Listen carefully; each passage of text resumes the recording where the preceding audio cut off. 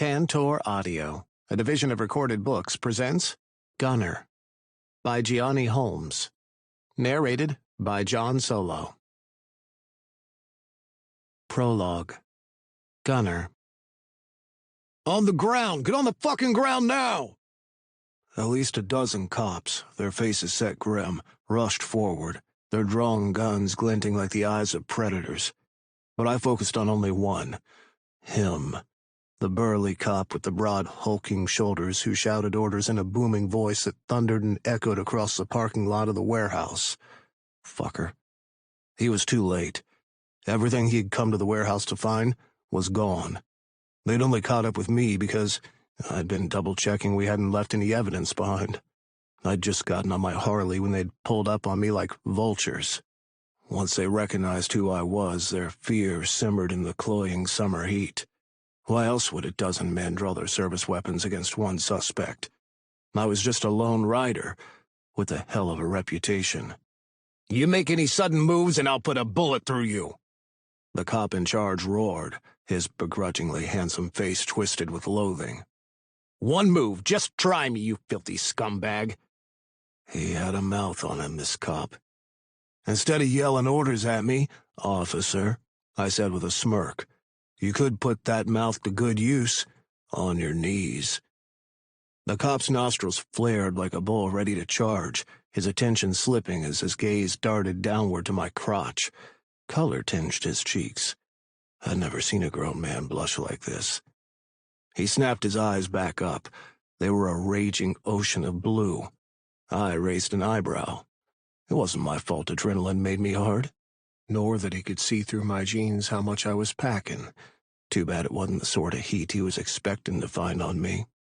I'd never seen him before, but given his commanding tone and the way the other men waited for his instructions, he was an old pro. Maybe a transferee.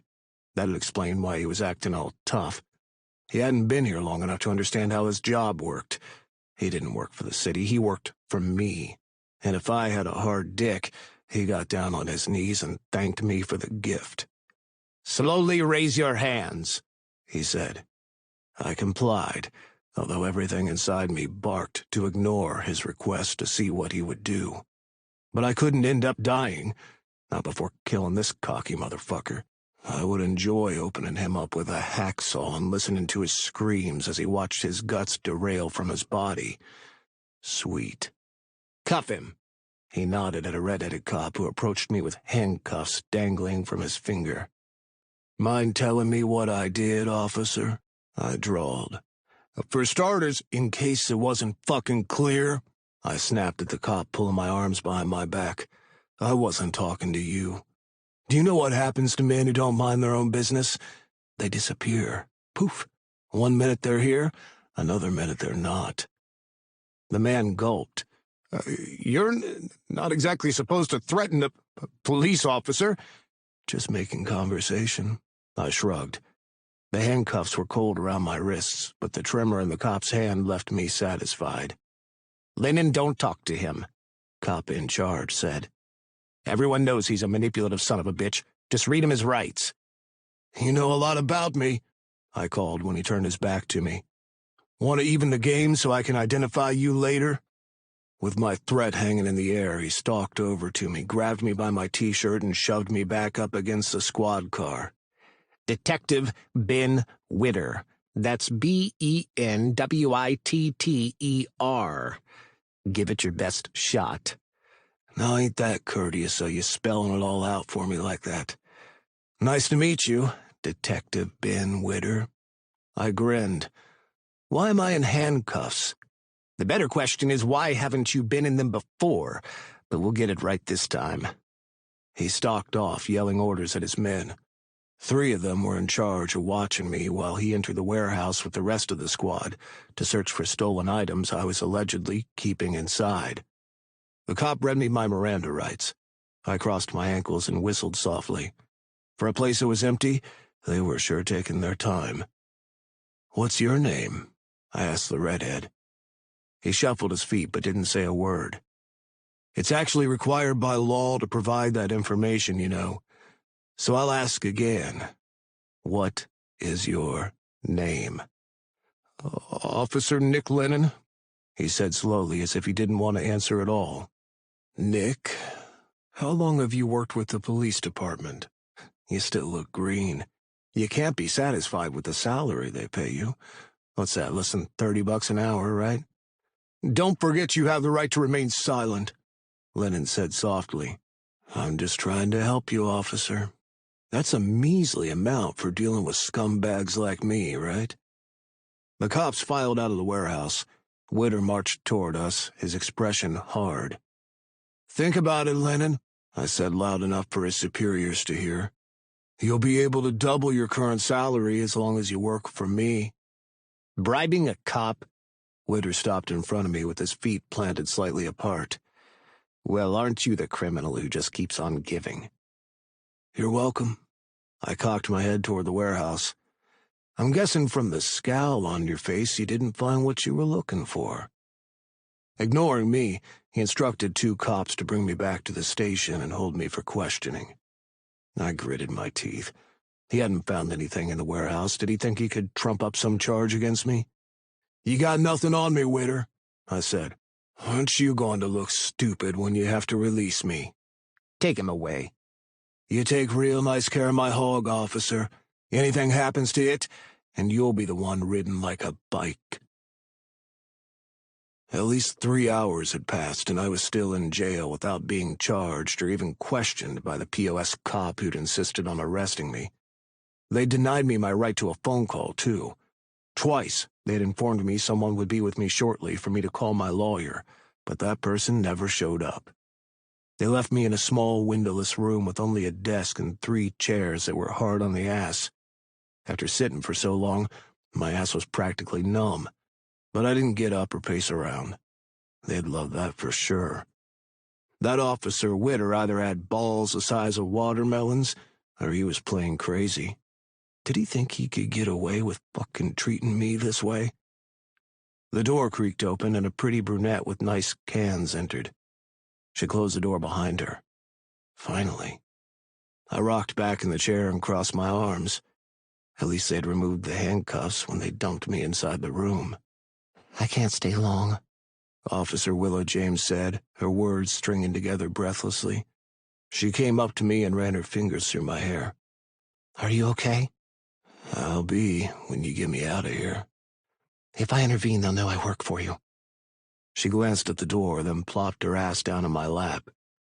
Let's wait them out. They can't keep you in here forever. I heard Officer Dehaney arguing with his partner that since the canine unit found nothing on you, he has to let you go. Officer Dehaney's partner? The police officer who told them to bring you in. Officer Witter. Well, fuck me. Mason wasn't going to be too happy that I had put a target on his partner's back. You're right, I said. You should go, sweet cheeks, before they find you here. I still need you as my inside woman. She pouted but rose to her feet. I'll see you tonight. I've missed you. Now's not the time, Willow. Go. Now. Fine. You know how to find me later. She took a couple of steps toward the door and halted when the knob turned. The door opened, and a large man with broad shoulders and brown hair stood in the doorway. My throat constricted and my breathing turned shallow.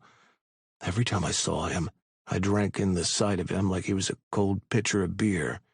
Neither I could live without. Officer James, what's your purpose here?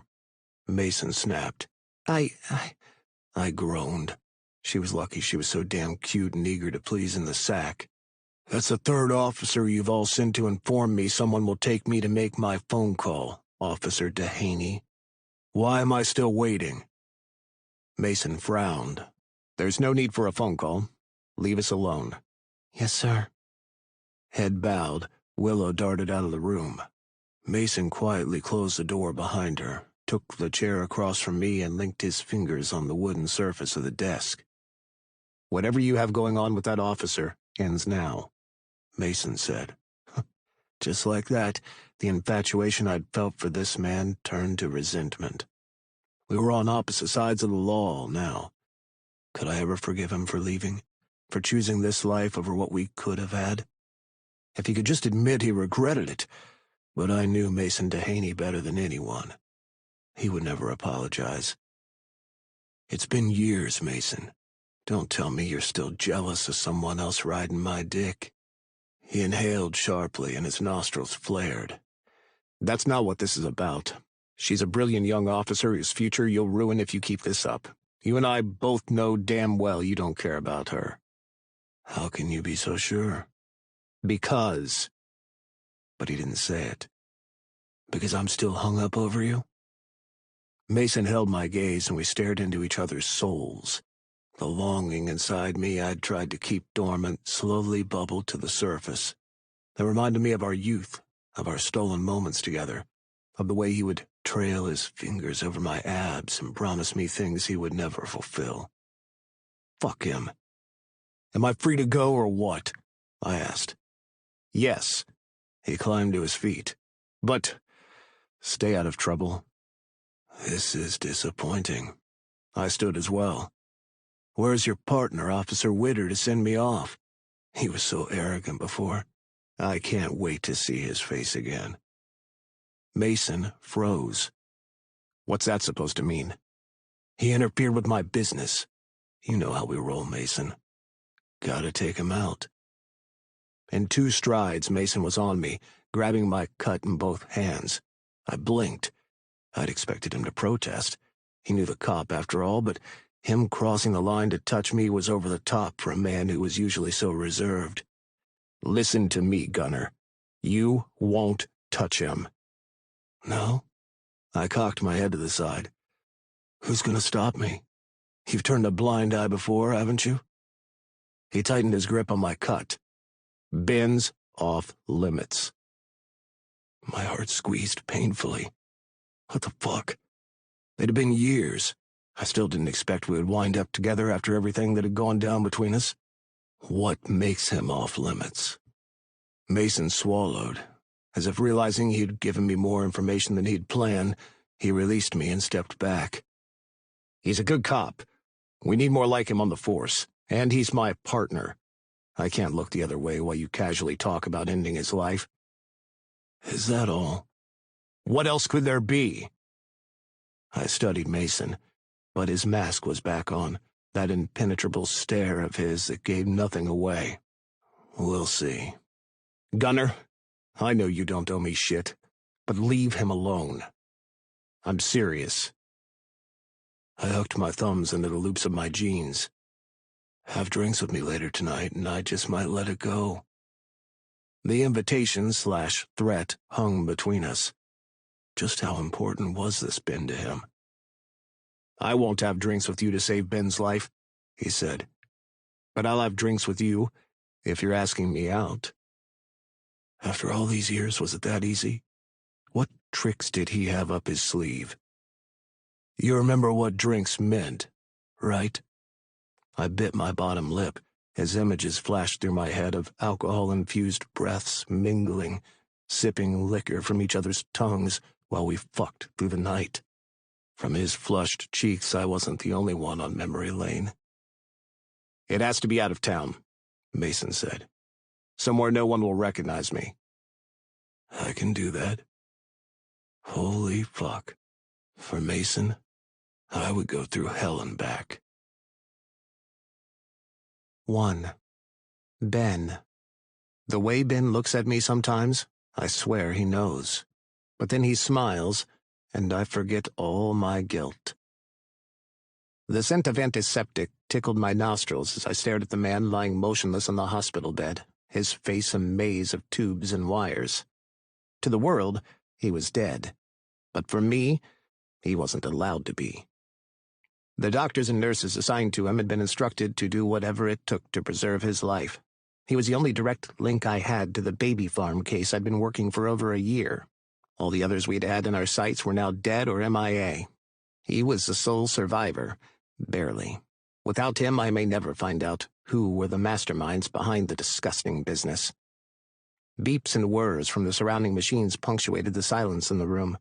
For his safety, the patient was in a secluded wing, with only a handful of staff knowing who he was and why he was so closely guarded. Had he been awake, we would have handcuffed him to the bed, but a few weeks had passed and he remained unconscious. The outlook was bleak, but I was hopeful. I'd worked too hard to crack this case to wind up nowhere. Out of desperation, I might have even done something out of character, working alongside that lawless bastard Gunner. He knew the members of his club and their movements better than me, though, so for now, working with him was beneficial to me. A soft knock sounded on the door, and I jerked my head up. A petite blonde nurse entered. "Chief Witter," she said softly. "Dr. Collier is ready to see you now." "Thank you." I followed her out of the room, leaving a word of caution with the police officer on duty. No outsider knew about the patient, but how long could we hide it? Luckily, his family had understood this might be his only chance for survival and had agreed to us covering up his alleged death. Otherwise, we would never have been able to pull this off. The nurse led me down a set of corridors until we came to a stop at a door bearing the nameplate Logan Collier, M.D., Ph.D., Division Chief. She knocked twice. "Come in." She turned the knob and gestured for me to enter. "Dr. Collier, the acting chief of police, is here." "Thanks, Suzanne. Please close the door on your way out." As I walked into the office, the man sitting at his desk rose. He was my height, in his 40s, with sprinkles of gray hair at his temples. He had the bearing of a man in charge, so damn sure of himself. Shrewd gray eyes stared back at me from behind a pair of glasses. "Ben, please, sit." The weeks we'd interacted since our patient's hospitalization had left us on a first-name basis. I nodded and claimed one of the chairs opposite him. "I just checked in with the officer on duty," I said. "Things are still quiet, which is good." "I handpicked the staff caring for him," Logan said. "They're trustworthy." Thanks for that, by the way. But I fear too many people are involved. Sooner or later, someone is going to get curious and possibly leak the information. It's the nature of the human mind to be curious. The officers on duty know who the only staff members allowed to tend to the patient are, though. We're treating this with caution. I have no doubt you will. I shuffled forward in my chair. What about his condition? Any improvement? Unfortunately, not the way we'd hoped. He flatlined last night. I inhaled sharply. I thought you would call me in the event something happened. Why would I call you? He was non-responsive for less than a minute before we revived him. He's stable once more, so technically nothing has changed. I scrubbed my cheek with the heel of my hand. We're back at square one. Ben, let me be frank with you, Logan said. The chances of him waking up are not favorable enough for you to hinge this case on it. If you have other leads to catch those culprits involved in this whole affair, then pursue them. Just as I'd feared. The odds weren't in my favor. None of my other leads had panned out. In a few days, I would have to recall my sister, Alice, from the case. Since the bust, no one had contacted her about buying her baby. I was pretty sure the prison was compromised. Whoever was behind this would be stupid to continue operating in the same place. A rapping on the door startled me out of my thoughts. When I started getting up, Logan motioned for me to remain seated. With a hospital of this size to manage, he had to be a busy man, so I didn't dare linger for too long. If he couldn't help me, I had no reason to stay. "Enter," Logan barked. The door opened and a young man, looking fresh out of high school, entered, wearing the uniform of a delivery company. He struggled to get a large box almost his height into the center of the room. "Dr. Collier?" he asked breathlessly. "I have a delivery for you." Logan frowned. "I'm not expecting a delivery." The young man shrugged. "It has your name and the hospital address on it." Logan rose to his feet and inspected the package. With a curt nod, he accepted the clipboard and signed for the delivery. "Have a nice day." The young man hurried from the room as though afraid Logan would change his mind and ask him to take the package with him. Logan's frown deepened. He seemed tense, and a muscle in his jaw ticked. "Something wrong?" I asked. "Do you suspect this package might be dangerous? I can always get a canine to sniff it out." "No need." "All right. I guess there's nothing to be done about—" Logan held up a hand. What was it about that damn box that had changed his mood? "Come out," he said in a stern voice. "Come out right now, or I swear to God—" I glanced around the room. Had he gone mad? The package twitched. I jumped to my feet, my hand on my weapon as I crept closer. What the fuck was going on? A sharp instrument poked through the tape at the top of the box and ran seamlessly along the sealed flaps. Was someone in the box? Logan narrowed his eyes, his face a bright red and his lips flattened into a straight line. Slender hands pushed through the open flaps. I tightened my grip on the gun. A dark head rose from a foam of packing peanuts which spilled out onto the floor.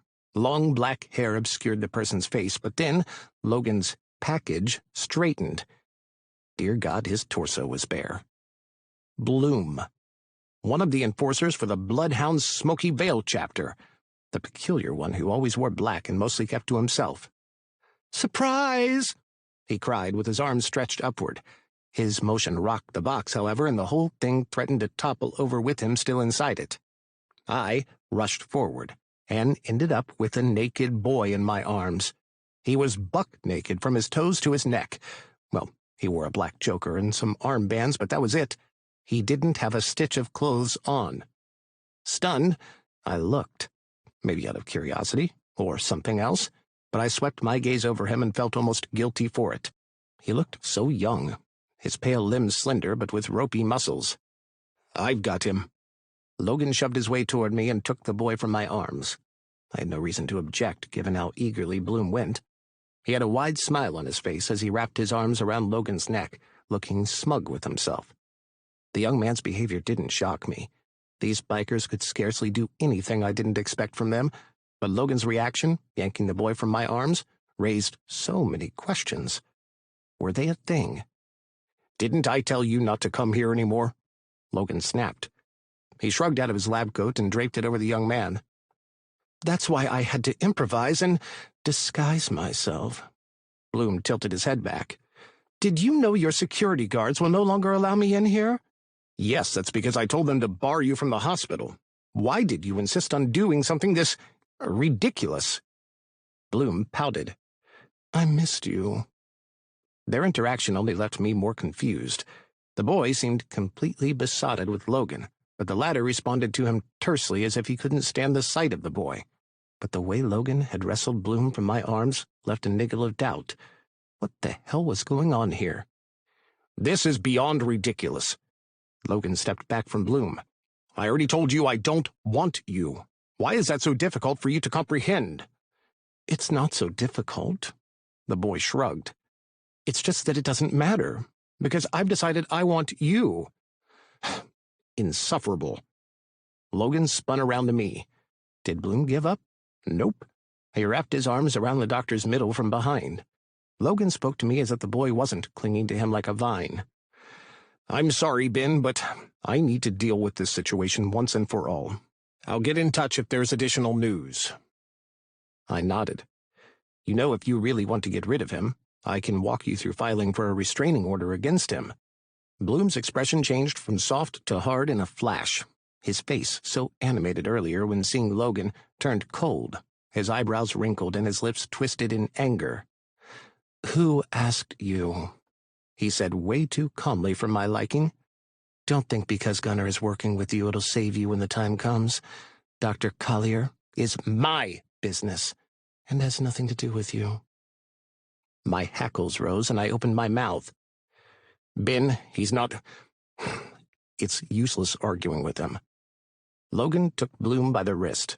To my trained eye it seemed like a warning, but Bloom took it as an invitation to cuddle up under the doctor's arm. "Don't take the things he says to heart. I'll deal with it." Logan spoke with conviction, but something about how he treated the boy didn't sit right with me. Why hadn't he taken up my offer to use a restraining order against Bloom if he really hated the attention the boy paid him? "You have my number if anything changes." I walked to the door and couldn't help looking over my shoulder. "Be careful of pretty faces, Logan. He's one of them and can't be trusted." Something fierce flashed across the boy's face, but I didn't stick around to hear his retort. I closed the door quietly behind me. I didn't leave immediately, but waited for a couple of minutes. The boy didn't come out. Neither did Logan. Shaking my head, I took my leave. I'd tried to warn him. I texted Jamie, who said he was on a break, so I waited for him at the nurse's station. When he approached, he smiled and my chest tightened. Just for a second, his smile reminded me of his father, Mason, the man I'd loved, but could never get to commit fully to me. Now he was dead, and I had all these unresolved feelings between Mason and me. "Uncle Ben!" Smiling, I embraced the young man who walked into my arms. Technically, I wasn't his uncle, but he'd always called me that. Secretly, I'd wished he would one day call me Dad, but that was out of the question now. At first, I'd been worried that, with his father gone and him having a biker as his boyfriend, he wouldn't keep in touch, but we might even be closer now than when his father was still alive. Hey, kiddo. I patted his shoulder and squeezed gently, then let him go. How's everything going? Great. Want to have dinner with Grim and me over the weekend?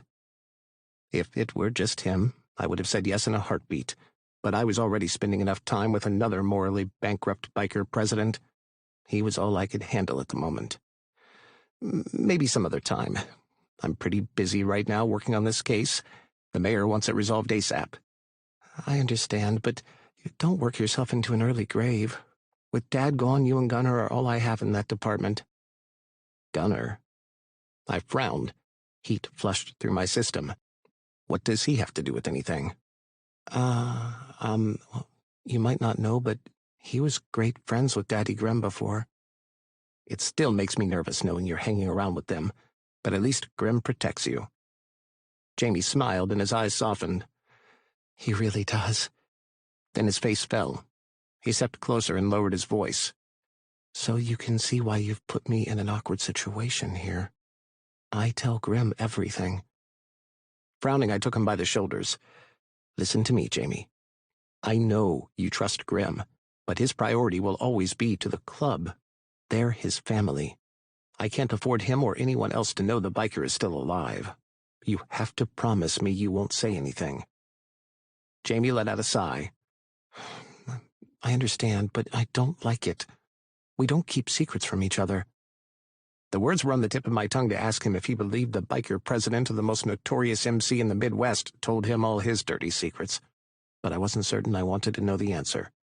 Either way, it was alarming, but I couldn't turn my back on Mason's only child. Through him, the image of my love lived on. I would always care for his son now that he couldn't. Thank you, Jamie. I loosened my grip and offered him a smile. Your father would have been proud of the man you've become. His eyes misted and he inhaled deeply. Maybe he was disappointed about me being with Grim. Your dad was always disappointed about one thing or another. Believe me, he loved you and was proud of you. He nodded. Thank you. I needed to hear that. Anytime. I should get a quick bite to eat before my break ends. When you're free, let's have that dinner. Sure. I'll let you know when. When he walked away, I watched him with my hands thrust into my pockets until he rounded the corner. Shit, I forgot to ask him what was up with his mentor in Bloom. Well, fuck. It wasn't any of my business anyway. I had one more biker on my mind than I needed right now. 2. Gunnar. Valentine's was a mess. Dinner with Gunnar, then a late-night call to Ben. My heart is in two places at once. I sat at the head of the long, worn-out table, my president's patch weighing on my back like a lead slab. Since Crow and his men had swept in and renovated, the clubhouse looked different, more habitable, but at least they'd kept the scarred table. The wood beneath my fingers provided a sense of familiarity and the cloud of uncertainty drifting through my mind. Maybe I should give up my position. I'd certainly not shown myself capable of leading the club in the past year and a half. Hell, maybe even long before that. The fearless club that had sent terror down the spine of those who came across us was no more, and the empty chairs in the room were evidence of that. Why hadn't Crow allowed me to quit?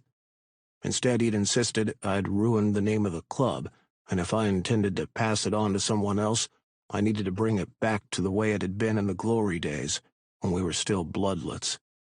Only then could I walk away, or the hefty fine I would owe could never be repaid. Our club's emblem was stitched into the fabric of every cut, but as I looked around the room, far fewer bloodhounds were present than there used to be. Fuck, I hadn't even been able to retain the name of the club. Crow had stripped that away in favor of bloodhounds. Although I knew he intended to put the past behind us and move forward to create a better, more effective club, having our identity removed still rankled. I'd been a bloodlet all my life. When others walked away, Grim and Mason, I'd remained a bloodlet. I clenched my fists under the table, bringing my focus back to the matter at hand.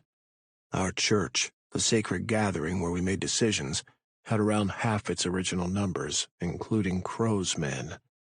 I'd waited long enough to see if other members would show up, but some seemed to have defected, which wasn't completely my fault.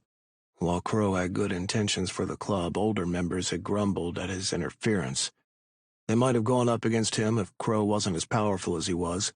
That he now had forged an alliance with the Grim Reapers had made things worse for those brothers who had lost businesses and family members at the hands of the other club. For the club to survive the mass exodus, I couldn't reach for a bottle with the same haste I'd been doing lately, no matter how hard it was sometimes to stay sober. Viper finished his recount of our last meeting. We hadn't had a meeting in months. I didn't recall half the things he'd mentioned. How he was able to retain all that information in his head was beyond me, but that was the reason he was in charge of our records. He just had a problem getting it down on paper. I cleared my throat.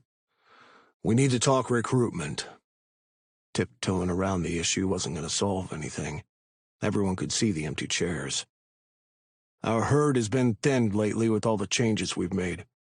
This might be our lowest numbers in history, and we need to change that fast. But what can we do? Everyone turned their attention to Tango. The man frowned, leaning forward, and a lock of brown hair fell on his forehead. What do you mean, Tango? Saint, Crow's man, crossed his arms. Surely this can't be your first recruitment event. We recruit all the time back in Riverton. Tango glanced around. No one else wants to say it? Okay, I will. Why would anyone want to sign up for this club when the Grim Reapers provide better everything? His words punched me in the gut. They were a direct criticism of the way I'd led the club over the years. That's because all the queers joined them, Mouse said. Ironically, his squeaky voice sounded like a tiny mouse, but he was the biggest of all of us, at nearly 7 feet. I glanced at Crow, who was standing against the wall to the left, listening in on our meeting, but not interfering. Given he and his friends were openly queer, I'd expected him to respond, but he didn't say anything. We're better off without them, then, Tango said. He stared directly at Crow as if he was challenging the other man. Maybe we're shooting ourselves in the foot by being so stiff about this, Mouse said. Is it really important who someone fucks? When was the last time that helped any of us? You looking for a reason to come out, Mouse? No need. Tango sneered. We all know where your dick's been going lately. Or are you the one who does the spreading? Mouse jumped to his full height, blowing like a bull. You say that again and you'll be wearing your intestines as shoes. Tango got to his feet. I crashed my fists into the table, ignoring the pain spreading throughout my hands from the impact. Enough, I said. You two want to kill each other, do it off the club's property. Otherwise, sit the fuck down and shut the fuck up unless you have something constructive to contribute. Tango and Mouse glared at each other but sat back down. Sorry, Prez, Mouse said. Tango grunted what I assumed was an apology, but it was too low to hear. About the recruitment, I said. We need to make it clear at the bar we are taking on new prospects. We'll host a public, family-friendly barbecue. For those who don't have a ride, we might be able to finance them. Duke and I'll crunch the numbers and see how much we can spare. Owning a Harley was the #1 rule of the club and became a deterrent for those who would like to join but didn't have the money to get their own hog. Duke had been the treasurer for the club, but he was one of our latest casualties, too. Fuck, I didn't need just new members, but bikers who could fill all the vacant positions permanently. Crow and his men wouldn't be around forever. Maybe Bay, since he shacked up with the ex-mayor, but with their months-old baby, he was focusing more on the business side of the club through the casino we'd opened with the Reapers. We brainstormed some more ideas to increase our membership, finally deciding on sending invitations to our newly allied MCs to join us in Smoky Vale's first MC rally. We were organizing a team to work on the plans when Zero, a prospect on patrol, hovered in the doorway. I stiffened. Prospects weren't allowed to attend our meetings. They didn't have that right until they became fully pledged members. What is it, Zero? I asked. He glanced around at the others in the room and cautiously approached me. "The cop's here to see you," he whispered, but the words grated out in a squeak that carried throughout the room. I frowned. What was Witter doing here? The last time we'd spoken, I'd told him I would get in touch. His presence at the clubhouse made the other bikers nervous. I saw the mistrust in their eyes. Any day now, one of them would speak out about me teaming up with the chief of police. "Let him wait in the mess hall," I said. "Yes, sir." Zero hurried from the room. When I returned my attention to the bikers at the table, an undercurrent flooded in the room that hadn't been there before. "That cop shouldn't be here, if you ask me," Tango said. "A cop has no place in this clubhouse." "You keep running your mouth, Tango, and soon you won't have a place in this clubhouse." "I didn't say anything everyone else isn't thinking. Bikers and cops go together like oil and water. We don't mix. He has no business here." I half rose from my seat with my hands braced on the table. Fury filled me, boiling, expanding, and I had to inhale deeply not to go off on him the way I wanted to. He has business here, because some of you morons thought it would be a good idea to use club property to fuck with business you're not supposed to. How many goddamn times do I have to say it? In the eyes of this town, we are fucking dregs. But some lines we don't cross. We don't fuck around with children, period, even if they belong to our enemies. So yes, I am helping the police to find out how far this goes, to ensure you all don't bring the club down with you. And so help me God, if I find out any of you sitting here today are involved, you don't have to worry about the slammer, because I'll take you out my fucking self. Do you still want to object to me working with the cop?" The room fell so silent the intake of breaths echoed like gunshots. Gone were the days when I was so cut up over Mason's death I allowed every biker to do as they pleased. That was the reason we were in this mess. Crow was right. This was my mess to clean up, and by God I would. When no one said anything, I sat again. We got through the rest of the meeting with no more comments from Tango. The club was still undergoing renovations. Some of the brothers were needed for routine security at the casino. We needed more women to satisfy the men and maintain the place. Not that it was hard to get them. We'd been so involved with fighting that women hadn't been a priority. The room came alive again at the mention of inviting more hang-arounds to stay on. I breathed a sigh of relief while they let off steam, mouthing off about macho shit. I let it go on for a few minutes before I drew their attention back to me. "I know I haven't been the best president over the past couple of years," I said, the words feeling awkward on my lips. I never apologized to anyone, but when our club had suffered this great a loss, I felt I owed it to them. "But I'll do everything in my power to turn this around. Everyone compares us to the Grim Reapers and how well they're doing, because they're united, they stand with each other. They're no different from us otherwise. So let's make this fucking club a place all those who've gone before us would be proud of." "Whatever you need, Prez, you can count on me," Mouse said. "Yeah, we've lost blood for this place," Tango said.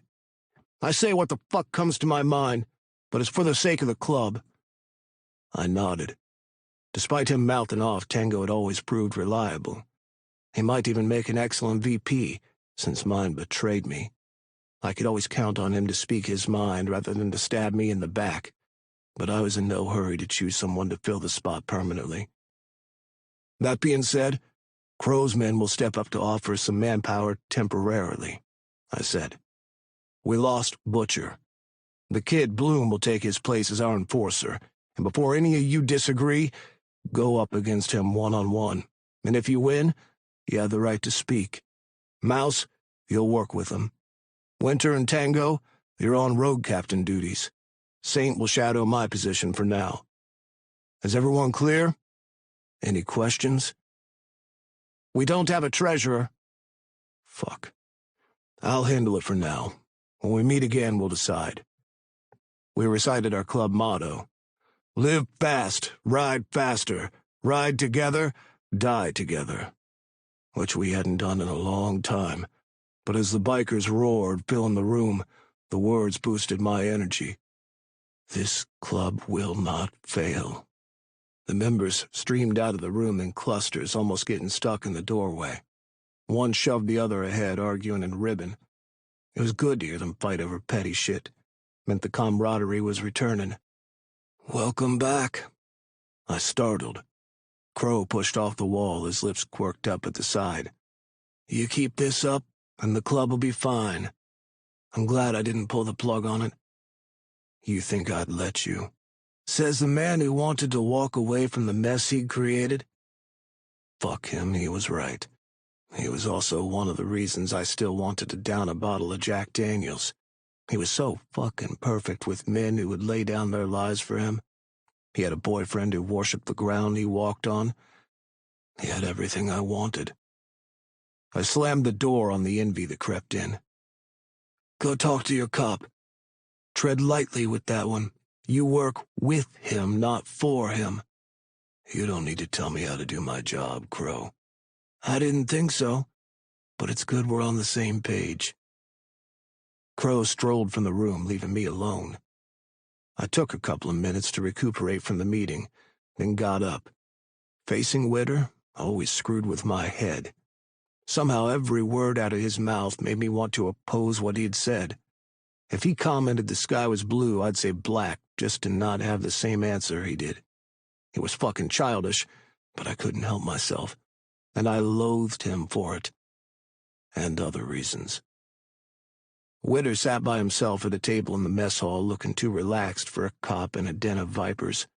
All I needed was to say one word, and he was history. The other bikers didn't pay him any mind as they poured liquor and continued their crass talk about sex. If he found the topic distasteful, he didn't show it. "What are you doing here?" His body went rigid, and he squared his shoulders as he turned to face me. Eyes the color of cobalt blue met mine, and the ground beneath my feet shifted. Was it those blue eyes that Mason had fallen for? I wanted to dig them out of his head. "Is there somewhere where we can talk privately?" Witter got to his feet but didn't approach me. The chatter in the mess hall had died down. Everyone was eyeing us as though expecting us to come to blows with each other. "This way." I walked off without looking back. I didn't need to. His presence was this heavy force behind me, and his eyes burnt a hole into my back. When we reached my office, I opened the door and closed it behind us. "What's so important that you couldn't wait, Officer Witter?" "It's acting chief." I smirked. "Around here, your title doesn't weigh much. You're a cop. Are you going to waste my time talking about semantics or explain what you're doing here?" "You said you'd help with the investigation, but it seems you've been avoiding me." "I said I'd keep in touch if anything comes up. Nothing has." He raised his eyebrows, distrust steeped in those unsettling blues. "It's been weeks and nothing. If you truly want to help, let me see a copy of your membership records." I walked around my desk and sat with my feet propped up. A folder with a stack of papers fell from the desk, which was littered with empty cans of beer, symbols of another failed attempt at sobriety. Were they all empty? I picked them up one by one until I found one filled to about a quarter. Witter's gaze flew to the can, following my movement as I cleaned the opening with the corner of my shirt and tipped it to my lips. I swallowed down the lukewarm liquid. It tasted insipid, but the look of disgust on Witter's face was worth it. I wiped my mouth at the back of my hand and tossed the can toward the waste bin. It missed altogether and landed on the floor. I'd hoped that wasn't piss. "You're disgusting." I grinned. "Not that kinky, are you?" "Your register," Witter grated out between clenched teeth. "Let me have it and I'll get out of here." "You can't have it." Witter stormed over to the desk and braced both hands on the beaten wood. As he opened his mouth to talk, I belched, a burst of air hitting him in the face. He jerked back, wrinkling his nose as if I'd thrown up on him. "Jesus, fuck, what were you eating, ass?" Not in the least bit self-conscious, I crossed my arms and wiggled my eyebrows. Is that you asking for a demonstration, officer? Then drop your pants and bend over my desk. I'll bet you it's the best ass-licking you'll ever have." Witter clenched his jaw tight and narrowed his eyes into icy slits. A flush of crimson crept up his neck and over his cheeks. "It's not going to work," he said. "Trying to distract me from the reason I'm here? I wouldn't let your mouth anywhere near my ass if you were the last man on Earth." I smirked. "Then I'll wait for the day you beg me to eat you out like a Hot Pocket. But until then, I can't hand over the list of my club members to you." "Why the fuck not?" "Because 1, you have an attitude, even though you're begging me for my help. And 2, because I'm not hella stupid. If I give you that list, I'll be putting a target on the back of every member of this club." "And if I promise I'll only use it for this investigation?" "Your promises mean squat to me." "Do you have something to hide? Is that it?" Witter stepped back and surveyed the chaotic room. "Nah, I don't think that's the main reason. Looking at this dump, I'll bet you don't even keep a register of your members, do you?" I clenched my hands into fists. "I'll contact you if I have information. Get out, and don't show up here again." Witter laughed, the sound low and threatening. "Mark my words, Gunner. Whatever it takes to close this case, I'll do it, with or without you." "Good luck." "You're such a fucking prick. You know that?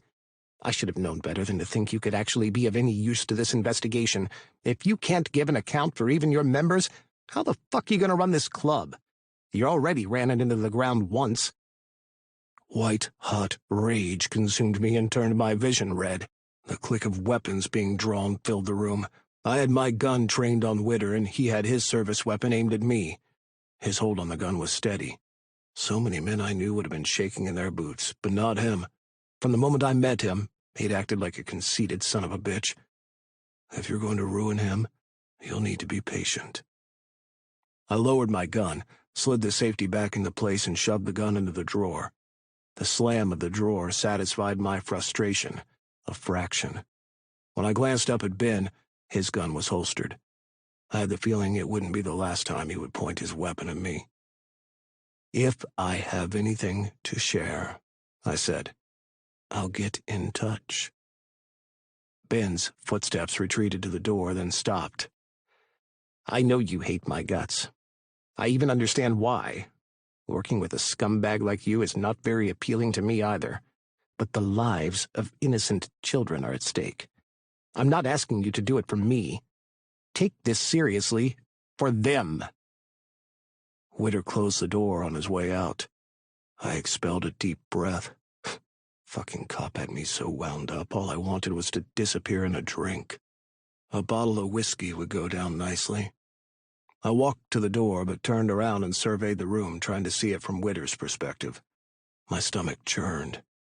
How had I been living in this filth all this time? The office needed cleaning. The one window in the room was so dirty I couldn't see through it anymore. Papers, cans, bottles, and food wrappers lay scattered on the floor. My desk was just a place where I threw everything I wanted to get rid of. Heat flooded my face. No wonder Mason had chosen him. The familiar anger twisted in my gut. Mason and I had fucked in secret. Then he had gone home to his partner. I should have known that was the reason he never stayed long. Just infrequent hookups outside of town and cheap motels where no one knew who he was. I'd cherished every bit of those stolen moments. Mason had constantly reminded me it was nothing but a fuck for old time's sake. But when he had told me I was still the only man he trusted to bottom for, how could I have remained indifferent to taking him to bed each time? Closing my eyes, I inhaled and exhaled deeply until the tightness in my chest eased. But behind my closed eyelids was stamped the image of Ben, icy blue eyes calm and fixed on me, with no fear as we squared off. I couldn't wait to find his weak spot and hit him where it hurt. I never expected him to find my sore spot so easily. I'd underestimated him. Never again. 3. Ben. Gunner's laugh echoes in my mind even when I'm holding Ben. I'm torn between two lives. I climbed the steps to the porch of my neighbor's house, the weight of another grueling day of police work lifting from my shoulders. When I approached the door, I heard Paul's on the other side, followed by a whining howl. I raised my hand, but the door swung open before I could knock. "Daddy's home, Zeus. Go to Daddy." My retired canine German shepherd bulldozed his way out of the house, tail wagging in jubilant circles as he crashed into me. Chuckling, I went down on one knee and rubbed his back the way he liked. He headbutted me as if to punish me for being away for hours, but then his tongue lashed out and he was licking me everywhere. For fuck's sake, Zeus. I hugged him, just as relieved as him to be home.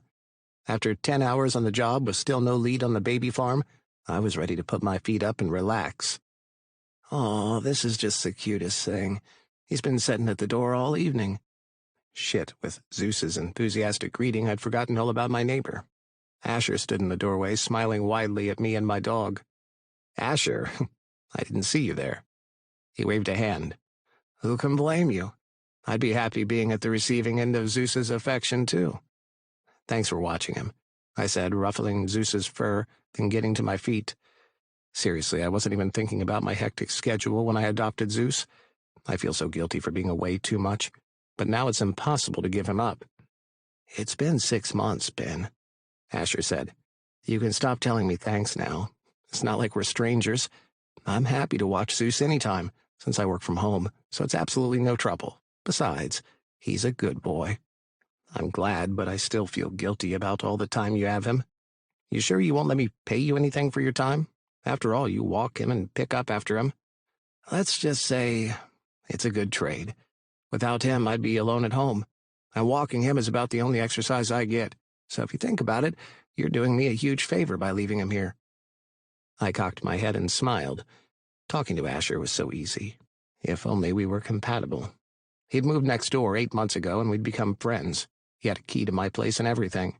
It'd make sense if he needed something for Zeus from my house while I was at work. "All the same, on my day off, I'll come over and mow that lawn of yours." Asher's hand fluttered up to his neck. From the pink creeping up into his cheeks, he'd latched on to the double entendre that was purely coincidental. I was the one who liked my lawn to be mowed. You don't have to, but I won't turn you down," he said. "In fact, why don't you stay for a while? I made beef stew, but I haven't eaten yet.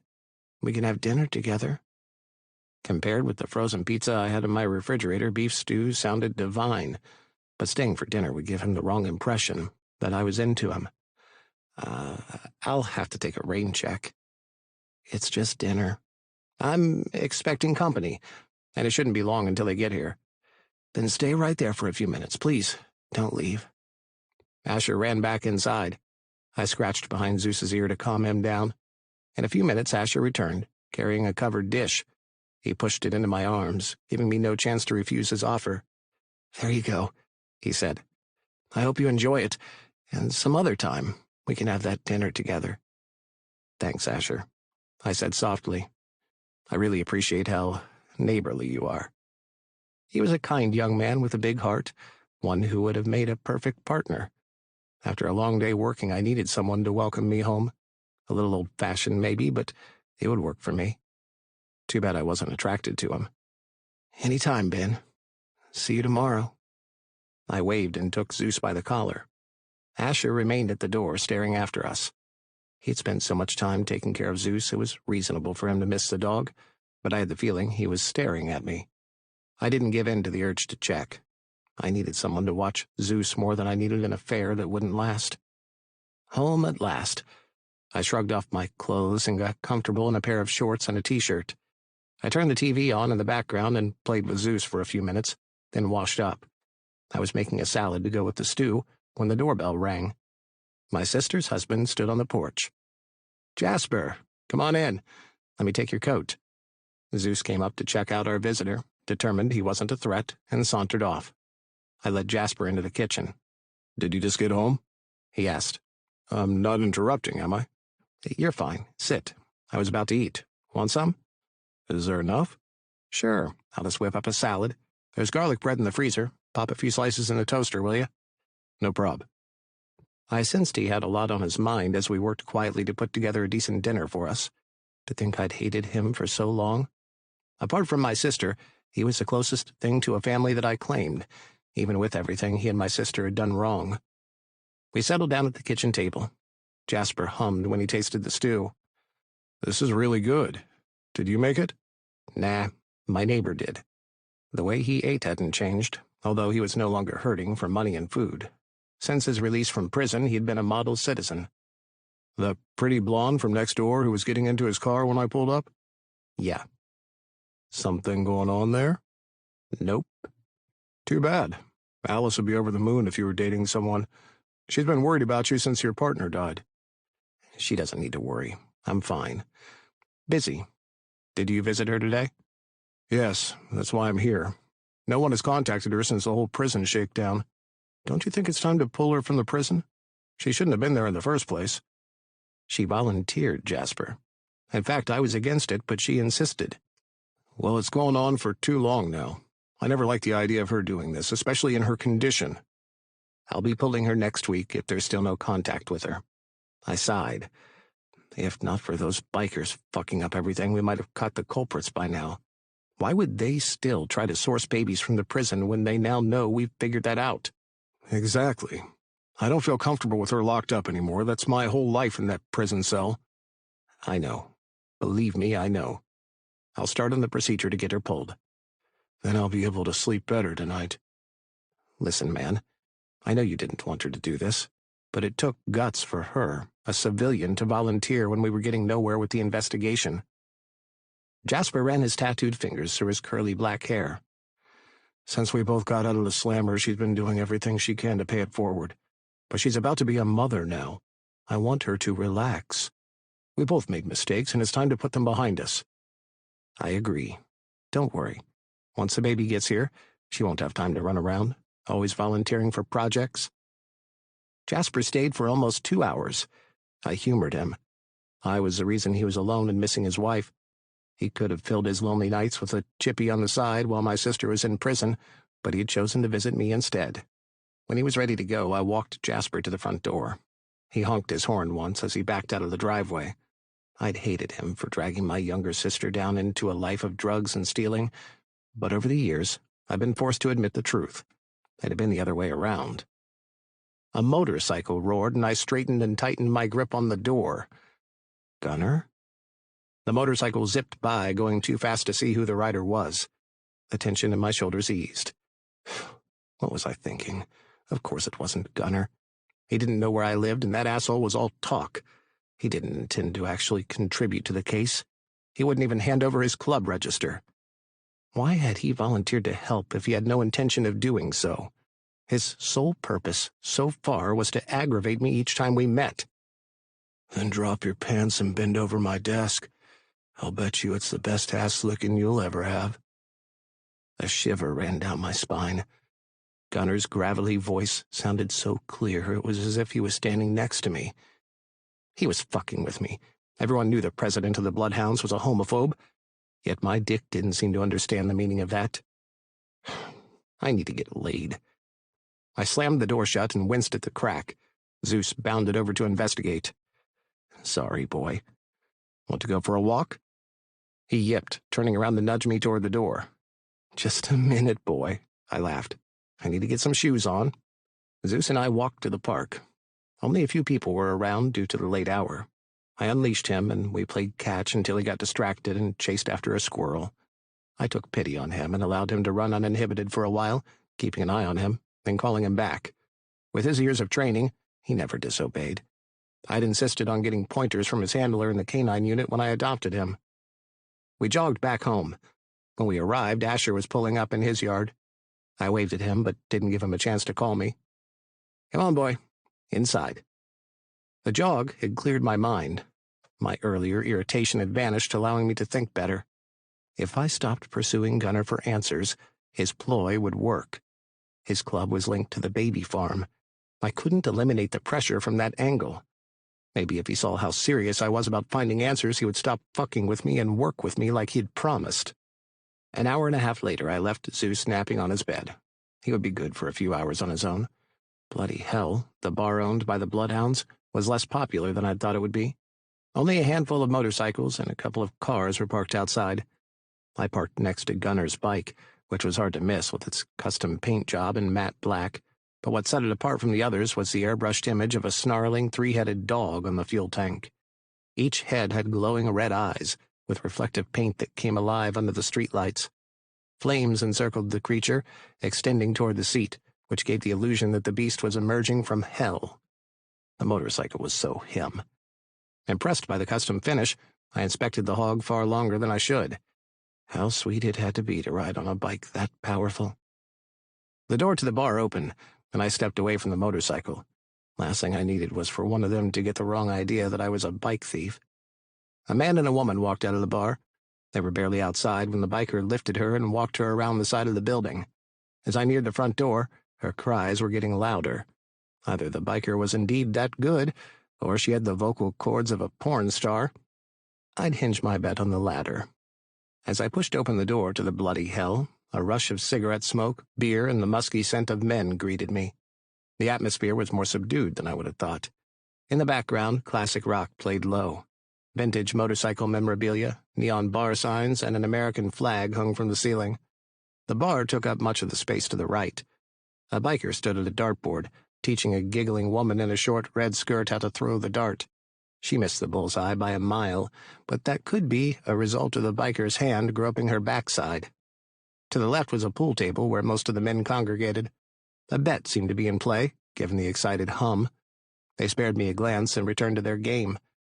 A skinny, tattooed biker slouched in a booth with his arms spread along the back, his head thrown back and his mouth open. Feminine legs and heels poked out from under the table. Jesus. I continued my way to the bar, which had been empty, but Gunner appeared behind the long wooden counter. My mouth went dry. His wavy black hair was loose down to his shoulders. Tattoos snaked up from his left side over his bare-muscled torso and disappeared beneath his cut. "Are you stalking me now, Mr. Acting Chief?" He smirked. Son of a bitch was using the title to humor himself rather than an official address for my position. I bit the inside of my cheeks to stem the scathing retort. It's just Ben tonight. Whatever you have on tap is fine. 4. Gunner. Gunner's touch is electrifying, yet Ben's kiss haunts me. I'm living a lie with both. The cop was persistent. I had to give him that. He didn't bat an eye at the watered-down beer I'd handed him. He took a sip, placed the mug on the counter, and surveyed the room like all was right with the world. His stance seemed casual, but I would never underestimate him again. He was probably filing away information about each person in the bar. While he was preoccupied with the game of pool that was going on, I grabbed a rag and scrubbed the counter. Not that any amount of scrubbing could erase the fact that years of wear and tear, countless beer spills, and more than a few brawls had marred the surface. The wood was gouged and scarred to the point its only purpose should be as firewood. Ben picked up his mug and drank. His Adam's apple bobbed in his throat. He had a thick neck, one perfect for grabbing without needing to be too careful. His lips were plump and tinted a pale pink hue. The beginnings of a 5 o'clock shadow graced his jawline, adding a touch of roughness to his otherwise clean-cut appearance, giving the impression that there was more to this goody-two-shoes cop who couldn't be bought. So, this was what Mason had wanted in a man? The cop was good-looking enough, with an honest boy-next-door face. He had a nice body, too, built like a tank. Would he have a six-pack under that jacket, or would he be soft around the middle? You missed a spot. I blinked. How long had he been watching me watch him? I straightened up from the counter. Thought I told you I'd keep in touch if I had anything to share. Just making sure you don't forget. He placed his forearms on the counter. So tell me, Gunner, do you really have nothing to say? I clenched my teeth. You don't want me to tell you what's going through my mind. I'm not sucking your dick for the list. That had been the farthest thing from my mind, but since he brought it up, then you must not want the list badly enough. Huh, what a pity. You know I can have a warrant by tomorrow morning to hand over the records, right? I chuckled. Presuming we have records.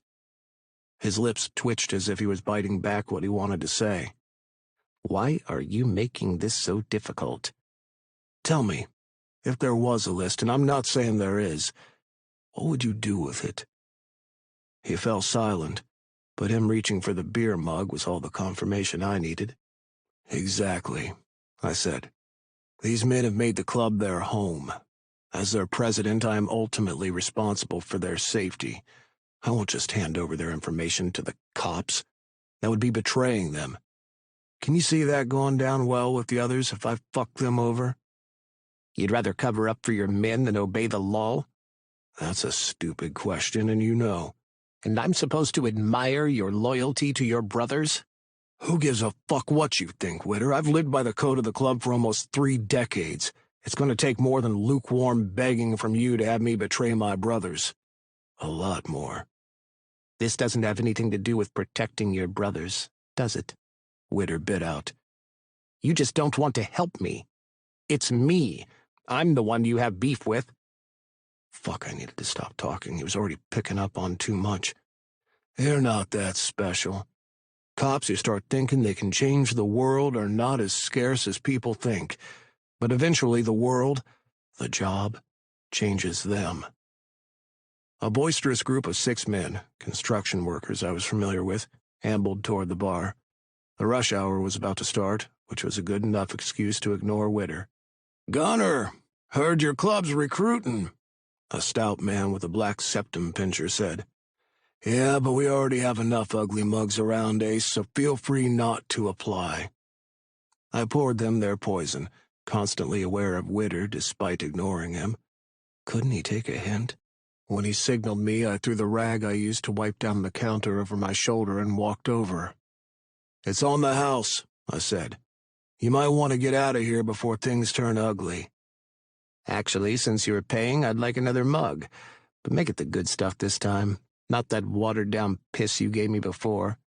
"It'd be your honor to drink my piss."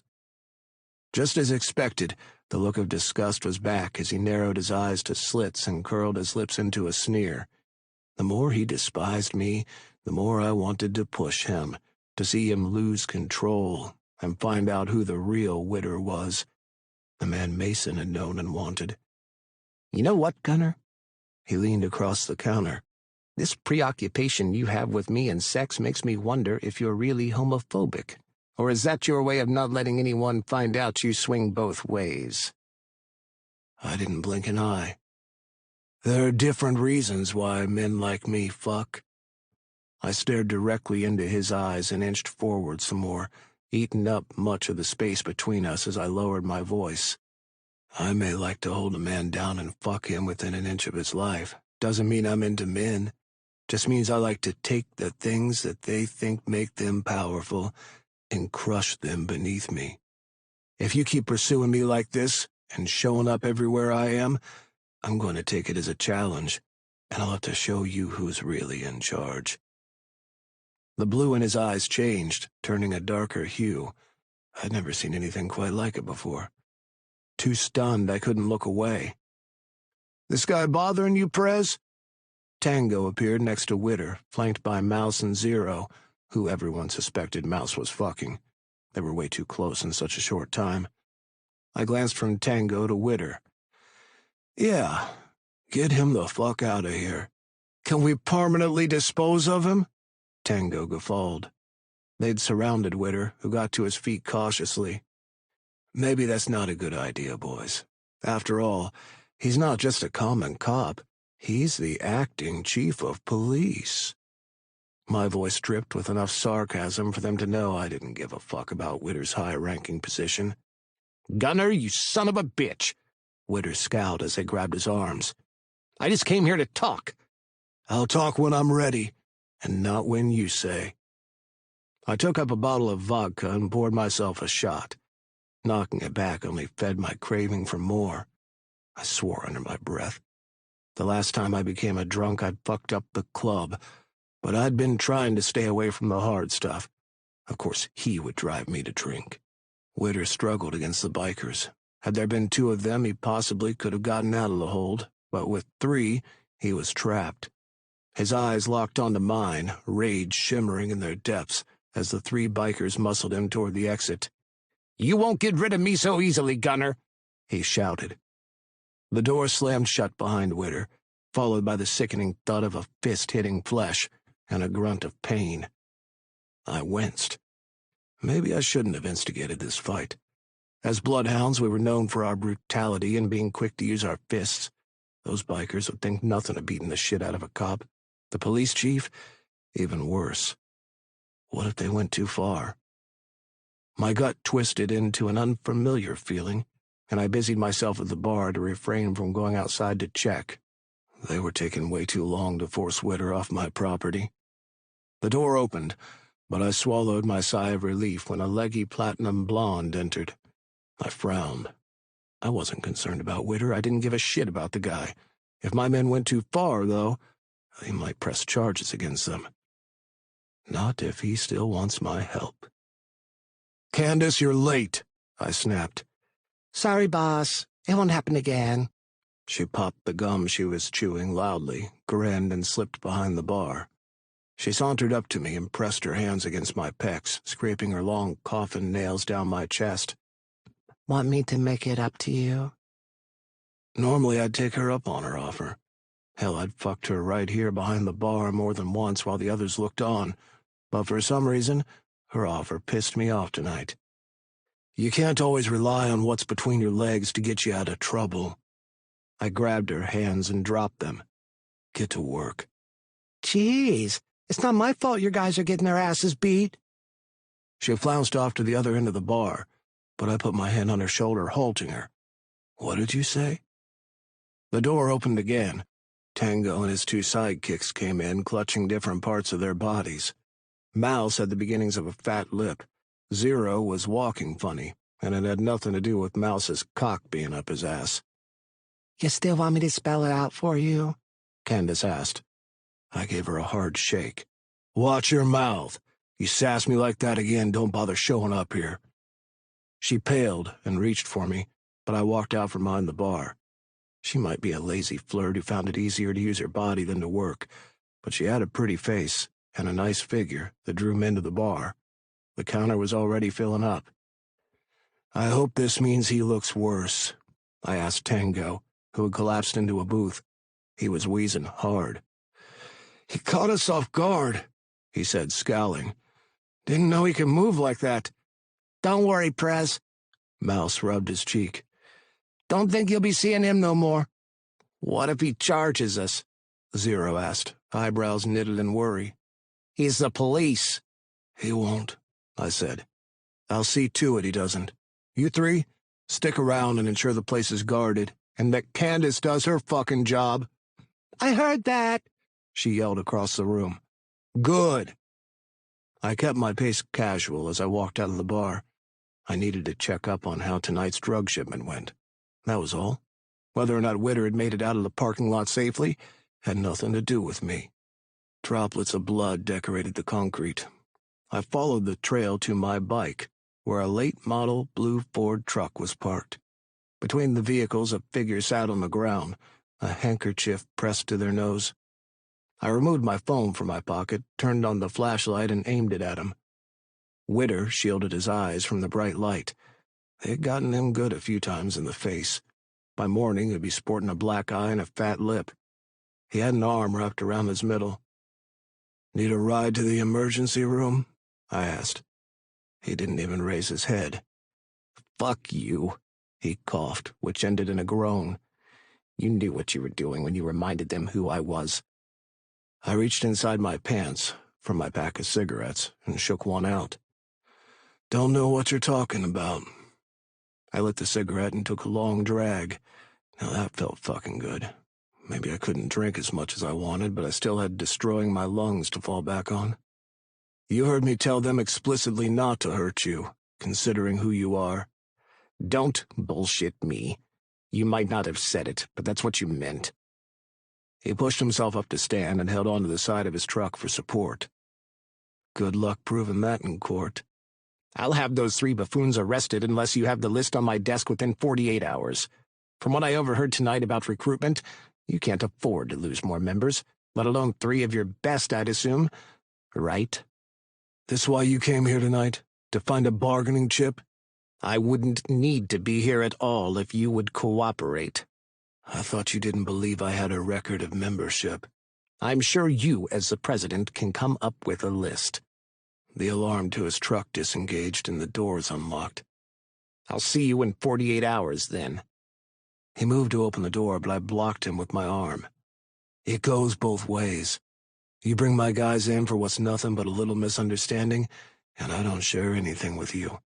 You haven't shared anything useful with me. I gritted my teeth. Because there's nothing to tell yet. Did he think I would have information that would lead to the arrest of those selling the kids and not share it? Let's say I believe that. Does that mean when you have useful information, you will pass it on? That depends. On what? Nothing you need to know right now. Get into your truck and go. We see your face around here when you're not invited and... And what? You'll have me beaten up again? I punched him in the gut so quickly he didn't have time to dodge the blow. It hit him right in the same spot he'd been favoring. Doubled over, Witter dry-heaved. You scum! Don't forget it. I hopped onto my girl and rode away, spraying him with loose dirt. If only it made me feel better.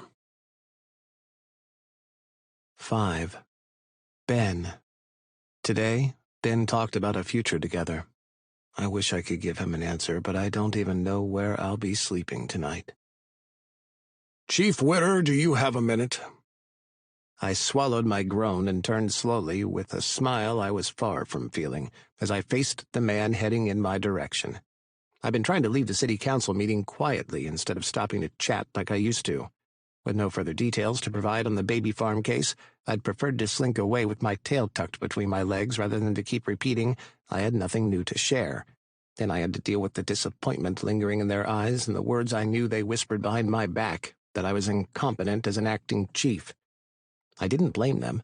Some days I really felt I was incompetent. Without Mason to ground me, I had no one to look to for guidance. He'd always known what to say and do when I was overthinking. Mayor Getty, I offered my hand.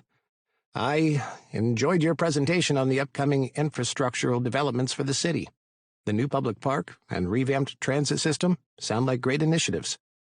He shook my hand briefly, then dropped it. Is that why you're in a haste to leave so quickly today? Sorry about that, but I have a lot on my desk to tackle. Just wanted to get started on it. He patted my shoulder. Be at ease. Walk me to my car. We moved past clusters of people engaged in post-meeting chatter.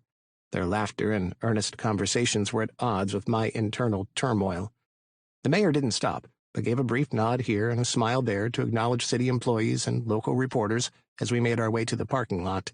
I wasn't the only one beating a hasty retreat from the meeting then.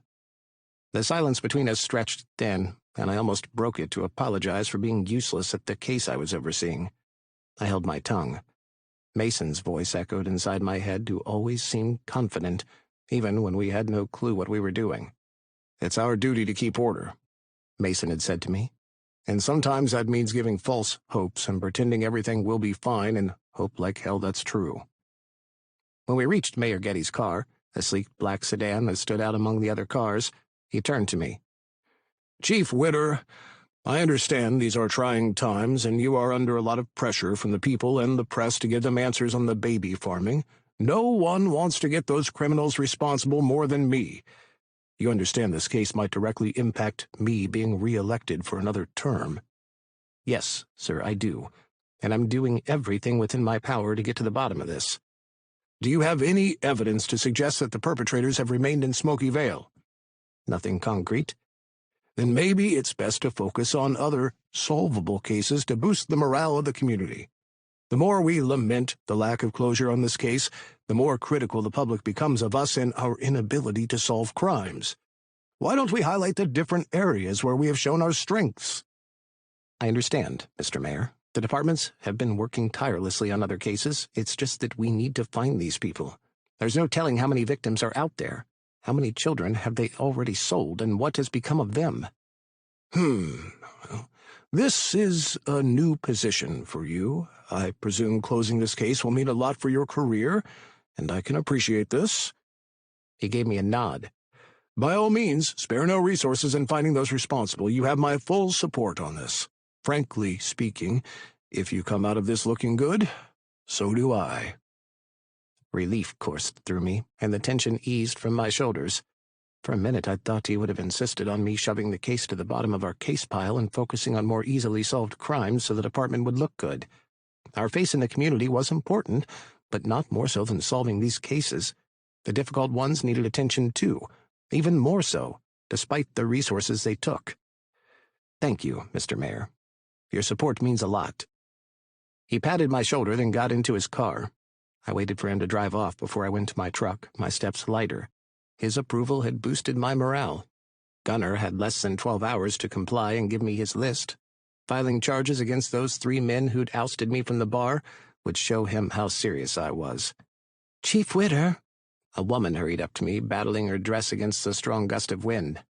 "I'm Janet with the Smoky Vale Star, and I have a few questions about the baby farm case."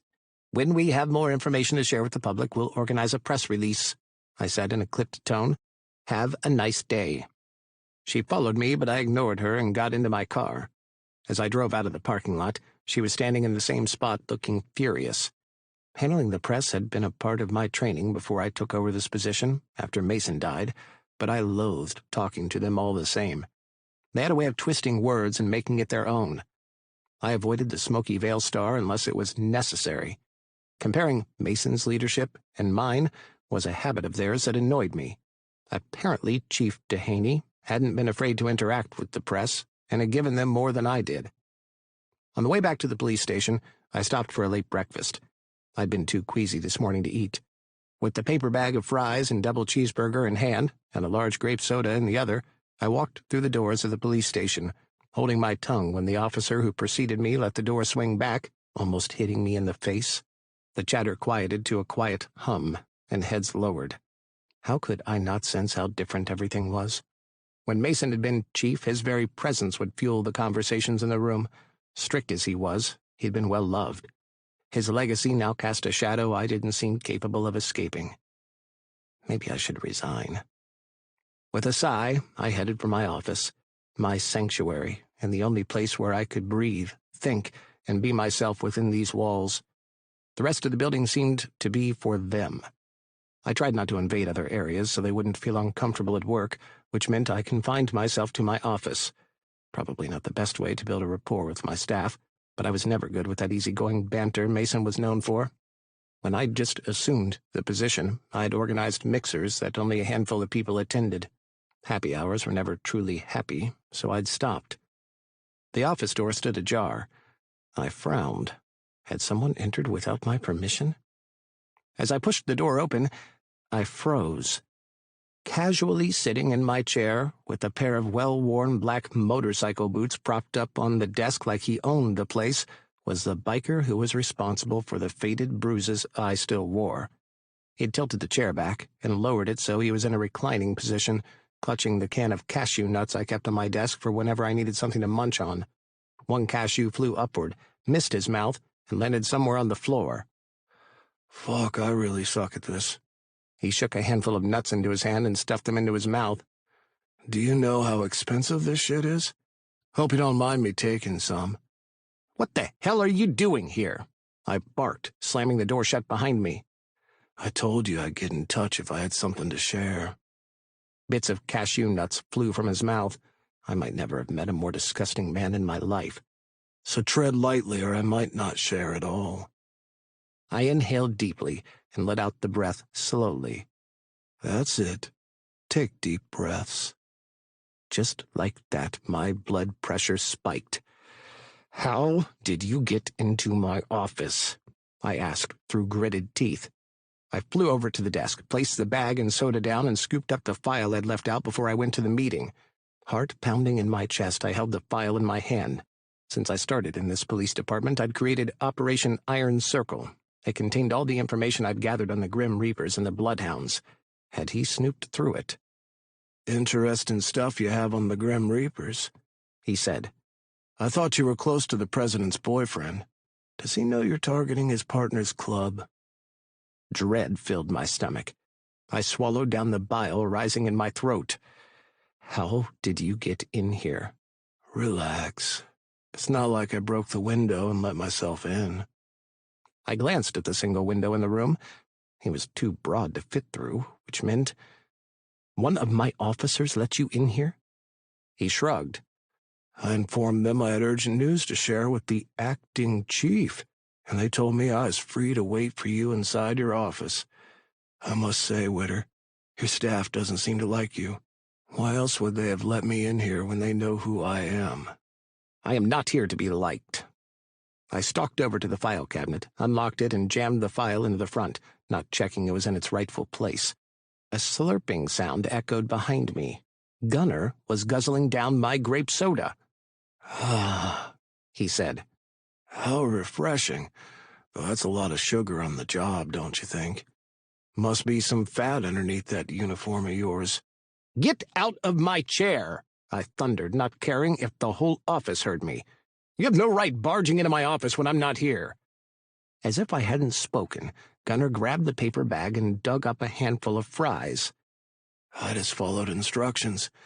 You have a problem with me being here, take it up with your staff. They told me I could wait here." He gestured at the bag. "Soda, fries, burger. This how you eat every day? That's some unhealthy shit right there." Dear God, after enforcing the law for the past 18 years, I was about to commit my first murder. "Now wait one damn minute."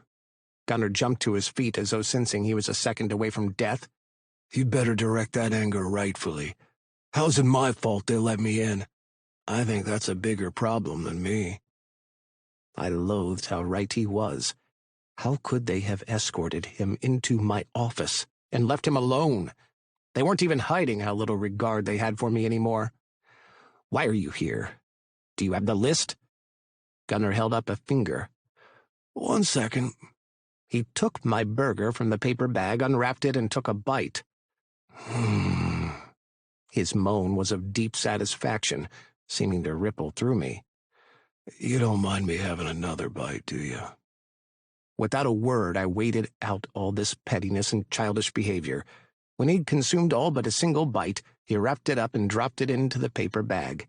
He took another long slurp of the drink that ended with a loud burp. "Excuse me." He patted his stomach. "You've been an amazing host." The list. How I managed to make my voice neutral when all I wanted was to throttle him was beyond me.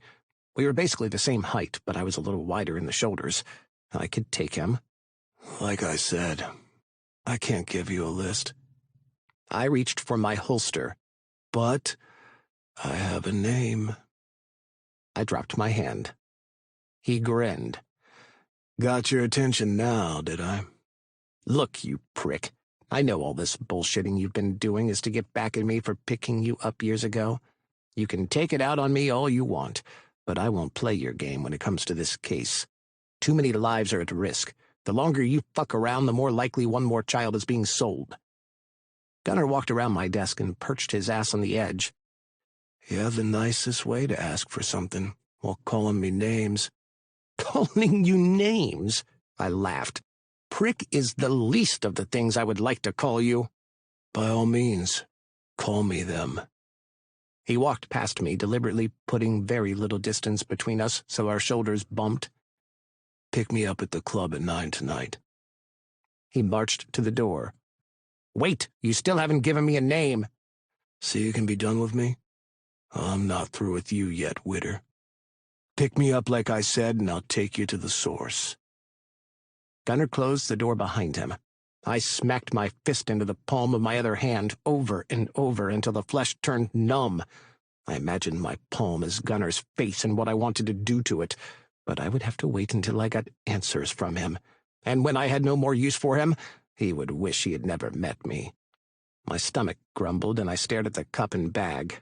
I didn't have the time to go back out and get anything to eat. Fuck him. I readjusted my chair and shifted the items he'd moved around on my desk. Cashew nuts were scattered on the floor.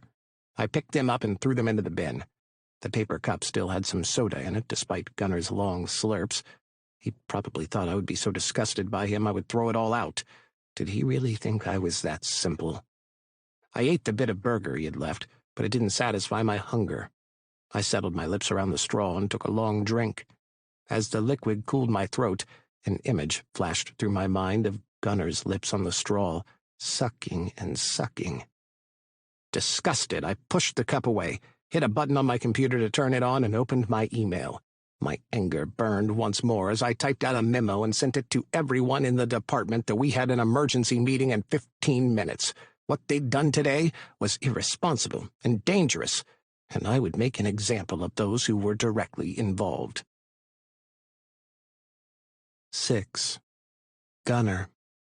Tonight, Gunner smelled Ben's cologne on my shirt.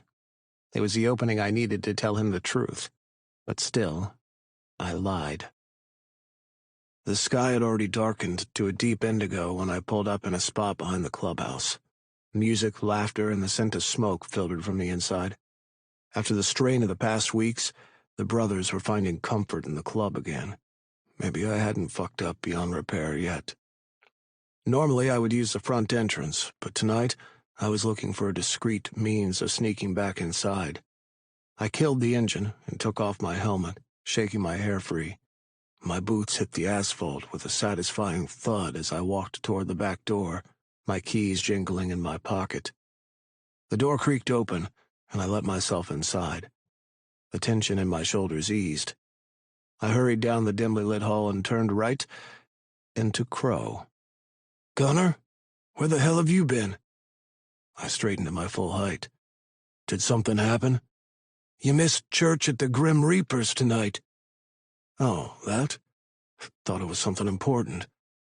Crow's nostrils flared. "It is important.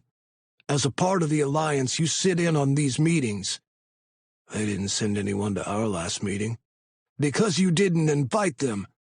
I shrugged. "So I'll invite them next time." "You're not getting it, Gunner. If you stop attending these meetings and sending invitations, you leave people wondering if you're changing your mind about the Alliance. This is new for all of us, and everyone has to play their part." "Yeah, well, it already happened. I didn't want them at our last meeting where we were discussing our membership status." "I'm taxing you, Gunner. I looked past it when you didn't invite them, but you not showing up when they invited you is unacceptable." Son of a bitch. Everything I owned was tied up in the club. I never needed much money, but with all these sanctions he was imposing, I'd soon be penniless. Well, not really, but still. "Fine. Let me know how much. Don't have time to sit around and chat." "You're not wearing your cut." Fucking hell, I was hoping he wouldn't notice. "You never go anywhere without your cut. Just what the fuck have you been up to?" A hot spark ignited within me, and I doubled my fists. "Listen, Crow. I watched you ride into town and take over this club. That's fine. It falls under your jurisdiction, since you're the chairman of the board. But don't, for a minute, think I report my personal time to you. It's none of your fucking business what I do with my time. Or do I need to document every time I ride out for a fuck? Just watch yourself, Gunner. You've got cops crawling around the club since some of our members were found to be involved in that baby farm business. It'd be a shame if you ruined everything you've been rebuilding." Crow walked off, leaving me alone in the hall. Having someone looking over my shoulder every minute was new to me, and I couldn't stand it. I'd been running this club for over a decade. Crow might have good intentions, but the more he crowded me, the more I would push back. In my bedroom, I stripped off my clothes and got into the shower. I had little time to spare before Witter would show up, so I quickly washed up. I had no time to shave or dry my hair properly. I rubbed the long tresses with a towel, swearing under my breath again that one of these days I would shave it all off. I rummaged through the clothes in my closet. When was the last time I'd gone shopping? Everything I owned seemed faded or had a tear or seam pulling loose. Why the fuck does it matter? You're not dressing for a date, are you? I yanked a lime green shirt from the rack and shrugged it on. Water draped down my nape. Fuck. The towel was soaked. I searched for a clean one, but the hamper was overflowing with laundry. I glanced around the bedroom and grimaced. The bed sheets were twisted on the mattress. Since changing them, I couldn't recall making the bed once. Clothes were strewn all over the bed except the left side where I slept. Instead of neatly lined up on the shoe rack, unmatched pairs lay under the bed and around the room. Towels hung over door jambs and chairs. On one side of the bed, the floor was littered with empty condom wrappers. I hadn't fucked anyone in a few weeks, so they must have been there for quite a while. What a pigsty. I checked my watch. With only a few minutes to spare before Witter showed up, I picked up the wrappers and disposed of them. The bin was overflowing, but I didn't have time to empty it. I arranged the shoes and boots up on the rack and stepped back. The room looked better. Barely. Fuck, what was I doing? What was the likelihood of Witter taking one step into my bedroom? And so what if he did? Witter's opinions were worth squat. Still, I grabbed my phone and sent a text message to Candace to have her sister Eden stop by to clean my room. She sent a message back that both she and Eden would come. The last time they'd both dropped by to straighten up my bedroom, they'd both cleaned my cock instead. But that was almost 6 months ago. Has it been that long since I tidied up my room? The black fitted jeans I put on were tight, but they were my most decent pair, mostly because I'd forgotten about them and tended to grab familiar ones. I shrugged my cut over my shoulders and ran the bristles of the brush through my hair, then tied it into a low-hanging ponytail. When I walked out of my bedroom, I was at least 10 minutes late, but Witter hadn't called or texted, so he must also be running late. Lively chatter and laughter drifted out of the mess hall. As someone who had grown up in the club, I loved that sound, even more so than the low rock music playing in the background. Witter was here after all. He stood in the center of the room, his posture rigid as Tango confronted him. The latter seemed to be doing all the talking, while Witter watched him as if anticipating his movements. Around them, some club members were egging Tango on to throw the first punch. "Enough, Tango." Both men turned their heads toward me. I kept my gaze focused on my brother, warning him down with a menacing look so he knew how serious I was. "I wasn't gonna hurt him," Tango said. "Not too bad, at least. Why can't I leave a permanent mark on his face?" "Because his face is too pretty to mess up." I grabbed Tango's shirt, ignoring his open mouth, and thrust him away from Witter. "You don't touch him unless I say so. Understood?" Tango picked his jaw up from the floor and nodded, but the confusion in his eyes lingered. "Follow me," I said over my shoulder to Witter, pretty much the same way I did the last time he was here. He fell into step behind me. "At least let him be the bitch," Tango said loudly. The bikers whooped and catcalled after Witter. Fucking kids, a whole lot of them. Witter clenched his fists, a muscle in his cheek twisting as if he struggled to walk away from those comments and not say anything. "You want to fight or get answers?" I asked. We stepped into the hall, away from all the watchful eyes. "Why the hell didn't you correct them?" he snapped. "They all think that you—" I raised an eyebrow. "The what? I'm tapping that ass?" "Yes, that." "Because I don't give a damn what anyone thinks. You want to find answers or obsess over whether we're fucking, because we already know the answer to the latter." I led us to the back exit I'd taken earlier. Once we were outside, I locked the door. "What are we doing out here?" he asked. "Getting our ride." "Our ride?" I nodded to my motorcycle. "You ride in the bitch seat." "Or I can take my truck. It's parked around the front, and I don't trust your malicious bikers not to damage my vehicle when I'm gone." "They won't tamper with your truck. We don't damage transportation. Our bikes mean too much to us to mess with another man's ride." "Still, I should drive." I straddled the machine. "We'll get there faster this way." "I'm bigger," he said. "I should be in the front." I tilted my head back. "You really want to compare? Because I'm positive I'm bigger where it counts." "You know what I mean," Witter sputtered, but he climbed onto the back of the bike without further argument. I handed him a helmet, reluctantly. As I rode off into the night, he didn't hold on to me but clutched the back of his seat, his body swaying with the motions of the bike as if he was familiar with riding. Surprised, I increased the speed and took the corners sharp. He grabbed my shoulder, seemed to think better of it, and wrapped an arm around my middle. And not too long, he was plastered to my back, tightening his arm whenever I took a curve. "Will you slow down?" Witter yelled. "You're breaking the speed limit." "Just enjoy the ride." He wasn't. Tension filled his large frame, which was now flush up against me. He didn't loosen his grip on me either. In fact, he had a handful of my shirt in his fist, clinging to me like I was his lifeline, probably making sure that if I tossed him off, I would go along with him. The ride across town took us to an even more run-down part of Smoky Vale than where our clubhouse was. The deeper we drove onto Ennis Street, the more the signs of poverty, crime, and drug use became blatant. I braked outside a 3-story apartment building, lowered the kickstand, and turned off the ignition. "Was the fast riding called for?" Witter growled into my ear as I removed the helmet. What's not to love about a fast ride? The danger, the adrenaline. There's only one speed when you own a bike. Faster. "You need a shrink to crack open that brain of yours." They've tried. Let go. "What?" I tapped his hand, which still clutched my shirt. I know you've grown quite attached to me, but... Witter released me as if I'd poured scalding water on his hand.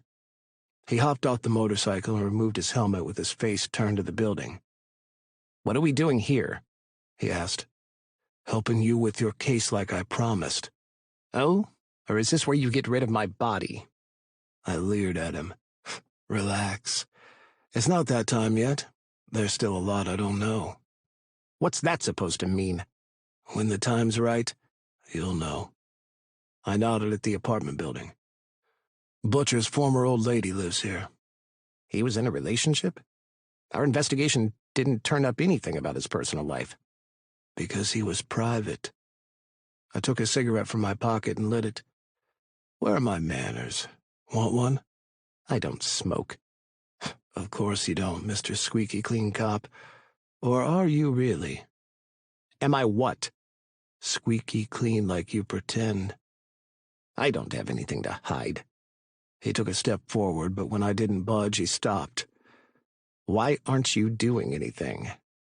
Just a few things before we go in, I said. She and Butcher broke up about 2 years ago, and she might not know anything. So don't go in expecting much. "I've been a cop for almost 20 years. I know how to temper my expectations. Can you stop stalling and go? We've already spent way too much time on this case without a lead." 7. Ben. Ben was almost shot tonight. From the way my heart hurt, I know I care about him. Maybe I should give up Gunner. Despite me telling Gunner I knew how to temper my expectations, my heart pounded as we entered the apartment building. The whole place looked like it should have been condemned a decade ago. After the frustrating past 2 months coming up empty, Gunner might have given me my first lead. We'd been checking the family background of each person who had died when we rescued the children, but the bikers in question were difficult to trace. None came from a stable home. 2 had grown up in the system, and 1 had been a runaway from another state who'd lived on the streets. The club seemed to have been their idea of a family. Unlike the others, I'd found some information on Gunner. He'd grown up with his father, who had been a leader in the club before him. My research didn't turn up anything at all on his mother. For a notorious leader who had been in power for so many years, not much was known about him. As far as I knew, he had no serious relationship, no kids, and no blood relatives. He didn't seem to have any close friends either, not like I'd seen the bikers in the Grim Reapers Club react to each other. Gunner was a loner. As we climbed the stairs, cigarette smoke lingered behind him. I averted my head to avoid inhaling it. Mason had quit smoking when I'd teased him that I might as well be licking an ashtray when I kissed him. I smiled at the memory. Him holding me down and kissing me, over and over. Those had been the rare good times. We'd spent so much time together, for work and fucking. Had our good times really been that rare? He'd never been out and hadn't planned to come out, which I'd put up with, but it had always caused tension between us. It had gotten so bad that after every time we had sex, he'd almost seemed guilty, like our sleeping together was a huge burden on him despite the way he made me feel and the things he said to me when he was inside me. Postcoital bliss had been rare for us, and had become intolerable at the end when we decided to take a break. You stuck on the stairs or something? Gunner's malicious voice snapped me back into the present. He was several steps ahead of me. I'd stopped walking and clutched the railing tightly. Without a word of explanation, because I didn't have one, I hurried to catch up with him. Only 4 apartments were on the floor. He stopped at the one at the end of the hall and knocked. You should let me do the talking, he said. I'm the cop, and this is an official police investigation. She won't talk to you, not unless I give the go-ahead. Then why the hell did you bring me? Because you don't trust me. Knowing you, I wouldn't be surprised if you questioned anything I might have said to you that I learned from her. You don't know me. Better than you think. What's that supposed to mean? The hairs on the back of my neck stood up. Had the asshole been looking me up? Gunner didn't seem the least bit disturbed by my question. Bolts and chains made a concert of music and the door opened. Gunner? A petite woman half my height smiled.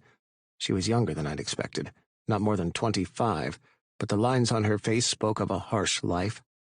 Sylvie, how are you, gorgeous? Gunner smiled. I blinked.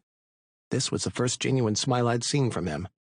A smile without malice, manipulation, and his usual smirk. Was he always this handsome? Usually my reaction whenever I saw him was irritation. I'd never noticed how inky black his hair was, nor how the waves framed his oval face. I've been better. She looked at me and her smile dropped. I've seen you on the news. What are you doing with the cop, Gunner?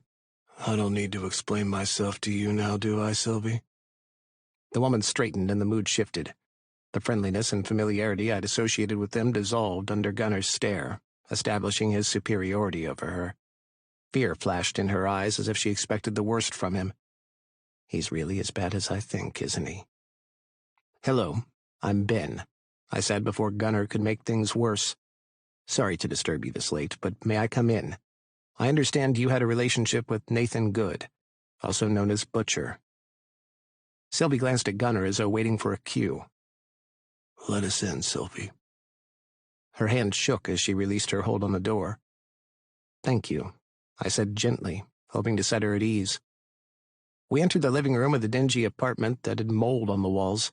The bucket on the floor and the water stain on the ceiling were a clear indication the roof leaked.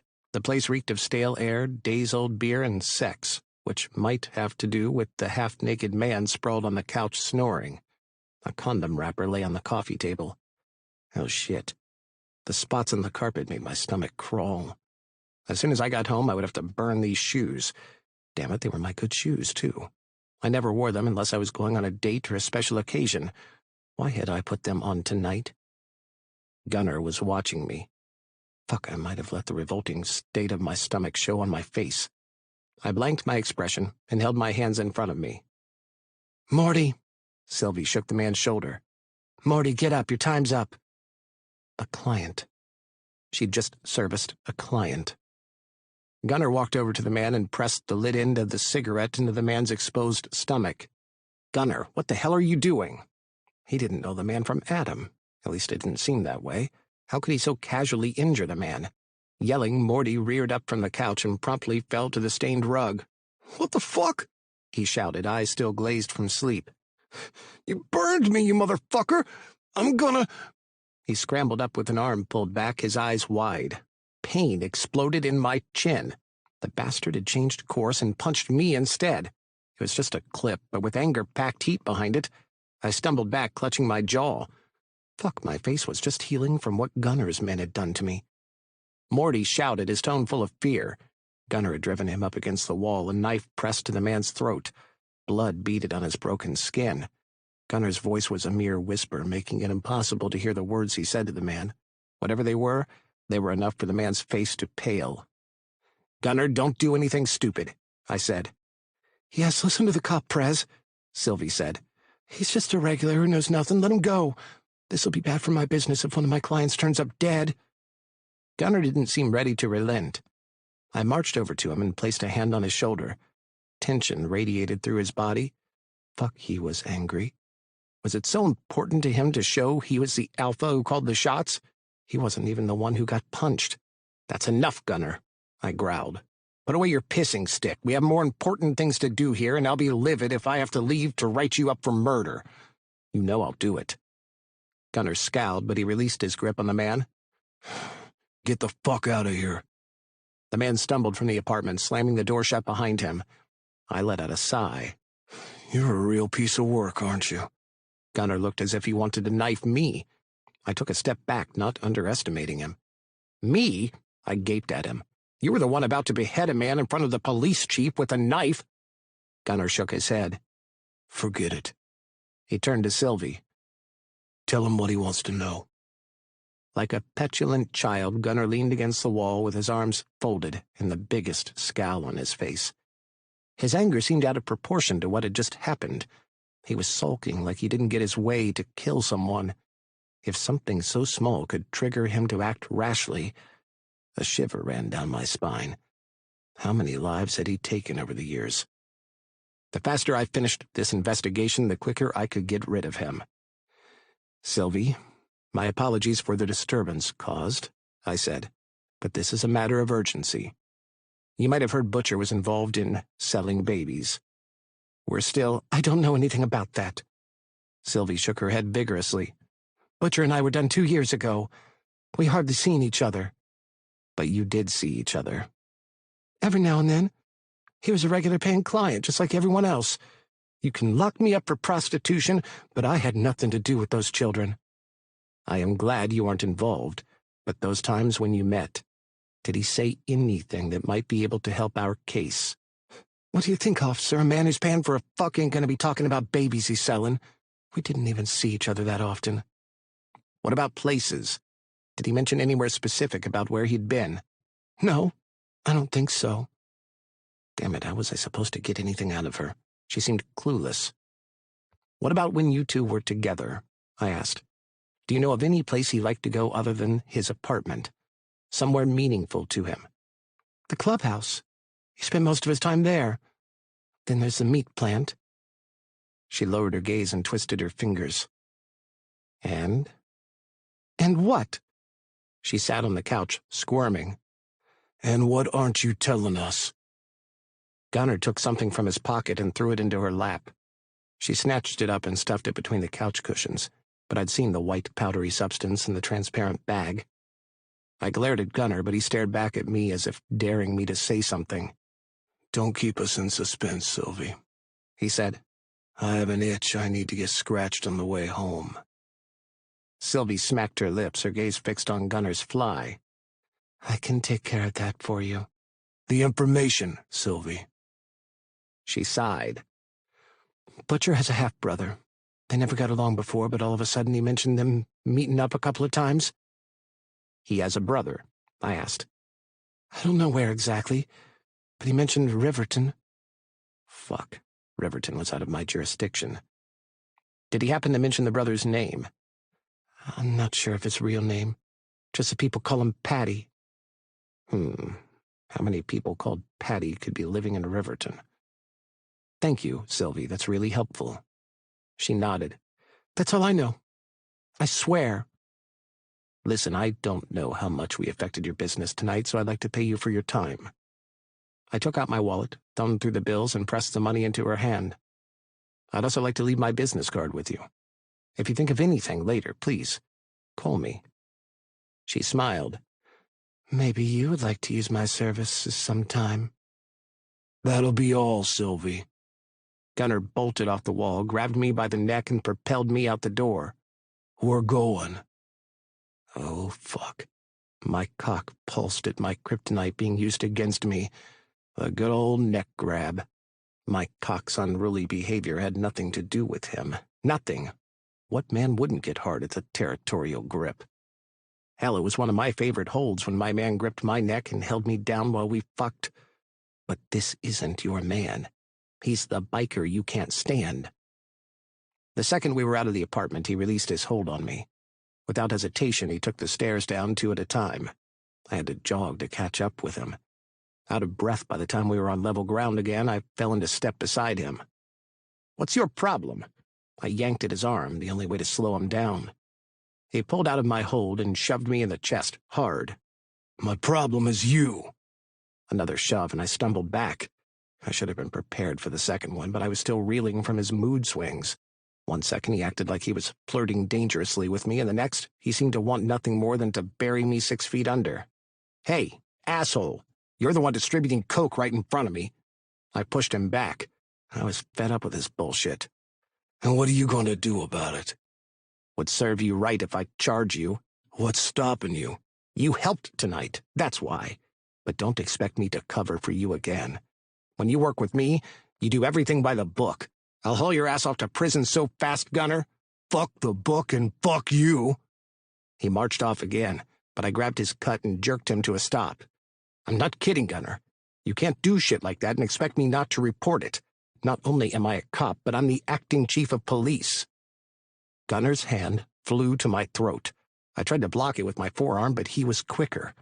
He obstructed me while he gripped my neck with his other hand and yanked me forward. I tumbled into Gunner, our eyes at level with each other. Energy crackled and sparked between us. His hard thighs shifted against mine. The soft tobacco scent of his breath hit my cheek. Gunner dropped his gaze to my lips. I sucked the bottom one between my teeth, then released it quickly. Heat crept into my cheeks. Well, this is embarrassing. Gunner chuckled, the sound disturbing and sending shivers up my spine. "You want me to kiss you, don't you?" "Fuck you! Release me!" He was strong. Either that or my muscles had gone weak, because I couldn't break the hold he had on me. No one had ever manhandled me like that. The smug look on his face unsettled me. It didn't help my ego, knowing I was panting like I'd just run a 5,000-mile race when all I needed was to get a 200-and-something-pound man off me. "Kiss me." "I'm not—" Gunner slammed his lips against mine. I clamped mine shut against the intrusion of his tongue. He bit my bottom lip, and I gasped, unprepared for the assault. He wasted no time shoving his tongue into my mouth, sweeping it around like he was trying to lick me clean from the inside out. His tongue slid over mine, and I let out a whimper. The way he was holding me and using my mouth wreaked havoc on my senses. This was wrong. Kissing him wasn't on the agenda. It couldn't be. But the urge to sink my fingers into his hair slammed into my gut. I tugged my arm, impatient to touch him, moaning openly and leaning into him. Then I was all alone, lips still pursed, arms clutching air. I blinked my eyes open.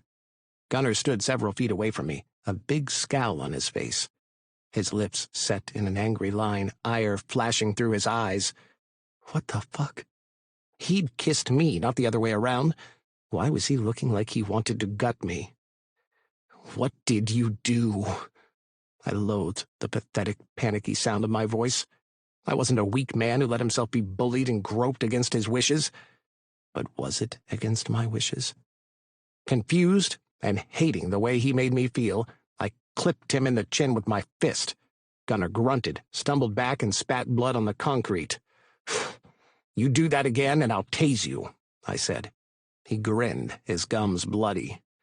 "I might have forced that kiss on you, but I didn't make you like it. That's all on you." "Get me out of here." "I gave you what you wanted. Find your own way home."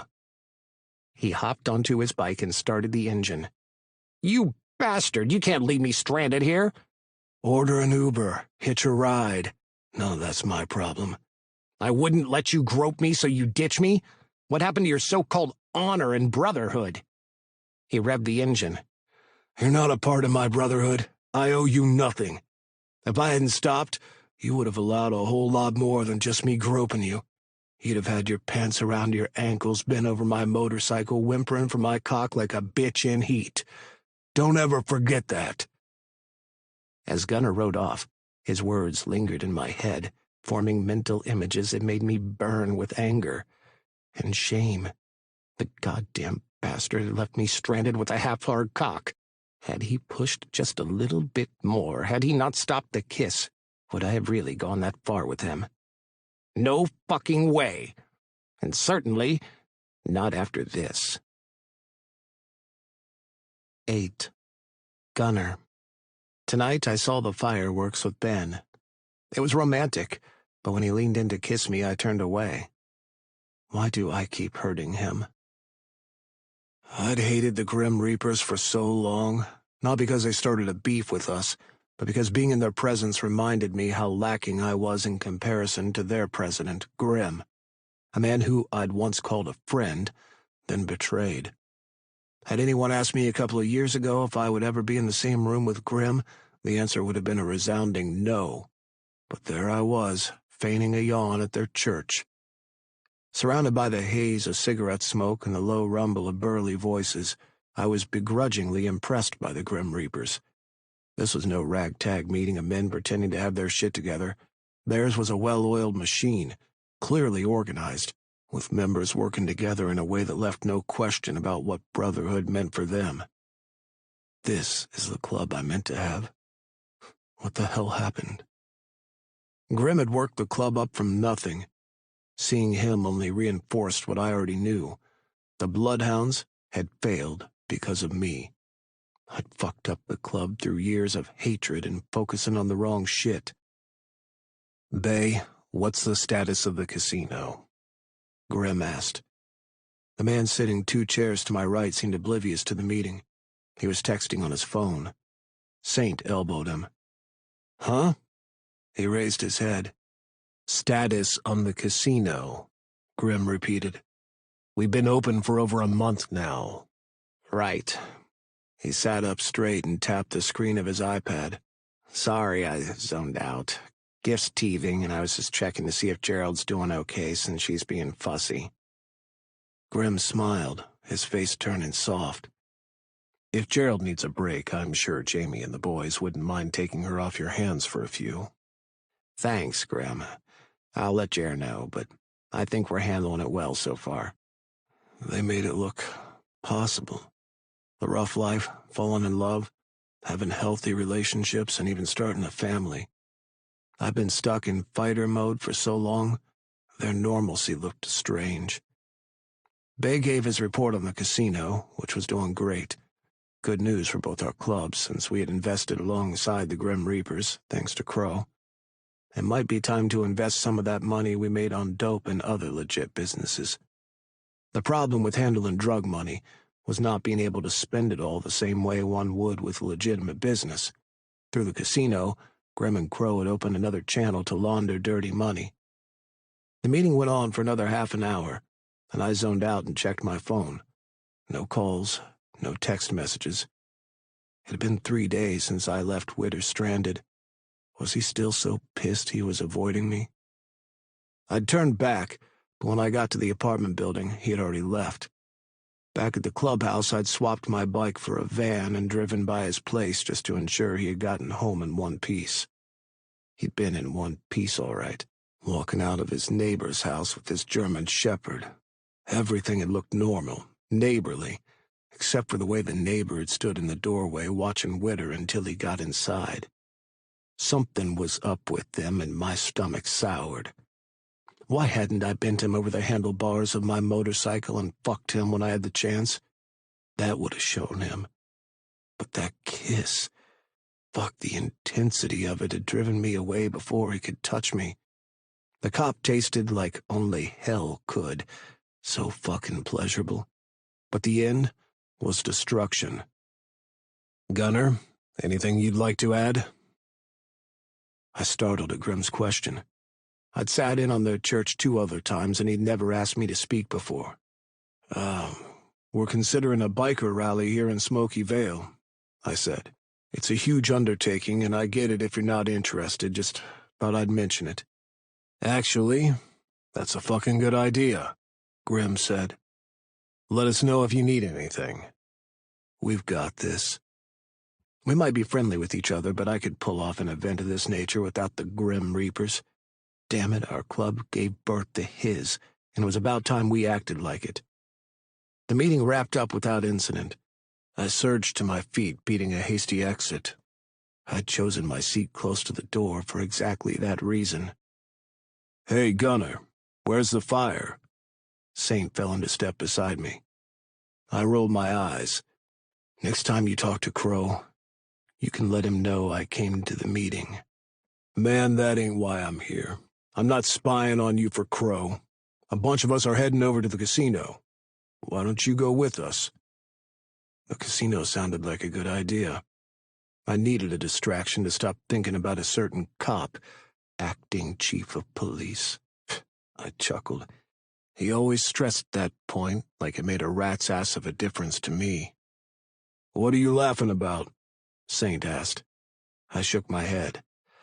Nothing. The casino seems like a good...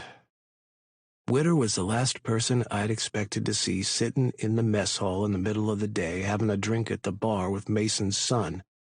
They were in deep conversation. Witter had his hand over the younger guys.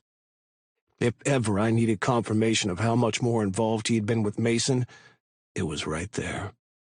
Witter and Jamie were close. Their relationship could be due to the years Witter and Mason had been work partners, but I doubted it. With their bent heads together whispering, they were too familiar with each other. Their relationship had to have been built on more. Ben smiled at the young man with affection, and Jamie returned the smile like a son would do at a father. I felt gutted. Mason had never let me get that close to his kid. Hell, all these years I'd had to pretend Mason and I never had any contact. No one knew of the stolen nights together.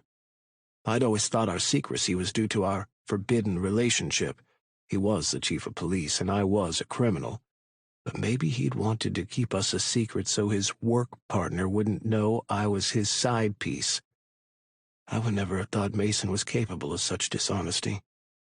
After the first time Witter had arrested me, I should have gone with my gut instinct and taken him out despite Mason's protest. Gunner, what about the casino? Until Saint called my name, I hadn't even been aware I was already halfway to the bar.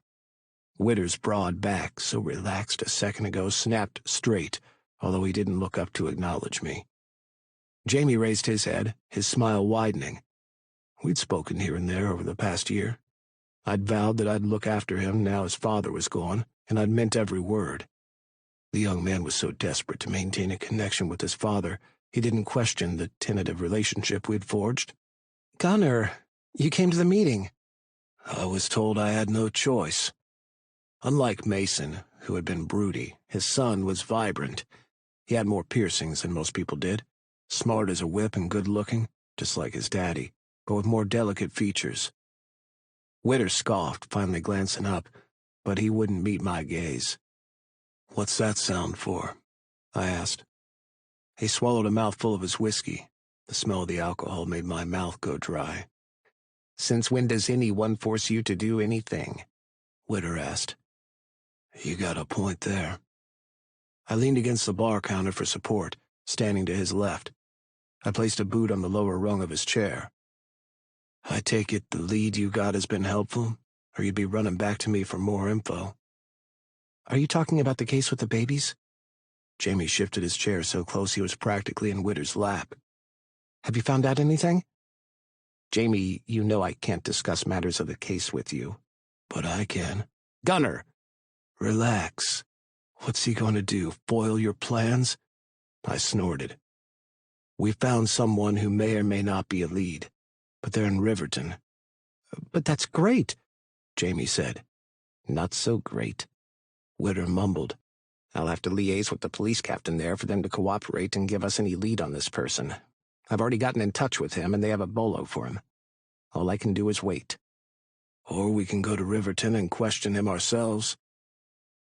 Witter swung around on the stool, shoving my foot off the rung. We will not be doing anything, because there's no we. I'm a cop. You're a criminal. I don't really see the distinction. I shrugged. And there sure as hell was a we when I brought you to that apartment building and got you information. And you also left me stranded. Witter gritted out through clenched teeth. Where was the we then? You pissed me off. Because I didn't let you... He glanced at Jamie, who was staring at us, his lips slightly apart. Because you didn't let me what, Witter? I goaded him.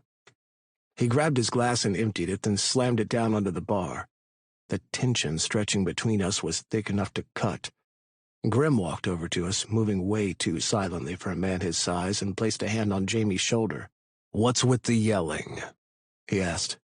"You're on an MC, Grim," I said. "I'm sure you're used to yelling." "Ben's our guest, Gunner. Take it down a notch." I spread my arms. "You just assume I'm the bad guy?" "Without a doubt." I waved a hand. "Fair enough, but it's equally Ben's fault. He's pissed I left him stranded when we were working on the case a few nights ago, but he won't share why I left him. How can Jamie decide which of us was in the wrong if he won't come clean about what happened?" "What's this about the case?" Grim asked. "There's been no update, is there?" "Actually, they found someone in Riverton who might know something," Jamie said. "They were arguing about whether they should allow the cops in Riverton to handle this or use Gunner's way and get answers." "His way isn't the law's way," Witter said. "I know this may be tough to hear, Ben," Grim said, "but sometimes the law's way won't get matters solved." "Finally, someone gets it." I smacked Witter on the cheek, soft enough to be playful, but hard enough to sting. "That's what I've been trying to tell you." Witter rubbed his cheek. The color now suffusing his skin seemed excessive for the tap. Was he as turned on by a smack in the face as he was by me holding his neck? Just what had he and Mason gotten up to that drove him wild in the sack? "If we don't do things the legal way, information we gather might not be admissible in court," he said. "That's why I go by the book." "It's your call, but if you ever make it to Riverton and want to check out things yourself, I know someone who might help. Sullivan Matthews. Crow's chapter is in Riverton too, but Matthews has better connections." "Sullivan Matthews?" Witter's jaw dropped. "Didn't he take over the Pinelli crime family recently? That guy's your associate?" "Yep, he's the one. He understands how boundaries work. Whenever he's in Smoky Vale, he does a courtesy call." "He was Pinelli's #1 hitman. Did you know that?" "We all knew the name, but I was surprised Grim had links to the Mafia. Just how far was his reach?" "You're wasting your breath, Grim," I said. "Mr. Cop of the Year here isn't really concerned about crime. He's more concerned with keeping a spotless image." "Not everyone can afford your kind of reputation and still be shameless about it," Witter snapped. "Careful there, Witter. You're not just insulting me, but Grim as well. We're all a part of the MC life." "Except their club is different. They don't go around killing people for no reason." I straightened. "When have I ever killed someone without reason?" "You wanted to slash someone's throat for no reason at all back at that apartment building. That says everything I need to know about you." "You think I had no reason?" Witter stood, facing me full on now, both Grim and Jamie and the rest of the room forgotten. "What reason did you have?" I clenched my jaw so hard I thought my teeth might shatter. Fire roared in my veins, a tempest of fury so potent it was almost scalding the air. I balled my hands into fists, trembling with the effort it took not to reach across and throttle Witter. "You want a reason?" My voice came out as a venomous hiss. "That fucker crossed the line when he—" I caught myself in the nick of time. He didn't need to know the true reason I'd drawn my knife that night. Fuck, I still couldn't wrap my head around why I'd felt incensed when he'd smacked Witter across the face. I wanted to smack his too honest face half the time. A deafening silence descended. I felt Grim's and Jamie's curious gazes on me, sensed Witter weighing my words as though trying to figure out what I wasn't saying. "Damn," Jamie's voice cut through the silence. "What exactly is going on between you two? I can't tell if this is fighting or foreplay. What do you think, Daddy Grim?" "I think whatever this is, it's none of our business." Grim plucked Jamie off the stool. "Let's go." "But which is it?" Jamie cried. "I need to know." "Look," Witter said in a harsh whisper when we were alone. "What happened that night meant nothing. No need to bring it back up. I don't need your help anymore either. From this day, you go rule your criminal empire, and I'll wait for the day we're taking your mugshot. Again." As Witter strode from the mess hall, I let my gaze roam over his wide shoulders, broad back, tapered waist, and full ass. Jamie's words bounced around in my head, and with it, the realization I didn't know which was true. And that ticked me off the most about Witter. I was attracted to the man I hated most, and I didn't know what to do with the feeling. Was it possible to fuck someone out of your system until only the hate remained? 9. Ben. I saw jealousy in Ben's eyes today. Does he suspect, or is it a reflection of my guilt? Tie firmly in place, I checked over my appearance in the mirror of the cheap motel room. My suit had survived the ride to Riverton in a garment bag with minimal creases, but I was having second thoughts about my attire. A pair of jeans and a dress shirt with a tie might have sufficed for my meeting with Captain Millwood of the Riverton PD, but if I stopped to change, I would run late. Suit it was. Better to be overdressed than underdressed. I grabbed the remote from the bed and froze. I'd left the news playing in the background, and the headline on the screen grabbed my attention. Pregnant inmate flees Smoky Vale Horizons State Jail. Authorities on high alert. I hit the volume button, and the voice of Smoky Vale's most critical reporter, Emily Kane, filled the room. Where a pregnant inmate has made a daring escape. The breakout is all the more troubling, given the dark cloud that has been hanging over the women's prison for the past 2 months. You may recall the shocking allegations that surfaced recently of a baby farm being operated within these prison walls. Inmates were mysteriously turning up pregnant, only for their babies to subsequently vanish without a trace. The horrifying scheme came to public light when Gerald Wentworth, the former mayor of Smoky Vale, discovered that his pregnant ex-wife, an inmate here, had sold their baby, a child he didn't even know she was carrying at the time. That story took an even grimmer turn, leading to the deaths of several individuals, including the former prison warden and the ex-mayor's wife herself. Authorities are still at a loss, grappling with a puzzle that seems to deepen by the day. One can't help but wonder if today's escape is in some way connected to that unsettling and unresolved case. We've attempted to reach out to the acting chief of police, Benjamin Witter, for a statement regarding the latest developments and how they might tie into the ongoing investigation, but we have yet to receive a response. An anonymous source has shared that the acting chief has taken a few personal days from his desk and is out of town. With the current lawless state of Smoky Vale, is now an appropriate time for acting Chief Witter to be on vacation? In the meantime, authorities are urging residents to stay vigilant as they continue to search for the escaped inmate. If you have any information about the inmate, Jennifer Bretman, reach out to the Smoky Vale PD. My heart stopped, then kicked into overdrive, pounding as if trying to break free. How could an inmate escape given the beefed-up security since the incident? Could it be purely coincidental that the escaped inmate was pregnant? The room felt like it was closing in on me. I shook my head and loosened my tie. I picked up my phone and speed-dialed Ryan Toms, the deputy chief. He answered after I'd called him 3 times. "Tom's here." His deep voice growled. "Toms, it's me, Witter." I paced the room in front of the bed and ran my fingers through my hair. "What's going on there? I just saw on the news that an inmate escaped." "Then you're up to date." I stopped dead at his snarky response. I knew how he felt about me and the fact that they'd made me chief of police instead of him. He'd been deputy before Mason even became chief. Then they overlooked him and gave me the position. I'd have felt the same way, but his grudge ran too deep sometimes, so deep it affected his ability to do his job. And he wonders why they'll never make him chief. I asked to be informed if anything significant crops up, Toms. I don't appreciate getting the news about what's happening in my city from a television broadcast. "Your city. Isn't that going a bit too far?" I gritted my teeth, hating how he took my words out of context and biting back the words I truly wanted to say. "The position calls for diplomacy. You won't always be able to say what's on your mind." Mason's voice came clear in my head like he was in the room with me. "What do we know so far?" I asked. "The inmate went into labor at around 4:15 this morning. She escaped when she was at the hospital, not from the prison.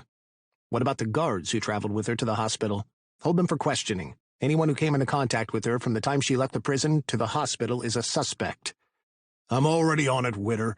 Don't worry about the case. Who knows? I might even solve it before you get back from vacation.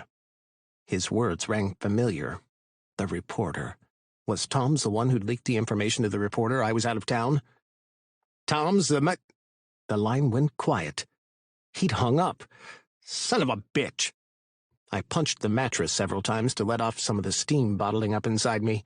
Sometimes I hated this fucking job. Always having to curb my feelings to get things done right. That was all that mattered, doing the job the way it was meant to be done. I straightened my tie and took several deep breaths to calm my nerves. The police department thought I had taken a few days off for leisure. As much as I would have loved for them to know what I was doing, my time working in Smoky Vale had taught me one thing.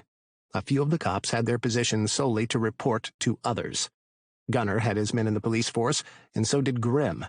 We'd gotten rid of a few over the years, but what was the sense when they only bribed new ones? The last thing I needed was for Gunner to know I was in Riverton. My phone beeped. Shit, I was going to be late. I stuffed my wallet, phone, and keys into my pocket and left the cheap motel room I'd booked for 3 days. I took the elevator down to the small lobby. The receptionist, a bored brunette, doing a word search puzzle, glanced up at me. She smiled and fluttered her lashes. "I remember you," she said. "You came in last night, didn't you?" I gave her a polite smile. "Hey, yes, I did." "Is your room comfortable?" She propped her arms up on the desk and leaned forward in a gesture that shoved her ample breasts forward. "It is, thank you." "Then you don't need anything, because here at Jewel, we aim to please." A presence approached behind me, and I stepped back to let them pass, but instead I bumped into a solid wall. "You're wasting your time, sweetheart," a familiar voice said. His breath warmed the back of my neck, and all the hairs there stood on end. "Unless you're hiding a big, thick cock under that short skirt, he doesn't care for it." The receptionist's eyes bulged, and her mouth dropped open. I spun around and came face to face with the bastard's smug face. I inhaled sharply and breathed in a lungful of his scent. He was wearing cologne, something he'd never done. His natural musk of unbridled male lingered on the scent, hitting something primal inside me.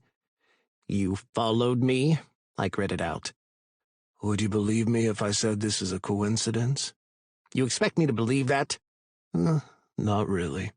He nodded at the receptionist. "You don't want to do this in front of her, do you?" I'd completely forgotten about the woman. Gunner had this way of showing up and stealing the attention away from everything and everyone, like he alone deserved my time. I took a hold of his arm and dragged him outside with me, because he allowed it. He didn't even put up a fight or protest. Bastard. "You like it rough in the sack, don't you?" he asked. "Man, I'd love to see that." "Keep dreaming. What are you doing here?" "Providing backup for you." "I don't need backup. How did you find out I was here?" "I suspected you would come here to do things the proper way." Taking a step closer, I grabbed the front of his shirt. "You were spying on me?" Why wasn't he resisting, fighting back? He was always the first to throw a punch. What was he playing at? "I prefer to see it as looking out for you." He covered my hand with his. "Like I said before, Witter, this case also involves my club. You may not believe me, but I want it clear who is involved and who isn't." "Why are you acting so magnanimous all of a sudden?" I tugged my hand away. "I don't trust you." "I know you don't. But what if I agree to do things your way?" "You would stand aside and allow me to handle this without your interference?" "I'm not always an asshole." "I see. Only 99% of the time, then?" He grinned, which made his appearance almost boyish. He was so damn childish sometimes I forgot this man was in his 40s. More like 98. I scowled. "I don't have time for this. I need to meet with the police captain here." "All right, let's go." He took a step forward, but I held a hand in front of him. "Where do you think you're going?" "To the meeting with you." "And how do I explain your presence? I'm not going to let someone like you ruin the image I've worked so hard to maintain." Irritation flashed across Gunner's face, and he sucked his teeth. You think we're so different. I know we are.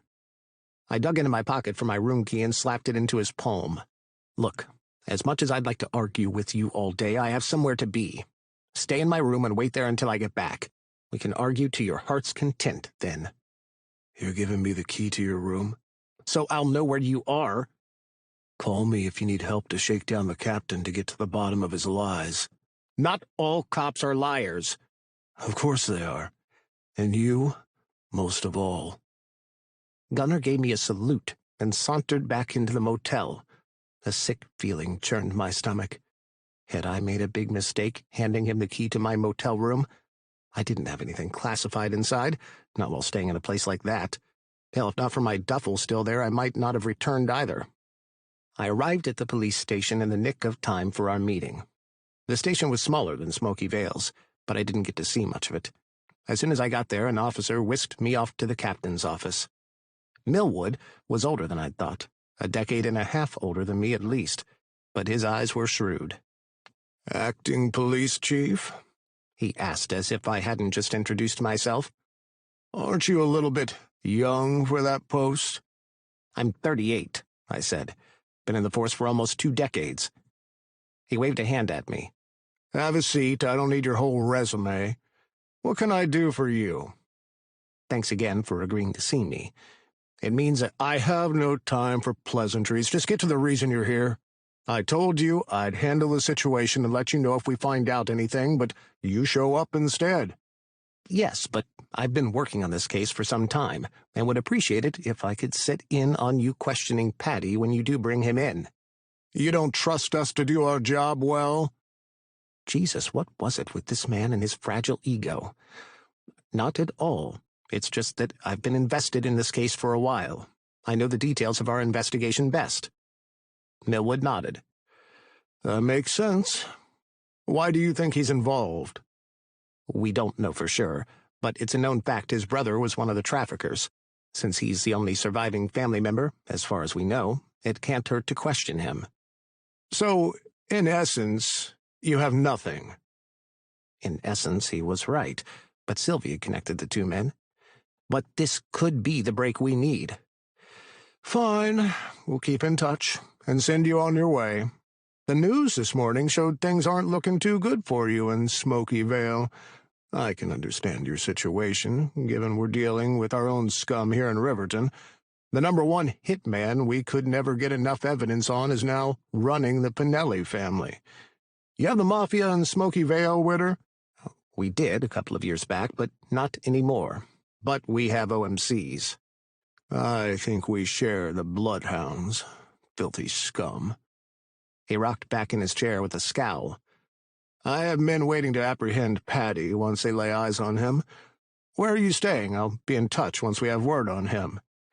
The Jewel Motel. That dump? He scoffed. I guess the pay for acting chief of police is shit too, but we don't do this for the money, do we? We've made an oath to enforce the law and maintain order. Thank you. I appreciate that. You single?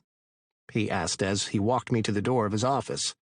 As long as you're in town, why not drop by my house tonight for dinner? I can invite my middle child over. Betty's a good girl. Knows how to cook, just like her mama. She'd be perfect for a cop's wife. She sounds lovely, but I'll have to decline through no fault of her. But if you have a single son, sure. The captain's face turned red and his lips curled. You're one of the gays, huh? He spat the word as if he'd eaten something gross. Yes, I'm gay. I see. He turned his back and walked toward his desk. I just remembered my wife and I already have dinner plans, and my son has a wife, which every man should have, if you ask me. If we find the suspect, I'll keep in touch. But you might not want to hang around Riverton until we do. We can just as easily call you. Fuck. I wasn't ashamed of being gay, and I never hid it, but usually I was cautious about bringing it up in the workplace, knowing how some people felt about it. Since it had the potential to fuck up my work, as I was sure had just happened, I kept it to myself unless someone else brought it up. I wouldn't hear from the captain. I drove back to the motel in no better mood than I'd been in when I'd left. How could I get anything done when all around me was red tape? Red tape because of my past. Red tape because of the position I had. Red tape because I had to do everything by the fucking book. Red tape because even when I went by the book, I ran into a homophobic prick. Fuming, I took the elevator up to my floor. Gunner. I would have to face him and the smug look that he was right. I stopped outside the room and groaned. If I was this worked up before I saw him, our impending fight would get worse. I didn't have the energy to fight with him and stay calm. I collapsed against the wall and loosened my tie. Closing my eyes, I worked on my breathing. Deep, steady breaths until I felt calmer, more composed. I couldn't be the me who'd gotten transferred to Smoky Vale because I'd lost my cool and fucked up a suspect. A mistake I'd still not forgiven myself for. Not only had he walked away because I hadn't proceeded according to the books, but he'd done so with hundreds of thousands of dollars from the state's pockets. If he'd stopped there, I wouldn't be as hard on myself as I was today. Something clicked, and the door to my room flew open. 2 people walked out. The tall one had an olive complexion. The younger of the 2 was slender with blonde curls, blue eyes, and delicate, effeminate features. "Thanks again, Matthews," Gunner said. "Didn't expect you to get here so quickly. I owe you one." Matthews, where had that name been mentioned recently? "You have a visitor?" The Matthews guy frowned. "Looks like a cop and smells like one." The other person stood in front of Matthews, his pointed chin raised. "What are you trying to pull here?" Oh, shit. This was Sullivan Matthews, the notorious hitman. Rumors were he used a honey trap to lure the men he wanted to kill. Could that be the boy with him? Though his companion was lovely, they weren't my type. I preferred rough-and-tumble guys like Mason. "Don't mind him. We're working on this case together." Gunner walked out of the room barefooted and slung an arm around my shoulders. "He wants answers too much to report anything. Don't you, sweetheart?" I bit my tongue to stop myself from exploding, and even when I tasted blood, it did nothing to calm me down. Gunner had embroiled us into a scheme with the mafia. What part of I'm a cop didn't he understand? "You 2 are an item?" Matthews asked. Gunner dropped his hand down to my ass and squeezed. I nearly jumped out of my skin. "Can't you tell?" His companion giggled and whispered to the hitman/mob boss, who'd probably kill both Gunner and me when he learned we weren't really lovers, and I couldn't promise he wouldn't end up in jail. "Don't they remind you of Talon and Javier?" The hitman cracked a smile. "We'll get in touch. If we suspect anything out of the ordinary from you 2, I don't have to tell you you won't leave Riverton with your heads still attached to your bodies. You both have a nice day." Hold it in, Ben, hold it in. Just a few more seconds until they get into the elevator. Then you can take Gunner to the balcony and shove his ass over the edge. 10. Gunner. Maybe Gunner and Ben won't mind the truth. What am I saying? They hate each other. Crossed out. To be fair, I only grabbed Witter's ass to convince the ruthless mafia don that Witter was mine and he wouldn't do anything stupid that would see us both return to Smoky Vale headless. That was my only intention. So what if his ass felt good in my palm, and I might have copped another squeeze? One that wasn't nearly enough. One that made me want to strip off his stuffy suit and lay him face down on a bed with his ass up and thighs spread. Fuck, I hope he doesn't shave. One second I was figuring out the odds of this man shaving his asshole, and the next, an electric current jolted my insides. A surge of voltage raced through my muscles, locking up my limbs. The world was reduced to what couldn't be more than 4 seconds of pure agony as I wavered in a limbo of pain to paralysis. 4 seconds that felt like hours of torture. And then, the pain was gone, almost as if it was but a figment of my imagination. I gulped in a deep breath and let it explode from my lungs. I told you what would happen if you put your hands on me again. Witter marched past me inside without looking at me. Son of a bitch. "Sir, do you want me to call the police?" A woman poked her head out through the door across the hall. The poor thing looked alarmed and genuinely concerned. I grinned. Fucking Witter. I would never have thought he had it in him to carry out his threat. I could get under the skin of Mr. Perfect Cop after all. "It's fine," I said. "He's a cop." "Oh." She widened her eyes and as quickly as she had appeared darted back inside. Testing my limbs, I found they still worked, and I went after Witter. I was supposed to be too old for all this shit, but I'd never felt more alive. Our fights gave me an energy I hadn't had for quite a while. Witter was yanking his tie off and stabbing the buttons through the holes of his shirt. He must have run his fingers through his hair a few times because tufts were sticking up. "Don't fucking start with me, Gunner," he said. I rubbed my stomach where he had jammed his taser. I thought cops were only supposed to use tasers when threatened. All I did was a little ass grab. I shrugged off my cut and reached for the hem of my shirt. "What are you doing?" "Looking at the damage you've caused. I can smell burned hair." "Don't be dramatic." I yanked my shirt off and walked over to the standing mirror next to the closet. A red mark had formed on my skin where the fucker had tased me. I locked eyes with Witter in the mirror. "Nothing you don't deserve." He scowled. "Why was a mobster in a motel room assigned under my name? Are you insane?" "I did it to help you with the case." "Don't give me that bullshit. How's this helping?" I crossed my arms. "Then tell me what that police captain did for you, Mr. By-the-Book Cop." He glanced away, confirming what I'd guessed. His meeting with the police captain hadn't gone well. "And what do you suppose your mobster is going to do for you? Deliver Patty to you wrapped in a plastic bag? I need him alive." "How the hell did they get here, anyway?" "Graham made the contact for me. It was a backup plan in case you didn't get anywhere with those cops." "He might still come through." Witter shrugged off his dress shirt. He had on a gray tank underneath that stretched across his chest. The six-pack I'd expected wasn't there, but he wasn't out of shape either. Just not the washboard abs I'd assumed he was packing. He looked damn good. "Even I can tell you don't believe that," I said. He was so deep in thought he didn't seem to realize he was stripping in front of me. Could I have reminded him I was still in the room? Hell yeah. But did I want to? For sure, my cock pressing against the zipper of my jeans didn't. His pants came off next. Not surprisingly, he folded them neatly and laid them with his shirt. A pair of tight boxer briefs curved around his generous ass. Witter unzipped the duffel on the bed and took out a pair of sweatpants.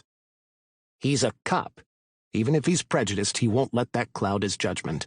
We have no idea if these assholes have found an alternative to acquiring and selling more babies." He put one foot in the sweatpants and tilted his head back to regard me. He snapped upright. "What are you looking at?" "You," I said, despite the lie that should have sprung from my lips. Why should I hide that I wanted to take him for a test drive? I'd bucked around for years, and none of it had meant anything to me. He would be no different. I was too old to beat around the bush when I wanted a man or woman under me. Witter took a step back and hit the edge of the bed. He shifted his gaze to the bedside table where his taser rested. "Oh, no, you fucking don't." As he moved, I tackled him, bringing him to the floor with me in a tangle of arms and legs. Shit, I was going to feel that later, but I was too hyped up on adrenaline from the sexual tension between us and all our fighting to feel a thing. "Ugh!" Witter grunted and elbowed me in the face. Fuck. I straddled him and grappled with his arms. He bucked up several times. Oh yeah, his cock had turned hard. He could say whatever he wanted, but that evidence couldn't hide. "What are you running from, Witter?" I asked. "After I'm done with you, you can tase me as much as you want to pretend you didn't like it." "Gunner, you—" I slammed my mouth on his in a hard kiss, shoving my tongue between his lips for a deeper taste of him. He bit me, latched onto my tongue and wouldn't let go. I opened my eyes. He was staring back at me. My cock strained to be freed from my jeans. I let go of his arm, pressed my palm to his neck and gripped him there. He tilted his head back, and a moan rumbled from his throat. I squeezed his neck harder, and he released my tongue with a soft gasp. Under my body, he panted, hot and heavy like a bull. "Don't fight it," I murmured. "You're so uptight, but I got the cure for that right here between my legs." I pressed my groin to his. He punched his hips up and, with his free hand, clutched my hip and ground us together, cock to cock. Fuck. It felt like I was being tased all over again, but this time the electric currents generated from him and the sexy way he moved his hips beneath me. He was a moaner, a loud one, too. I lost focus on how far I'd planned to take this. "I'm going to fuck you," I said softly, "and you're not going to fight back. You know why, Witter? Because you're just as curious as me about what this will be like." "I'm a cop," he strangled out. "You're a man first. A man who loves a big, thick cock. That's what I told the receptionist, no?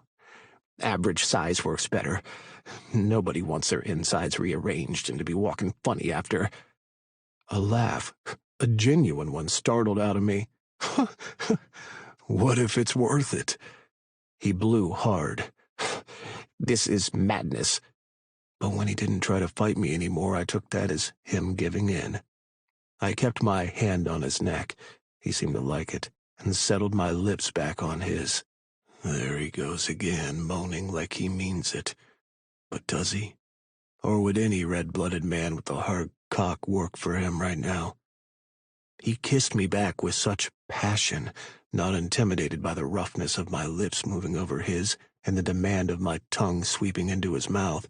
He only pressed harder, lashed his tongue into my mouth deeper, moaned louder, gripped my shoulder tighter. Witter's hands drifted between our bodies. He kneaded my chest with the heels of his palms, raking his fingers lightly across my nipples and playing with the captive bead rings. "Fuck," he said into my mouth. "I shouldn't be doing this, not with you. I hate everything you stand for." "Right back at you, Chief. But maybe that's exactly why this feels so good." He lowered his hand to my groin and cupped my hardness through the jeans. "Just this once. It means nothing. We're just two men with an itch to scratch, and this is convenient, that's all. You might as well be a random stranger." Fuck him. I bit his bottom lip. "Take my cock out. I want to watch you choke on it." He loosened my belt. "I'm not sucking your cock." "Wanna bet?" "I'm not. That's too much." "You have no idea." Witter finally got the flaps of my jeans parted. He shoved his hands inside and frowned. "No underwear? Why am I not surprised?" He curled his hand around my cock and let out a gasp. I grinned. "Surprised?" He swallowed, squeezed my cock, then released it and folded together the flaps of my jeans. "Yeah, it's been a while. No way I can take that. Get up." "You afraid of a little pain?" "A little? That thing has no business on a human's body." I threw my head back and laughed. Witter's face had turned beet red. He really was scared to take on my dick. "I'll be gentle." He narrowed his eyes. "Until my back's turned. Then you'll ram that thing up to my tonsils. No thanks." I backed off him and got to my feet. He scrambled to his, probably thinking that was that. He couldn't be more wrong. "Then I'll take you on your back. That way you can see everything coming." He paled. "That's far too intimate. How can I pretend you're someone else if I'm staring up at you? Forget it. This whole conversation shouldn't be happening." I clenched my teeth, the usual irritation I felt around him mounting by the minute. "So you'd rather I fuck you from behind like a dog?" Must you be so crude? I already told you. His gaze dropped to my crotch. "I'm not taking that thing." Once I tried to fuck someone, and he wasn't even as big, and I bled for days. Back then I was young and dumb and believed in the hype. I know better now. Big dicks are overrated, and a nice normal dick with someone who's not a felon is the way to go. I've never been convicted for any crime, I said. He snorted. Huh, not because you didn't deserve it. We just could never pin anything on you. Let's make a bet. What bet? If we try and you can't take my dick, I stop interfering in your investigation. But if you can, and I'm not saying you won't still walk funny in the morning, but you sure as hell won't bleed, you admit my way might work for you to get information out of Patty. Witter scoffed. Why do I need to do that? You don't seriously think you can force me, do you? If I don't want to have sex with you, I don't. I shoved my jeans down my thighs, palmed my cock, and stroked it slowly while staring at him. He lasted only a few seconds before he dropped his gaze to where I was playing with my cock. I caressed my erection, rubbing from the broad base nestled in a patch of hair to the silver captive bead ring hanging from the tip. Does he realize he's biting his lip? But you do want to have sex with me, don't you, Benjamin? I spat in my hand and returned to stroking. Besides, I honor my word. If you want to get rid of me so you can work on your investigation alone, show me how much your virgin-like hole can't take my cock. It's a win-win. If you can, you still get an orgasm out of it. When was the last time you've had one of those? 11. Ben. Gunner's recklessness scares me, yet thrills me. With Ben, I feel safe, but confined. Face down on the bed with not a strip of clothing on and my legs spread, I huffed a deep breath. Sweat trickled down my back, and Gunner hadn't touched me yet. I had my hands wrapped around the turned spindles of the wooden headboard, mentally preparing myself for the intrusion of his cock shoving into my hole. Closing my eyes, I swallowed. Having sex with Gunner to get the edge off was a terrible idea. Anyone would be better than him, even the receptionist, and I'd never been able to get my cock to work around a woman. I tried back in my teens and early 20s when I was still grappling with my sexuality, and somehow that would still be better. Why then was I on all fours waiting in this submissive position to be mounted? Because Gunner was right. I had an unhealthy dose of curiosity about how this would play out. Plus, if this didn't work, I could send him packing back to Smoky Vale and finally be at peace to investigate this case on my own. He might be a criminal, but also a biker, and their word was their creed. He wouldn't have made that promise if he didn't intend to keep it. The bed shifted under Gunner's weight as he joined me. I sucked in a deep breath, my heart beating at high speed. Please don't let me have a heart attack. Why so tense? Gunner asked. You don't trust me to take care of your ass? Hands gripped my ass cheeks, cupping so tightly blunt fingernails dug into my skin. I hissed and shifted away from the sting. A palm cracked against my ass and I jolted. What the fuck? Had this asshole spanked me? Hey, you only made the bet that you won't be able to take me. He didn't say anything about how I get to do it. I clenched my teeth. Don't fucking spank me. Just enjoy the ride, Witter. I'm in control back here. Your only purpose is to take my cock and come. He spread my cheeks apart, but did nothing. My anticipation grew. I knew he was staring directly at my hole. I wanted to grab the sheet and cover myself. Who just stared at someone's asshole for so long? Then it hit me. I'd been without a man since Mason's death. Could he be turned off because I wasn't shaved? I usually shave. I bit off self-consciously. The pad of a finger rubbed over my hole and I clenched. Don't. That pretty little pink fuckhole you got on you is perfect as is, Chief. Now I get why you want to keep it locked up for somebody special. Can you stop talking and just do it? I don't want intimacy. I'm wound as fuck and need to get off is all. Can you do that? And that's the sort of thing that gets you a torn-up asshole. Let me do things my way, Witter. Didn't I promise to treat this like a delicate flower? He's gotta be fucking with me. This man. I thought my years of studying him meant I knew him, but he had so many layers, which were genuine and which were nothing but bullshit, because it felt like that was spewing from him right now. Gunnar ran 2 fingers across my hole, getting it slippery. Is that lube? Where the fuck did he get lube? Some of the tension eased from my shoulders. Maybe this could work after all. Always be prepared is my motto. I never go out without lube or condoms. This was the norm for him, then, just fucking someone randomly. I'd already assumed that, but hearing the words from his lips left a bitter taste in my mouth. A finger slipped into my hole, followed by another. Gunnar's fingers were broad. After 2 years of no penetration, those fingers felt like a whole cock up in my ass. God damn, that's hot. Gunnar hissed. Having the acting chief of police spread out for me with my fingers while he's grinding on it. Wait, what? Fuck. I was grinding my ass back onto his fingers. I snapped my hips still. Gunnar chuckled, pressed one hand against my back, and rotated his fingers inside me as he fucked my ass. I sucked in a deep breath and moaned. That's your spot right there, ain't it? I clenched my teeth to hold back from telling him to stop, and then begging him to keep going. As much as this felt good, I didn't want to beg for it. Not from him. Fuck, I tried. I tried to keep my hips still, but I couldn't.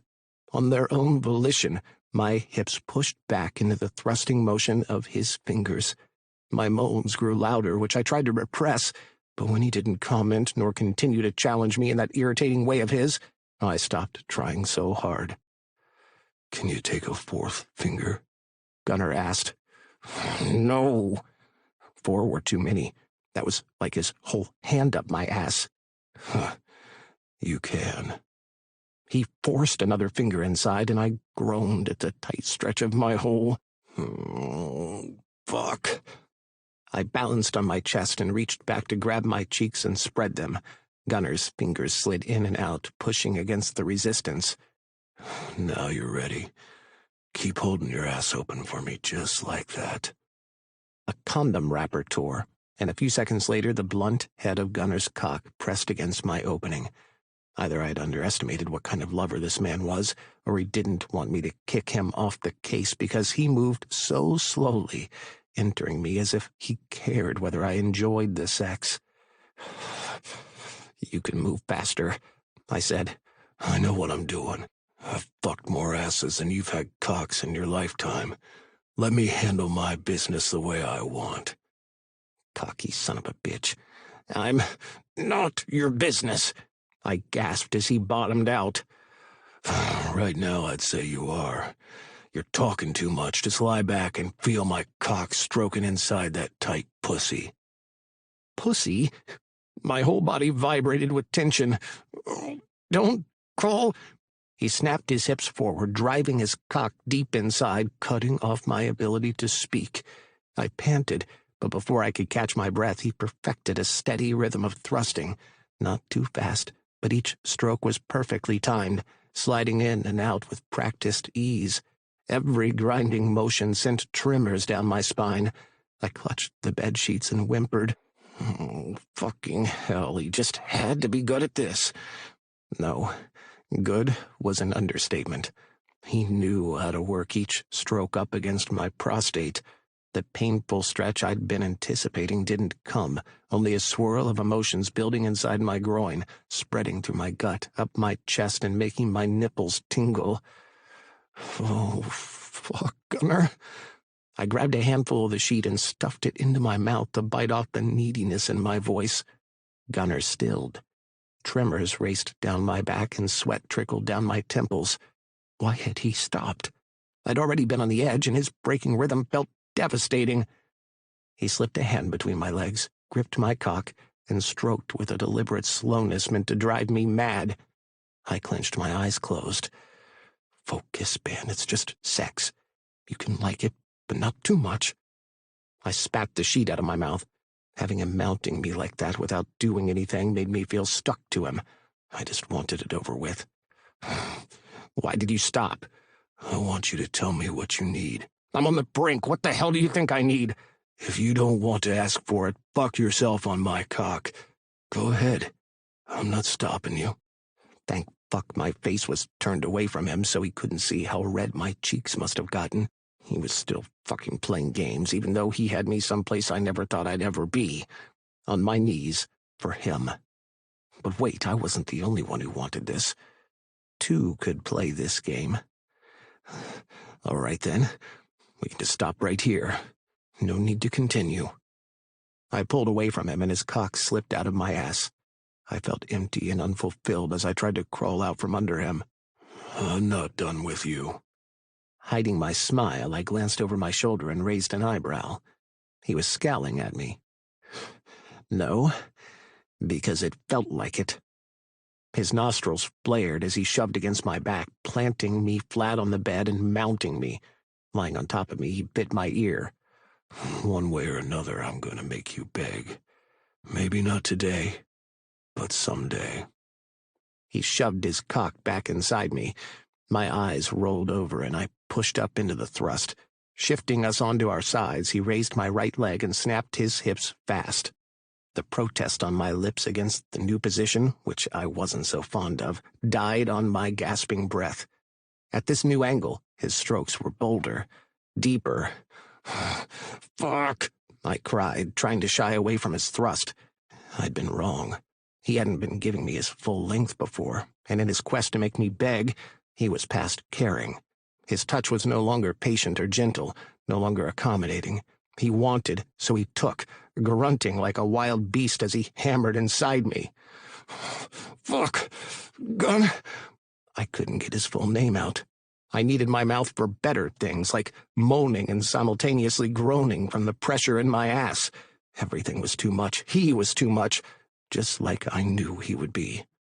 I pressed a hand behind me into his stomach, intending to push him off, but my hand grazed muscles I ran my fingertips over. He was so well built, hot even. I couldn't get enough of touching his tightly formed pecs. "Oh, God!" I sank my fingers into his muscles when he thrust too deep. "Yes," he growled. "This is the best goddamn pussy I've been in for a long time." I wanted to cover my ears and drown him out. His words infuriated me, and equally made my breathing quicken. "Stroking in and out of that goddamn pussy like it was made for me," he said, his voice low and gravelly, taunting me. He slapped my ass. "So fucking tight around my cock." "You're deliberately," I wheezed, "trying to piss me off." "Is it working?" Fuck, if only I had the willpower to get off the bed and remain unfulfilled. But I'd been wrong.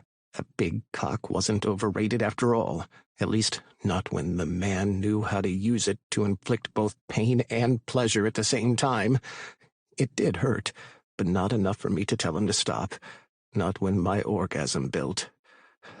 I can forget him, think about somebody else, pretend he's someone else. I tried to conjure Mason in my head, the man I loved more than anything and anyone in this world. "Gonna stretch that pussy out so you'll feel me for days." Mason's face. I couldn't see him. Not with Gunner's voice in my ear, not with him plowing inside me, grunting and moaning, not with his scent filling my nostrils. All I could think about was Gunner, and how much he was driving me to the brink of insanity, and me not even wanting him to stop. "Gun!" A hoarse cry ripped from my throat. I palmed my cock and stroked, helping myself over the cliff.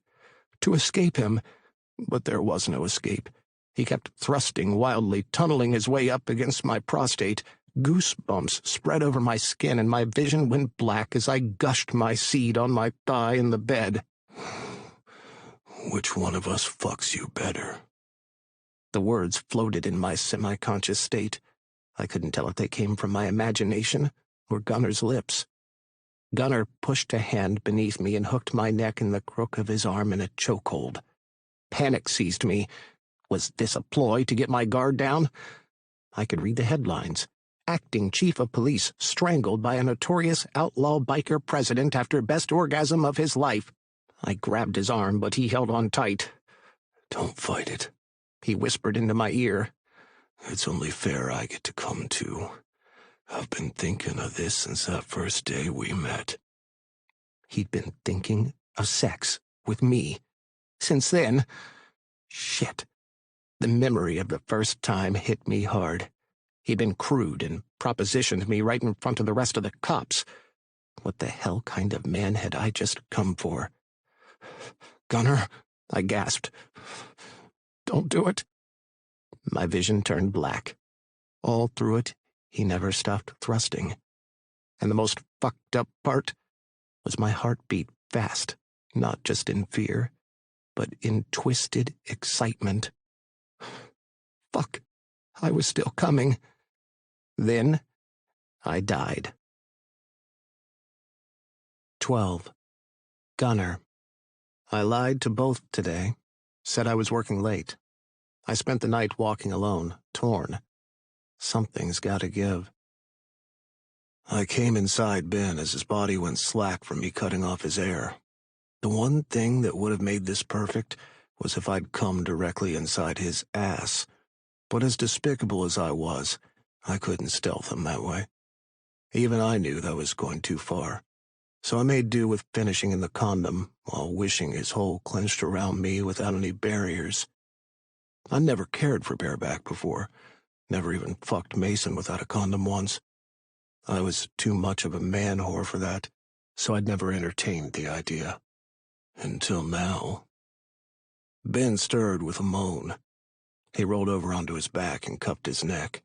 My fingerprints would still be there tomorrow. I quirked my lips in a smug smile. "Did you just choke me out?" he gasped. "Maybe." "Gunner, you son of a bitch!" He sprang away from me, almost falling off the bed in his haste to get away from me. "That's the last time I trust you." "What? You didn't enjoy it?" I stretched out on the bed, tucked a pillow behind my head, and watched him lazily. "You choked me out while you were—" "Coming inside you? Huh. Next time I'll record it, so you can watch it after." He sucked in a deep breath. "There won't be a next time, you bastard! It's bad enough He shook his head, muttered something under his breath, and stalked off to the bathroom. "At least you're not walking funny," I shouted after him. "Oh, never mind."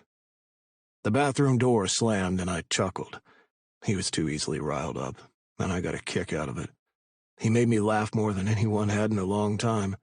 When I was with him, I wasn't thinking about my failure as a club leader. You didn't even think once about Mason while fucking him. Not entirely true. In one moment of weakness, I'd whispered words to Witter that, if he'd heard, would have made him suspicious. But why had the thought crossed my mind? I didn't care who Witter fucked. What bothered me was Mason and what he'd been thinking when he was alive. Had Witter meant so much to him he'd fucked me over for the other man? I got out of bed, used a corner of the sheet to scrub the cum from my skin, and dressed. When I was sitting on the edge of the bed, putting on my boots, Witter walked out of the bathroom. He looked more composed than when he'd run off to the bathroom to wash off the reminder of our sex. His sore ass would serve as a reminder, though. I was certain of it. "Bathroom's free," he said. "Don't need it." "You do.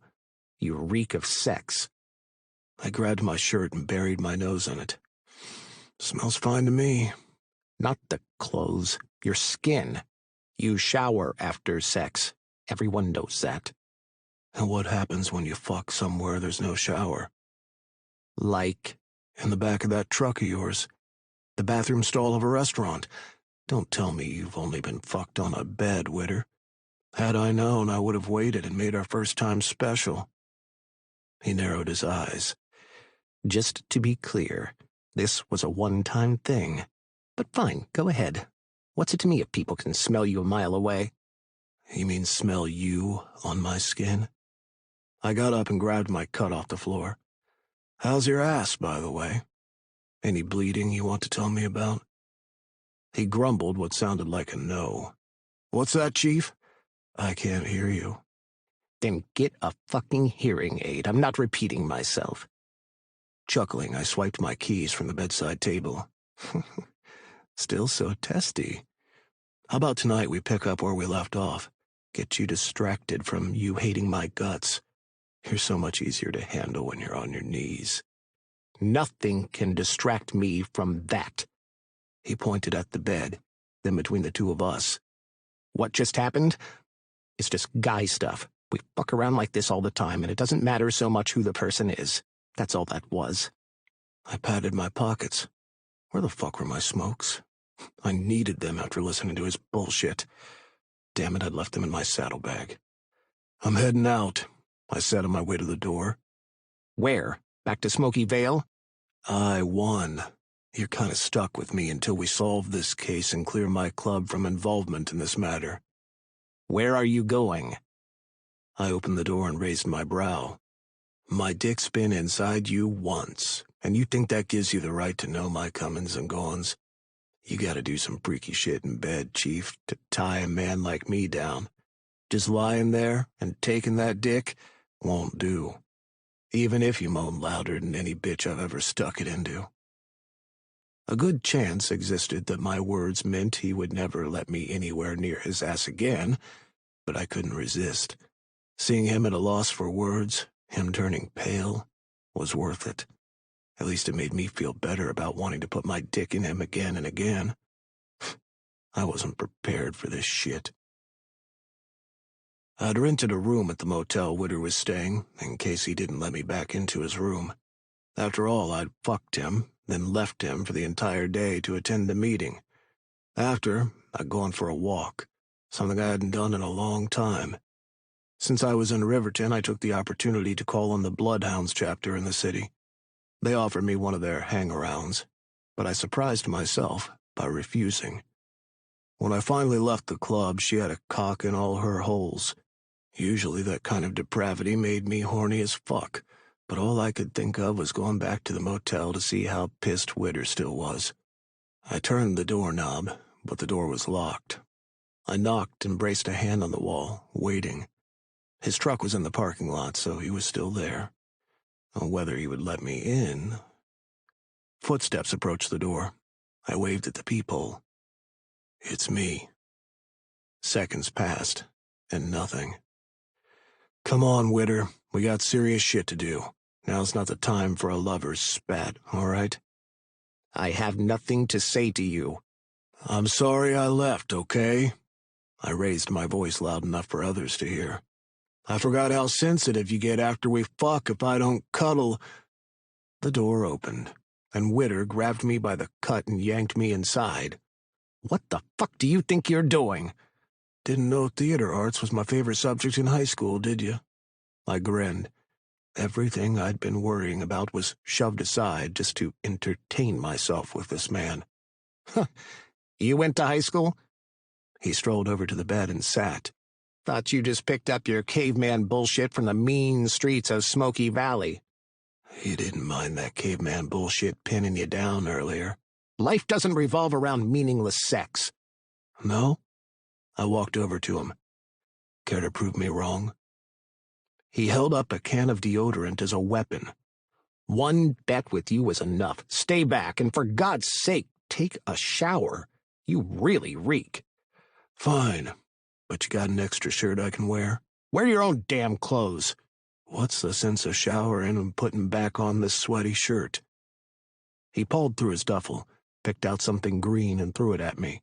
There. When you're done, we need to talk about Patty. What's to talk about? We're going to get that fucker before the cops do, then we'll beat the truth out of him. He looked ready to explode again. If necessary. We're not beating anyone up. I already told you everything has to be done by the book. Whatever you say, Chief. You're the boss, and I'm just here to please. I winked and ducked inside the bathroom, the deodorant missing my head by an inch. I was still smiling when I walked out of the bathroom naked, rubbing my balls with a towel. Hope you don't mind we had to share a toothbrush. You used my toothbrush? Witter raised his head. He'd been sitting at the white table against the wall, typing away at his laptop. He stared at my naked body, and I couldn't help posturing, stretching so all my muscles were on display. After my decline, when Mason died, I'd put the work in to get back into shape. The way Witter looked at me was definitely worth the hours I'd dragged my ass off to the gym, even when I didn't want to. You used my toothbrush. Didn't think you'd mind. We've already swapped saliva. It's not like I ate your ass earlier, either. I won't do that. Ever. So don't go hoping. Witter took up his phone and spoke into it. Get a new toothbrush. Is that necessary? Is standing naked in my motel room necessary? Don't act like you're not enjoying the view. I see the way you look at me. I ran a hand down my chest over my defined obliques. Hate my mind and my filthy mouth all you want, but you got a thing for my hot body. A knock sounded on the door. Witter frowned. You invited someone here? Jealous? He scowled all the way to the door, took a peek through the peephole, then jerked back, his face going white. Shit, I didn't have anything on me but the knife in my boot. Who is it? He put a finger to his lips and made shooing motions with his hands.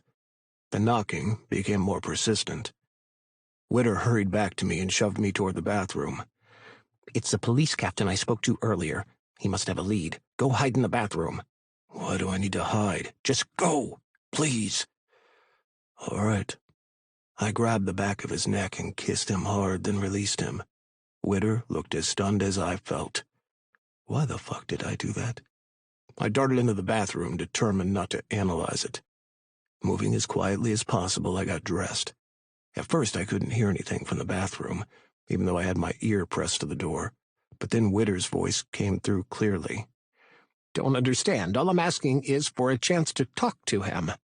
I already spoke to the person of interest, an unfamiliar male voice said, and found him to be completely unaware of the baby farm you mentioned. With all due respect, this is a serious case I've been working on cracking for the better part of a year, Witter said.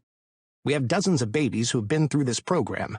These women have been taken advantage of because they've been in prison, and there's no telling if this operation goes beyond the prison. I'd be more at ease speaking directly to Patty to ensure he knows nothing. You don't have enough information about the case to conclude Patty's not involved.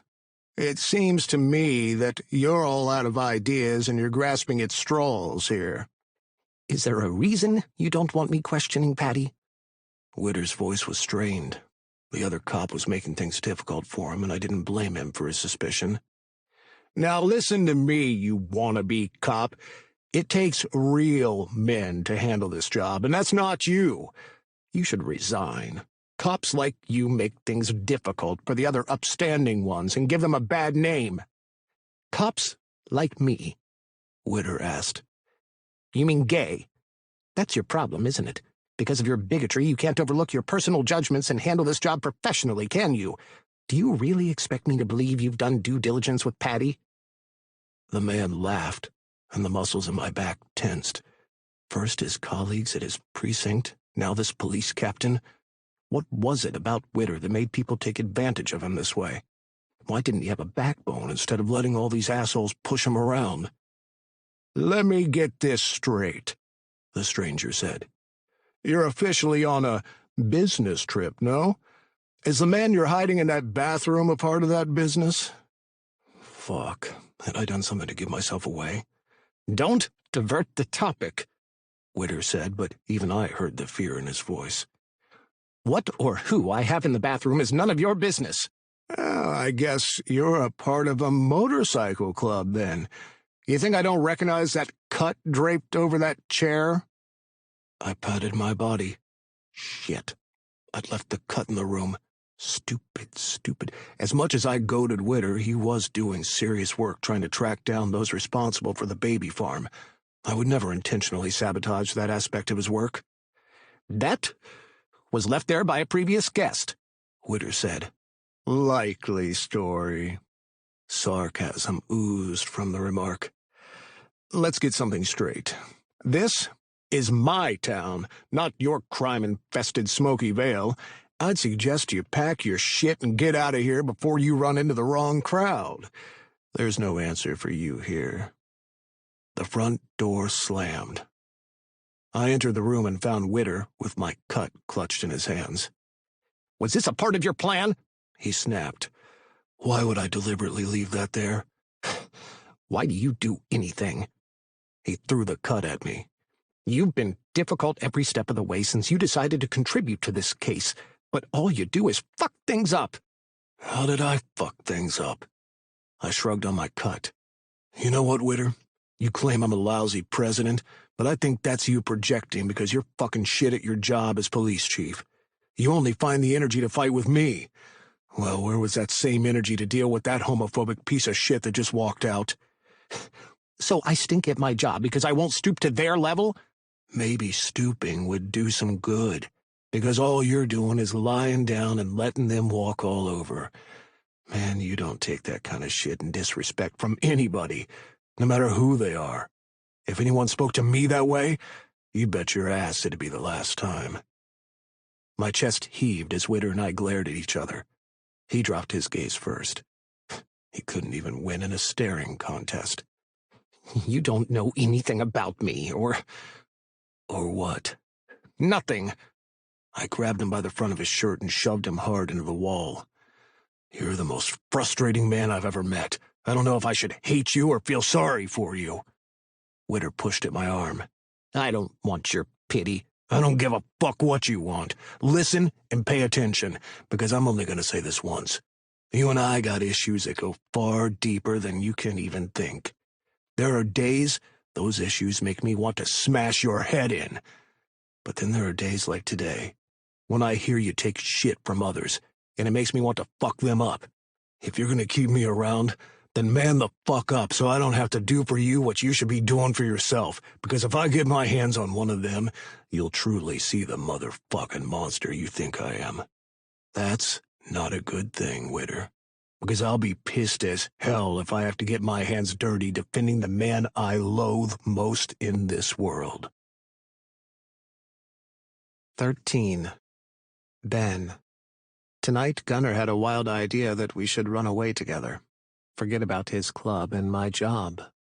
For a few minutes, I thought how great that would be. Then, Ben called, bringing me back to reality. I don't know if I should hate you or feel sorry for you. Gunnar's words lingered long after he had gone, distracting me from the busyness of the bar where I'd gone for dinner. I needed to clear my head. Gunnar's words had left me conflicted. In one sentence, he sounded like he cared, and in another, he wanted to kill me. How was I supposed to react? And, to make matters worse, he'd walked out of the motel room instead of standing his ground and arguing, like he used to. I'd waited for him to return, but when the clock struck 8, and my stomach had growled one time too many, I'd accepted he had returned to Smoky Vale. Good riddance. But why didn't it feel like a good thing? With Gunnar gone, I had no one to talk to. We fought. He was despicable and didn't care about hygiene, but he was still someone that filled the empty moments. It had been refreshing rather than having the same conversations in my head. Arguing with him worked out my tension and aggression. And the sex. Oh, I squirmed, my ass still sore from earlier. If he were anyone else other than Gunnar, I'd make it my mission to climb that man's cock every chance I got. But we couldn't change who he was, or who I was. I let out a heavy sigh and wiped my mouth with a napkin. As if she had been watching my table, the server appeared and whisked the plate of half-eaten burger and fries away. I'd been hungry until I remembered how Gunnar devoured my burger back in my office. God, but he was obnoxious. I downed my beer and stared at the empty mug. I had no other reason to stay in Riverton, so the best course of action was to return home. At least Zeus would be happy to see me. I took out my phone and rang Asher. A couple of seconds later, he accepted the video call, smiling widely. "Hey, Ben. Is everything all right?" he asked. "Everything is fine. Don't worry. I should be back home tomorrow." "That's good. Zeus misses you. Let me show you." Asher hurried to the living room where Zeus lay on the extra bed I'd bought him, since he spent so much time at Asher's. "Hey, boy," I said. The dog's ears twitched. "It's me, Zeus. How are you?" Asher sat down on the floor with his phone extended. Zeus whined and pulled for the device. When he howled, the sound tore at my heart. This was the longest I'd ever left him with someone. "I think we're torturing poor Zeus," Asher said. "Oh, true, so I'll hang up now. I should be back in town by noon. Take your time. We miss you, but we'll live, and Zeus is a good boy."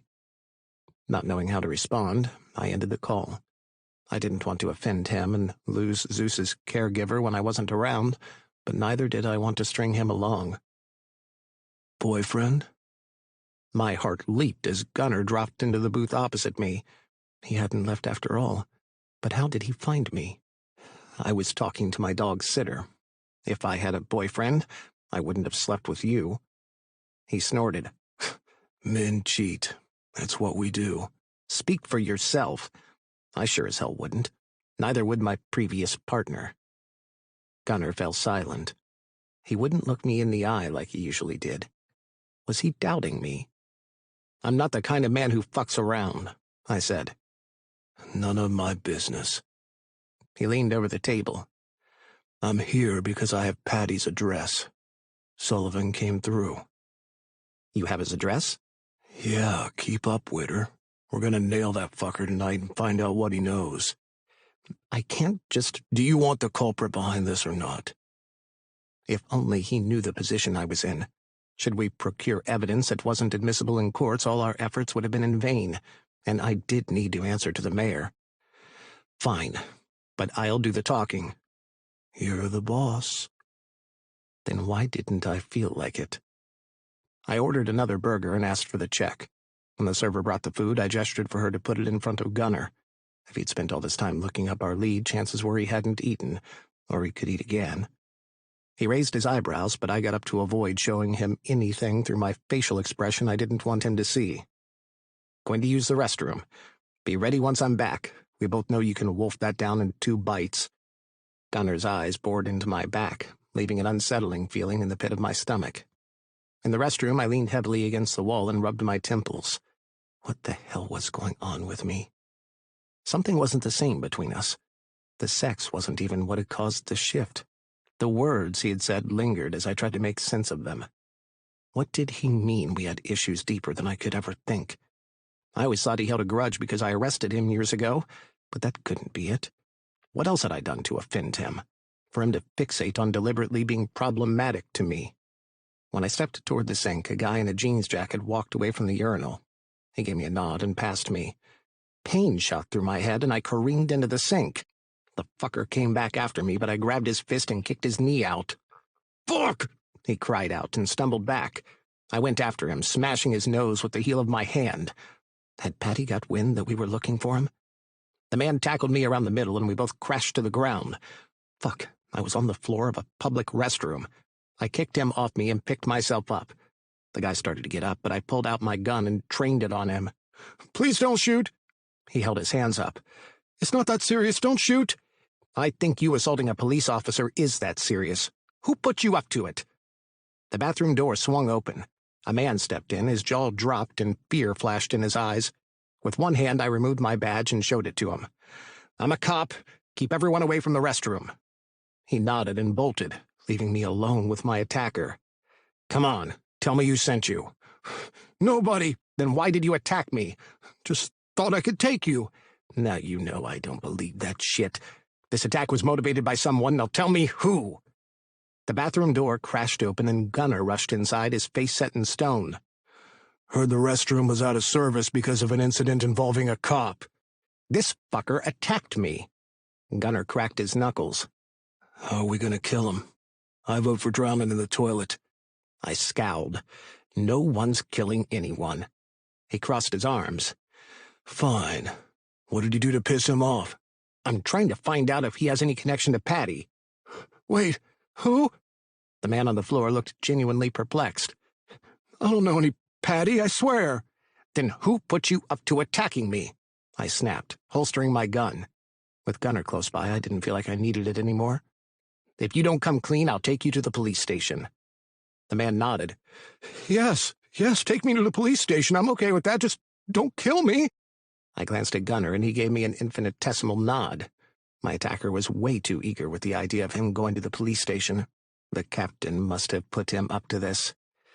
"Get out of here," I said. The man scrambled up and rushed toward the door.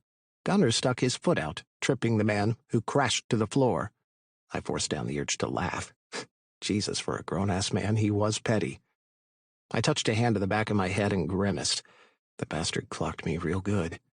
Luckily it wasn't bleeding, but a nice egg-sized lump would probably be there tomorrow. "You hurt?" Gunner asked, his tone gruff. I dropped my hands, surprised by his question. I would have expected him to belittle me or something. "It's just a bump. I've gotten through worse. But we should go.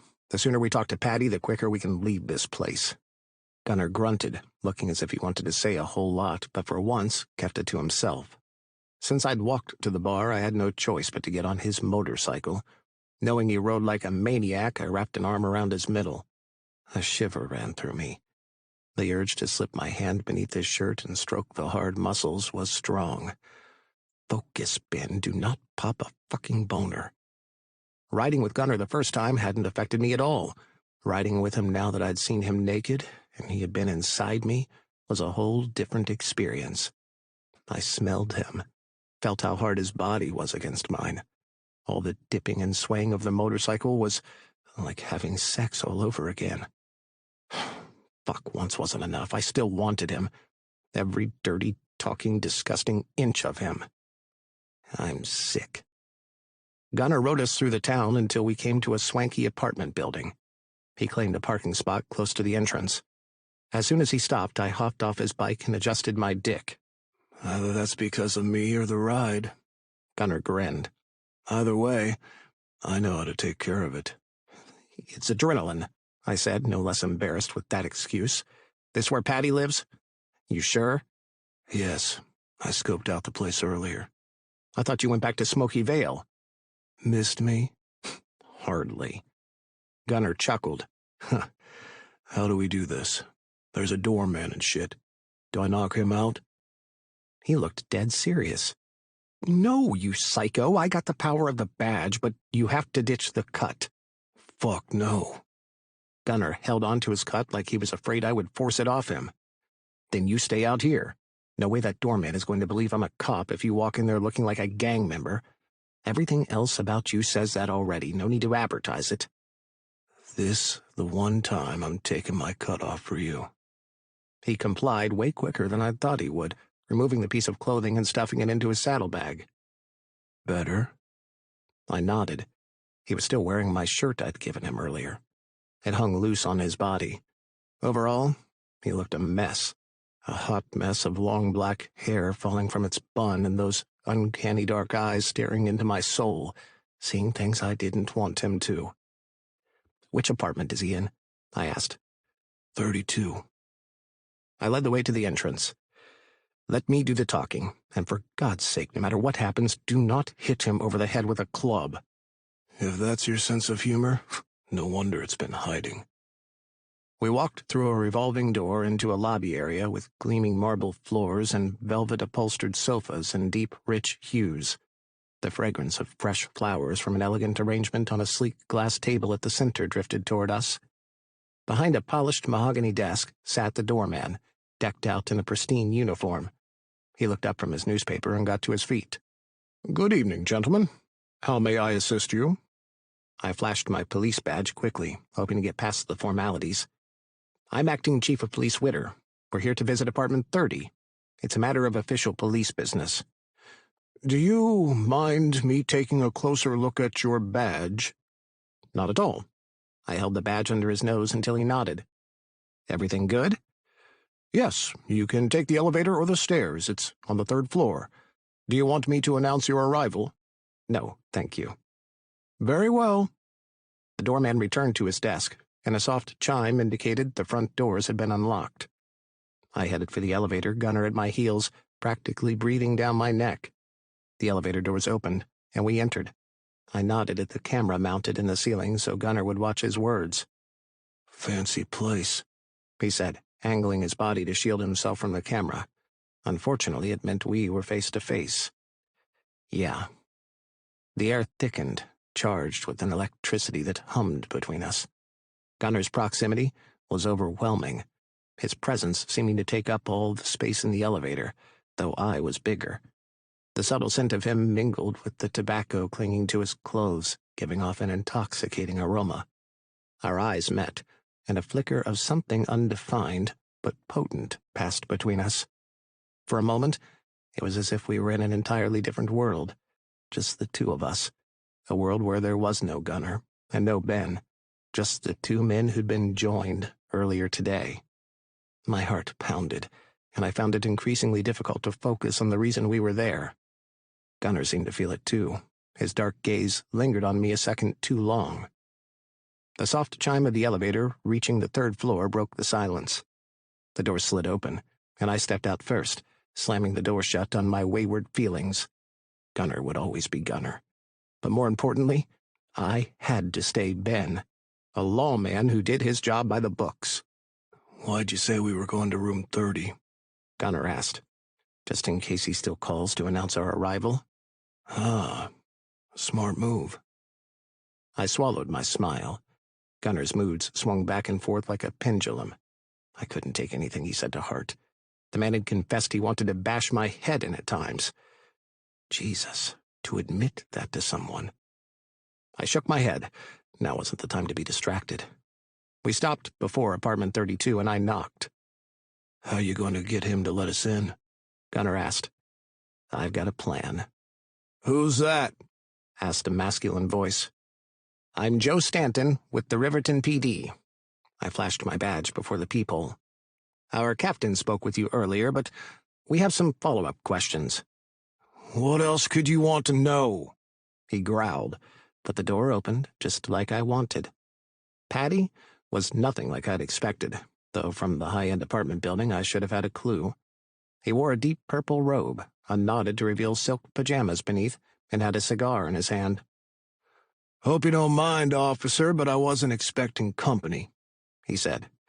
"No problem, we'll make this quick. Do you mind if we talk inside? The topic is sensitive, and we wouldn't want anyone to get wind of it, you know?" Paddy glanced from me to Gunnar, who had yet to say anything. He raked over Gunnar with a deep gaze and frowned. "What did you say your name was? I'd like a closer look at your badge, too." Fuck. It's... Gunnar shoved his way in front of me, brandishing an unsheathed knife. "We can do this the hard way or the easy way, Paddy. You choose." Paddy stepped back and Gunnar moved forward to keep him within arm's reach. I followed them inside and prayed like hell no one had been looking through their peepholes. "Who exactly are you?" Paddy asked. "And why are you pretending to be the police?" "I'm not pretending. I'm with the Smoky Vale Police Department." "Smoky Vale?" He widened his eyes. "What does that have to do with me?" "We're here to talk to you about your brother, Butcher." "Look, man, you're wasting your time. Like I told the captain, I don't know anything about what happened in Smoky Vale. My brother and I haven't spoken in years. You can imagine why. The kind of life he lived is far different from mine." "Then you won't mind talking to us." I tapped Gunnar's wrist for him to put the knife away. "Can we sit?" "And if I refuse to talk to you? Why don't I call the real police captain and hear what he has to say?" "You don't want him to take his knife back out, do you?" I cringed. Threatening someone wasn't the way I handled my cases. "Let's have a seat and a nice little chat." We walked into a living room that displayed Paddy's wealth. The polished marble floors reflected the soft ambient light from the crystal chandelier that hung like a crown jewel in the center of the room. Each piece of furniture was a work of art, and in one corner a grand piano sat, its ebony surface shining. He was right about one thing. He and his brother had lived different lives. Gunnar stood to the right of Paddy's chair like he was waiting for just one wrong move, and he would enjoy using the knife he had hidden somewhere on his body. "What do you do for a living, Paddy?" I asked. "I'm an investment broker." "Name of your firm?" "I don't know why." Gunnar smacked him on the back of his head. "Stick to answering the questions." Paddy rubbed the spot. Murray's and Associates. You been working there long? The past 4 years. What does that have to do with anything? I'm curious how you're able to afford all this. If you knew anything about investment, you wouldn't be surprised. I let it go, for now. When was the last time you spoke to your brother? My brother and I are estranged. We haven't spoken to each other in years. He was lying, but why? To not have whatever Butcher did ruin everything he'd built, or because he didn't want us to know he had business with his brother, a business that would be lucrative enough for him to afford this place? What if we told you we have a witness who can testify you recently met with your brother before his demise? Patty sucked in a deep breath. I want to call my lawyer. You are involved in the whole scheme, aren't you, Patty? Tell us what happened and we'll offer you a deal. The people at the top of this operation are the ones we really want. I have no idea what you're talking about. I know my rights. Until I speak with my lawyer, I have nothing further to say to you. You sure about that, Patty? Because the more uncooperative you are, the harsher the penalty will be when we eventually shut down this little business. Patty kept his lips tightly pursed. This was the closest we'd come to finding someone with information that could help this case. Frustrated, I rose to my feet. Do you know how easy it is to get a warrant and shake every skeleton out of your closet? He wasn't biting. I couldn't force him to talk either. What the fuck to do now? Need a little help? Gunnar asked. I can make him sing like Tweety Bird. But his way wasn't the right way. You stay here, and I'll take him into the bathroom for a while, Gunnar said. If you don't see it, there's no saying for sure what happened. Who the hell are you? Patty gripped the sides of his chair. I'm the one who doesn't mind doing the things he can't do. Gunnar grinned.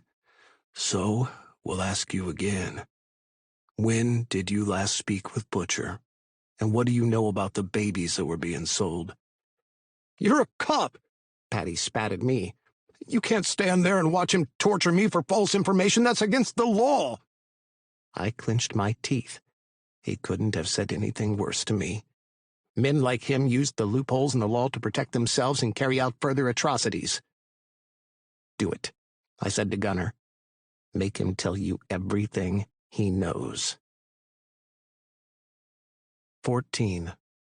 Gunnar. Found an old photo of Gunnar and me in our teens. Nostalgia's a cruel torturer. Patty lay on the floor in a fetal position, moaning and bleeding all over the pristine white tiles of his expensive bathroom he'd most likely paid for with the money he'd made from selling those babies. He hadn't confessed it yet, but he was about to.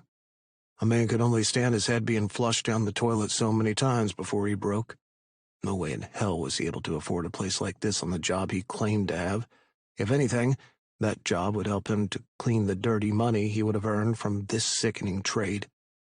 Through my club, I knew enough about laundering money to see the pattern. Your time's running out, Patty.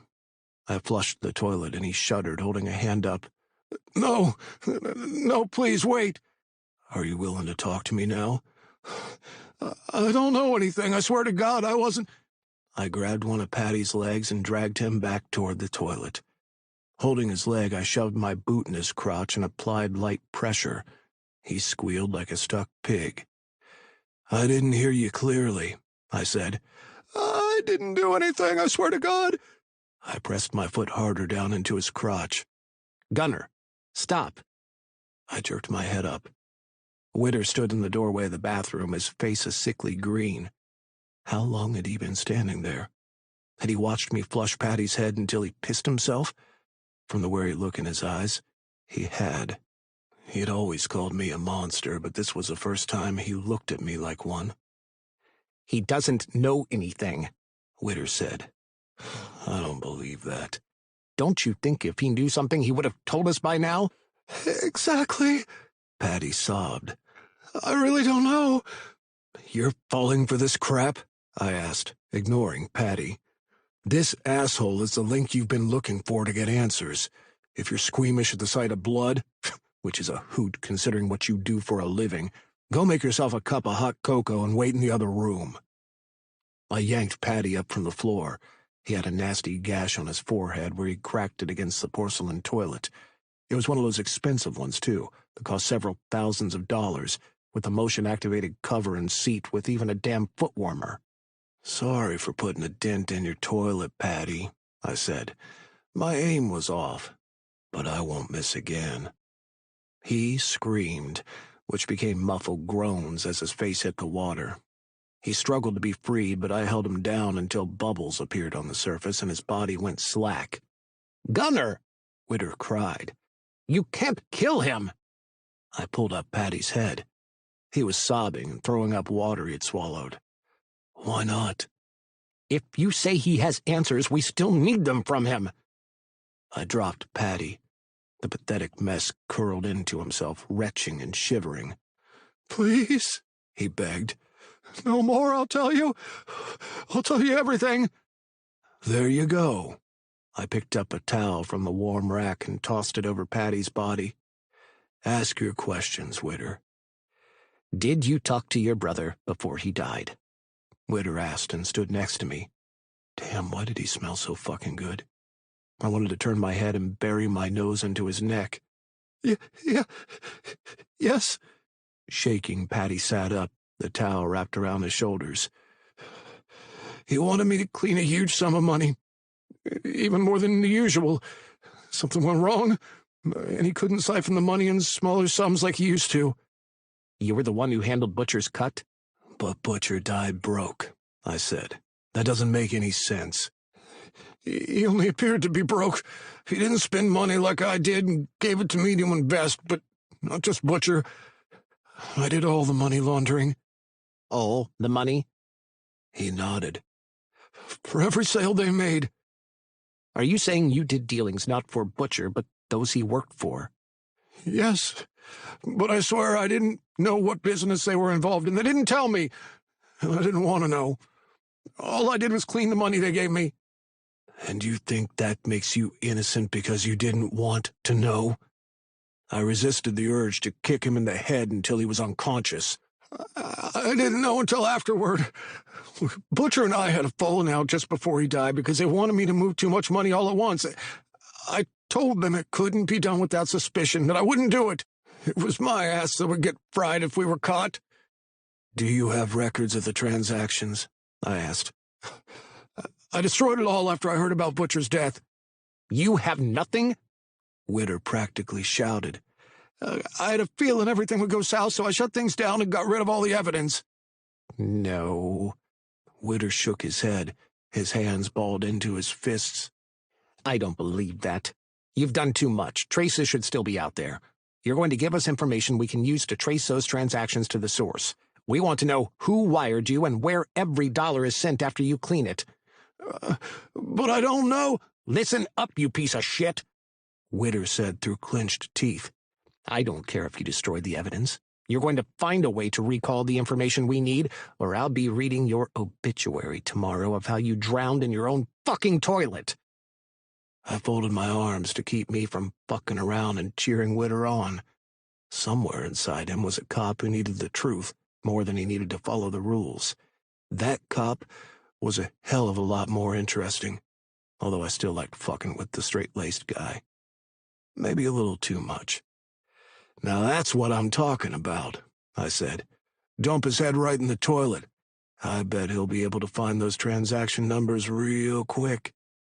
Witter glared at me, his eyebrows raised. "Oh, wait.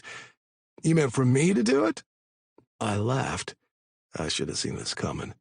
The cop wouldn't get his hands dirty, so of course he expected me to be the bad guy. I couldn't even be mad he would use me this way. "All right, I'll be the bad guy, but later tonight you have to suck my dick as a gesture of your undying gratitude." He scowled, which only amused me more. Whether or not he liked it, he was so going to suck my dick when we got back to his room. "Oh, wait!" Patty flung his arms up in protest. I have printouts in the safe. I keep a record of everything." I let my arms drop. "Damn, you crumble way too easily. Took the fun out of everything." Witter stepped in front of me as though not trusting me not to kick Patty's ass just the same. "Show us where." He helped a struggling Patty up to his feet. I moved aside for them to pass me, then brought up the rear. The cop's rear was fine as fuck. As if he felt my stare, Witter turned his head and gave me a menacing look. I held up my hands. A little looking couldn't hurt. How was it my fault how well he filled out a pair of jeans? Or how said ass had felt each time his cheeks slapped into my pelvis? "Gunner, will you focus?" Witter's voice lashed out like a whip. We stood in the living room, Witter and Patty next to the fireplace. Patty was on his knees. He popped open a hidden side panel and took out a safe. "Open it," Witter said. Patty rose to his feet, placed the box on the mantel, and spun the knob. Witter was practically vibrating with anticipation. Depending on what Patty had in that safety box, he might be able to solve his case. And then what? He would return to hunting me down like a dog in his need to see me behind bars? "The fuck?" Witter sprang back. Patty pointed a handgun at the cop. His hands shook wildly as he used both to steady his aim. "Why couldn't you just leave well enough alone?" he said. "I was done. I'm no longer a part of it. Why must you still ruin my life?" "Hey, asshole." I grabbed the back of Witter's jacket and yanked him back, stepping in front of him. "I'm the one who almost drowned you half a dozen times in there. You want to take your anger out on someone? Take it out on me." "What the hell are you doing?" Witter whispered fiercely. "Stay out of this," I snapped at him. "All I wanted was to be rich." Patty waved the gun around. "How was I supposed to know they were selling babies, for fuck's sake? I just wanted to make some extra money, have a nice life. Do you know what it's like growing up poor and being fucked over by every goddamn body who should have taken care of you?" "Actually, I know that pretty well. And you still don't see me selling babies. Blame it on us all you want, but you fucked up, Patty. This is all on you. If you cooperate with us, you might get a light sentence. Kill me, and you compound the issue. You'll get life for sure. But if you kill me, you'll have to kill him too. Do you know what they'll do to you for killing the police chief?" Patty's grip on the gun wavered. Ben finally broke free of my hold on him and stepped out from behind me. "He's right, Patty. Ohio hasn't executed anyone recently, but it's not off the books. This is just the sort of thing to revisit using lethal injection. Right now, if you're cooperative, you may serve, 8 years in prison? Not to mention a plea bargain if your information leads us to capture those at the top and you agree to testify against them. It's your choice. You can fire that gun or hand it to me." Witter cautiously approached Patty, whose shoulders dropped. He placed the gun in Witter's hand. "It's not loaded," he said. Motherfucker. Witter placed a hand against my stomach, stopping me from lunging at the guy. He was getting too good at reading me. Some distance between us would do us some good. Instead of ripping Patty's head off like I wanted to, I cracked my knuckles. "You don't point a gun at anyone you don't intend to shoot, Patty." Witter tucked the weapon into his waistband. "That's the sort of thing that gets you killed." I just lost my head there for a minute. If they find out about this, they'll kill me for sure." Patty rummaged into the box, took out a spiral-bound notebook, and gave it to Witter. "That's everything I have, I swear. People expect you to keep electronic evidence, but it's too easy to be hacked. I record everything on paper and destroy everything else." Witter thumbed through the pages. "This has dialogue." "I transcribed all the phone calls, recorded all the text messages. It's my safety net in case anything went wrong." "This is amazing. I'm sure this will be helpful." "Now what?" I asked. "He just held a gun on you. You're just going to let him walk?" "The gun was empty." "Like that fucking matters. If he's bold enough to point a weapon at you, he can get his ass beaten. Better yet, I'll shatter his fucking kneecaps. Bet he thinks twice before he tries that shit again." With that little stunt, Patty had forced me to expose myself, jumping in front of Witter to cover his ass. Luckily, Witter was so concerned with the case and getting what he needed out of Patty, he hadn't internalized what I'd done. "We got what we came for." Witter took my arm tightly, even though his attention was on the other man. "If you fear someone will come after you, I'd suggest you stay somewhere else for a while. I'm with the police department in Smoky, Vale. You need anything? Call me." Go take care of yourself. We'll see ourselves out. I reluctantly followed Witter, but couldn't resist one last barb. I wouldn't sleep too comfortably tonight, Patty. Witter kept his shit together until we were in the elevator. Correct me if I'm wrong, but aren't you supposed to be in your 40s? What, my performance earlier was too good to be true for a man in his 40s? He scowled. I'm talking about how hot-tempered you are and your inability to see the bigger picture. What's a bigger picture than that man who drew a weapon on you? Shush. The elevator stopped and the doors parted. We crossed the lobby and Witter pasted a smile on his face. Thanks again for your assistance, he said to the doorman. Appreciate it. No problem. As we stepped out into the cool air, the door swung shut behind us. You're so damn vindictive, he snapped, his irritation slipping right back into place without a hitch, even after he'd spared a nice smile for someone else. You don't always have to retaliate. And you don't have to always be so nice. I kicked a pebble. It sailed into the air and smashed into the windshield of a car, leaving a crack behind. Witter stopped walking. What? Aren't you going to leave your contact number so your insurance can pay for that? Why? Who's going to know I did it? You do. That's the only thing that matters. Let me ask you something, Gunner. What killed that decency you should have as a human being? Let me tell you something, Witter.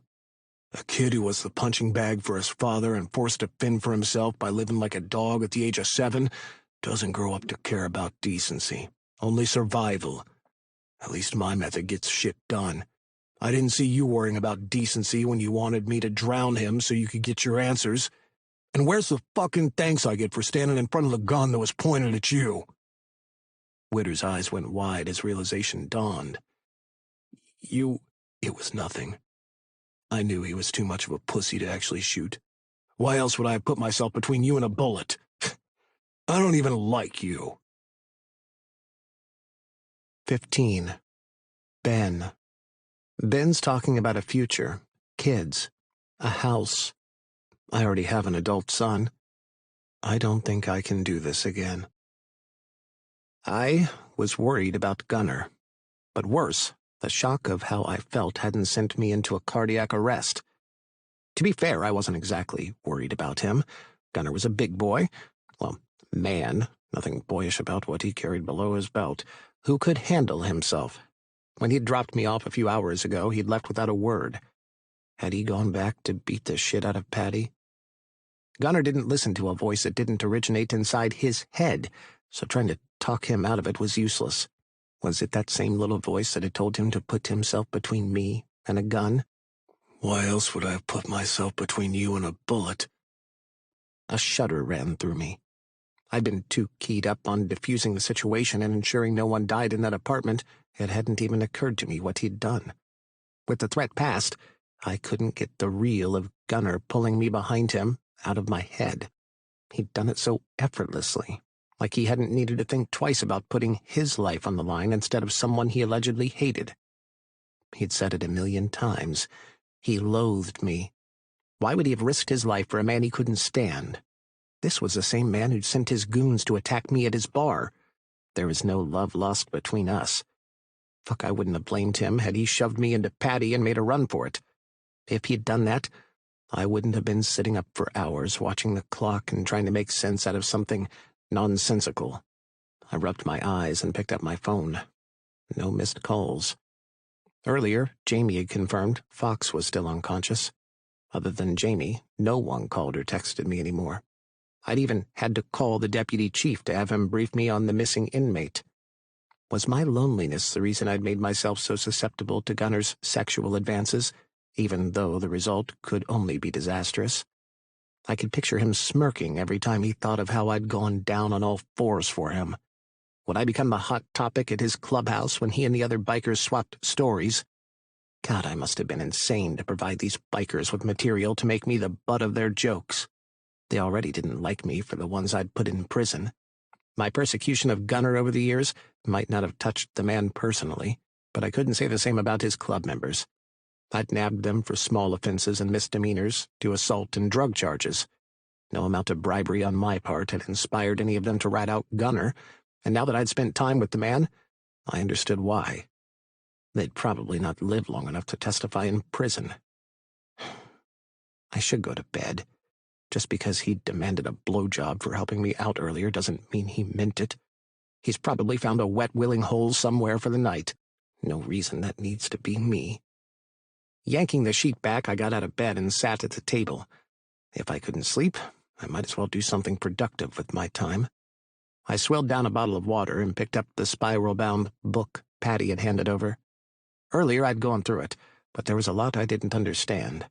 Technical jargon and computer lingo protected the most valuable secrets hidden inside. I would need our IT department to decode, decrypt, and filter only the useful information. The transcripts of phone calls, text messages, and voice notes proved we were on the right track, but nothing was mentioned specifically about babies. Patty was more than likely telling the truth. He'd had no idea where the money came from he was asked to launder. They spoke in codes, mostly of song titles, which was pretty dumb. Once we identified the pattern, it made it easier for us to decipher, but my sleep-deprived brain could only make out a few things. I stared at the words until my eyes crossed over and the letters became one black, dreamless hole. Something brushed against the back of my neck. My eyes flew open. Bright light hit my pupils, and I closed them again, groaning. I'd fallen asleep at the table. My shoulders were stiff, and a dull pain generated in my lower back. My ass had gone numb. How long had I been sleeping? Fingers crept into my hair, sinking into the roots and gripping me with a gentle yet firm pressure. Oh, my cock liked that. I moaned and tilted my head back into the touch. Oh, Mason. The fingers tightened in my hair, clutching the strands too hard. What the? My head was pulled back. I blinked my eyes open and stared into the harsh features of Gunner's face. He looked pissed. Nothing new. Gunner, what are you doing here? What time is it? Time for you to repay your gratitude. He snarled. Didn't I tell you what my payment would be for helping you out tonight? How the hell did you get in? I locked the door. He grinned. There's no door that can keep me out once you're on the other side, Chief. Was that alcohol in his breath? You're drunk. Buzzed, thanks to you, but not drunk. Don't worry, I can still get it up. Don't know what it is about you, Witter, but I can't help getting hard around you. He tugged on my hair and propelled me forward out of the chair. Come on, get down on your knees.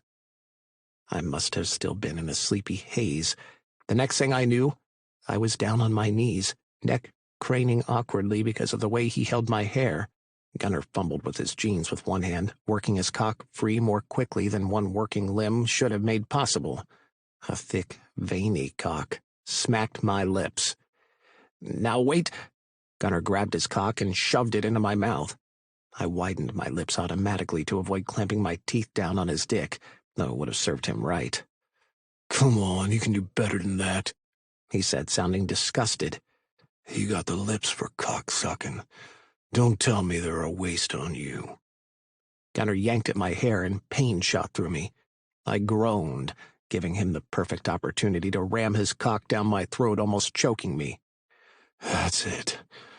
Open wide and let me use that smart-ass mouth of yours. Did I mention how good you look on your knees? Fuck yes. Despite him denying it earlier, he sounded drunk, manic, wild, and loose-lipped, and I didn't not like it. I didn't even mind his rough handling or him scalping me. His cock felt weighty against my tongue, the breadth of it stretching my lips until I drooled onto the floor, unable to take another inch of him, and still he forced it, lacing his fingers behind my head and jackknifing into my mouth. Gunner snapped his hips fast. Each time the ring that topped off the soft glands of the head of his dick scraped my throat, I fought against my gag reflex. My eyes watered and tears ran down my cheeks. The back of my throat burned, and my nose stung as I struggled to breathe. Who would have thought, Gunner said.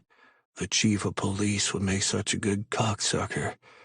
You gonna wring every bit of cum out of my cock, Witter? You wanna drown in my cum? Oh, fuck. My nipples tingled. I couldn't help it. I pushed my hands under my shirt and rubbed them to get rid of the ache, but it didn't work. They just grew more pebbled. With a groan, I slipped a hand into my shorts and stroked my cock. "Take it out," Gunner said hoarsely. "Stroke your dick. But you can't come until I do. If you come before me, I'll never let you taste my dick again. And that'd be a real shame." I slicked my palm over my dick. I didn't need his cock again, so what did it matter to me if I came before him? Yet when I peeked, I slowed my strokes. "Is your ass still sore?" Gunner asked. I nodded. No way could I take him again without making it worse. Gunner's dick was something you worked your way up to, and he'd pushed me to take it all today already. "I'll just nut in your mouth, then." Years of cock-sucking experience hadn't prepared me for Gunner. Fuck, this was no blowjob. Sucking was hardly involved. He didn't give me a chance to. Gunner used my mouth like he'd done my ass earlier. Like a fuckhole. He drilled the back of my throat until the natural-sounding moans emanating from me turned hoarse and animalistic. "Oh, fuck. I'm coming." With one huge effort, I pulled back. Disappointment flashed over his face, but he was too close to turn back now. I shifted away from him, but he gripped my head and beat the massive dick of his until it erupted, spraying my face with cum. Oh, shit. I thrust my hips, fucking my fist as I came hard. Panting, I braced a hand on the floor to steady myself. My shoulders shook with the struggle to catch my breath as I wheezed and tried to compensate my lungs for the insufficient air it had gotten earlier. "Fuck." Gunner stepped away from me and plopped in a chair around the table without pulling back up his jeans. His cock even looked daunting when it was soft. Without a care in the world to the way he had decimated my tonsils, he grabbed the one remaining bottle of water and uncapped it. I was so used to his selfish actions by now I expected him to down it all, but he drank about a third, then extended the bottle to me. "Here." Slowly I took the bottle from him, my arm still trembling. Shit. "Thanks," I croaked.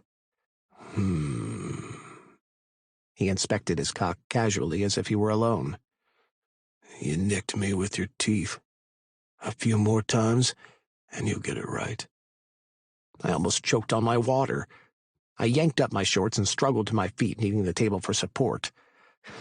You didn't seem to have a problem with the way I... What the hell was I defending, giving this man a decent blowjob? "You're right," he said, sounding amused. "I'm looking at the evidence of how much I didn't mind." Fuck, my face was covered in cum. I thought swallowing his cum was too intimate, but now I wasn't so sure if it wasn't better than having him cum all over my face, my identity. I yanked my shirt over my head, my gut churning at his soft laugh. Scrubbing my face with the soft material, I hurried to the bathroom and slammed the door behind me. I tried to avoid looking into the bathroom mirror, but my eyes were drawn to the glass anyway. It's even in my hair. Only a shower would get rid of it all. I took my time, rinsing it with the water as hot as it could get. When my skin had turned pink from the heat and my face was tender from all the scouring, I turned out the shower and stepped out. Shit, no clean towel on the rack. I could always air dry. Damn it, this was my damn motel room. Why should I hide in the bathroom? I placed my ear to the door. All was quiet in the other room. He must have gone. Releasing the tension from my shoulders, I opened the door. Gunner was still sitting at the table. At least his cock was tucked away. He looked up from reading through the file Patty had given me, then whistled low. Gritting my teeth, I walked stiffly to the closet and got a towel from the shelf. "The view's even better from the back," he said. "Don't think I can get it up again tonight, though." I didn't offer. When he didn't reply, I peered over my shoulder. He'd turned the chair around and was openly ogling me. A thrill raced through me. After dealing with Mason and his repressed emotions, Gunner's confused me.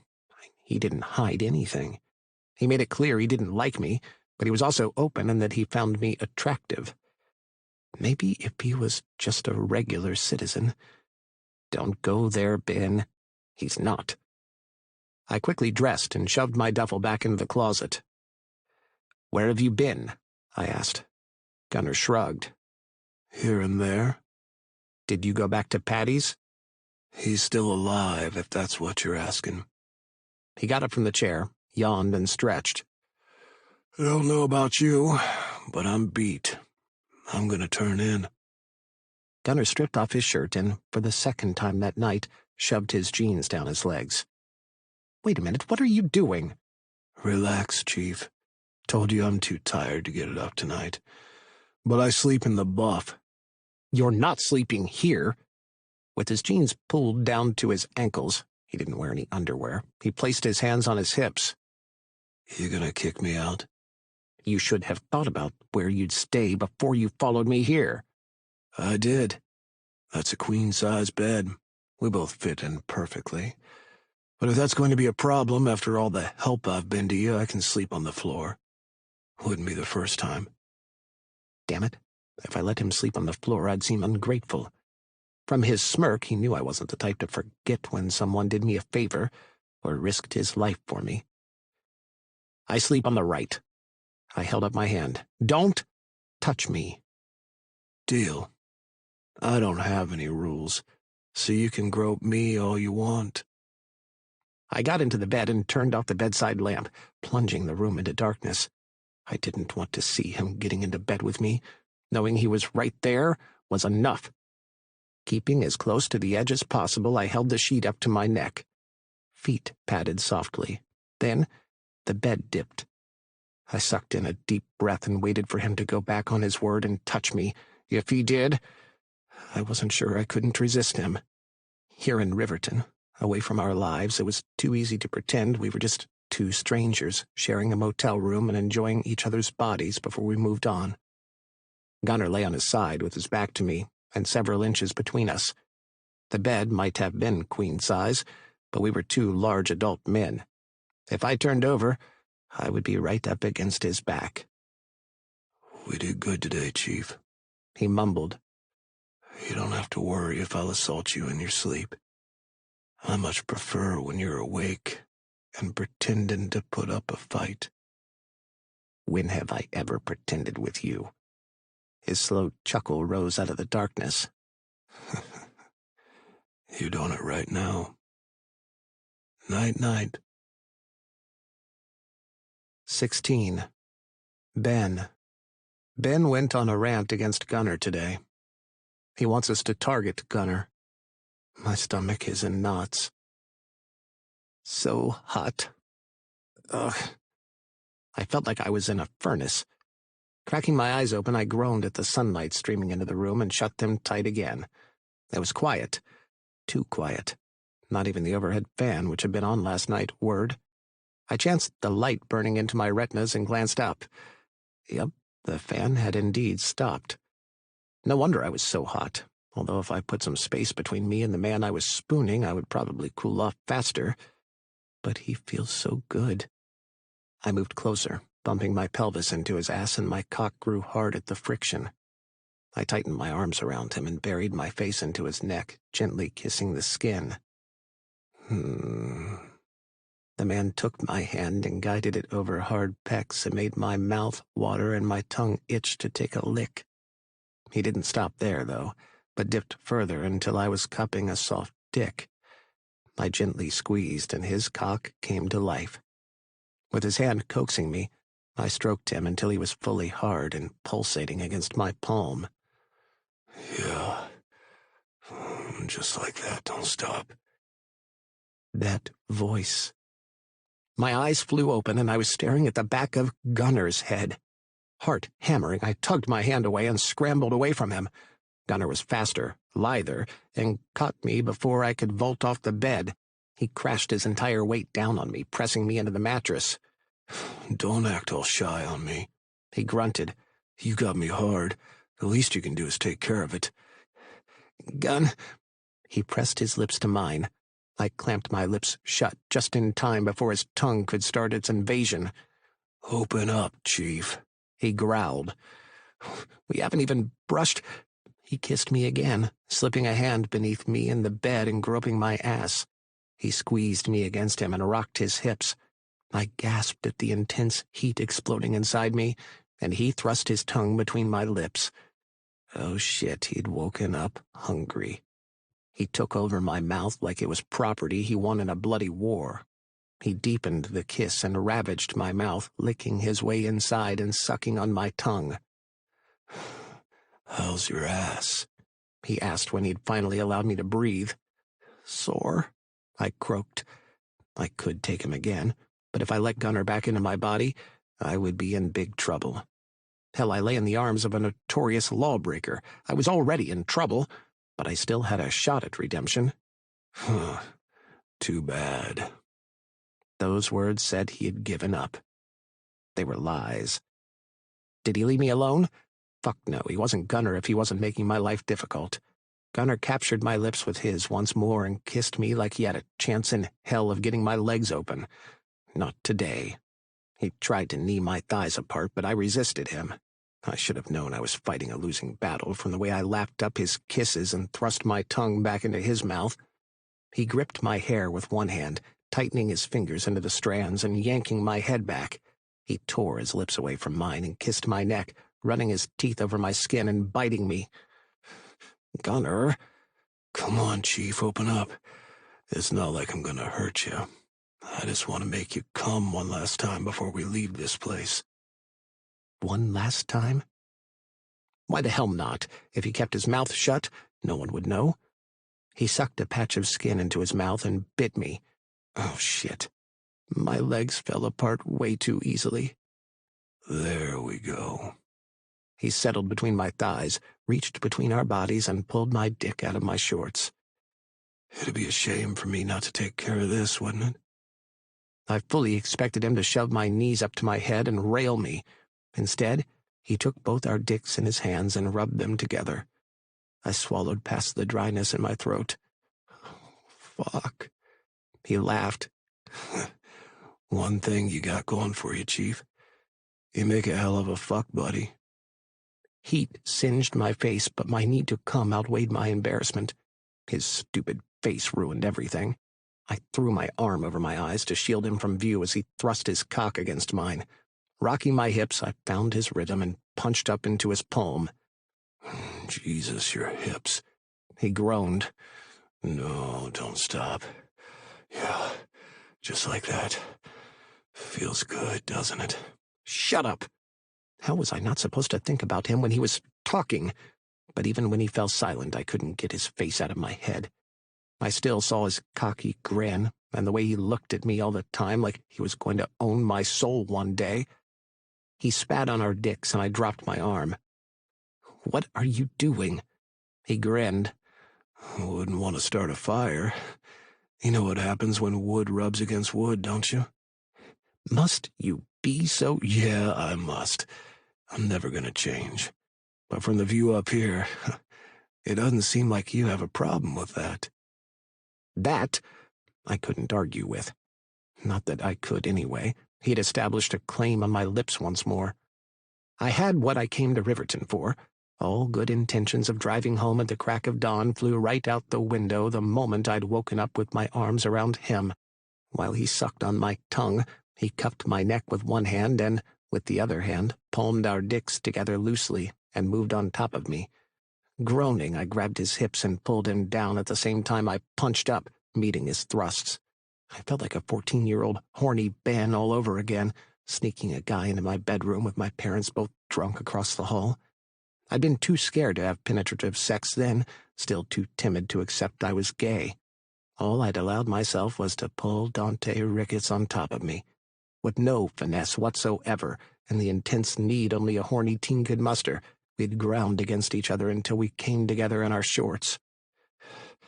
Gunner, please. I wanted to come. Please what? I need more. Gunner eased back from me and kneeled between my thighs.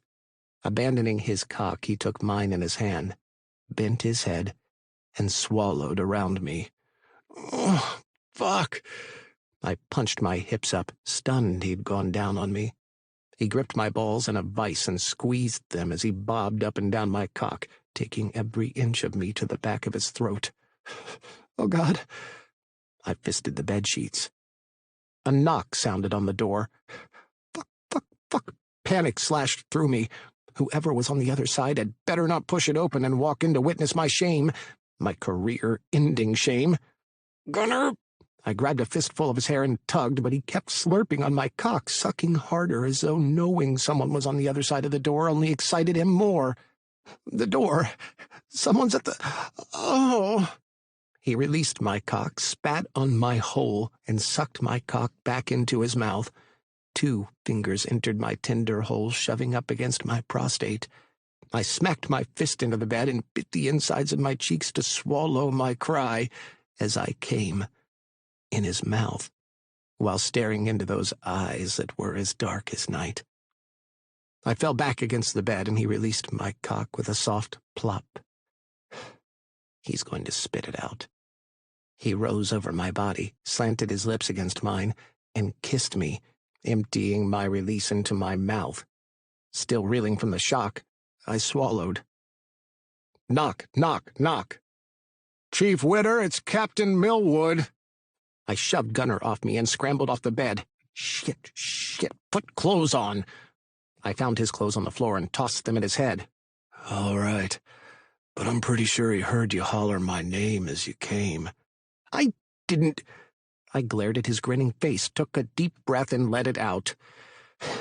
Can you please do what you're told for once? This is my career we're talking about here. You think I want to ruin your career? Prove it. Don't mess this up for me. I ran my hands through my hair, finger-combing it into some semblance of order. Give me a minute, please, I called. Let me put some clothes on. Don't take your time. I dashed into the bathroom and got the taste of cum, sleep, and Gunner out of my mouth with mouthwash. Fuck. My neck was already bruising where Gunner had bitten and sucked on my skin. How the hell was I supposed to hide the marks? Gunner walked into the bathroom and I scowled at him. What? He whipped his cock out like it was nothing. Had to let it go soft before I could take a piss. You owe me a rub-out, by the way. I'll collect later. Look what you did to me. I gestured to my neck. I can't talk to the man looking like this.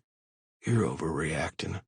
So you got laid. What's the big fucking deal? Aren't you an adult? It's not that I got laid. It's... Me.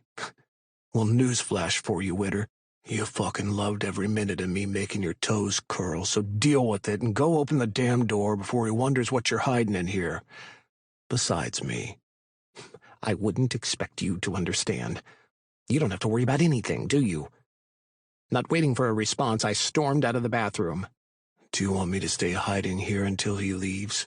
Gunner asked, stopping me in my tracks. What's the sense? He already knows. I grabbed the file from the table and stuffed it into my duffel. I couldn't worry about Gunner and our problems when I had to face that homophobic prick Millwood. The police captain's face was a bright shade of red as he stormed past me. He stopped in the center of the room, his gaze landing on the messy bed. From the indentation in the pillows, it was clear I hadn't slept alone last night. His lips curled in disgust. Where were you last night? Excuse me? His question was the last thing I'd expected. You come to my city looking for one of my citizens, and a few hours after you visited him, we find his body in his car with several gunshot wounds. That's too much of a coincidence for me. Millwood's words hit me like a freight train. My mouth fell open as I processed what he had just said. Patty's dead? The bathroom door squeaked open and Gunner walked out. I wasn't even embarrassed. Everything paled in contrast to what I'd just learned. Didn't I tell you to get the hell out of my city? Millwood asked. You might not want to hear this, Captain, but it's Uncle Sam's city, Gunner said, sitting on the bed and putting on his boots. Not yours. I didn't ask you shit, Millwood snapped. You don't speak unless I ask you a question. Gunner stilled. Tension crackled in the room. Slowly he rose to his feet, his face turning hard. The teasing gleam in his eyes when he'd tried to piss me off was gone. leaving behind a sinking black pit of danger. "Gunner." I brushed by Millwood and placed a hand on his chest.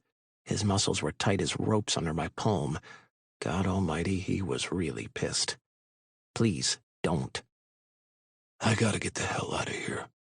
He held my hand against his chest, but his attention was on Millwood. "Don't be a pushover. Some people don't deserve your respect."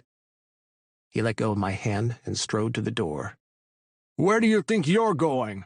Millwood asked. "I need to question you, too." "Eat my dick, motherfucker."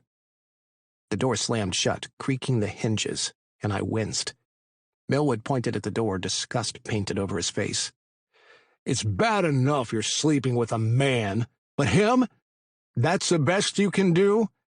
"Who I sleep with is none of your business." I steadied my voice and squared my shoulders. "If you have any questions to ask, then ask them. I have nothing to hide." Boy, did I peg you wrong when you first walked into my office.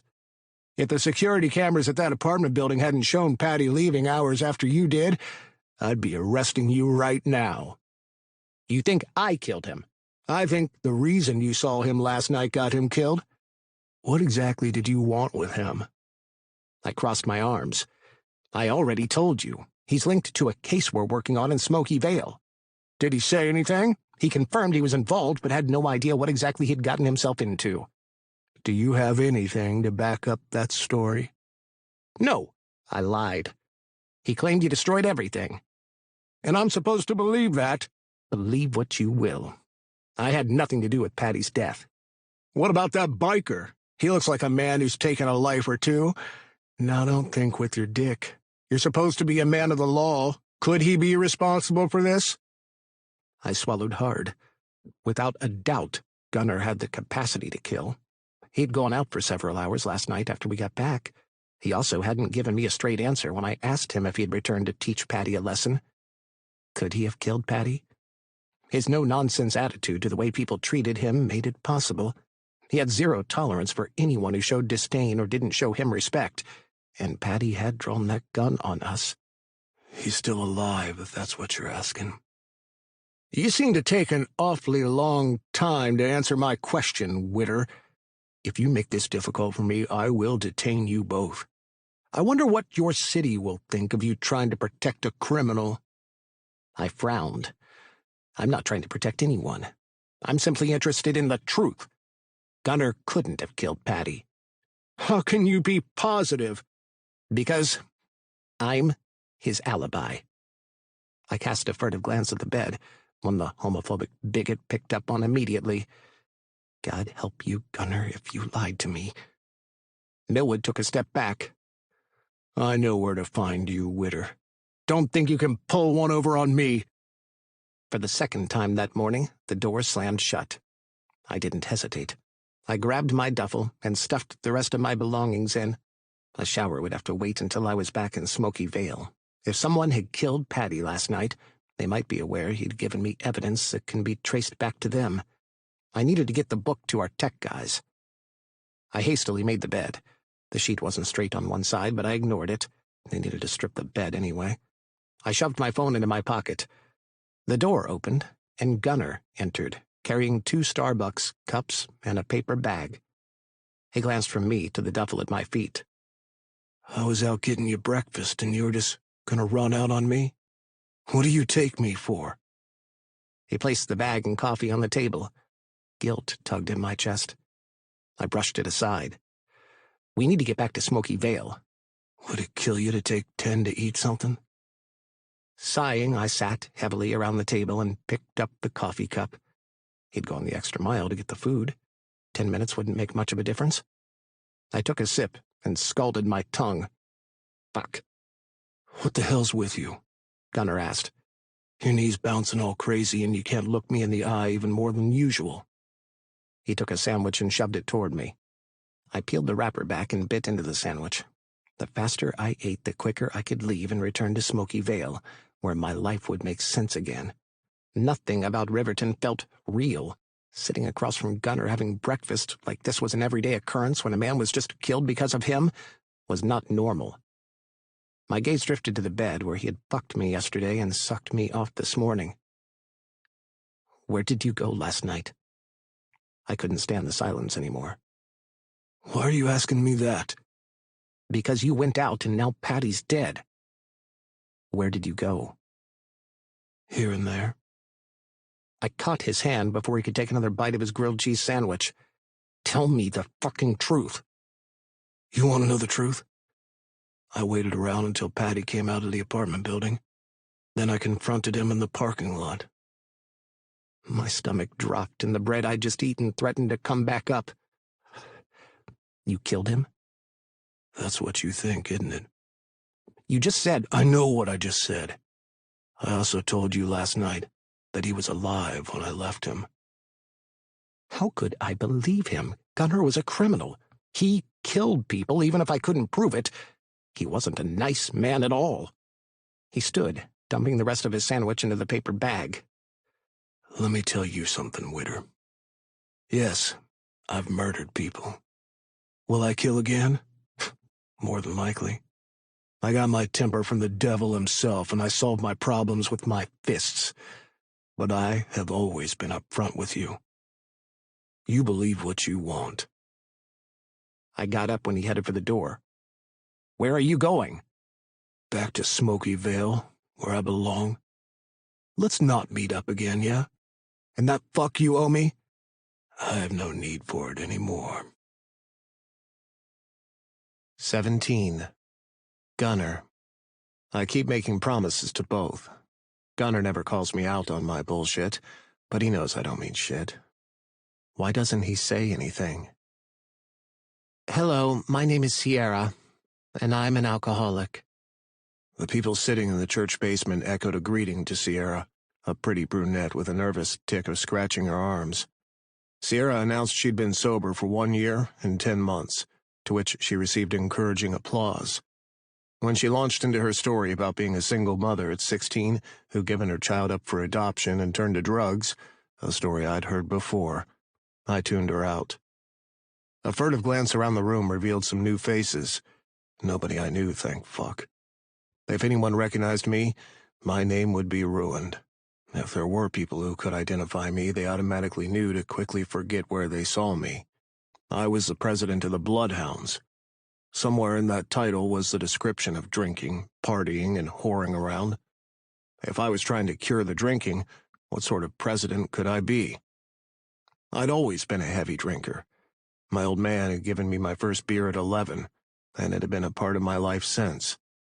Everything worth celebrating was done with liquor. But when Mason died, I'd lost my will to control how much I drank.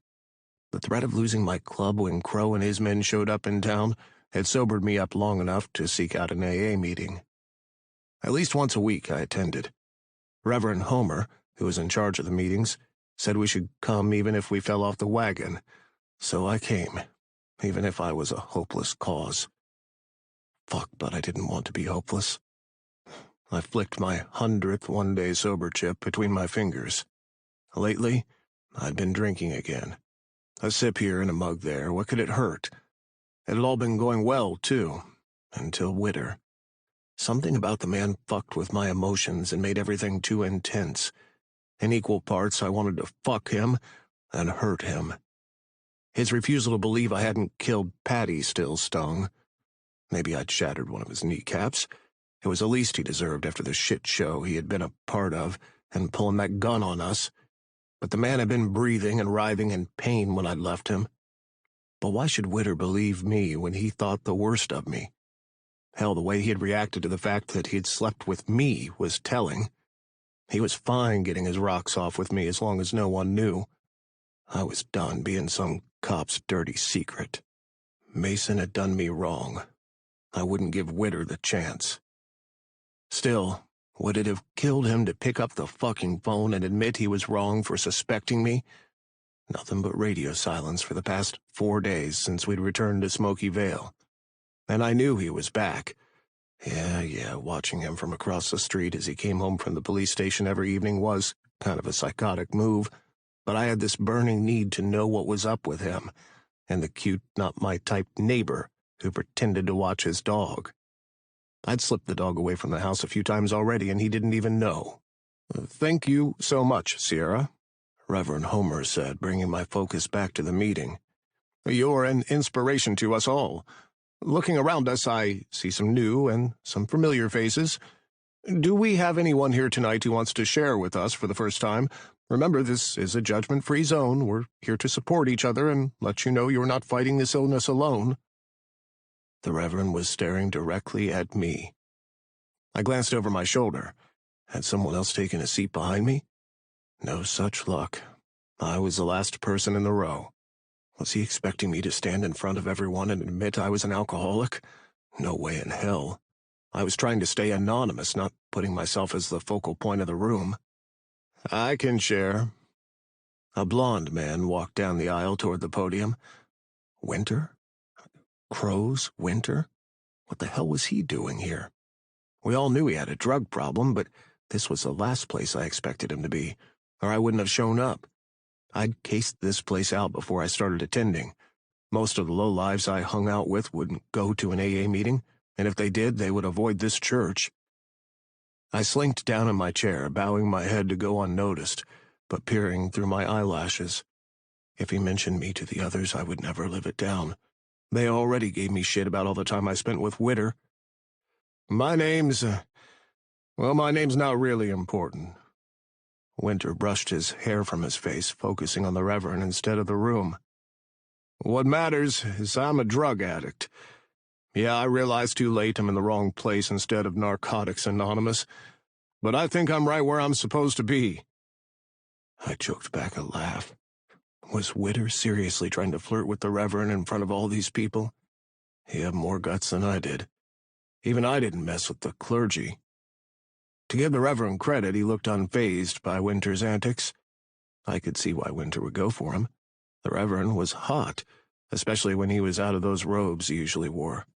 Tonight he wore a pair of washed-out blue jeans and a gray top, and had his blonde hair tied back.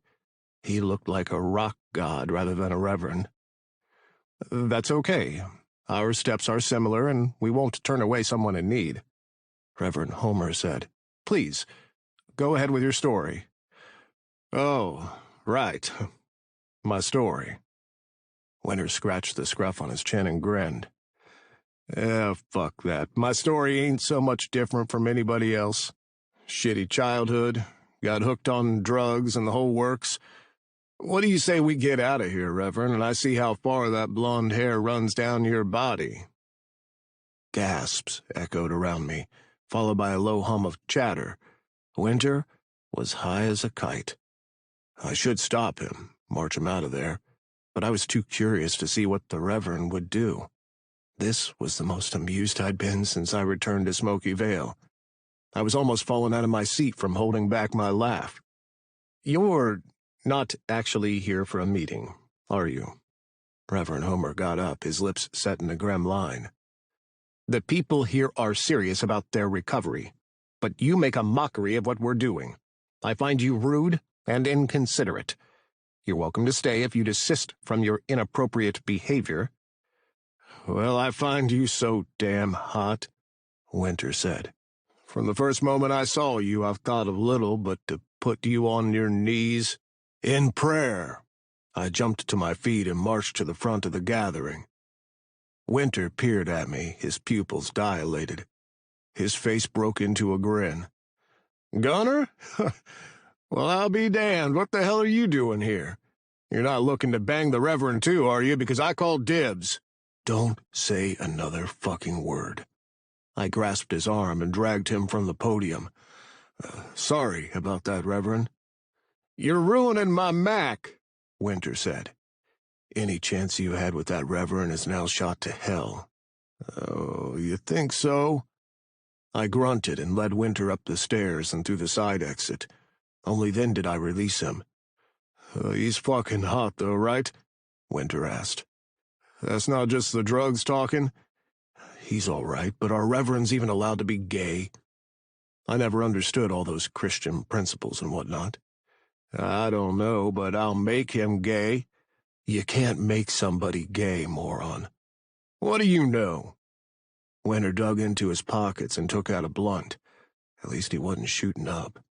You're a homophobic prick. I'm not homophobic. He snorted. Who are you kidding? You went after the Reapers because of their sexuality. You only know half the story. So what's the other half? I'm not going to tell you shit you won't remember when you wake up in a ditch somewhere. Winter took a puff from his lit blunt and grinned. I'm not that high. What are you doing here, anyway? Nothing. Gotta tell you, man, seeing you at an AA meeting, I almost died from the shock of it. You tell anyone. Don't worry, then I'd have to explain what I was doing here. And I'm not down for that either. Not even Crow, Winter. Especially not him. He's been on my ass lately about my use. You should listen to him. Oh, fuck off. A few AA meetings and you think you can judge me? He stalked off down the street, mumbling under his breath. Where the fuck are you going? Anywhere the night leads me. If I'm high enough, I can convince myself anyone I'm fucking is the Reverend. They don't even need to be blonde. I had no desire to follow Winter and ensure he didn't do something stupid, like fall into that ditch I'd warned him about. Cursing under my breath, I rang Crow's number. The steady hum of chatter nearby meant the meeting had ended. At least I hadn't missed much. Gunner, what's up? Crow asked. Your buddy Winter's high as a kite. You should send someone to get him before he does something stupid. I gave him the location, then walked around to the back of the building where I'd parked the car I'd borrowed without the owner's permission. He'd get it back. Eventually. A silver truck was parked 2 spaces down from the car. As I approached, the door opened, and the Reverend got out. When he spotted me, he walked around his truck. Fuck. I did group meetings, not one-on-one counseling shit. I wasn't down for that. Hey, Reverend Homer said. You've been to a few of our meetings. What do you think? I didn't have one thought or another about the meetings.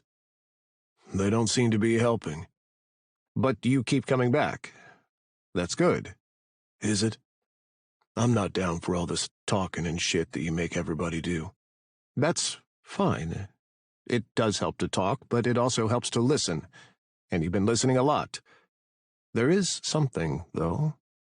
Do you have a sponsor yet? On my first day, I'd learned what having a sponsor was, but I didn't see myself getting that close to anyone. Ever. I don't need one. Well, if you ever get serious and would like a sponsor, I'd be happy to work with you. I frowned. Even if nobody else in that room had figured out who I was, he should have. Why would he want to sponsor me? Especially if he must have made the connection between Winter and me because of how Winter had embarrassed him in front of everyone. It's your call. He took out his wallet, removed a card, and handed it to me. You can call me at any time. If I don't answer immediately, leave me a message and I'll return the call as soon as I get the chance. Why would I call you? Reverend Homer smiled. He really was handsome.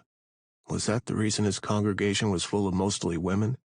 Everyone wanted a piece of the single Reverend. Winter had his work cut out for him for sure. Talking to someone can help you to maintain your sobriety. You call me if you feel stressed, get the urge to drink, have big decisions you're struggling to make, starting romantic relationships, or, well, just about anything you're having an issue with. Obviously, not if you need your sink fixed or anything. I'm not the man for that job. His soft chuckle held warmth. He had a nice quality voice that made you listen. Probably why I ended up returning to those meetings, though I'd never realized it before. Do people really call to talk about everyday stuff like that? It's the everyday stuff that most of us have challenges with. I'm giving you an option I hope you take one day. Good night, Gunner. He got into his truck. Damn, he knew who I was after all. As he drove by me, his window rolled down. Don't worry. We value each other's privacy and need to stay anonymous. Call me. Slipping the card into the pocket of my pants, I got into my stolen car and drove away. I needed to pick up my motorcycle before ditching the car, but I had one more task to perform tonight. The silence between us had gone on for way too long. 18. Ben. I love taking Ben to bed. He's wild and so responsive, but only Gunnar makes me feel safe enough to bottom. Thank you, Ben. I don't know what I would have done without you. I smiled at Asher, albeit not too comfortably. He was dressed in a thin robe that made it possible to see through the material when the light hit it from the right angle. He wasn't wearing anything under the robe, and I'd accidentally seen his genitals earlier. Though he wasn't my type, I had noticed that for a little guy he was packing. Had I misjudged him and he actually topped? What the hell am I thinking? A big dick doesn't make a top. Although, there's one big dick that definitely made that top. Gotta stop thinking about Gunnar. No problem. I kept my head high so I wouldn't look below his shoulders. He'd watched Zeus for the days I'd been out of town, so I couldn't have ignored him when he'd asked me for help. What I did was just a temporary fix, though. You should get a plumber ASAP to take a look at that pipe. Feeling restless after I got home, I'd sat in front of the television for an hour before I turned it off and went for a run. Taking the path at night was much different, much less traffic and fewer people. Zeus had been happy to trot along beside me. We'd just entered our yard when Asher had come out and asked me to help with the gushing pipe in his bathroom. I will, Asher said. Though, you could stay for a nightcap. With him wearing that robe? I really should hit the shower myself. I sniffed my pit. Just went for a run with Zeus. Speaking of the devil, I crouched and patted my thighs. Come on, Zeus, it's getting late. He'll see Asher in the morning. What the hell?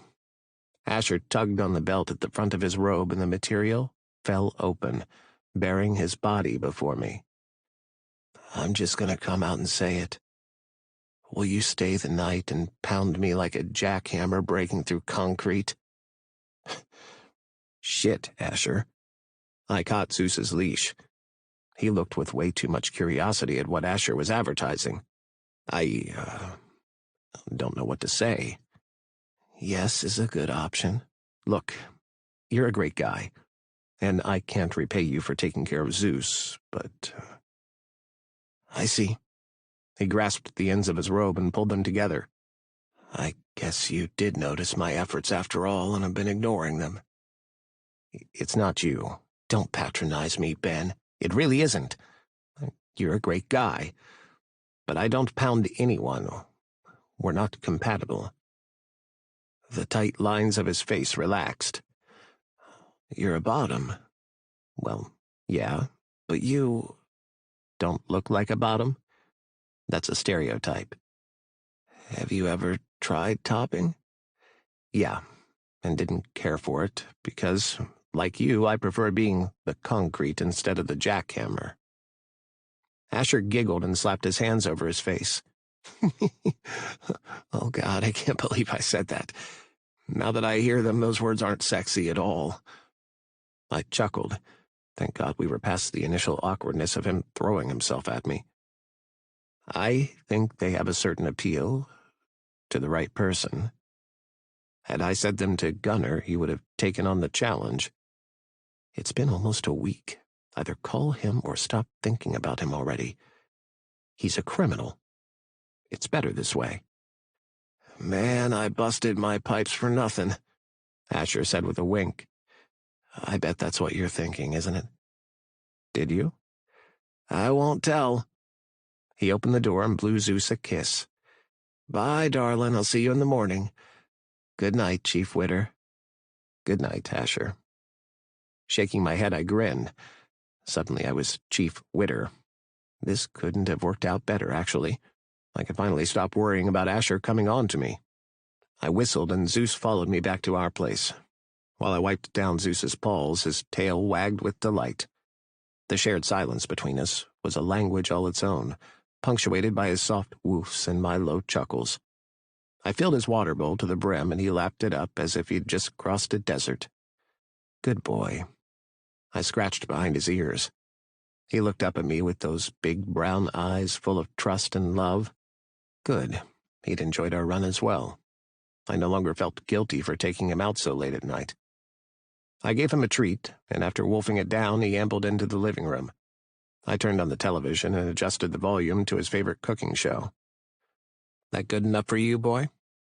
Zeus circled his dog bed a few times, as if preparing the perfect nest, and collapsed into a fluffy heap.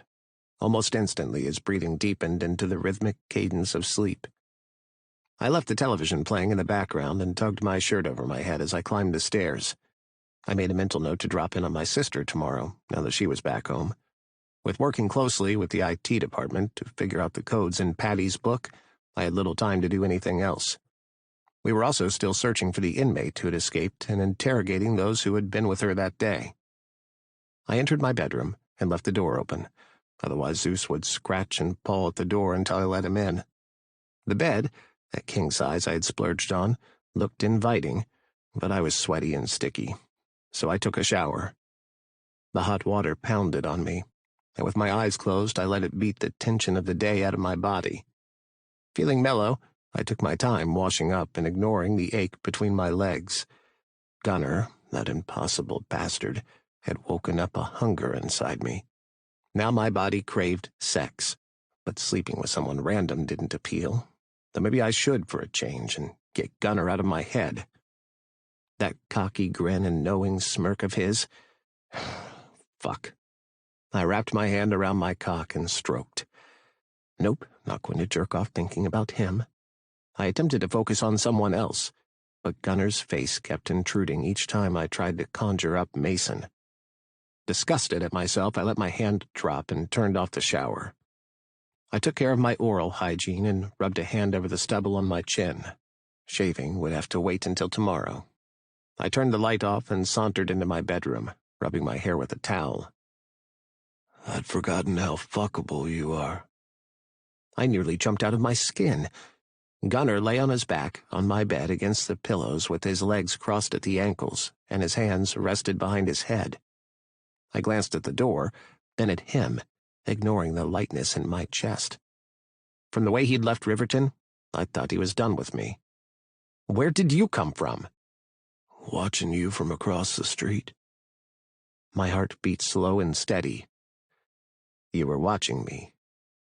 Got here just before you went for your run. I gotta say, Witter, for a cop, you're not very observant. With him constantly on my mind and me trying to make sense of what had happened with him in Riverton, how could I be?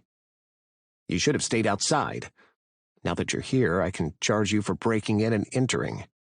Give it a rest. Your cock's already turned hard since it saw me. Unlike you, it knows what you want. That's not... Shit, it had. I resisted the urge to cover my genitals. He would only make more fun if I did. Wait a minute, how the hell did you get past my dog? What did you do to Zeus? Zeus is fine. If I can get you right where I want you, do you think I can't get your dog to trust me? Zeus isn't an ordinary dog. He's a retired police dog. I marched over to the closet and flung it open. If he kept staring at my naked body, I might not want to put clothes on.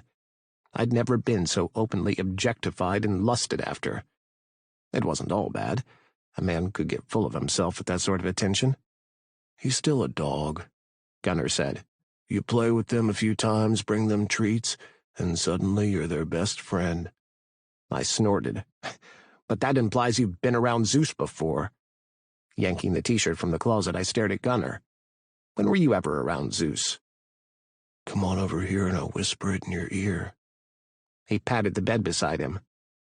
Why are you putting on clothes anyway, when I'm just going to take them off you? We're not having sex. Want to bet? Because you still owe me at least a blowjob. One without all the teeth this time. I'm sorry if my last blowjob didn't satisfy you, but when you're that fucking big, you should expect a little teeth if you even fit in the first place, and stop changing the subject. I yanked my shirt over my head. Underwear? Nah, that meant walking across the room, and I wouldn't parade around in front of him naked, no matter how much my ego encouraged it. I grabbed a pair of shorts from the shelf and put them on. You're so stubborn. Gunnar sighed. It's all fine. I don't mind taking them off when we've finished this conversation. Tell me about Zeus. How does my dog know you? Your neighbor gets lost in his work during the day. Gunnar shuffled over and sat at the edge of the bed with his legs spread. The world could blow up and he wouldn't realize. You've been watching Asher? Why? Curiosity. I wondered if that was the type you went for, but you didn't stay after he stripped in front of you earlier. That meant either you were straight or you weren't into him, and I have first-hand experience of how straight you aren't. I swallowed. He'd been watching me the whole time? Why was I even surprised? He'd proven as much when he showed up in Riverton. So, let me get this straight. You've been stalking me, and my neighbor. You get close enough to my dog to break into my home without so much as a peep from him. That's a lot of energy to spend doing something so useless. Huh, useless. Look where it got me. In your bed. Besides, I did you a favor taking your dog on walks while your neighbor was stuck inside in his art studio. He's quite good, by the way. My head was swimming with all his information. I rubbed the back of my head. Who's quite good? Your neighbor. His art's good. My jaw dropped. You broke into his house too? Why the hell would you do that? He shrugged. I wanted to know more about him. What on earth for? He was demented. What possible explanation could there be for all this man admitted to having done? Told you. Needed to know if you two were fucking. I clenched my teeth. That's none of your business. Isn't it? Gunnar got up from the bed and approached me slowly. I had enough time to move away. The room was spacious enough, but I stood rooted to the spot until we were toe to toe. Because if I'd found out you were fucking him too, your neighbor would have ended up on a milk carton. A tremor raced down my spine, followed immediately by another, when Gunnar placed his hand lightly around my neck and brushed his thumb over my Adam's apple. I swallowed. Somehow he knew. He knew this was my weakness, that he could make me whimper and beg when he touched me like he owned me. Missing people don't end up on milk cartons anymore. I summoned all my willpower to resist leaning into him, closing the distance between us and kissing him. Don't they? He'd have been floating in the Scioto River then. How's that?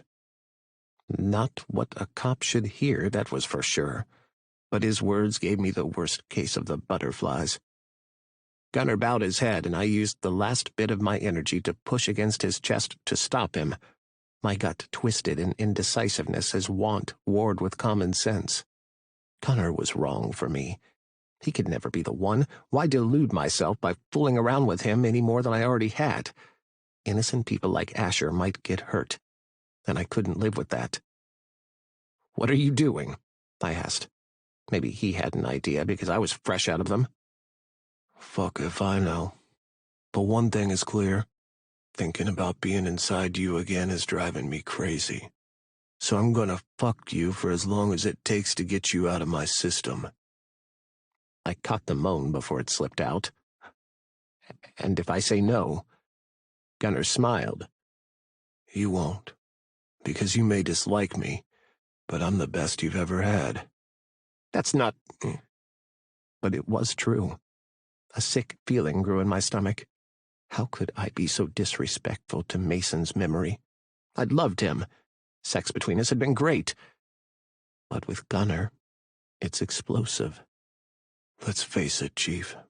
We have insane chemistry. Neither of us likes it, but it's there. So why not get some good orgasms out of it? He was right, but I could slap that smug smile from his face. It taunted me to try to deny it, which was useless given my actions in Riverton. Can you at least stop being an absolute shit about it? My heart pounded in a disturbed rhythm. People had sex all the time. This didn't have to mean anything at all. I can't make any promises, but how about in bed I make up for being an absolute shit? One will cancel out the other, I'm sure. He leaned in again, but I moved my head. This is temporary. Just 2 men exploring something here. For fuck's sake, Witter, shut up already and stop analyzing this thing to death. Just stand still so I can kiss you. About that. Maybe we shouldn't Gunner tightened his hold on my neck and covered my lips with his, thrusting his tongue into my mouth like he had been dying for another taste of me. There goes my plan to suggest we shouldn't kiss. Kissing was intimate and personal, and he did it so fucking well. 19. Gunner. Sometimes I imagined getting caught, just so this torment would end. Once I kissed him, Witter was mine to do with as I pleased. I'd never seen a man so openly needy for sex, even if he would never admit it. Fine, I didn't care if he said it anyway. Just as long as he kept his legs open, he could tell both of us all the lies necessary to make himself comfortable sleeping with enemy number one. I told myself similar lies. I'm only doing this because of Mason. When Witter found out we had both been fucking Mason at the same time, he would be devastated to know I'd tricked him into bed to make a fool out of him. Except I wasn't sure which of us was the greater fool. My reasoning didn't even seem sound to me. I'd already fucked him, so I didn't need to put up the charade any longer. I could blow my cover right now and watch the horror set on his face. Witter moaned and shoved his hands beneath my shirt. His tongue stroked mine boldly, and I nipped it with my teeth. He raked his blunt nails over my stomach. Or I could forget what happened with Mason and see how long this thing with Witter lasts. After all, he had no idea Mason had been sleeping with me. Mason had used him just as much as he had me. All that anger toward him was misplaced. I shoved my hands into Witter's shorts and peeled them down his thighs. Told you I was going to take them off, I murmured between kisses. What kind of a man would I be if I didn't make you work for it? I chuckled, gripped his shoulders, and shoved him back against the bed. Then make me work harder. Where are your handcuffs? What? He glanced at the bedside table. No. Is that a yes? I walked around the bed and yanked open the drawer. Lube, condoms, handcuffs, gum, a handgun, and other odds and ends were inside. I threw the lube and condoms onto the bed. You can find the keys for these, right? Never mind, here they are. I don't trust you. I'm not going to let you handcuff me. Say it 3 more times, you'll be more convincing. Gunner! Have you never done anything kinky in your life? Not with handcuffs. They're actual handcuffs, not a sex toy. Thanks for the obvious. I climbed onto the bed. Despite his protest, he'd removed his shirt. Hands above your head. What do I get out of it? I kneeled between his legs. What do you want? Go down on me? Don't I already? Not that way. You want me to eat your ass? I cocked my head to the side. You'll never do it, so I guess no handcuffs. He looked smug, like he had solved his dilemma. Raise your arms. But raise them, Benjamin. Wait! Just let me. He turned onto his stomach. I gritted my teeth. Stubborn bastard, he was still refusing to look at me while we fucked. A bit of the earlier resentment slammed into me. Suit yourself. I pulled his arms behind him more forcefully than required and snapped the handcuffs around his wrists. If the only way you want to fuck is like an animal, that's how we'll do it. It's too weird otherwise. No, fucking someone who refused to look you in the face during the act was the weird thing to do. I should have been insulted enough to walk away. But how could I walk away from Witter's naked body stretched out on the bed? Kneeling between his thighs, I palmed his thick, hairy ass cheeks and spread them. He hadn't shaved, and I loved that. Oh, no, you don't.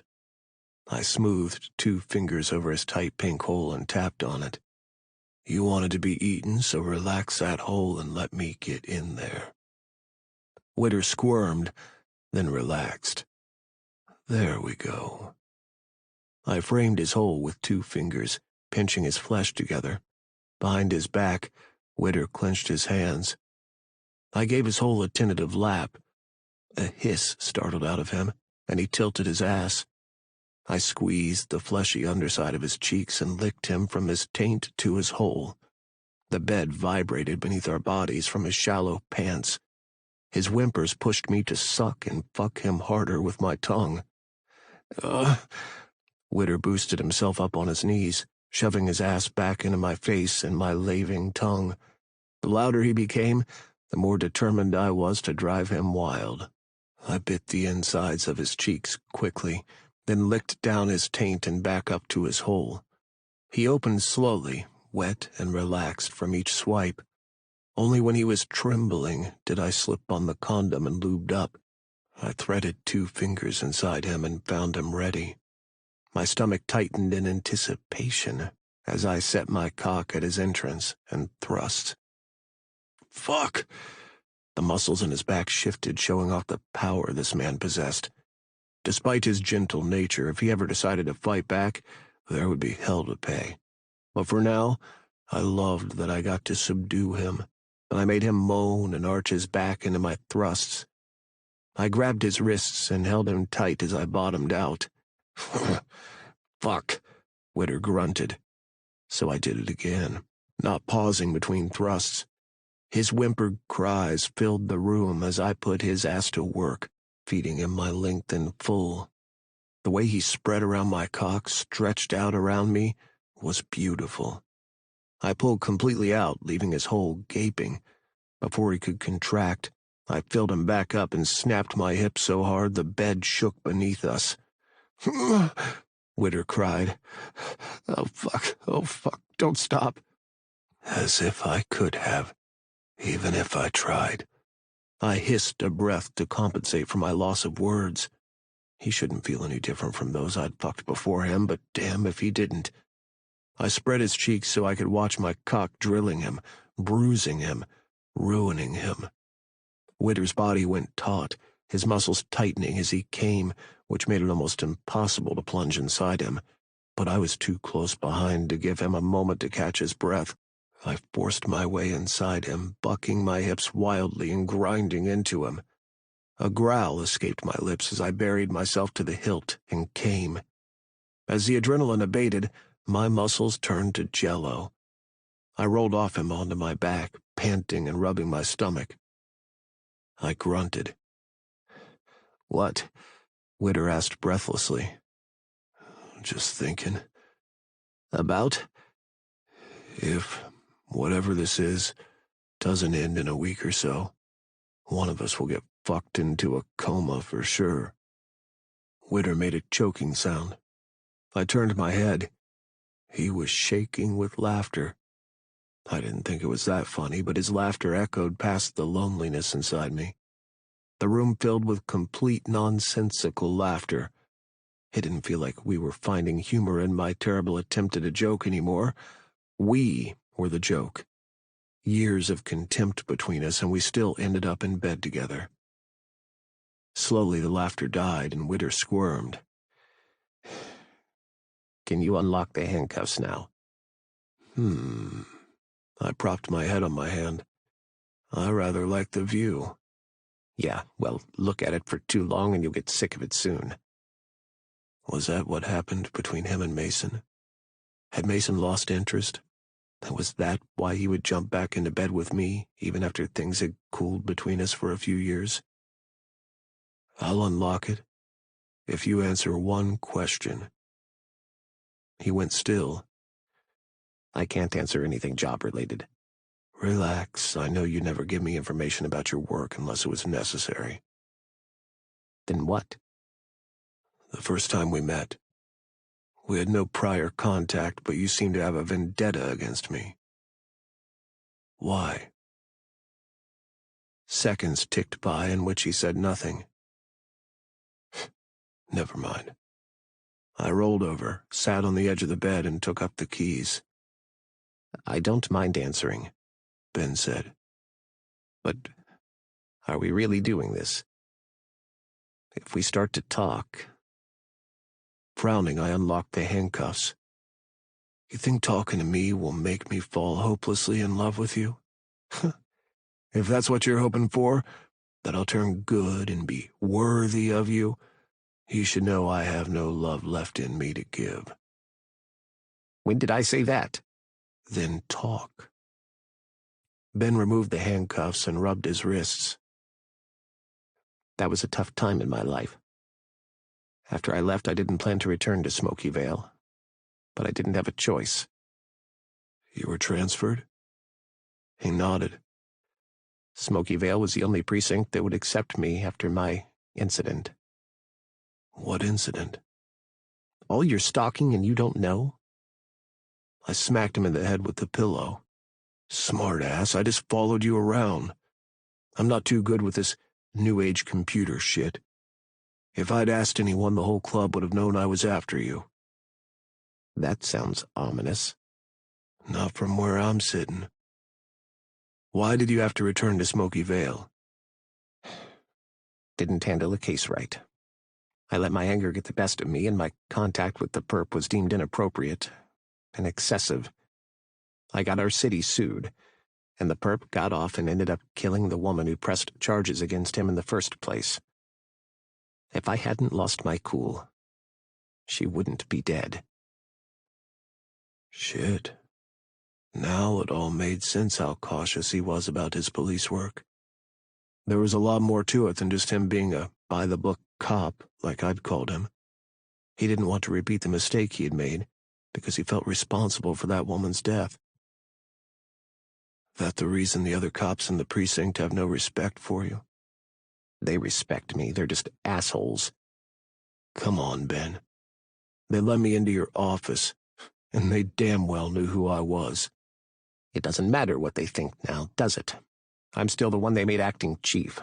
They still have to do what I say. Ben sat up in the middle of the bed, pulling the sheet around his waist. Normally, sensing his vulnerability, I would poke and provoke him to anger. But the familiar words I'd always used on him like a weapon were nowhere to be found. Maybe he was right about the talking, but neither of us seemed inclined to shut up, as if the words we had never spoken had been saved for this moment. When I just joined the Smoky Vale PD, only one person would partner with me. With his support, You what? He shook his head. I shouldn't be talking to you about this. Maybe. But what's the harm? You might be surprised what we have in common. All right, then. At the risk of you using my words against me later, with Mason's support, I felt seen. Like the old Ben, and not the police officer responsible for an innocent woman's death that could have been prevented had I followed the rules. Mason's name from his lips was like cold water thrown in my face. I got to my feet and picked my clothes up from the floor. Are you leaving? Ben asked. Yeah. I'm beat. Doubt there will be a round 2 tonight, so I might as well head back to the clubhouse. Oh. Yeah, there's no other reason to stay, then. Was he pissed? His tone was back to being waspish, like when he was annoyed at me. Is there? I asked over my shoulder. I told you something personal you forced out of me, and then you're ready to leave? I think that says everything. Ben got out of bed and yanked on his shirt. His shorts quickly followed. And where are you going? I asked when he headed to the door. It would be impolite of me not to walk you to the door. I can let myself out just like I let myself in. Ben rounded on me. That's another thing. Don't sneak into my house again, whether I'm home or not. Knock or use the doorbell like normal people do. I'm always going to do whatever the hell I please, Ben. I crossed my arms and glared at him and his kiss-swollen lips, which were begging for more. Besides, I didn't plan on showing up here tonight. It just sort of happened. You expect me to believe you sort of landed on my bed while I was taking a shower? Believe what you will. but I had no intention of seeking you out after Riverton. What happened in Riverton was 100% your fault. You know what? Fuck you, Witter. I had nothing to do with Patty's death, and if you don't believe that, it makes even more sense for me to go. That's not what I'm talking about. Ben grabbed my shoulder. Yeah, he was strong as fuck, and I liked it. I meant you leaving without hearing the full story. What full story? I believed you. I don't think you had anything to do with Patty's death. Surprised, I laid my hand over his. You don't? Because it seemed like you sided with Millwood. You're wrong. In fact, I told him. He averted his gaze and tried to pull away, but I held on to him. You told him what? I told him you couldn't have done it because you were with me the whole night. I exhaled slowly. But I wasn't with you the whole night. Don't remind me. You mean you lied? He shrugged. It wasn't a big deal. I already knew you weren't responsible, and I needed you to help me with this case. How can you be so sure I didn't kill him? Because you're many things, but I don't think you're a liar. If you'd killed Patty, you would have come out and said so. All the excuses in the world wouldn't cover the only part of that story I could fixate on. Ben Witter, cop of the century, Mr. Boy Scout, had lied to a high-ranking police officer for me. Maybe I wasn't the only one with all these crazy mixed feelings about us after all. I've changed my mind, I said, unable to take my eyes off him. About what? I'm staying. And there might be another round in me. 20. Ben.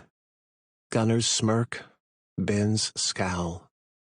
I'm in love with contradictions. After the deep rumble of Gunner's voice last night, waking up to the silence in my bedroom felt unnatural. Considering I'd gotten up in the middle of the night to pee and had found him spooning me with his face pressed into my neck, the isolation left me disoriented. The place next to me in bed was too empty. Since Mason died, I'd slept alone for the past year, and then some, so I shouldn't have noticed, but Gunner's presence filled the space with so much energy I was deeply aware of his absence. With a groan, I rolled over onto my back and stared at the ceiling. Sobriety was back with the daylight, and with it, a twisted feeling in my gut that last night I might have made the biggest mistake of my life. Maybe if I'd woken up with Gunner still beside me, I wouldn't have felt as nauseous. It would mean we were in this heated sex and mistrust of each other together, that whatever blow-up would happen would affect both of us, not just me. But what did he stand to lose? His side would give him major props for fucking a cop, not just any cop, a police chief. I can lose my job for this. Is his dick worth it? I climbed out of bed and made my way gingerly to the bathroom. Whether or not he returned was moot, but I couldn't regret last night. It had been nice having another person around the house. When he wasn't posturing and fucking with me, Gunner was even good company. Despite his intentions, he'd needed more time to recover for round 2 last night, so he'd raided my fridge, initially showing interest in the casserole he had found until I'd mentioned Asher had brought it over the day before. We'd argued when he claimed the dish accidentally slipped from his grasp and shattered on the floor. It had been a short-lived argument. His jealousy had taken me off guard, but trying to understand Gunner only hurt my head, so I had given up. As I made my way downstairs, the house was quiet. Usually Zeus would be at my door with his leash for me to take him on a short walk before I left for work, but his nails didn't scrape the floor. "Zeus?" I peeked into the living room where I'd left him last night, but he wasn't there. "Here, boy." He wasn't in the kitchen either. Had Gunner left the door open when he went out? I checked the yard, my worry mounting when Zeus didn't come. Zeus was a disciplined dog. He wouldn't run off even if Gunner had left the door open. Shit, I couldn't lose him. Heart pounding, I ran back up the stairs and put on some sweatpants and a shirt. I hopped over the fence to Asher's and banged on the door. Asher, it's me, Ben. Just a minute. My heart sank. If Zeus had been inside, he would have heard me and been whining at the door already. He wasn't here. Asher opened the door, still dressed in his pajamas. Good morning, Ben. What's wrong? Is Zeus here? Woof. Zeus. I spun around. Gunner was hanging onto a leash attached to Zeus's collar as they walked into my yard. Zeus's tail wagged hard, and his loud, excited woofs woke up the still sleepy neighborhood. Whatever Gunner said to him calmed him down, and he sat.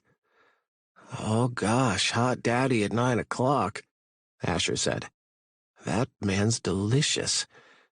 Are you and he? Yes, I snapped.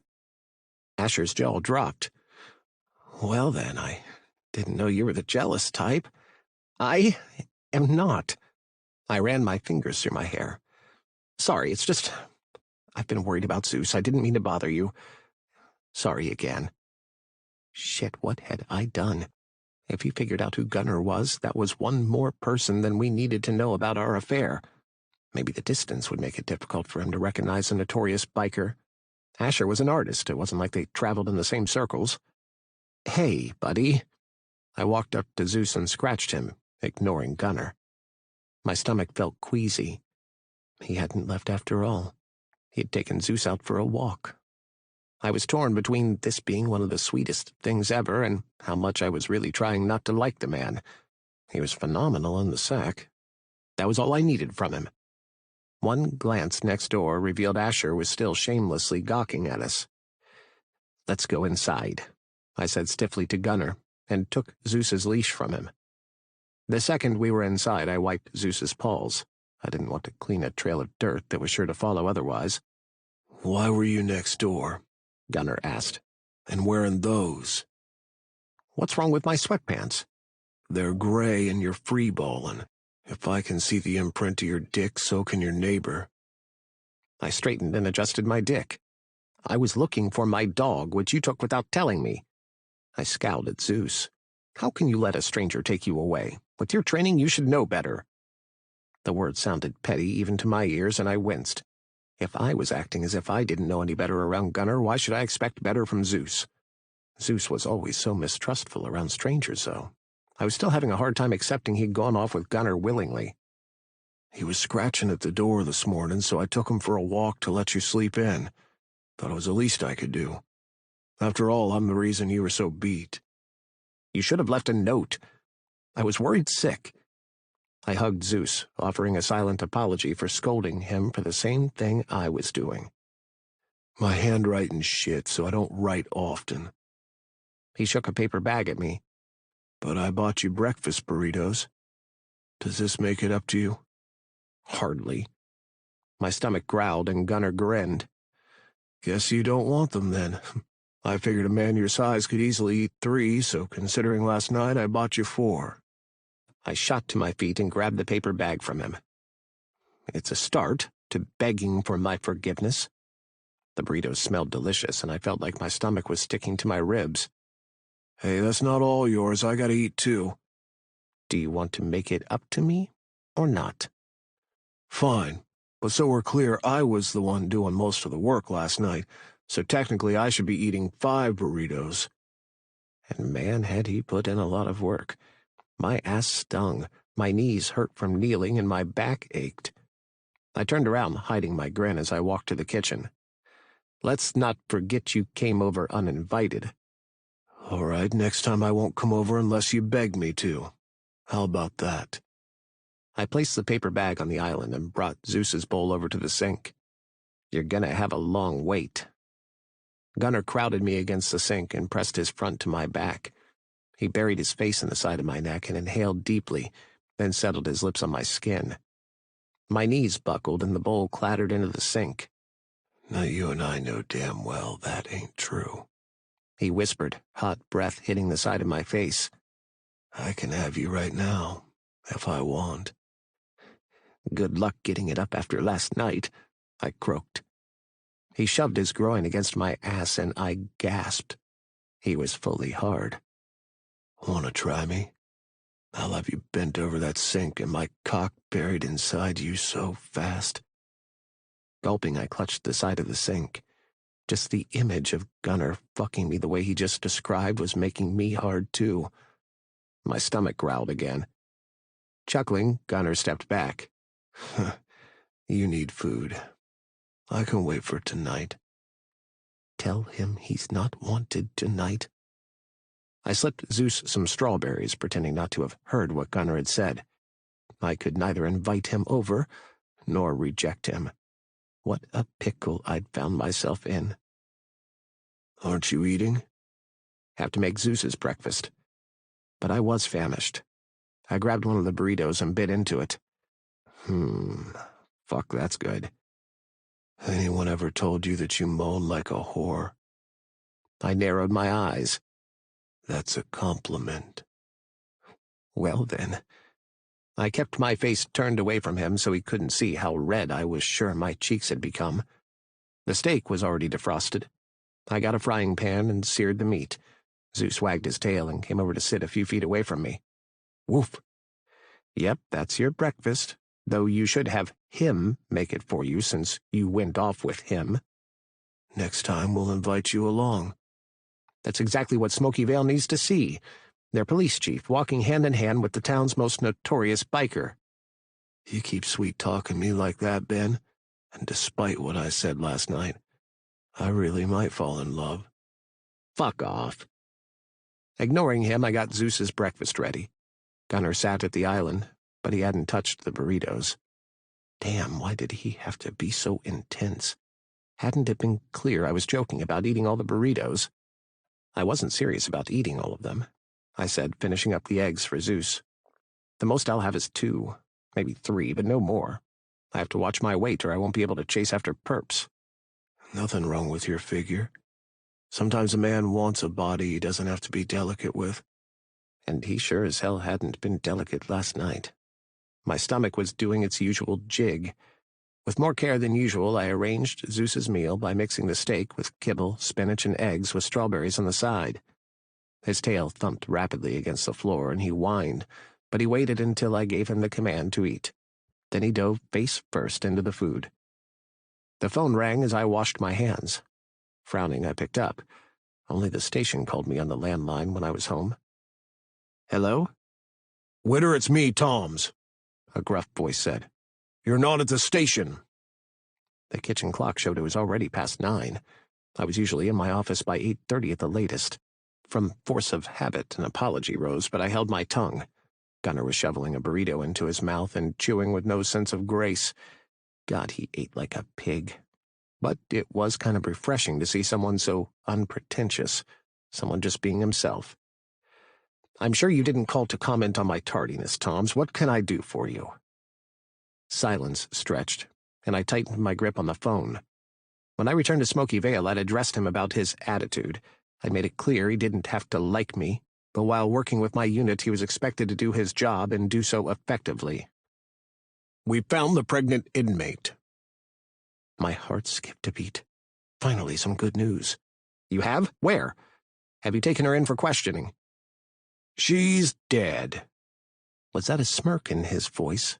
He wouldn't have deliberately given the news the way he had to raise my hopes, then dash it, would he? Even for him, that sort of tactic was sordid, given a woman had lost her life. I'll be at the station ASAP, I said. I can handle this. This is a huge case, Toms. It's best we all work together to get to the bottom of this. Fine. Suit yourself. I hung up the phone. Fuck. Zeus startled and raised his head from his bowl, his loud woof his way of asking if I was okay. His body had gone tense, sensing the shift in my mood. I offered him a reassuring smile. It's okay, boy. Eat. What's the matter? Gunnar asked. Work. I have to change and get to the station. I was out of the kitchen by the time I finished the sentence. I'd have liked more time in the shower to thoroughly wash Gunnar off me, but the 5 minutes I took would have to be sufficient. Once dressed, I grabbed my keys and messenger bag and went downstairs. Zeus had finished his meal and was lying next to Gunnar's chair, having his head rubbed. Seeing them together stopped me in my tracks. Why was Gunnar taking all this time to get acquainted with my dog? Take the burritos with you, Gunnar said without looking up. How long had he known I was standing there? I don't think I can eat. Eventually you'll get hungry. Just take it. Fine. I need to take Zeus across to Asher's. Didn't he get the hint that he had to go? I couldn't leave him in my house with me not there. Or you can let him come with me today. Yeah, that's not a good idea. Come on, Ben, what am I gonna do, eat him? Don't even joke about that. He rubbed Zeus's dark snout. Will you tell your paranoid human we get along just fine and he'd rather spend the day with me than cooped up in the house with someone who doesn't pay you any mind? Damn it, when he put it like that, the offer was tempting, and Zeus did seem comfortable with him.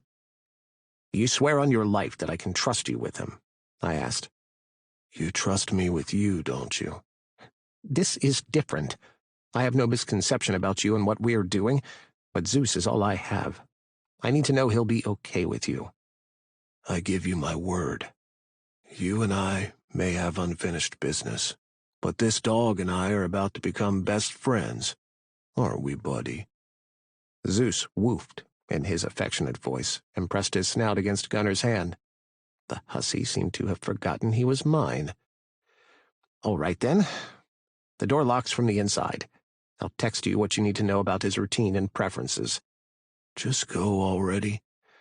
But if I do a good job... The way he stared at me and licked his lips didn't leave anything to the imagination about what he wanted. 21. Gunner. The thought of losing either is unbearable, yet that's bound to happen if I don't come clean with both. What the... Don't say anything. I opened the back door of the car and ushered Zeus inside. Having dropped off the borrowed car in a parking lot earlier, I had no wheels to take Zeus with me from Ben's house, so I called the safest person I could think of to pick us up. Saint was the one who wasn't supposed to ask questions, but seeing me walking out of the police chief's house, with a dog, no less, would have even forced a monk to break his vow of silence. Nah, man, I really gotta know. Why the fuck are you stealing the police chief's dog? I closed the door and walked around the hood to get into the car. I'm not stealing him. You expect me to believe you're, what, pet sitting? Just drive the fucking car. Holy shit, you're fucking him, aren't you? Saint cackled so hard Zeus barked. I soothed him while Saint got his act together, wiping his leaking eyes. Oh man, this is epic. You and the police chief? Fuck, you're like the sun and ice. Soon one of you won't exist anymore. I frowned, barely refraining myself from kicking him out of the car. The ice turns to water, dumbass. Still exists, but in another form. Well, damn. You're right. He shot me a sideways glance. Look who suddenly got depth. You're agitating the damn dog, Saint. Just drive. Sorry. He inhaled deeply and let out a breath that was still tight from laughter. Fuck me, this means I lost the bet. What bet? Some guys at the clubhouse bet whether you and the chief had a lot more going on than just working on that case. What? There are two pools, one for whether you're sleeping together, and the other, who tops. Didn't know you'd all turned into Miss Daisy. A man can't have a love life without y'all breathing down his neck. You gotta admit this whole thing didn't seem likely to happen, so it's all anyone can talk about. Saint backed out of the driveway. After all, it's you. What's that supposed to mean? I reached into the back seat and patted Zeus's head. Initially, I'd befriended the dog with an ulterior motive, but he'd become a great companion. He'd made the walk this morning interesting and a little less lonely than usual. Was that why Ben got him? Because he was lonely? Maybe I should get myself one, too. You're the last person anyone would expect to hook up with another man, Saint replied. I remember the hell you gave the Reapers when they represented at our church a couple of years back, though I suppose you always protested a little too much. You don't know what you're talking about, so drop it. Back then I would have said and done anything to piss Graham off, even if it made no sense. Kind of the way you're doing with Ben now. I crawled out of a warm, comfortable bed to pick you up. The least you owe me is a good story. So, how the hell did that happen? I shrugged. Fuck if I know. He presses my buttons, I press his back. Next thing you know, I'm kissing him. Why the hell was I discussing this with Saint anyway? Kissing him? Is it serious? How can it be? We're too different. Besides, falling in love with one cop was enough to last me a lifetime. The secrecy, the hurt, the years of separation only to wind up back to him when it suited him? Fuck no. You never know. Seriously, Saint, shut up or I'm dumping you on the sidewalk. And for fuck's sake, don't talk about this with anyone. Ever. All right, I'll shut up about it. But let me say, it might not be a bad thing to let yourself feel something for this cop. He doesn't look like the sleazy kind. Nothing beats going home to the person you care about and knowing they feel the same. I grunted, but didn't prolong the conversation. I'd already said too much. Of course Saint would feel the way he did, since he was shacking up with Dove, the bartender from the Grim Reapers. How he fucked with someone who always had their tits hanging out was beyond me. They were nice tits, and I appreciated seeing them, but that was the sort of thing that made me jealous. Just seeing Witter parading around with his dick swinging in those gray sweats this morning was enough to make me want to ink the man's dick with my name, in bold letters. Probably underlined, too. Damn it, I was spending way too much time with him. I never planned to stay the night, but waking up next to him felt sort of nice.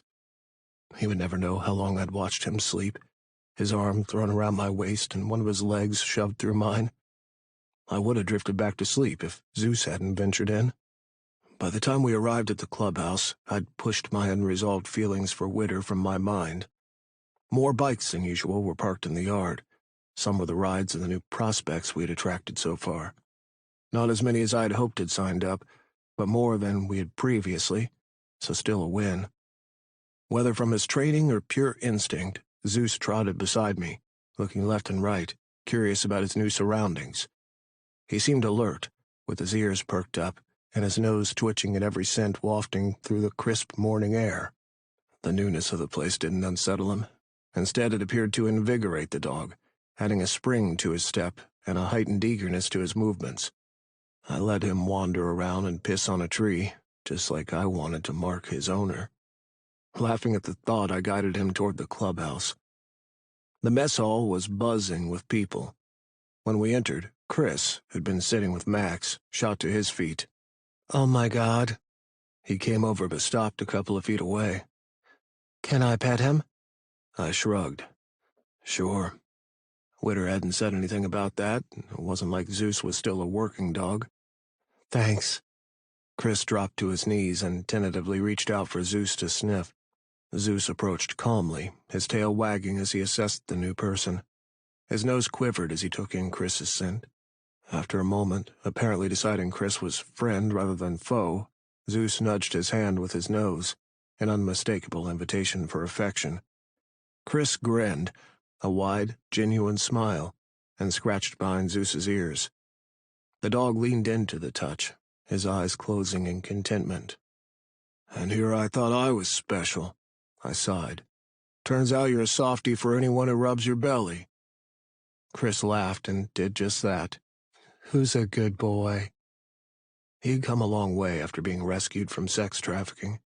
Seeing him with Zeus reminded me of why I'd made the effort to sober up. Maybe I could have prevented what had happened to him if I'd been more vigilant. A lot of things could have been prevented. "Do you mind watching him for a bit while I change?" I asked Chris. "Sure, I'm not letting him out of my sight." While Zeus stretched out on his back for Chris to rub him, I headed to my room. Shit, the place was once more a disaster zone. I sent a quick message to Candace that I needed her services. Then I hit the shower. Red scratches from Ben's nails marred my stomach, but were nothing compared to those I'd left on him. Seeing them was way more satisfying than it should be, but they were evidence of what we'd done last night. Of Ben wanting more than his dislike for me. "We got a mascot for the club now?" Tango asked me when I entered the mess hall. Zeus scrambled to his feet, yapped at Tango, and trotted over to me. Tango scowled. We're not seriously letting a dog stay here, are we? He's a guest. For as long as he's here, you'll treat him like one. Tango scoffed. You're kidding me, right? Hardly. In fact, I need you to get him a bowl of water. I scratched behind Zeus's ear. You're thirsty, aren't you, boy? I draw the line at being a dog's errand boy, Gunner. Oh? I raised an eyebrow, and the air crackled with tension between us. With a huff, he stormed off to fetch the water. What other choice did he have? He had to obey me or never carry anything again in his life. Lately he'd been getting mouthy and needed to be knocked down a peg or two. Just as I took a seat next to Chris, since Zeus had taken a liking to the boy, Grim stalked up to me, his face set in a determined line. Gunner, he barked. We need to talk. Can't even sit for 5 minutes. With a huff, I stood and walked with Grim out into the hall, Zeus trotting after us. The way he followed me around could get annoying, but it was nice, too. What's up? We have trouble at the casino, Grim said. What trouble? The missing pregnant convict was found dead. My body went rigid. What does that have to do with me? You think I killed her? Her body was discovered in the dumpster out back at the casino. The police have shut down operations, and they've held Bay for questioning. The phone call Ben received had to have been about this.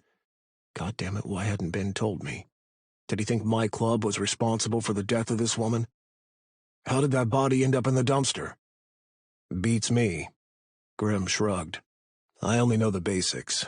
When they release Bay from questioning, I figure we'll learn more. Why aren't you down there?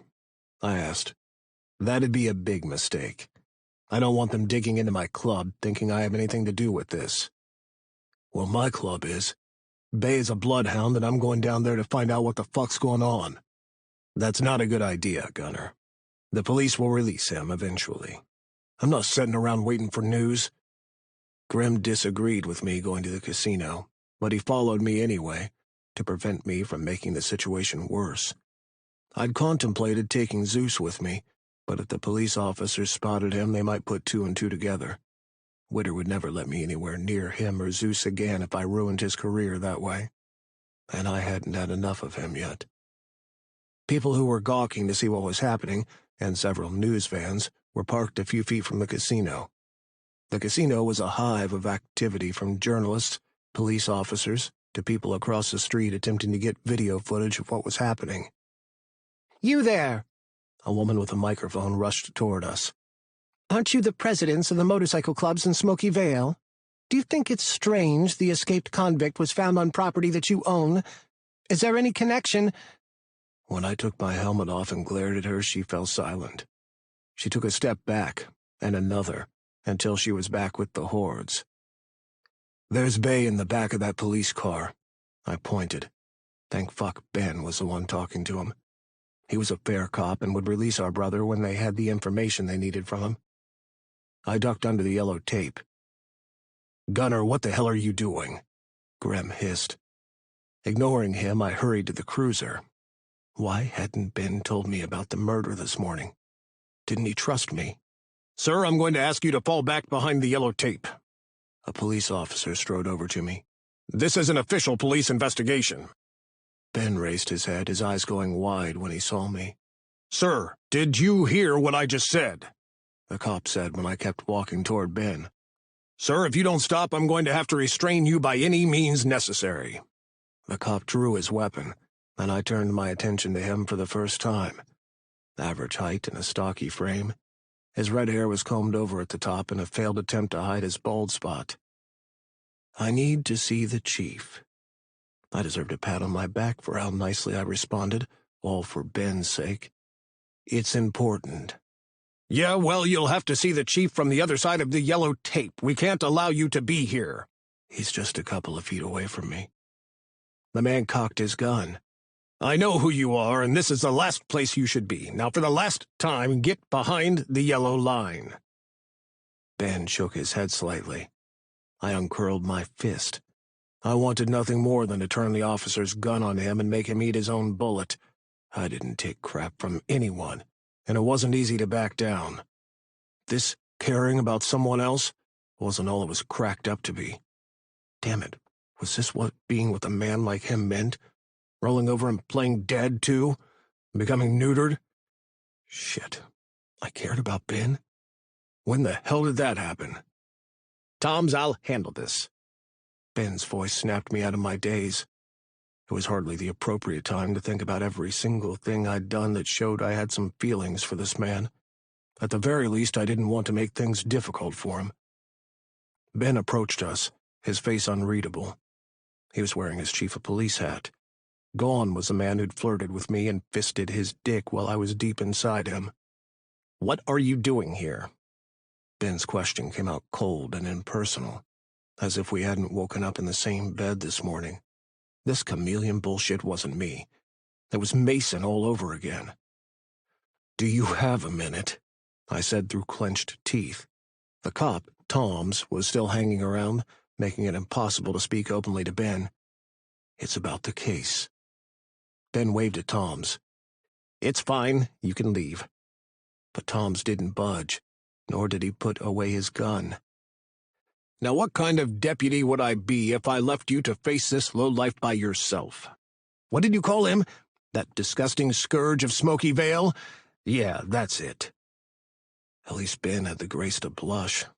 I'd known he'd called me names, but having it confirmed, especially after the night we just had, was fucking rough on the ears. "Now's not the time, Tom's." Tom's is such a dead man, and he doesn't even know it. "Isn't it?" Tom's asked. "I know he's been cooperating and helping to solve the crime, but you must know he has an ulterior motive. First we find a body on their property, and now he shows up out of the blue. Wouldn't you say that's more than a little suspect? Or is there something more to why you're working with him?" Ben clenched his teeth, his jaw twitching. Slowly he turned to me. "You shouldn't be here," he spat. "If there's anything you want to report, you know where the police station is." I should have known. He was a coward who couldn't even stand up for himself. Why should I have expected him to do any better when it came to me? I'd restrained myself from responding to Tom's the way I would have liked because of Ben and his job, but what consideration did he show me? He's just like Mason. No, his betrayal cut deeper than Mason's. I always knew what Mason was like, but I'd been mistaken about Ben. Thought he was somehow different, better than both of us. I was wrong. Hands clenched into fists, I walked away instead of using malicious words that could ruin him. That's what you get for caring. 22. Ben. Last night I had a dream of a life where they both know, and it's okay. If only I didn't wake up. The hurt in Gunner's eyes when I'd given him the cold shoulder in front of Tom's made me sick for the whole day. So sick I worked into the late evening instead of leaving on time to pick up Zeus. The pileup of work on my desk had made for a convincing excuse when I texted him I would be late. His okay was more daunting than if he had ignored my message. What must he think of me? Tom's had been out of line. I should have said something. After the day I'd had dealing with the dead body of a woman who'd had the baby ripped crudely from her body before she was left to bleed out, I needed something strong to drink, followed by a hot bath and bed. Her mangled body had been so horrific I felt the need to wash my eyes out with bleach. The autopsy report would take a while to make its way to my desk, but the preliminary findings were sickening. She'd likely been cut open without anesthetics, and she'd definitely been alive for hours before she died. A knock sounded on the door. "Come in." Tom's, the cocky motherfucker, entered my office sans the report the leading detective on the case had prepared for us so far. Before Grant left, he'd distinctly told me Tom's had collected the report, though it should have been handed directly to me. "You wanted to see me?" he asked. I nodded at the chair across from me. "Close the door and take a seat." "Can't this wait until tomorrow? Not all of us are keen on wasting our bachelorhood." "You keep undermining me in front of others and you'll have all the time in the world to enjoy your bachelor life."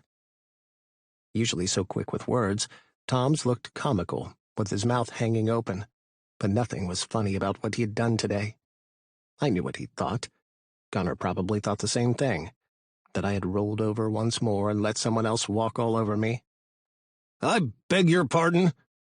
I rose, walked around my desk, and shut the door. As much as I loathed the guy, the whole office, what little staff was left, didn't need to overhear everything and repeat verbatim to the others tomorrow morning. Just a few days ago, I spoke to you about your insubordination, but you felt the need to make an unfounded insinuation about my involvement in this case. I braced my hands on my desk to ground myself instead of giving in to the explosive anger boiling inside me. He'd been way out of line with his malicious words to Gunnar and me earlier. I'm listening. Go ahead and share your thoughts about how I'm working for the Bloodhounds. Tom's squared his shoulders. Like I'd suspected, he wasn't about to make this easy for me. Of course he had to fight back, even though I wasn't letting the issue go to maintain the peace in the department as I usually would have done. I'm not insinuating anything. You've been chummy with the president of the Bloodhounds. I'm just not afraid to say out loud what everyone else is thinking.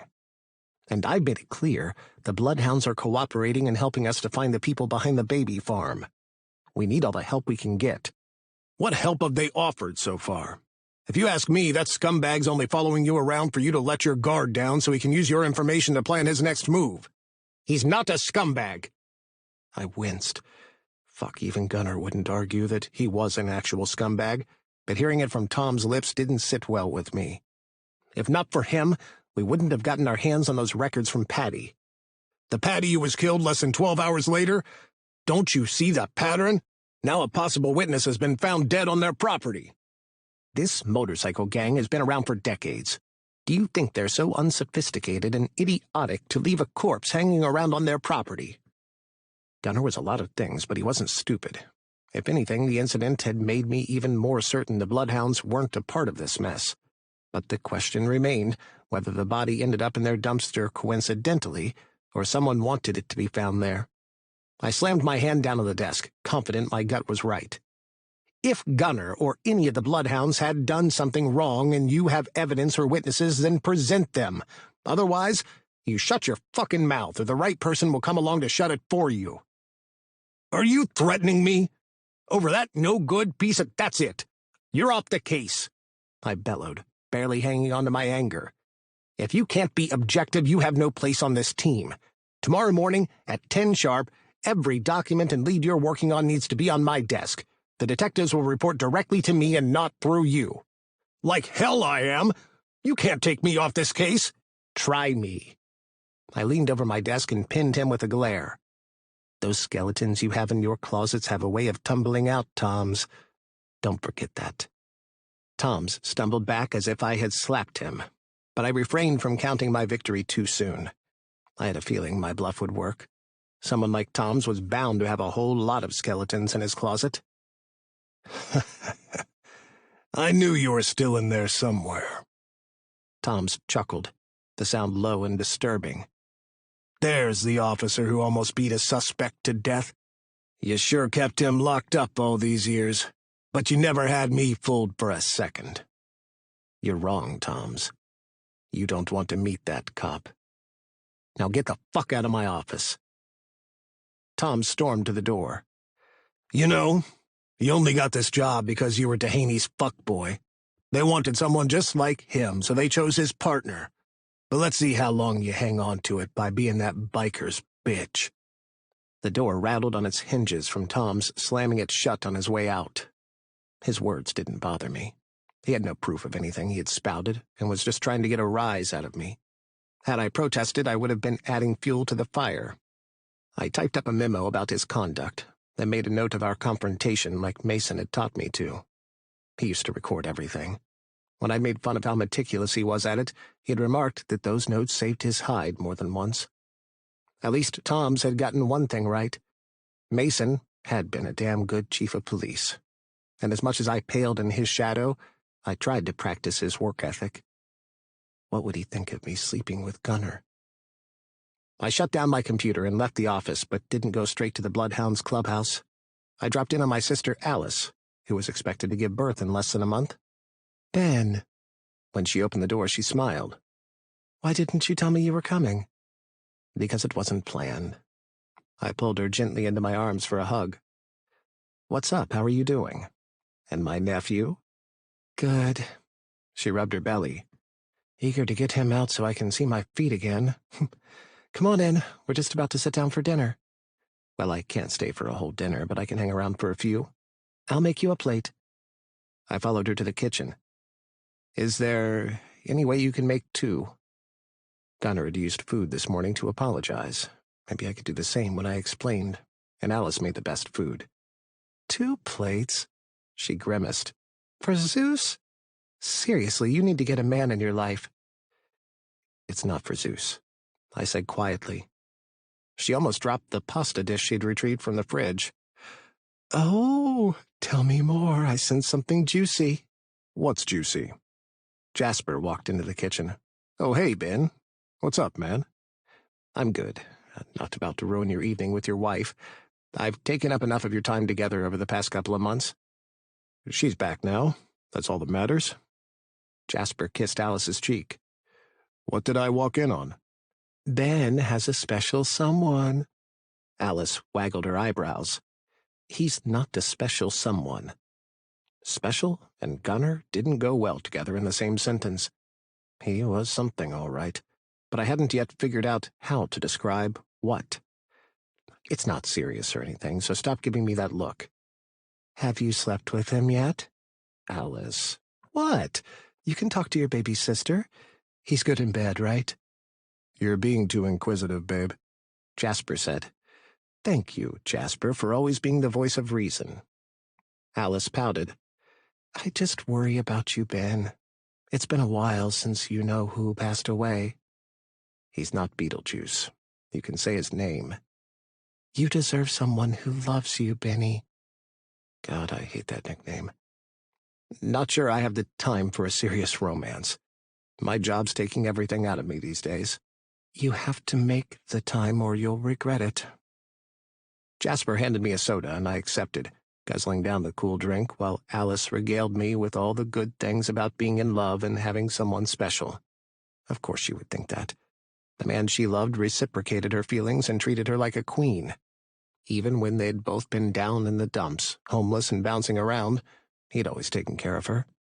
Now they were both sober, had a home, and were about to start a family. Fuck, I had never felt more lonely than watching the two of them and thinking about all they had overcome. Are you paying attention, Ben? Yup. I need to find a special someone, get hitched, and make some babies. Got it. Are you mocking me, big brother? She waved a fork at me. Babe, you're closer to him. Will you give him a slap for me? Jasper held up his hands. You kidding me? Look at the size of your brother. He can knock me out. He's a pussy cat. A giant teddy bear. I straightened my spine and fixed my tie. I'm a police chief. She scoffed. You didn't even want the job. Did you forget after you and Mason broke up you planned to quit the force? I'm not even sure you stayed on for the right reasons. I think I'm right where I need to be. Speaking of which, did you catch the news about the escaped convict? Yes. What a horrible thing to have happened to her. Alice frowned as she covered the 2 containers she'd packed with food. Her response seemed in line with the way everyone else felt. As much as I loathed making her more alarmed, I couldn't overlook aspects of a case and put her at risk. The incident might be related to the baby sellers, I said quietly. We're almost sure. The light banter from before slipped away. Jasper stood next to Alice, wrapping an arm around her shoulders. His gesture brought me comfort. What are you saying? He asked. There might not be any reason to be alarmed, but to be on the safe side, can you two go out of town for a while, until the baby arrives? What? Alice placed a hand on her swollen belly. You think they'll come after me and my baby? It's possible. I swallowed the knot in my throat. She was my sister, and I'd put her life in danger to close a case. I'm not saying it will happen, but I don't want to give anyone a chance to get close to you. But we can't leave, she said. Our doctor is here. We have everything planned for the birth of this baby. We're having him at home, and our team is already aware of this decision. Alice, please. I just need to know you're safe. I should never have agreed to put you in that prison to bait these criminals. I wish I could go back and change all that. I was the one who suggested it, and I don't regret it. I'm staying right here in my home and having my baby just as I planned. That's that. Jasper's and my gaze met above her head. Whenever she uttered those last words, she couldn't be persuaded to change her mind. Jasper's worry mirrored my own. Just think about it. I checked my watch. I should go rescue Zeus and offer my apology. Did I even need to apologize? Gunnar had to know there was no way I could have outed us earlier. He had nothing to lose. Jasper walked me out with my arms full of food, as if she was packing me a picnic for a fancy date. Alice had given me more than I'd expected. Did Gunnar have a sweet tooth? She'd added cake, strawberries, and even whipped cream. Subtle wasn't my sister's middle name, but I loved her to death. She was only trying to give me a push to find true love, whatever that looked like. Ben, be straight with me, Jasper said. because I'll make her leave if I have to. Should I be worried? I wouldn't say I'm worried. Nothing indicates Alice will be a target, but you should be cautious just the same. Don't let her go out alone. I can have a car patrol the street during the night, too. He let out a sigh. Thank you. That'll make me feel a lot better.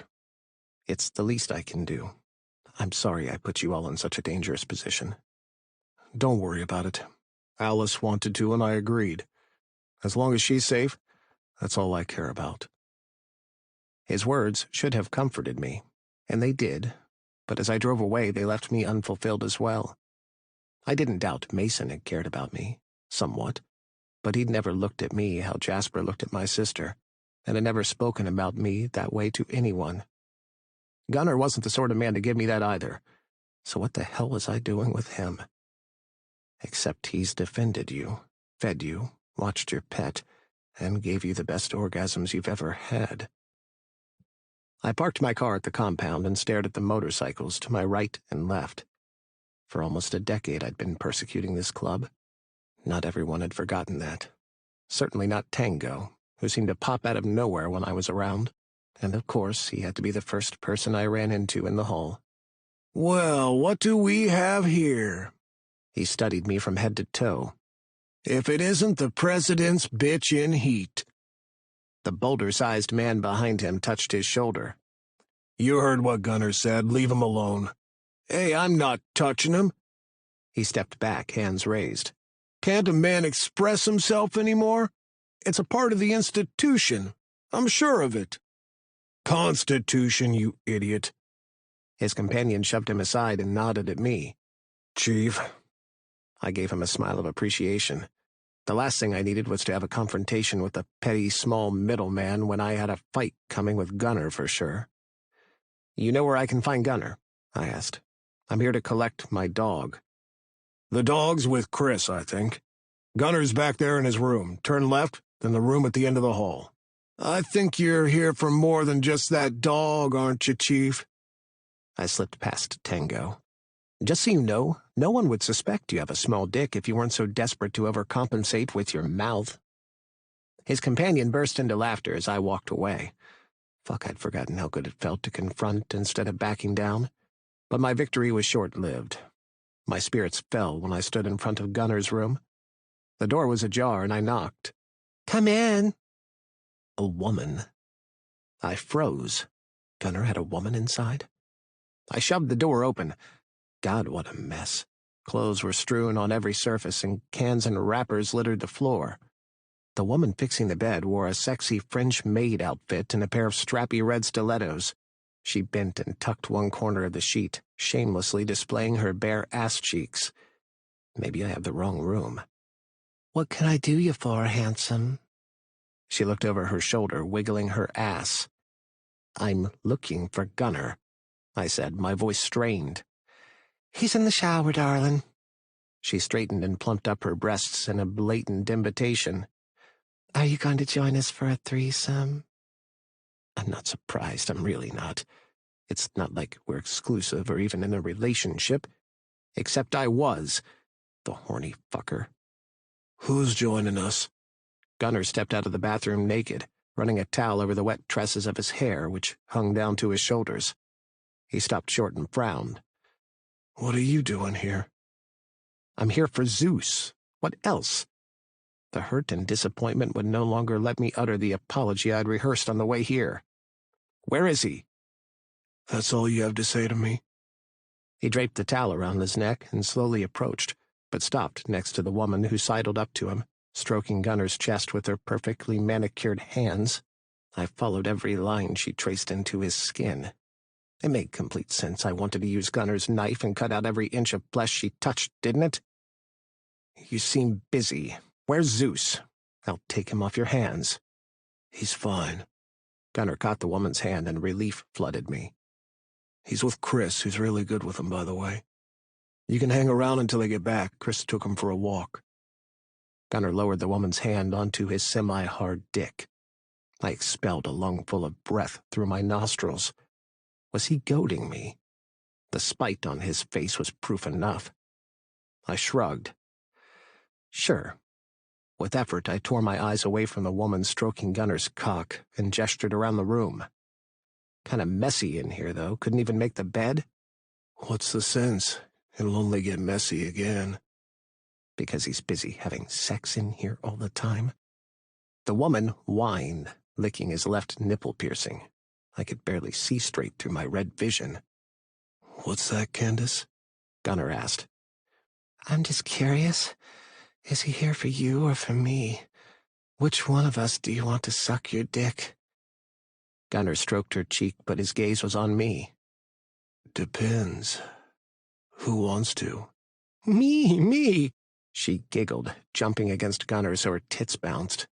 Although I don't mind sharing. Too bad. I do.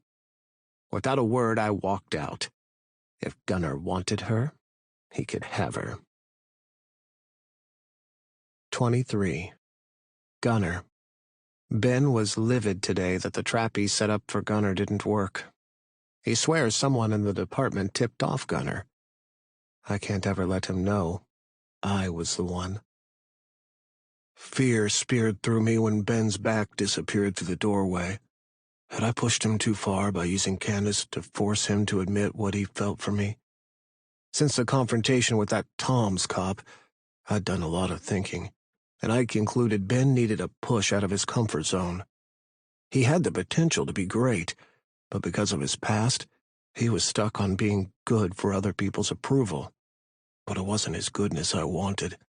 I wanted his jealousy, his hatred, his honesty, no matter how ugly it was. Even in bed, he tried to separate himself from his true feelings by that ridiculous rule of not facing me while I fucked him. If we were going to move past what he'd done today, he had to give me something more. "You're a fucking coward!" I shouted after him.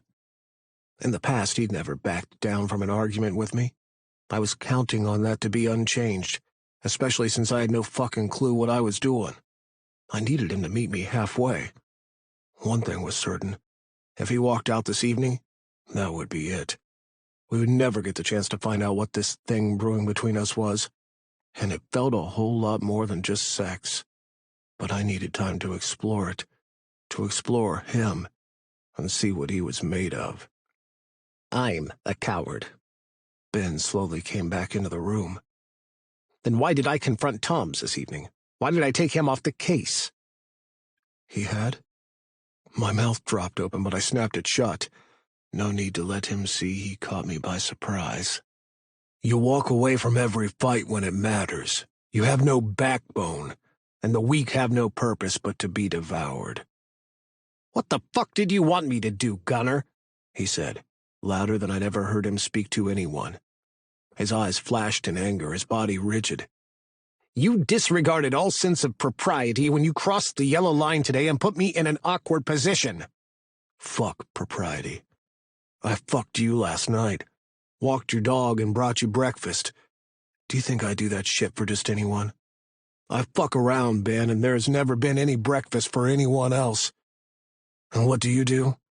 You side with that bastard when he was pointing a gun at me? You think I enjoyed seeing that gun pointed at you? I... His gaze shifted to Candace, and the impenetrable mask was back. Fuck you. I'm not going to apologize to you when you're standing there with a woman's hand wrapped around your junk. If that's what you want, that's fucking fine by me, but you don't sneak into my house, my life, anymore. You choose her, whatever the hell was between us is done. Like hell we are. I shoved Candace's hand away and beat Ben to the door, slamming it shut. Would it kill you to say what you want and to fight for it? Why should I decide for you where you want to put your fucking dick? He spat. I grabbed his hand and forced him to touch my erection. Because if you want it, it's yours. But if you claim it, you're telling me you're willing to go to war for it. So I'll ask again. Is this yours, Ben? Despite his earlier struggles, he tightened his hand on my cock. He wanted it. I knew he did. But I also saw the wheels turning over and over inside that over-analytical brain of his. For fuck's sake, Ben, make up your mind. I growled. I don't know. He mumbled. It's not easy and everything's happening too fast. I'm the one with everything to lose. Are you? Because it feels like I'm the one losing everything. My whole damn self to you. You don't get it, do you? That first day we met, I had every intention of putting a bullet in you, but something stopped me. For me to have you in my bed, for you to be here in my room, do you know how much of myself I've given up for that? None of this was planned. He'd gotten one thing right. Everything happening between us was moving at breakneck speed.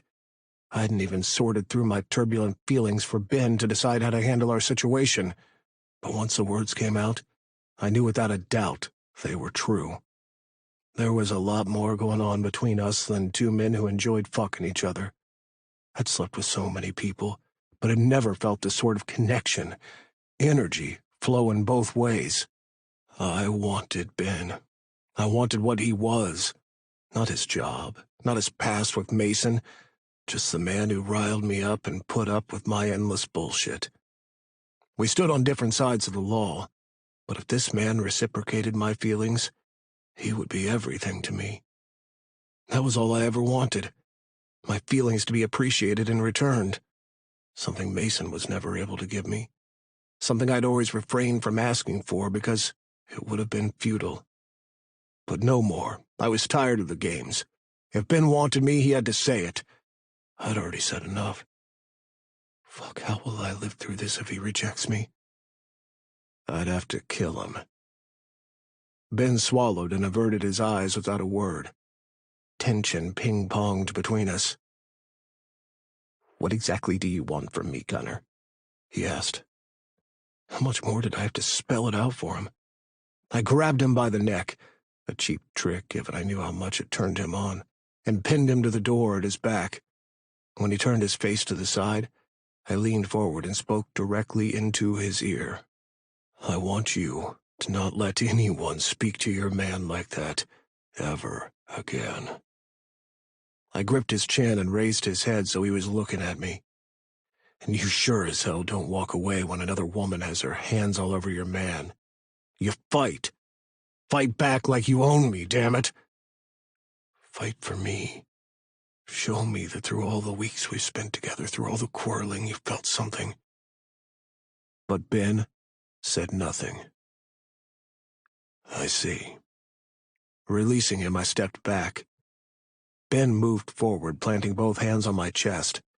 He slowly ran them over my pecs, tracing his nails over the hard muscles. Does this mean a threesome?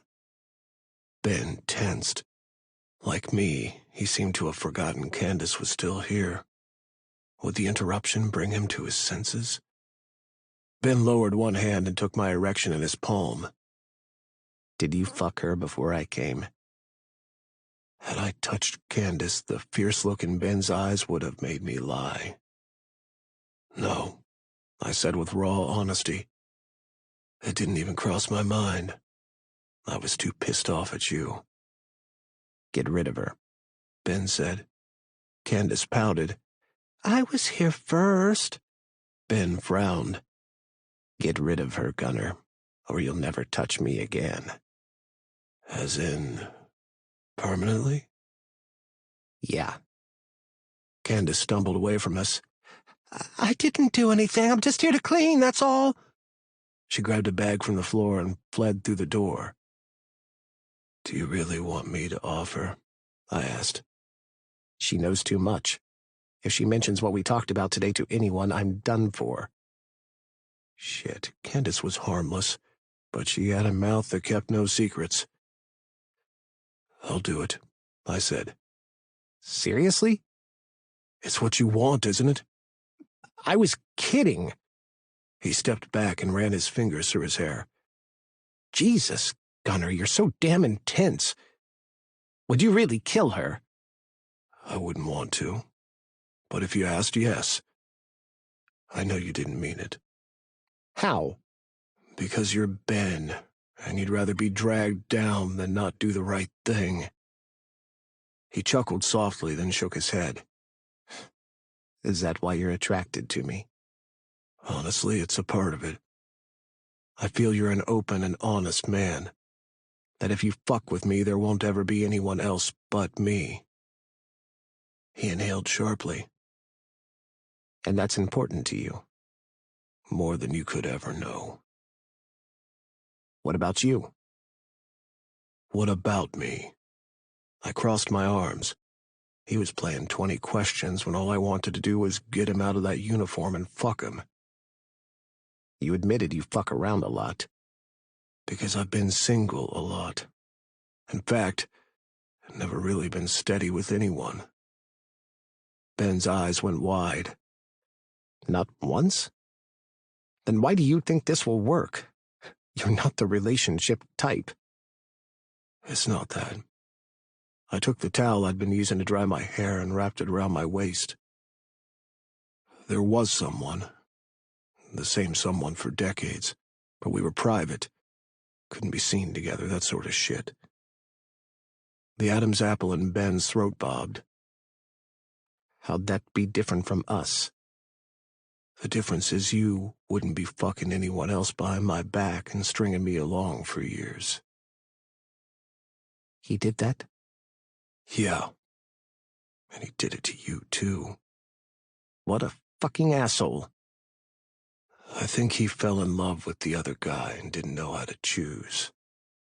That's no excuse to cheat on someone. I smiled. I know you'd think that. What about you? Any serious relationship? Even though I already knew, I wanted to hear about his relationship from his perspective. A couple, he said with a frown. The last one was a bit confusing. I guess you can say it's made me wary of who I sleep with. How so? I swore he was into me one minute, and the next minute he was distant. He had no intention of coming out or making our relationship known publicly, so I broke it off. You did? I deserve better. Ben nailed me with a stare, his chin lifted in challenge. I don't know if that's you, but I'll tell you this now. Fuck around on me, and I won't be nice, Ben. So don't think I'm a pushover. Wow. He'd never used such forceful words. I stared at Ben for a full 5 seconds, then burst out laughing. Are you tempting me to see that side of you? Just try me. Ben shoved me in the chest.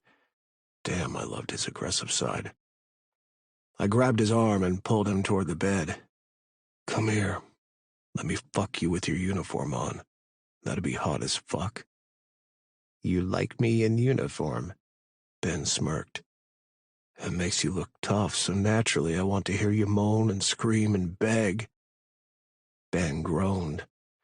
Oh, I should go home and change.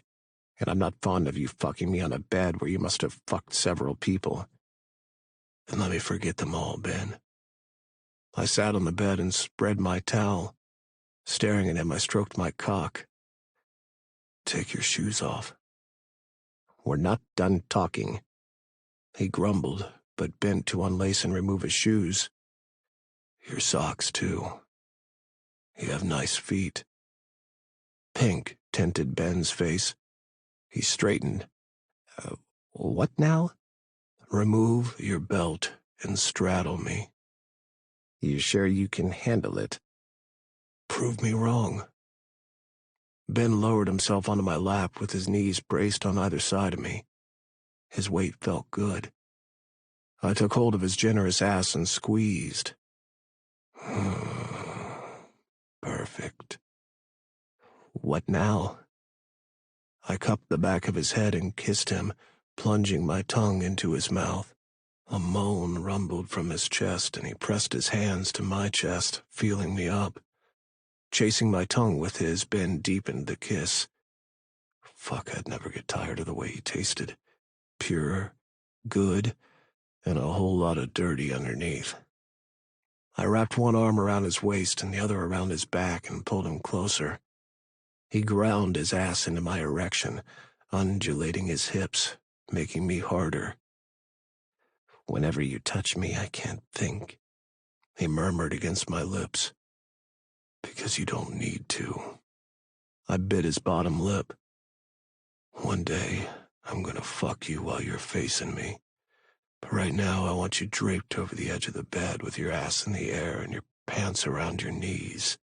Oh, fuck. Ben slid off my lap so fast I could barely sustain my laugh.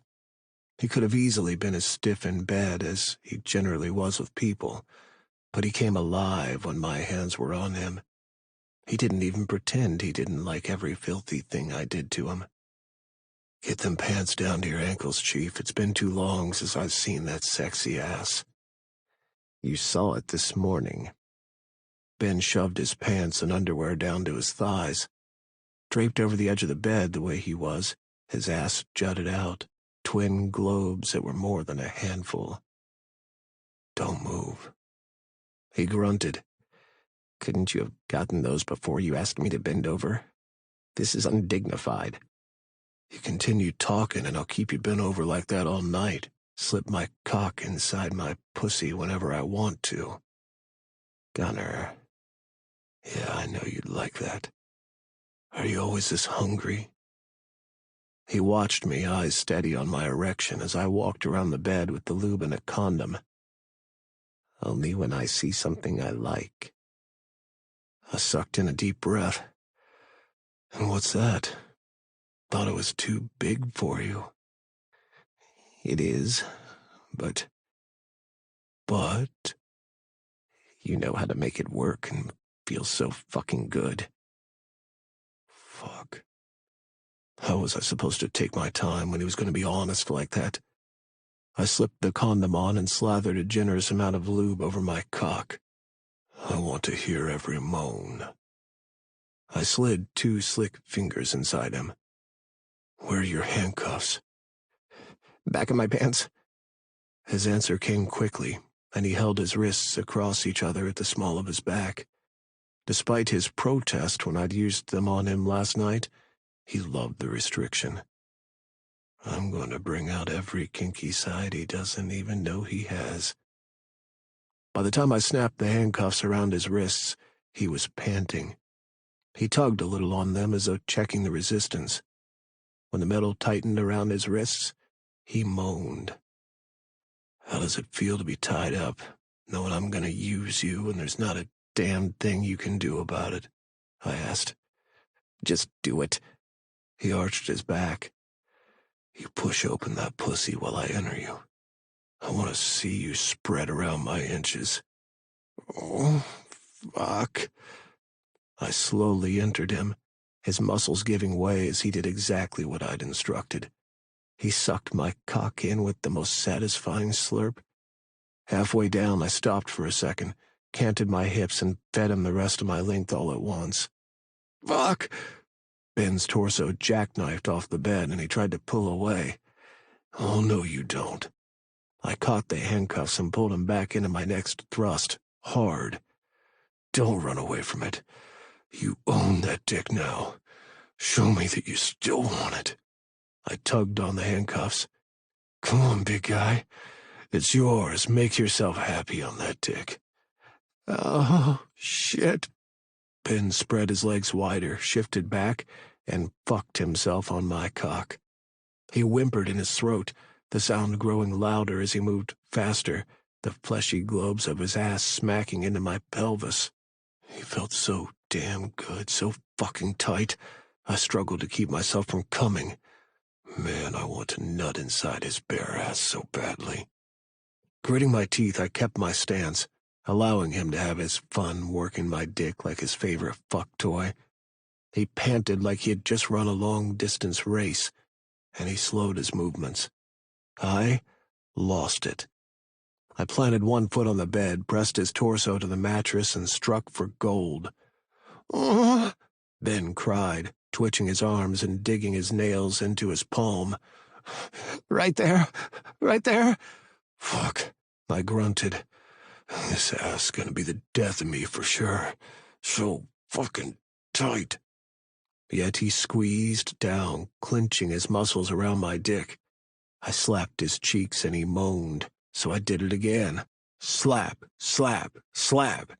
His cheeks turned red and his horny moans echoed in the room. If I die inside Ben tonight, I'd die a happy man. A knock sounded on the door. What the fuck? "Go away," I growled, not once letting up on Ben. Not when he was throwing back into every thrust, taking everything I had to give. "Oh, God," Ben whimpered. "It's too much, too long. I can feel you in my—" He shouted hoarsely, ripples of pleasure rolling through his body. I thrust harder, pushing through the restraints of my release. My orgasm burst through me. I knew it was coming, but the force of it shocked me. Not wanting to spurt into the latex, I pulled out, ripped the protection off, and stroked myself, coming all over his ass. I clamped my eyes shut, resisting shoving my bare cock back inside him and emptying into his body. Sex might not be everything between us, but damn if it hadn't given us a good start. 24. Ben. Gunner killed someone today. I helped him to dispose of a body. I don't regret it. My stomach rumbled, reminding me I had only eaten one burrito all day. One couldn't survive on sex alone, no matter how delicious the whole experience had been. From the intense fucking to taking a shower with Gunner, all the kissing and touching that ended up with me passed out on top of him in bed while he drew circles into my skin. Something was on his mind, though. He was unnaturally quiet, but I was too tired to dig into his psyche. He was allowed his private thoughts. His honesty earlier about what he wanted from me showed he had no trouble discussing his feelings. "You're hungry," Gunner said. "Want me to get you something? I can hit a drive-thru somewhere." Damn. He'd stepped in front of a gun for me, among other things, but this preoccupation he had with feeding me made my insides melt. There was something to be said about a man who cared if you ate. No need, I've got food in the car. I stopped by my sister's on the way here. Asked her to make both of us a plate. "Yeah?" He sounded surprised. Thought food could be our special way to say we're sorry. "It's a start." Just give me another 15 and I'll go get it. "Nah, I'll get it. Don't move." He got off the bed and I popped my eyes open, watching him stretch. He was gorgeous. Just how many women and men would I have to fight off him in the future? Gunner pulled on a pair of jeans and zipped them up, but didn't fasten the button. How he found clothes in the mess was beyond me. He grabbed my car keys from the night table and slipped out of the room. Alone, I rolled over onto my back and stared at the ceiling. The panic I expected didn't come. I felt oddly at peace, and it wasn't the sex. The sex would have worked in the moment, but what came after had set me at ease with Gunner. He hadn't immediately left. Despite the words he'd said to me when we fucked, which some would have found off-putting, he showed he cared. After sex, he had kissed me and showered with me. He'd return to the bedroom and lay with me like I meant more to him than just a body. "If you fuck with me, there won't ever be anyone else but me." How much did I dare to trust him? This relationship couldn't last, could it? My stomach growled, and I felt like I was going to pass out. Probably should have taken some time earlier to grab a bite. The mints I'd sucked on throughout the day were definitely not enough. Grimacing, I sat up, closed my eyes, and breathed in slowly with my head leaned back against the headboard. You feel like shit, don't you? Gunnar closed the door behind him. In the short time since he'd left, someone must have pissed him off. He glowered at me. What happened? I asked, rubbing my temples. Hunger had manifested as a headache. I found the paper bag with the burritos. Why didn't you eat them? Oh, was that why he was upset? I couldn't eat. The whole crime scene was so gruesome, I couldn't eat. Gunnar walked around the bed and handed me a tray with the meal my sister had made. Careful, it's hot. He'd heated up the food. I squirmed. His concern was so unexpected, and I liked it a little too much. I've got it. Why didn't you eat after? You had all day. He sat at the foot of the bed, one leg on the mattress and the other on the floor. He seemed so relaxed, eating in bed. He must have done this regularly. I forked pasta and chicken into my mouth. Just what I needed. Alice hadn't lost her touch at all, and the chicken Alfredo was scrumptious. You're not answering, Gunnar said. I sighed. You want to know the truth? I felt awful for what had happened earlier, and the thought of food made me sick. I nudged him with my foot. Thank you, by the way. For what? I shrugged. The more I think about it, the more I realize you showed great restraint earlier. The Gunnar I know wouldn't have accepted Tom's verbal abuse without doing anything. But now I'm sure you didn't because you knew it would have affected my job. Am I right? He grunted. Since you already know, why are you asking? We ate in silence, devouring the food. Then Gunnar left again to get us drinks. He brought me back a beer, but had a bottle of water for himself. Zeus followed him into the room. Grinning, I placed the tray on top of the night table, but before I could get up, Zeus jumped onto the bed, wagging and woofing. Shit, I'm sorry he's on your bed. I struggled to avoid Zeus's excited licks. Come on, boy, get down. No, let him stay. Gonna change the sheets anyway. He handed me the beer and climbed onto the bed on the other side. Are you sure? He hasn't seen you all day. He's the only one allowed in bed with you. I hugged Zeus and buried my face into his neck, hiding my smile. The beginning of this relationship felt so different. I felt seen. Have you been a good boy? I scratched Zeus's ear. He gave no trouble at all, and he really hit it off with Chris. They were inseparable today.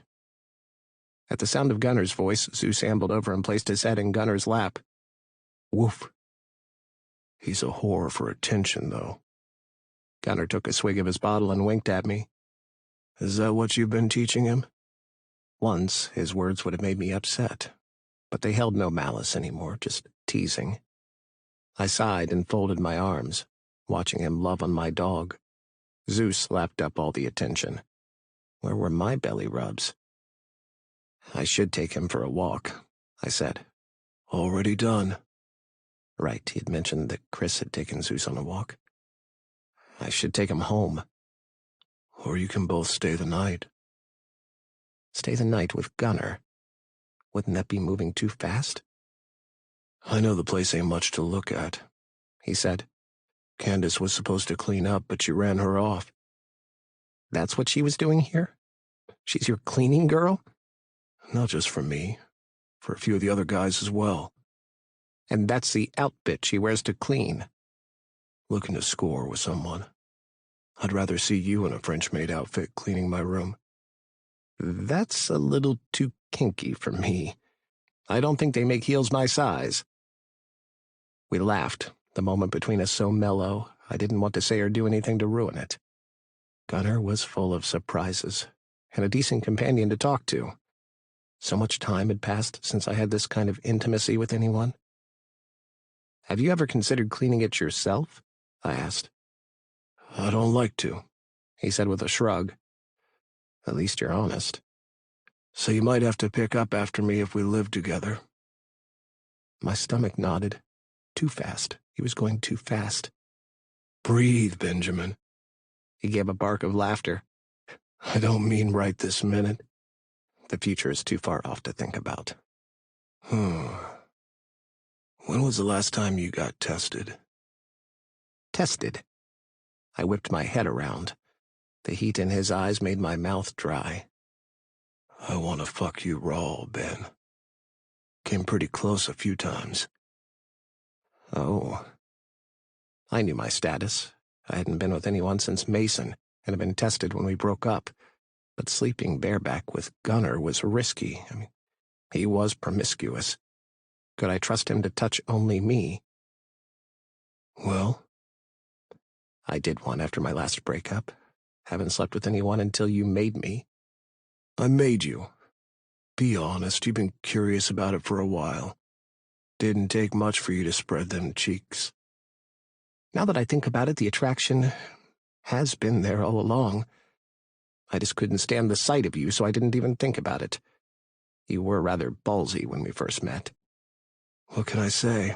When I saw you, I knew your place immediately. Very funny. Gunner placed a hand on my bare thigh and stroked me. I'll do the test tomorrow. Although I've fucked around, I never do so without a condom. Things are different with you. I don't want anything standing between you and me in bed. You'll go on PrEP, too, right? What's that? Medication. You take it daily and it reduces the likelihood of contracting HIV. Or you could opt for an injection. I'm not gonna fuck anyone else, Ben. Damn, the air between us had gone tense again. But I held my ground. No more backing down. This was what he'd said he wanted, wasn't it? For me to have a backbone? How badly do you want to fuck me raw? I asked. He was silent for a couple of seconds and groaned. Oh, fine. I don't want you to do it just because I said so. When you get your tests done, talk to your doctor about it and understand what it's really about. I don't have a problem taking the pills. It's knowing you don't trust me that's the problem. We have a complicated history, okay? I may not trust you in everything. Give me time and show me I can depend on you. Can I depend on you? No more of that bullshit today? I'll work on it. But you can't interfere with my job, Gunner. He grunted. Huh. I'll work on it. I glared at him. What, isn't that what you just said? Now you're just being an ass. What, am I not agreeing here? I don't want to argue. I should go home. Wait, aren't you staying? I hopped off the bed and grabbed my pants off the floor. We both need time to process all this. It's better if we sleep apart.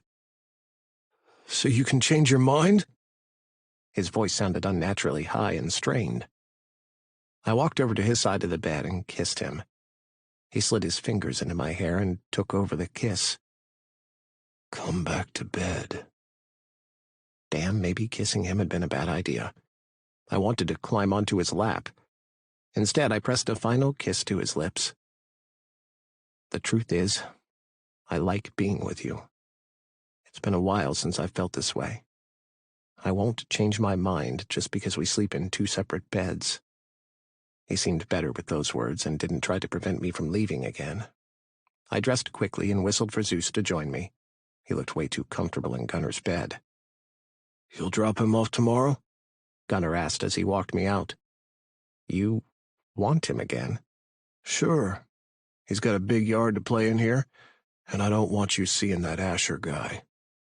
I groaned. He's my neighbor, and actually quite nice. I don't care. He wants you.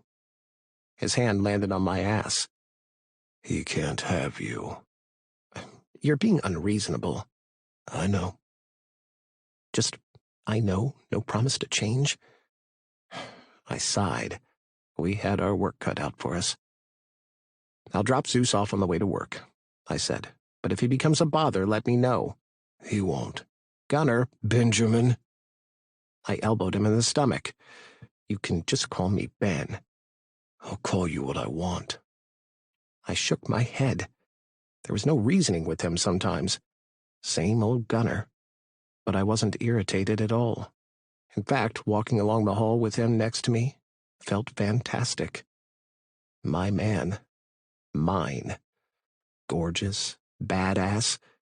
Was this man really mine? Loud music and chatting came from the mess hall, but we didn't stop, thankfully. By now they all knew I was here. I was too tired to face more of them like that asshole Tango. Don't worry about them, Gunner said. They'll keep their mouths shut. That helps. His words drifted back to me as we walked out of the clubhouse, Zeus between us. His former partner had jerked him around and kept him a secret the way Mason had done me. Now that the shoe was on the other foot, I understood more of what Mason had been dealing with at the time. Except, us being together wouldn't have had the same impact as me being with Gunner. Did you find anything useful today? Gunner asked as I opened the car door for Zeus to get in. Not much. Just that the people the convict had sold her baby to might have released her from prison, which means someone there must still be in on the job. But that's the last of the women, right? My stomach clenched. Yeah. He didn't need to know my sister had been undercover and had signed up to sell her baby to these people. The fewer people who knew about that, the better for us. Listen, I still think there might be a bloodhound or two involved, I said. Will you look into it? Gunner frowned. I think we got them all last time, but sure. And you're not just saying that? You will actually do it.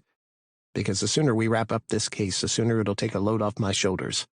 The mayor's been breathing down my neck to have everything solved, wanting regular updates. Still nothing from your tech team to decipher what Patty has recorded? Not yet. I'm not sure how good your team is, but the Reapers have a tech guy who knows his shit. You should let him take a look. I don't know. This is official police business. Think about it. All right. I will. I guess I better get going now. But I didn't move. Walking away felt incomplete. Ben? We have a barbecue this weekend. A recruitment drive. Woof! Zeus barked, impatient to be off. I'm not sure if I should be at a recruitment drive for bikers, Gunner. Conflict of interest. Like what we had done earlier wasn't a conflict of interest. Damn, this wasn't going to be easy. See you tomorrow. As he turned, it hit me what felt incomplete. Gunner! He spun around, and I cupped the back of his head and kissed him. Why did it feel like I'd been with him forever? I poured my apology into the kiss, promising things would get better one day. Maybe sooner than he thought. Gunner groaned into my mouth and cupped my ass. Oh, fuck you, he murmured. What? For kissing me like that and still leaving. Maybe one day I wouldn't have to leave at all. But I had a case to solve before I could promise him anything. 25. Gunner. The lies are taking a hold on me. Tonight Ben and I argued, and it feels as if I was just picking a fight to give him a reason to dump me. As the rumble of engines announced the arrival of cars and bikes, my heart skipped a beat. I turned away from Saint and Dove, who I was barely listening to anyway, and craned my neck, scanning faces, secretly hoping to catch a glimpse of Ben. But as the newcomers exited their cars and parked their motorcycles, disappointment settled in my chest. Ben had warned me he wouldn't show up. A motorcycle recruitment event wasn't exactly a place for a man in blue, and he wore the bluest. While I understood his reason, his absence still left a shadow over what was otherwise a good day. The turnout at our barbecue was impressive, and with it, the hope I hadn't completely ruined the club but could restore it to its former glory. Saint elbowed me. His cheeks were flushed from all the drinking, or maybe it was from Dove's tits. In a rare occurrence, Dove was wearing a fishnet mesh crop top with no bra underneath. They covered their nipples with pasties, which I figured was only for the kids' benefit. The few times I'd met them, they'd always been topless. Saint was a brave man. Had Ben walked in without pants on, I'd have locked him in my bedroom until everyone left. "We're heading over to the barbecue pit," Saint said. "You want anything?" Nah, I'm good. When he left, I dumped the beer in my solo cup into a shrub. I wasn't going to fuck up my sobriety this time. Had I not been sober, I wouldn't have landed someone like Ben, and I'd be damned before I did anything to fuck that up. I was having too much fun with him, and not at his expense either. We spent a lot of time talking and screwing, but the former left me impressed. I hadn't had this sort of intimacy in such a long time, and every day I didn't mess up, I was relieved.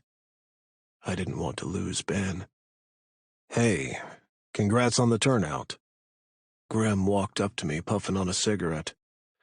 "Yeah, not bad," I said, acting all aloof as if I wasn't surprised. "You didn't have anything to do with this, did you?" Because I don't need your interference to grow my club. I can do it on my own. "You're still full of shit, I see." He blew out a gust of smoke. But no, I didn't interfere. Could I believe him? But I had no evidence to support my suspicion, so I dropped it. Wouldn't have thought I'd live to see the day our clubhouse is full of reapers. Still not the most bizarre shit I've seen recently. Grim looked me up and down. You look good. I'm not interested in your ass, Grim. That was ages ago. He laughed, the sound reminding me of our childhood. The three of us, him, Mason, and me, fucking around and being the terrible trio of Smoky Vale. We'd done everything together, from stealing to wanking off. We were such arrogant shits back then. Now look at us. Time has flown, but I can't even be sad about it. Why would you be? Time's been on your side. Mason's kid grew up and landed in your bed. Hey, I kept that kid away from me for years. He was just damn persistent. I shook my head. Still can't believe Mason let you fuck around with his son. Believe me, he was not a fan. Jamie wasn't supposed to return to Smoky Vale. He was just too damn stubborn about the whole thing. Mason even took him back to the airport when he got here. You don't regret keeping him around? I used to. Not anymore. I'd die before I let anything happen to that boy. We owe it to Mason to look after him. I know for sure Mason didn't want Jamie being in this lifestyle. But he's happy. Speaking of happy, you seem a lot less cranky these days. How are things going with Witter? I raised an eyebrow. Why had Grim mentioned Ben? Was he referring to the case or something more personal? Not much luck, I said. I suggested he have your tech guy look into the notes he got from Patty, but Ben being Ben, he has to do everything by the book. For someone in his position, that's not a bad thing. Except he's not getting anywhere because he won't step outside the lines a little. Is that what you're doing with him? Stepping outside the lines a little? I frowned and cocked my head to the side. What is it you want to say, Grim? Come on, Gunner. There's not a biker here who hasn't heard about you and the chief of police. Of course they're saluting you for fucking him. It seems that's all it took for them to forget their homophobia. You sticking it to a man like Ben so high up in the police force. Nobody's saying shit. I hadn't heard anything. Because they don't say it when you're around. All I'm saying is Witter's a really good guy. And as much as they interfere with our business, we still need cops around. I see. Gritting my teeth, I glared at Grim. It's none of your business. For fuck's sake, there's no reason to catch a tone. All I'm saying is, you're fucking Mason's son. You don't have any grounds to say these things to me. And you're fucking Mason's ex. I sucked in a deep breath and took a step back. So you knew all along what he was to Mason? Yes. Why do you think he and Jamie are so close? Because they were partners on the force? It goes much deeper than that. The guy was in love with Mason, and Jamie sees him as an uncle. What you're doing is wrong. Just what do you think I'm doing? Using Witter to get back at Mason for whatever you think he did to you? That was fucking decades ago, Gunner.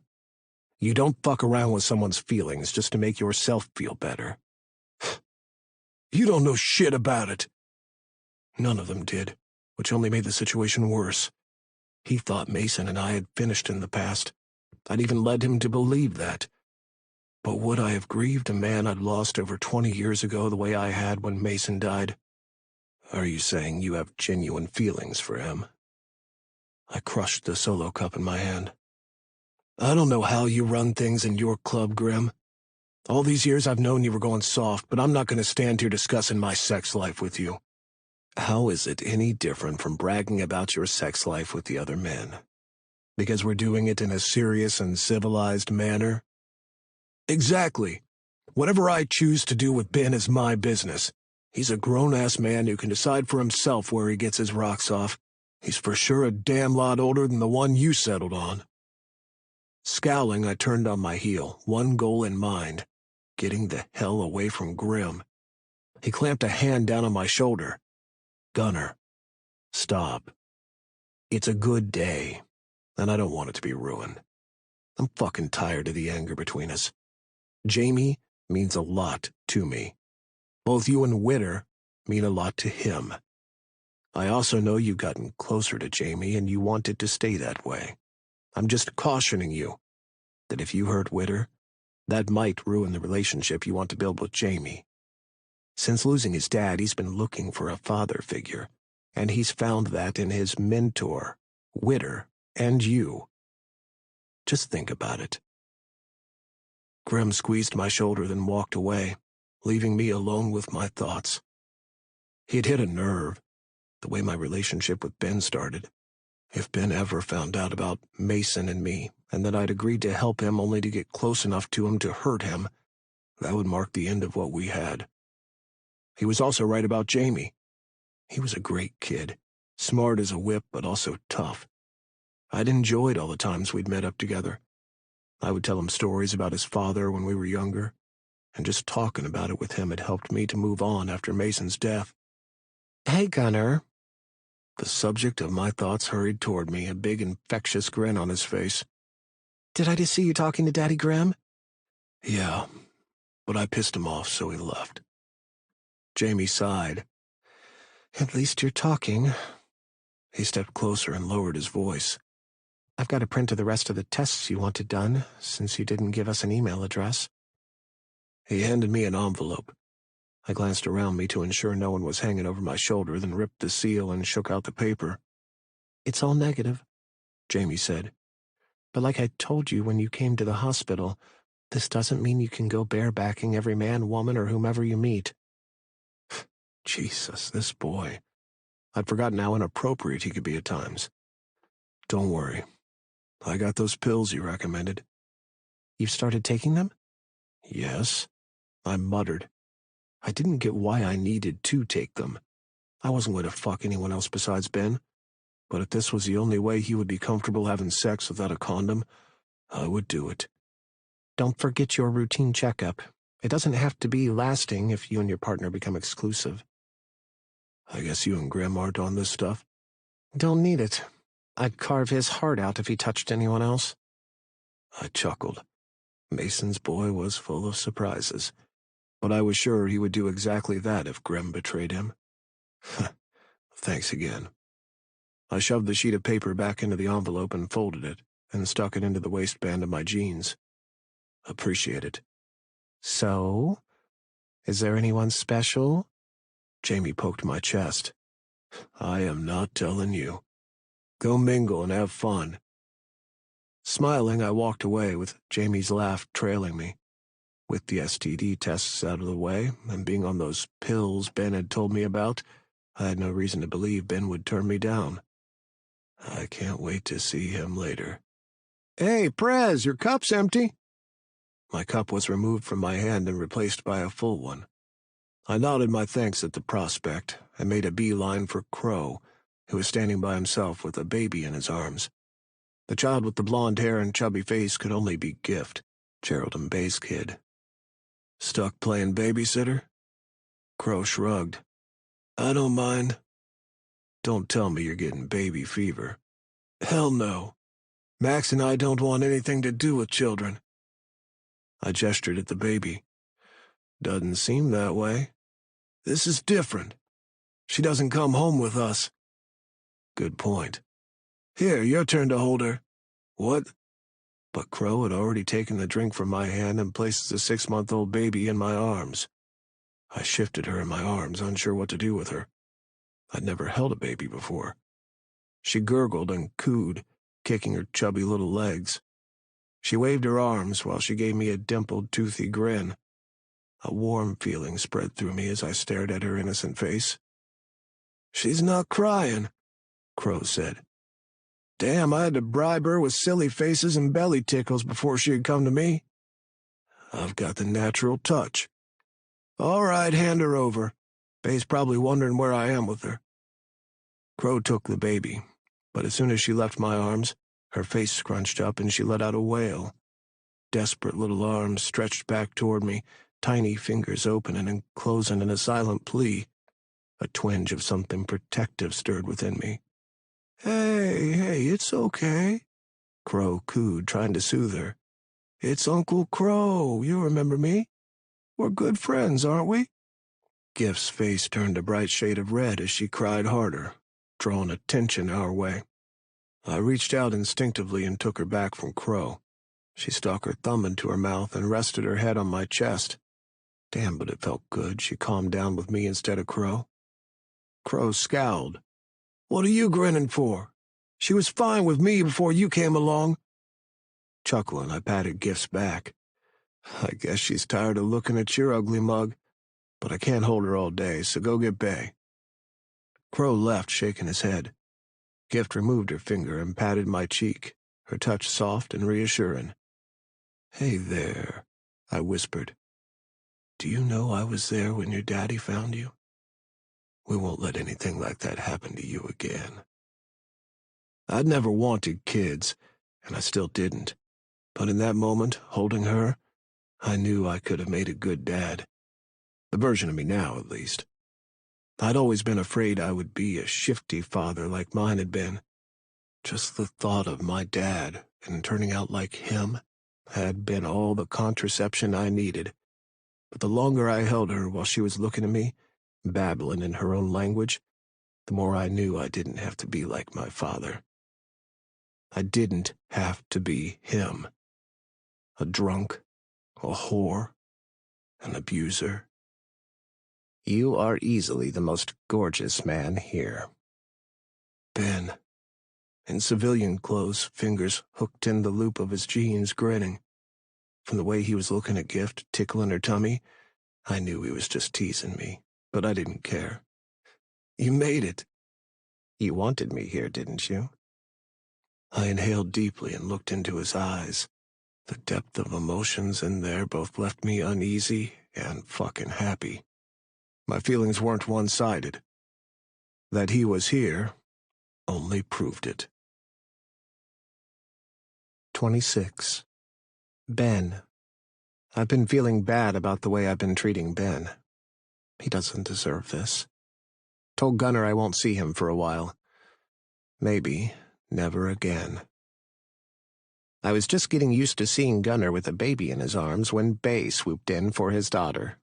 The way she took one last look at Gunner before diving into her father's arms was comical. Gunner pretended to be offended that she so easily gave up her infatuation with him, smacking her diapered butt, which set her into gales of laughter. She kicked her little legs and blew him a raspberry while patting Bay's cheeks. Now I know who can babysit when Gerald and I need some free time, Bay said with a grin. Hope you get a lot of recruits, Gunner. I'm out. You're leaving? I asked. I'd gotten to know him from the case. The others were basically strangers. Yep, gave Jer the morning off to relax, but he's woken up from his nap. He still worries we'll corrupt our little angel. The thought had crossed my mind, but several kids were running around and they seemed happy and healthy. The booth where they were getting their faces painted was a huge success. Before, I'd only met men, but today they'd come with their wives, girlfriends, and everything in between. When Bay walked off, Gunnar placed an arm around my waist and pulled me firmly to his side. Caught off guard at his familiarity in the open, I stiffened. Relax, Gunnar said. No one gives a damn about us. A quick sweep of the yard revealed the truth of his words. Everyone was minding their own business in one way or another, chatting, drinking, and eating. A DJ kept the place lively, and an enormous man I recognized as one of the Reapers operated a tattoo booth. A group of men were gathered around the parked motorcycles, showing off their rides. I returned my attention to Gunnar. This is... Warm lips pressed against mine in a desperate kiss, like Gunnar had been wanting to do that for a while. He rested a hand against my neck, and I moaned. He chuckled and released my lips. Gets you every time, he murmured in my ear. I groaned. Oh, one day I'll know your tell, too. You're my tell. Now why the hell would he say something like that? Was this what happened when a criminal fell in love? Because his look, which seemed to hold all the energy he had harnessed for all his misdeeds, was directly aimed at me. I had all his attention. It was scary, but also exciting to be wanted this much. Are you staying? He asked. I nodded. I really shouldn't, but I was already here. What was the use of pretending anymore? Good. I have to mingle, but I won't be too far. If any of those idiots say anything to you, tell me. Why? I can take care of myself. He'll never have to worry about me. Shows how much you know. All I do is worry. I'm not used to it, Benjamin. I'm not used to the things you make me feel. Gunnar walked off, and I watched him go, his words leaving me with a hunger in my gut. He was more open about his feelings than I'd have ever thought he could be. Whether it was all an act, I had no idea, but I could feel myself falling for it. Uncle Ben! Jamie rushed up to me. Hey, Jamie. How are you? We hugged, and I patted his back. He would always be the son I never had. I'm great. I didn't expect to find you here. Are you here to see Gunnar about the case? Well, yeah. Damn it, why had I lied? Luckily, Gunnar wasn't close enough to hear me disown him, but how could I tell Jamie I was with Gunnar? Technically, we weren't anything to each other now that Mason was gone. Would Jamie get distant if I had another man in my life? I didn't want to lose that connection. How's the case going? He asked. Not very well. I searched out Gunnar. He poured the drink from his cup onto the ground. What was that all about? Didn't he trust whoever had given him the drink? That's a bummer, Jamie said. If there's anything Daddy Grim or I can do for you, let me know. I chuckled. Grim just allows you to offer his services like that. Pretty much. And I believed him. The older biker was completely smitten with his boyfriend. I might take you up on that, I said. Gunnar says you all have a tech guy who can work wonders. Alan, he's a genius on the computer. I can give you his contact. Thanks. Not that I planned to use it, but it couldn't hurt. My team needed more time first to finish going through all the notes in Patty's notebook. Since you're here already, you should stay, Jamie said. These barbecues are usually good. I'm so glad for Gunnar. I know he's been upset at how scanty his club's membership was getting. Maybe I'll stick around for a bit. Good. I need to go find Grim, but I'll see you around. Left alone, I lingered at the tattoo booth for a while. The tattoo artist, Rubble, the other guys had called him, worked with the steady hand of an expert. I watched him for a few minutes while keeping an eye on Gunnar. Just as before, Gunnar dumped another drink. My theory that he didn't trust drinking from others was blown out the door when he did the same thing to a beer straight from a can he'd pulled himself. Was he trying not to get drunk? Hey, man. You want to get inked? I turned to Rubble. Who, me? Yeah, you. Who else? I hesitated. The thought of getting a tattoo had never crossed my mind. I wasn't squeamish or anything, but I didn't see the point of putting myself through unnecessary pain, though the tattoos Gunnar had on his body looked amazing. Maybe some other time. A tattoo wasn't something you decided on at the last minute. Not for something that would stay on your skin forever. Want to get something pierced, then? An image flashed through my mind of Gunner's pierced dick. Heat flushed through me, and I shook my head. Nah, I'm fine. I stepped back and bumped into a firm wall of muscles. A hand was placed around my waist, and a kiss landed on the back of my neck. "You're more than fine," Gunner said into my ear. "I want to talk to you." About what? "Not here. Follow me." Gunner grabbed my hand and dragged me through the crowd and out into the backyard. 2 trucks were parked at the side of the clubhouse. The noise from all the activities was reduced to a dull hum. "What's this?" I asked. "I have something to show you." I planted my feet on the ground, refusing to take another step. "Gunner, you're not bringing me here to show me your dick, are you?" That too. But something else. Gun, If you want to do it here, fine by me, but they can still see us. His words prompted me into motion, and I followed him. No sooner were we hidden from view did Gunner back me up against the side of a truck and pressed his mouth to mine. My adrenaline skyrocketed as his lips moved over mine. With a groan, I clutched the sides of his cut and tugged him closer until we were plastered against each other. His erection swelled against mine. Gunner grabbed my hips and rubbed our cocks together. I moaned.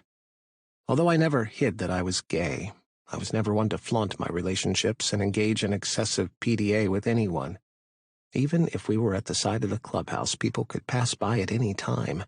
Anyone could discover us, but not even that possibility was enough to deter me from having my fill of Gunner. His hands were everywhere, groping me, exploring my body through my clothes as his kiss grew more passionate and desperate with every passing second. I ran my fingers through the long locks of his hair, frustrated to find I couldn't get any closer to him. Wait. Gunner pulled back, but then took one look at me and slammed his lips on mine again. I reached for him, but he stepped back. Fuck.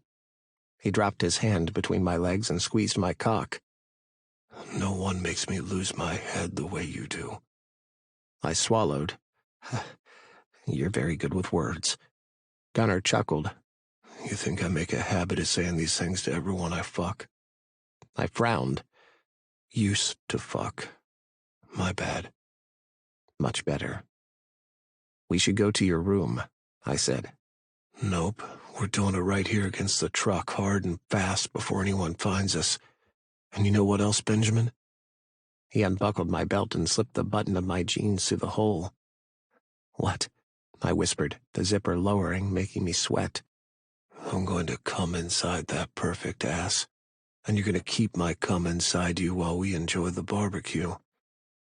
Oh, shit. Trills of excitement ran through my body. Would it be so bad to let it slide this time? What the hell am I thinking? Of course I can't let him fuck me bareback. Gunner, we've talked about this.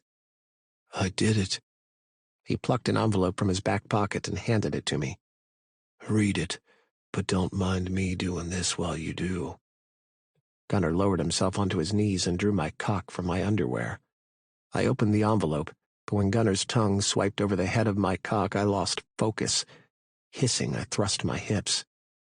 Read it, Ben. How can I concentrate when you're... Oh, God, baby. I froze. Gunner froze. Mortified, I closed my eyes. Gunner wasn't an endearment kind of man. I already knew that. What on earth possessed me? I like that, he said. I popped an eye open. You do? Yeah. When we're in private, that's what you call me from now on. Now look at what's in the damn envelope or I'll leave you here harder than a brick. Well, that's just cruel, baby. Keep it up. I'll fuck the sass out of you in a minute. He sucked my cock between his lips, taking all my length. Distracted, I dug my fingers into his hair until I remembered. The envelope. Reading while someone gave you head was distracting as fuck. Doing it with a talented mouth and tongue like Gunner's was almost impossible. Only the threat of him leaving me hard made the words stop moving around on the page. I moaned, dug one hand in his hair anyway, and canted my hips. his STD panel tests. They were all negative. Now his words made sense. He wasn't trying to run roughshod over my decision not to have bareback sex with him until we both knew we were safe. He had actually gone and done the tests. "Oh, baby," I whispered, this time meaning the endearment. The first time had been a slip of the tongue, and the second snarky, but as I stared down at him giving me head when any of his club members could find us, I knew I wasn't wrong for taking a chance on him. Gunnar released my cock, rose to his feet, and stroked me. "Is that a yes?" If he could take these risks, so could I. Hell yes. Oh, thank fuck. I turned with my back to him as he shoved his jeans down. "I even got those pills you told me about." You did? I glanced over my shoulder as I pushed my jeans down to my knees. "Yes. I'd give a kidney to be inside you raw." How could I turn him down? As he slipped lubed fingers inside my ass, Gunnar kissed my neck. I turned my head and gave him my mouth. Fuck, he made kissing feel mandatory, and I loved that about him. Gunnar chuckled, the tone low. What is it? My hand's shaking. I'm too excited. Not sure how long this will last. Don't worry, your expert cocksucking skills already have me close. I reached behind me, took his girth in my right hand, and stroked him. Damn, I keep forgetting how hung you are. Come on, get it right in there. I guided his cock toward my hole, and Gunnar slid in with a groan. At the same time, my phone rang. "Don't you dare answer it," Gunnar said. Huh, I wasn't planning to. Bracing myself on the sides of the truck, I widened my stance as he filled me to the hilt with one hard thrust. I clinched around his length, letting the pleasure wash over with each powerful plunge. He hadn't been kidding. He had no slow on his setting today. With both hands planted on my sides, he pumped into me, his hips smacking against my ass. Grunts and whimpered pants mixed with the slap of skin on skin. I gritted my teeth against the sting of the force surging inside me. Moving my hips, I shoved my ass back into his thrusts. "That's it, baby," I whisper-cried. "Bear back that hole and breed me." Gunnar groaned and bit my neck. That prick of his teeth sent a shiver through me and catapulted me into the abyss as I came, vision dark with nothing but the man's touch grounding me. "Ben," Gunnar grunted. "Oh, fuck, Ben." He followed me over the edge, his body jerking as hot cum spilled inside me. With slow, steady thrusts, he pumped every last drop inside me, then slumped against my back. I closed my eyes, taking a few seconds to soak in the warm sun on my skin and the scent of Gunnar around me. The ringing of my phone again brought me back to reality. I would ignore it, but my sister could have her baby any minute now. Oh, I have to get that. With a sigh, Gunnar pulled out of me. His cock was still half hard. Clenching around the cum inside me, I pulled up my underwear and jeans, digging into the pocket for my phone. "Hello? Is this the Chief of Police, Ben Witter?" Frowning, I zipped up my pants. I didn't recognize the distorted voice. "Yes? Who is this?" "The one you've been looking for." "Excuse me? Do you like surprise gifts, Chief Witter?" "Who the hell are you?" Gunnar rested a hand on my side. I placed a hand against his chest to ward him off so I wasn't distracted. "Who I am is not important. I've left you a gift in the city. There's still time to save her. If you hurry." "Save who?" The caller hung up. I opened my call log and returned the call, but it went straight to voicemail. "What's that about?" Gunnar asked. "Who called you?" Before I could answer, my phone vibrated. A message popped up from the same number that had called me. I opened the app and tapped on the arrow to download the picture. My stomach roiled at the gruesome sight of a woman with blonde hair, lying on what seemed like an operation table with her abdomen cut open, a pool of blood beneath her and on the floor. "What the fuck?" Gunnar whispered. "What's this?" "Another victim. Jesus, this can't be happening." "What exactly is happening?" If my hunch is right, they're now sourcing their babies by targeting pregnant women. Remember the escaped convict we found at the casino? Yeah? She was just the beginning. We cut off their source, so they found another way. I have to mobilize a team to find her before she's dead. Ben. Gunnar grabbed my arm. There's no way she could survive that. My stomach lurched. He was right. I knew he was, but I still had to try. I'd already wasted precious minutes ignoring the phone call to have sex with Gunnar. If she was indeed dead... I have to go. But Gunnar held onto my arm tight. Gunnar, I have to do my job. I know where you can find her. 27. Ben. I'm trying to make things work with Ben. I know it bothers him I stay in the closet, but I see the way they treat him at work. I don't want to go through that. The air was thick with tension as I stood outside the decrepit building. I pushed Gunnar's earlier words back to the recesses of my mind so I could focus on what needed to be done. My heart pounded in my ears, a rhythmic drumming that matched the cadence of the officers surrounding the structure. I didn't need to be here. I could have given the command and waited for the reports to hit my desk, but there wasn't a chance of that happening after Gunnar had confessed he owned the property. He'd been able to identify the location based on the interior of the basement shown in the photograph the unknown caller had sent me. The building, an old small grocery store that had been condemned and abandoned for years, loomed ahead, its exterior a weathered gray that had once must have been white. Its windows, caked in grime and shattered in places, offered a glimpse into the darkness that had consumed it. With a nod, I signaled the team of officers to move in. I had my firearm drawn, as did the others, although I had little expectation of catching our criminal here today. He wouldn't have sent me that picture if he'd planned to stick around. But maybe, just maybe, he wouldn't have expected us to show up so soon and was still somewhere in the building. As part of the entry team, we breached the threshold first, moving through the creaking open front door. Inside the abandoned store, the air was stale, reeking of mildew and decay.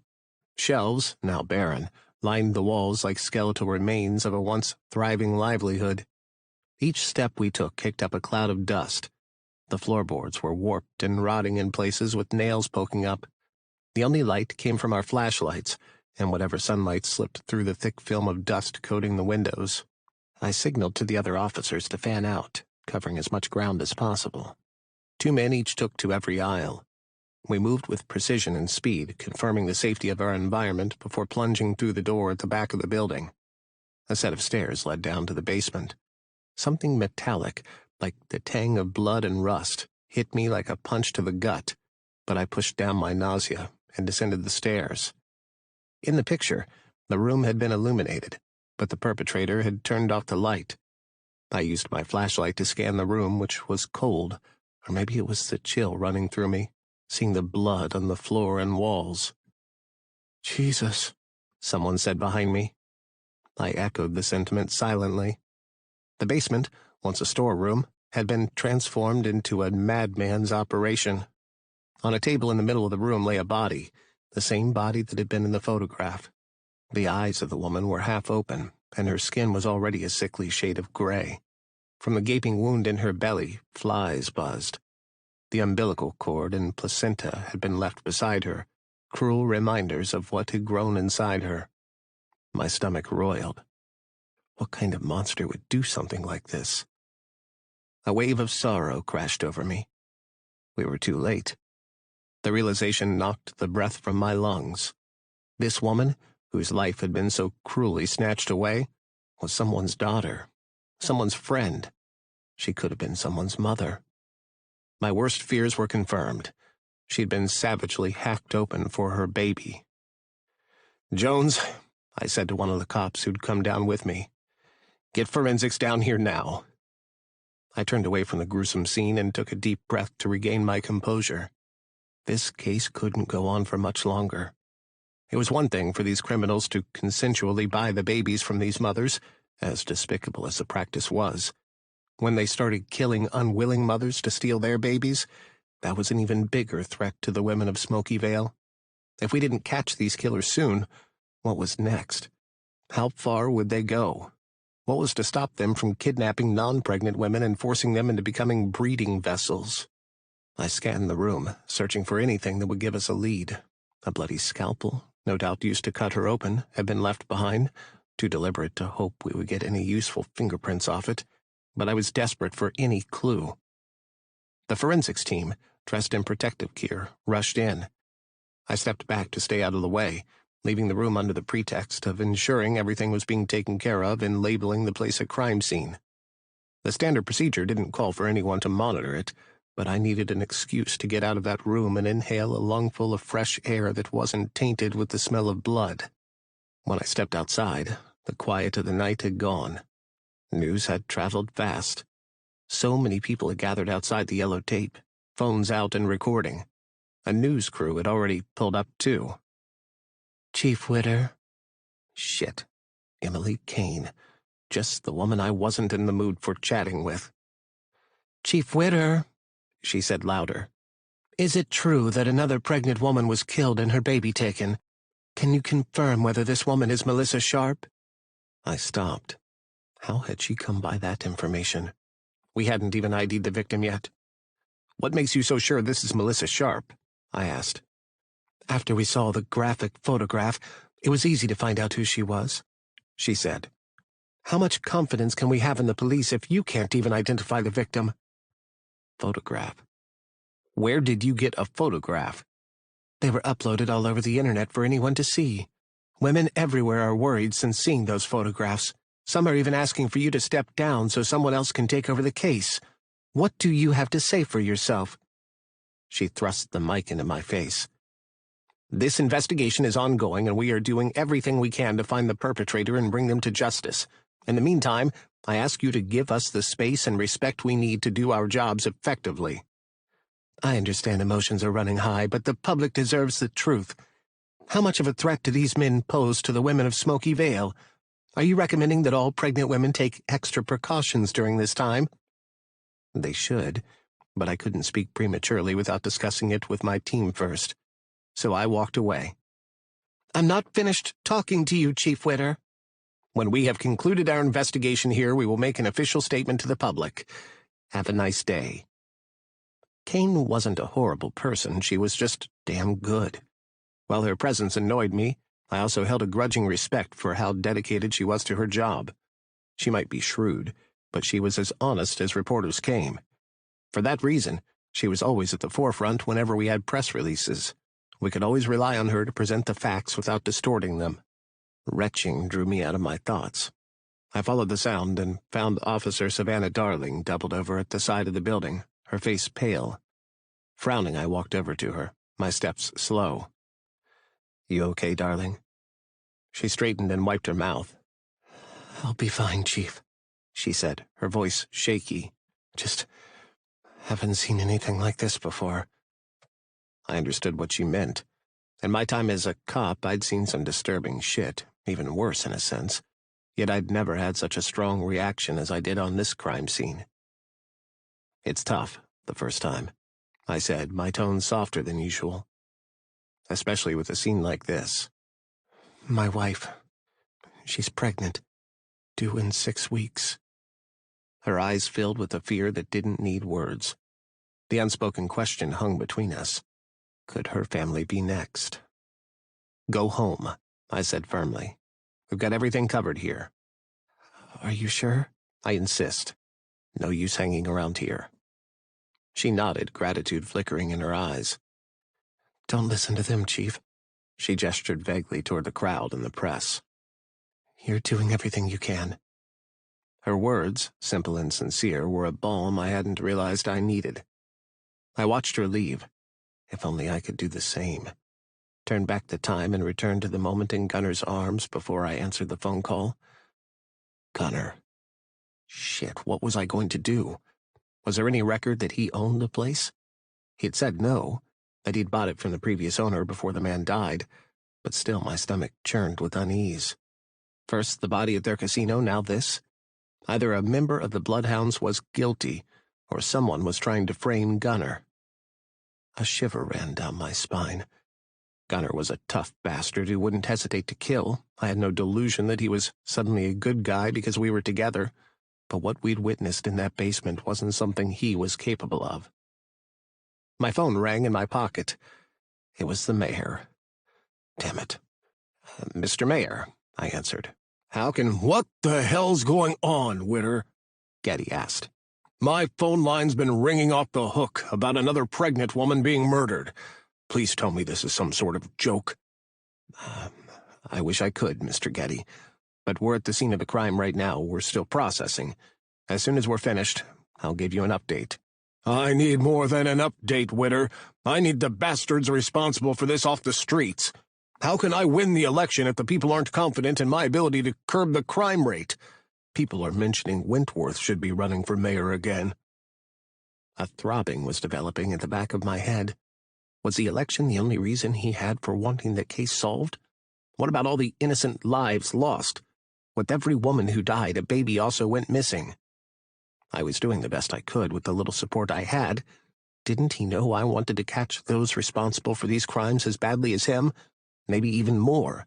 With this case closed, I could finally put the whole thing behind me. The more I thought about leaving the force, the more appealing it sounded. I never wanted this position. That had been Mason's dream, not mine. After years of fighting to remove the stain on my name, it was time to move on. We'll get to the bottom of this, I said. We have some important evidence our tech team is working on to trace some transactions. Call me when you have answers, Witter. After the day I'd had, I should be passed out in my bed. But I ended up at the Bloodhounds clubhouse instead, tired, hungry, and with a dull ache in my head. For once, the clubhouse didn't seem to be filled with people, probably because everyone had already turned up earlier during the day for the barbecue. I should have been able to sneak into Gunner's room without any problem, but just my tough luck, I ran into Tango in the hall. He seemed to always pop up whenever I was over, as if he kept an eye out for me, but I wasn't in the mood to entertain his bullshit. Isn't it kind of late for you to be out, Chief? He asked. Getting fucked behind the trucks today wasn't enough. You back for more? Ordinarily, I would have been embarrassed to find out someone had seen us. Of course, it had to be this sneaky bastard. I wouldn't put it past him to have followed us. I just have one question for you, Tango. Why are you so interested in where your president puts his dick? What are you implying? Isn't it obvious?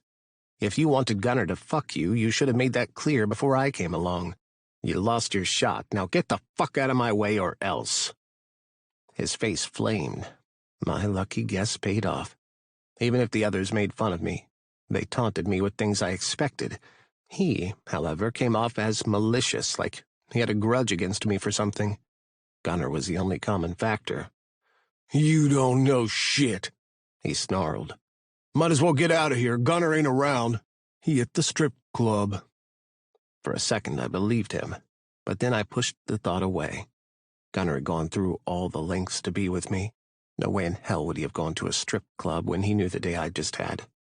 That's fine. I'll wait for him in his bedroom. I can't let you do that. You're a cop. Can't leave you unsupervised in our clubhouse. I grabbed the front of his shirt and slammed him into the wall. Listen to me, you fuckwit. You don't want to mess with me and live to regret it, do you? I suggest you find a way to deal with me and Gunner together because you're going to be seeing a lot more of me around. If I were you, I'd listen to him, Tango. Gunner stood a few feet from us in the hall, barefoot and wearing only a pair of unbuttoned jeans that showed a hint of pubic hair. I told you to stay the fuck away from him, didn't I? I wasn't doing nothing. Tango mumbled, his eyes averted. I released him and took a step back. The knot in my stomach eased. A part of me had been worried Gunner was really at a strip club. Relief flooded through me. With every obstacle we already had between us, from my job to who he was, we didn't need to add distrust. I could always count on him to be honest with me. Get the fuck out of here, Gunner said. And don't let me see you hanging around anytime soon. Tango pushed himself off the wall and stumbled through the door. I walked to Gunner, needing a minute to get myself together again. He cupped the back of my head and pressed my face into his neck. You look like shit, he said. I know. I wrapped my arms around his waist. You still want me here, though? Hell yeah. Come on, let's see how much damage today did to you. Where's Zeus? I asked as he placed his arm around my shoulder, and we set off toward his room. Sleeping. I figured you'd be tired when you got back, so I let Chris take him. Why are you so thoughtful? I feel like I'm in a twilight zone with you being this nice. Gunnar laughed as he shoved me into his room. You keep making my dick happy and I'll be as thoughtful as you want. I was so tired I didn't even have the energy to argue about him reducing what little relationship we had to sex only. What kept you so long? He unbuttoned my shirt. It's almost 11. Don't tell me you were at the police station all this time. As a matter of fact, I was. Trying to figure out what I was missing on this case. There's something that's bothering me. You mean the body's being associated with me, don't you? He dropped my shirt to the floor and started on my jeans. Not the way you're thinking. I know you're not responsible for any of this. Unless there are two of you. You were right beside me when I got that call today. But why is someone trying to connect the case to you? He shrugged. It's easy to hate me, so I become the target. As with any other major crime in Smoky Vale, am I not always the first that comes to mind? I placed my hands over his to stop the work he was doing of getting me out of my jeans. Doesn't it bother you that I thought of you that way too? I'm used to it. Turn your brain off for a few minutes and go take a shower. I'll get you something to eat.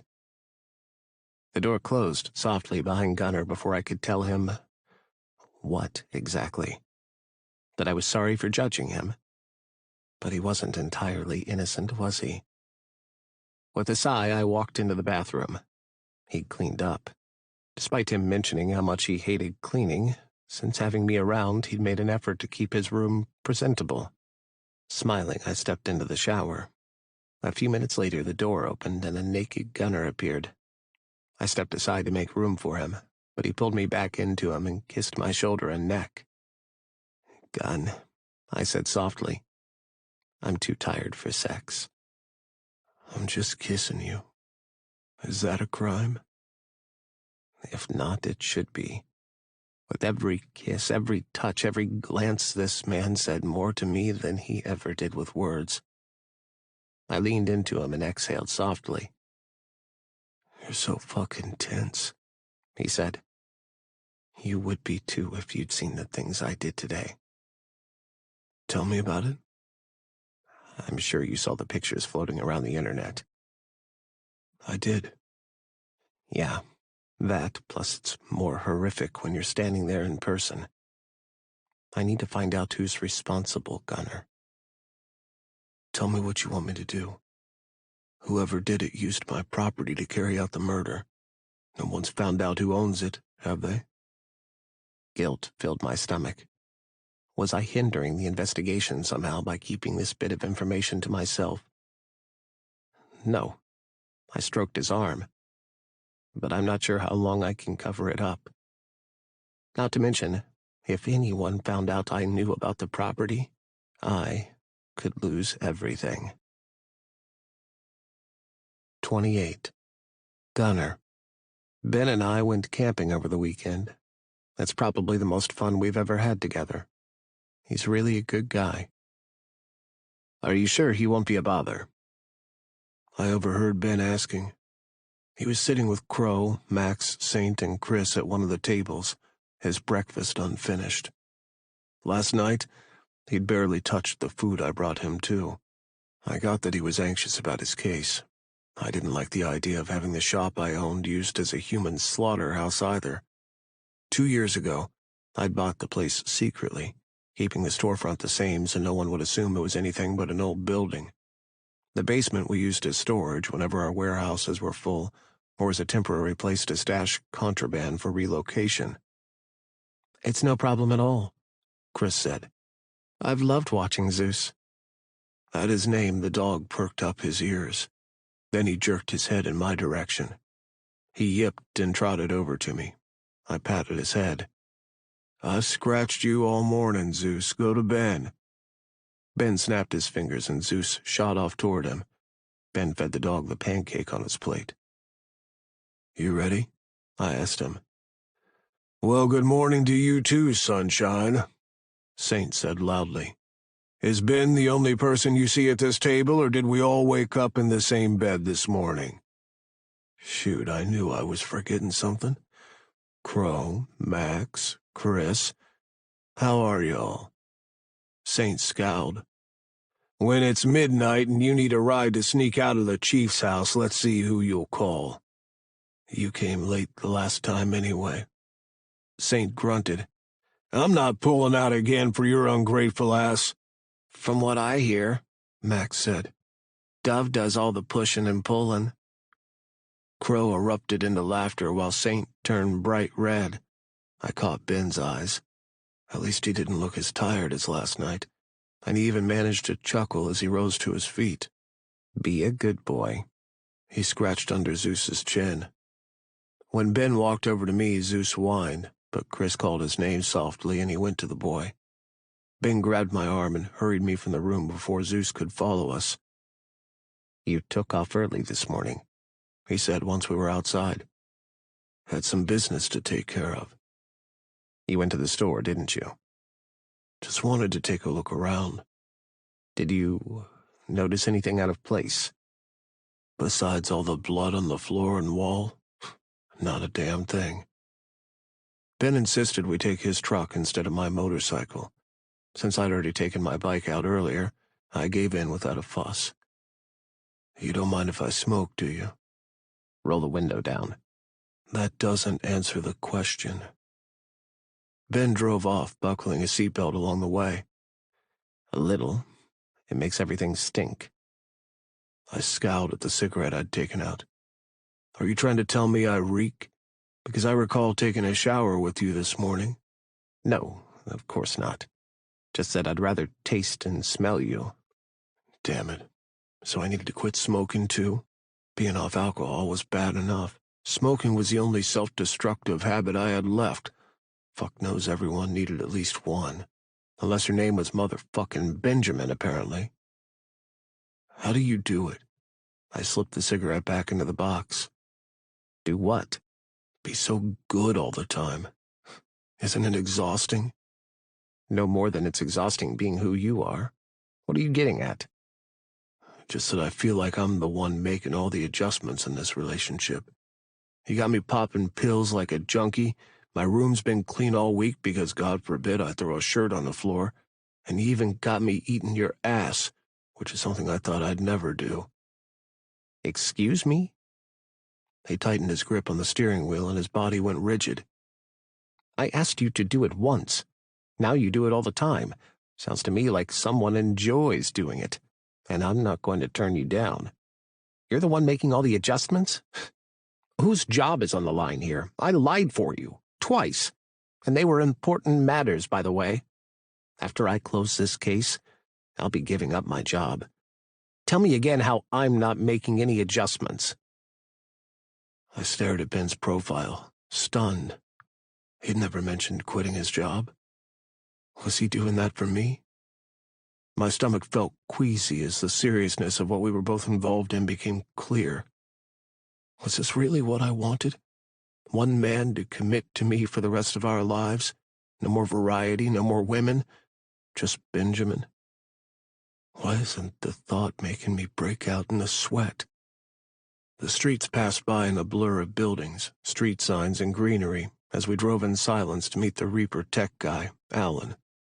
Ben's words kept replaying in my mind as I considered the implications of what he had said. Him giving up his job would solve our problems, but for all the shots I'd taken at his career, he was a decent cop, one who couldn't be bought. More men like him were needed on the force to keep scumbags like me off the streets. We're here, he announced, as he stopped in front of a familiar two-story house I'd always been curious about. Shit, I hadn't even considered we would be meeting Alan at Mason's place. Ben opened his door, but I grabbed his hand to stop him from getting out. Ben, we should talk. There's no need. I know what you're thinking. That I'm quitting for you? I am not. So relax. Truth is, I should have quit a long time ago, so just drop it and let's get this done. The situation wasn't so simple, but the front door opened and a blond guy came out. Zach. He was legendary in the biker circle for being the Reaper's best shooter. I'd tried recruiting him when the Reapers kicked him out, but the vote had been unanimously no once everyone discovered why he'd been let go, for supposedly working with the FBI. He was back to prospecting for the Reapers, though, so I'd been right about him. If they had agreed to take him back, it meant he was an even bigger asset than I'd thought, even with the missing fingers. "Hey!" Zach greeted us with a smile that flashed his dimples. With his blonde curls and blue eyes, he had a deceptively angelic face. He was way too pretty, and I didn't appreciate how Ben was staring at him. I moved closer, slipping my hand into his and linking our fingers. Ben frowned at me, but I kept my attention on Zach. "What's up?" "Alan's waiting inside," he said, his gaze landing on our joined hands. "Follow me." Ben tried to tug his hand away, but I held on tight. "What are you doing?" he hissed as we followed Zach inside. "I don't know what you're talking about." "You're acting like a jealous psychopath. Again." "Good." He glared, but gave up trying to release himself. His steps slowed, and I caught him staring at the walls in the hall. Pictures of the men who lived here, Zach and Booker, hung on the wall. A large frame of their boy, Fable, lying across both their laps, wearing heels and nothing else, took up a good portion of the wall. He had a trail of XXY tattooed down the center of his back. "Now who's staring?" Ben asked. "If I can't look, neither can you." I'd never taken kindly to anyone trying to lay claim to me, but I grinned at Ben. Deal. After all, neither the boy in the picture nor his partners did anything for me. The day Ben realized the vice he had on my balls, I was screwed. "This way."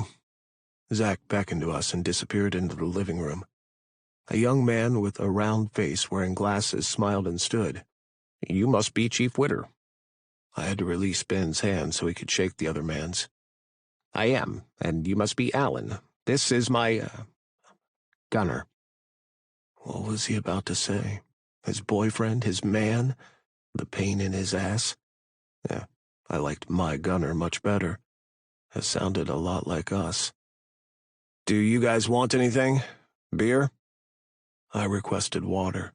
So did Ben, while Alan and Zach settled down with cans of beer. I stared at the can in Zach's hand as Ben explained to Alan about the copy he'd made of the notes Patty had given him. "The guys at the station have been trying to locate these wire transfers, but they've come up blank. We can't even figure out which institution they wired the money through. More than likely through crypto. I can scan and run the notes through my system to see if anything turns up, but it'll take a couple of days for me to manually locate these transfers. Is that okay?" "You sure you don't want a beer?" Zach asked me. "Nah, I'm good. But I could use your John." "Go straight down the hall. It's immediately on your right." "Thanks." I rubbed the back of my hand over Ben's stubble. "I'll be back." He nodded without looking at me, engrossed in whatever Alan was saying to him. When I walked out, I didn't go to the bathroom. 3 other men lived here, but this had been his house. "Why did you never invite me here, Mason?"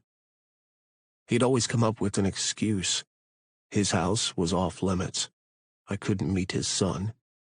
I'd been such a fool to go back to him every time he left me, and return with a sob story of failing to let me go again, of how much he missed and couldn't forget me no matter how much he tried. Ben would never do something like that. I just knew he wouldn't. He was the sort of man who, once he said it was over, he meant for good.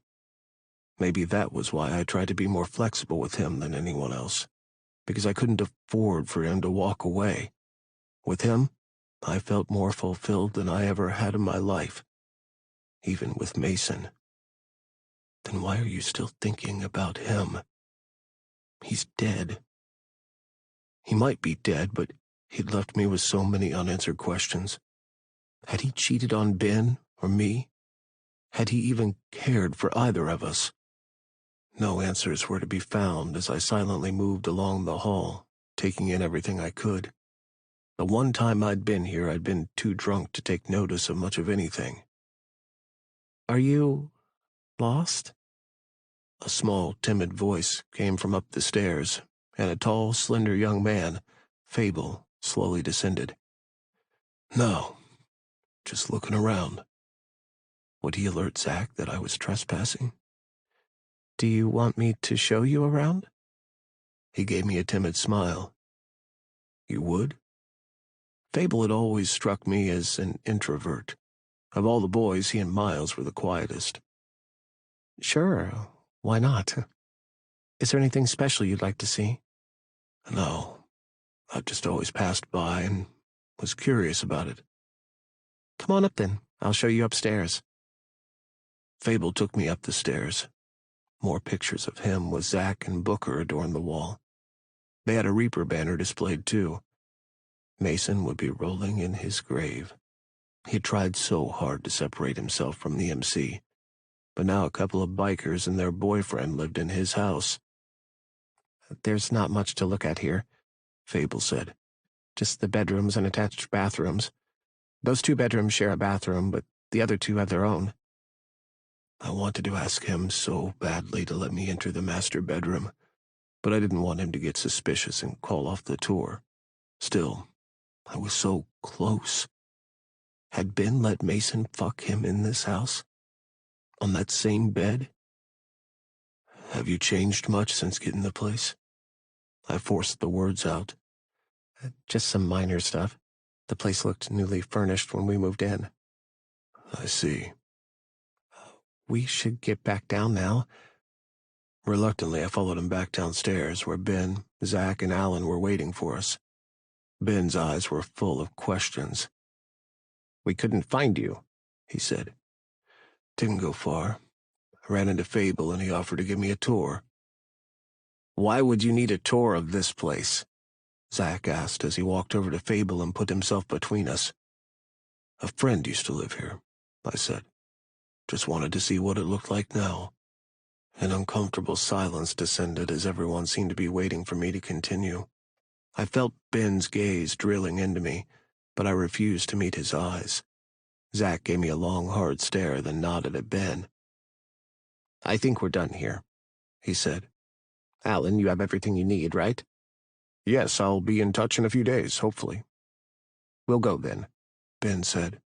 Thanks again for your help, Alan, and please remember that this whole thing is to be kept quiet. Don't worry. Ben thanked Zack for his hospitality again as he walked us out. The door shut behind us.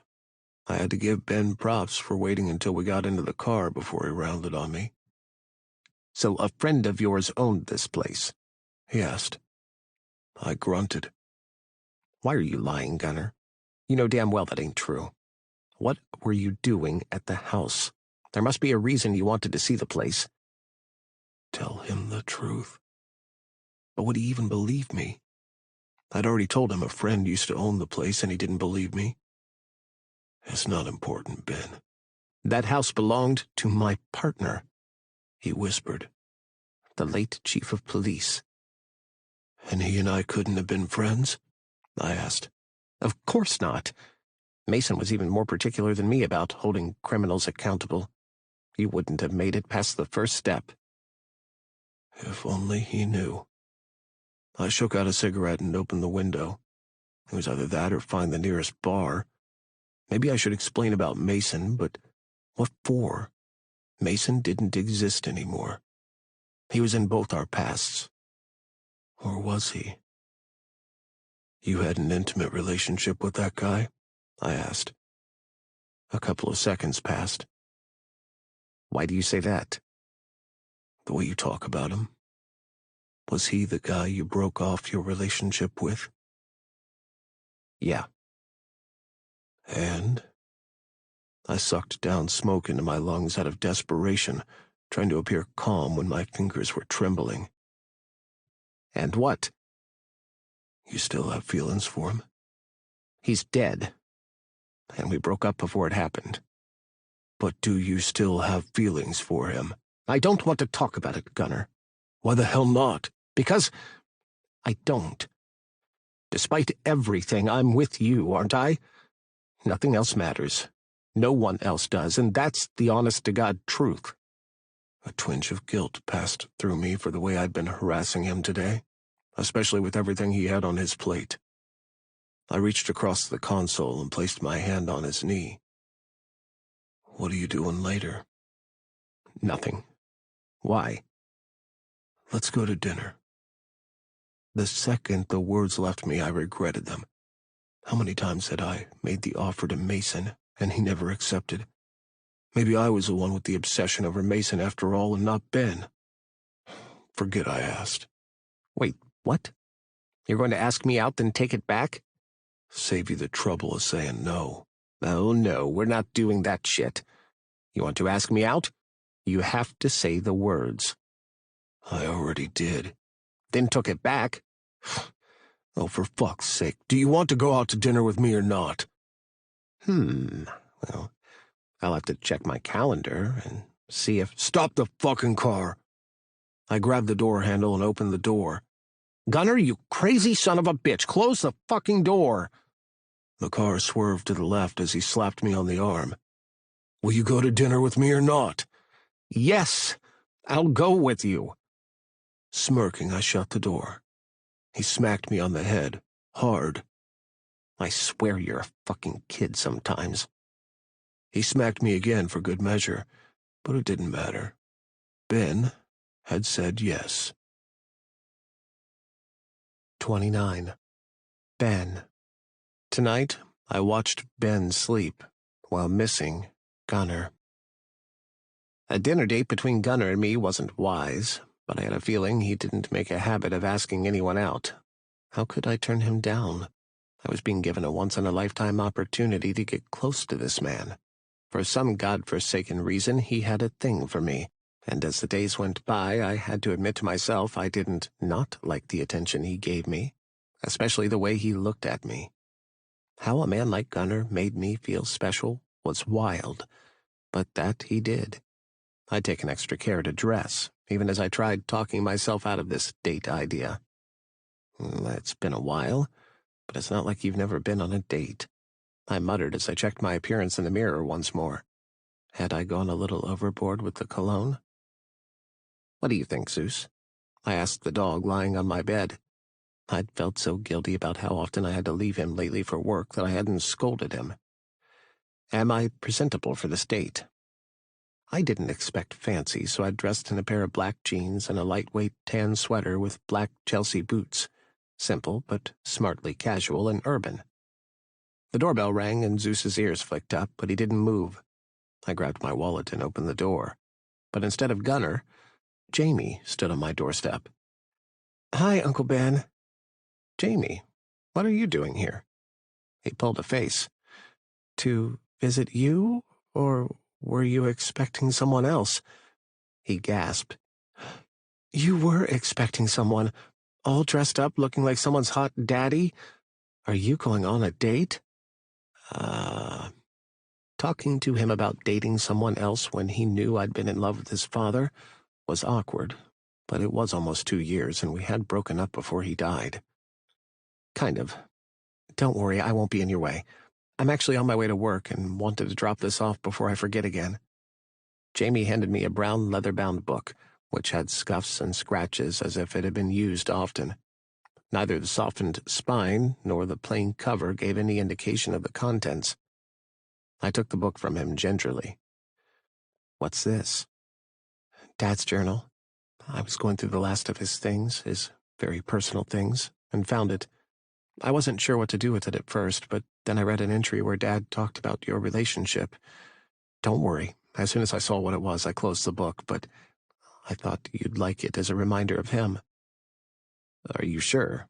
I asked, even as I held tightly onto the book. The journal might have the answers that had plagued me as to why Mason had never wanted to move to the next stage with me. I couldn't give the book back to Jamie, yet I felt obligated to protest.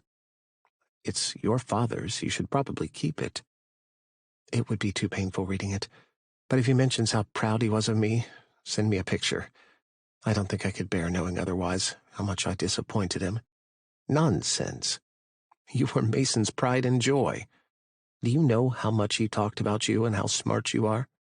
He bragged about you studying medicine to anyone he met." Jamie smiled, his eyes shiny. Thank you for that. Actually, there was a reason I was going through his personal stuff. You don't have to tell me anything you don't want to. But I do.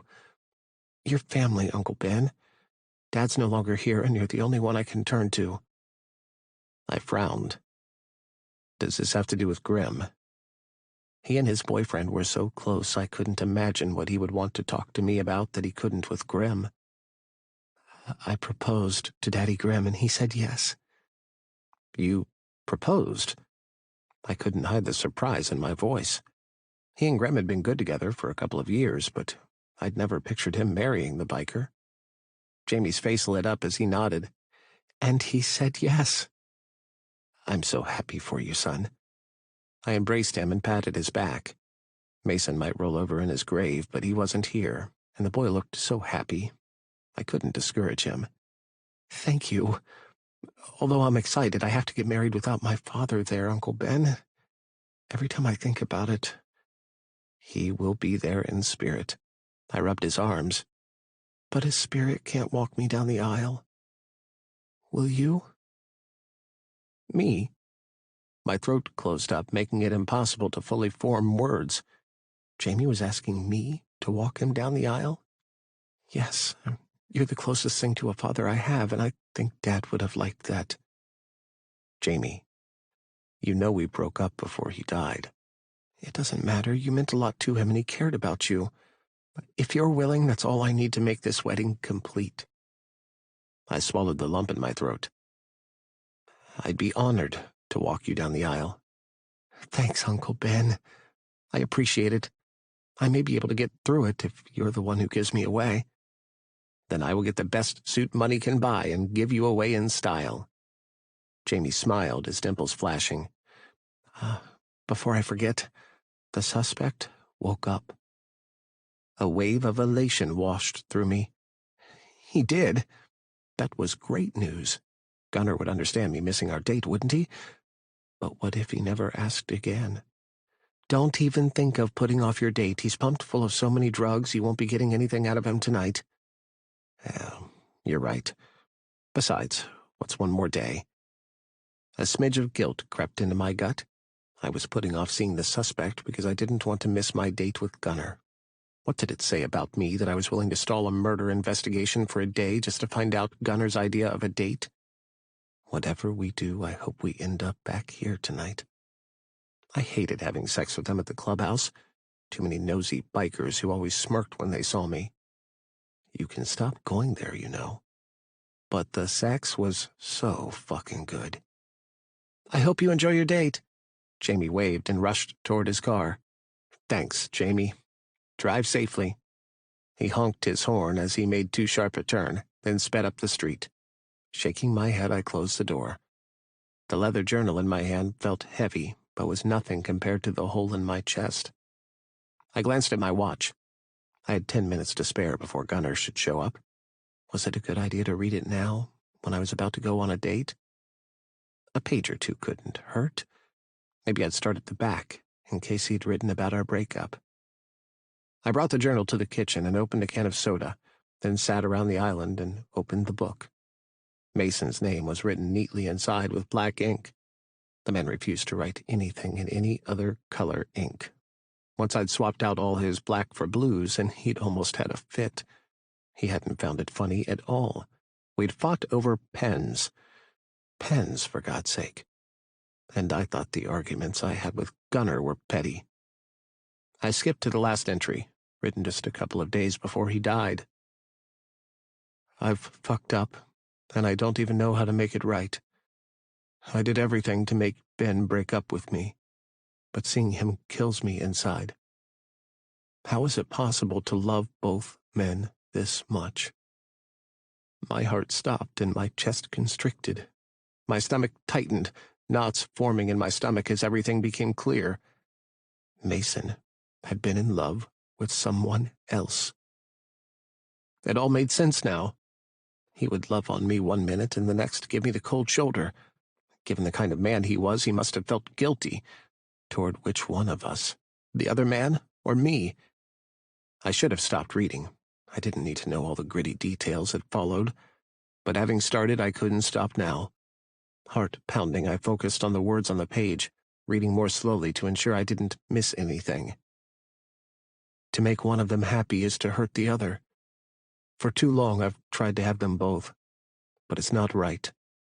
Ben deserves better. Gunnar and I have been on and off for years, and he never complains. But he deserves better, too. The book thudded on the countertop. Mason and Gunnar. Mason and Gunnar. The two names echoed in my head as bile rose in my throat. Oh, shit. Oh, God, no. I grabbed the soda and gulped it down to stop myself from throwing up. Wrong move. The liquid sloshed around in my gut. Maybe it wasn't my Gunnar. With a false sense of hope, I picked back up the book and continued reading. I see the hurt in Gunnar's eyes whenever I leave him. At times, I think he's finally going to say something to end us, but he doesn't.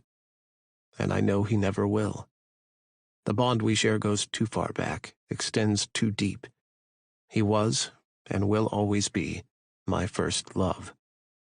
For that reason, I have to choose him, not Ben, even though Ben's everything that's good in my life. He's the complete opposite of Gunnar. And I like that. I'm greedy, I know. I want the good boy, but I also crave the bad one. In a perfect world, I would get to have them both. Gunnar is the only person who has ever made me feel secure enough to give myself completely to him. Maybe with a little persuasion, Gunnar wouldn't mind sharing Ben, but Ben would never go for it. He despises Gunnar too much, and the history between them would never allow it. So I had no choice. I had to push Ben to the edge for him to end our relationship. But I haven't seen Gunnar since I let Ben go. Maybe it's the fear of knowing, once I choose him for good, everything I've worked so hard for will be gone. I still don't know if I can do that. Choosing Ben would have been easier. But he didn't. He didn't choose me. After juggling Gunnar and me around, Mason had chosen Gunnar. I inhaled deeply and let out the breath, but the ache in my heart persisted. With a groan, I lowered my head onto the granite counter. My mind was racing, but incapable of settling on one thought. Hey, what's wrong? I sprang up, almost falling off the chair. Gunnar reached a hand out to steady me, but I shoved it away and, clinging to the counter, got to my feet. "Where did you come from?" Gunnar frowned. You left the front door unlocked. Why do you look so pale? What happened? His gaze landed on the book on the counter. What the hell have you been reading? I snatched the book up.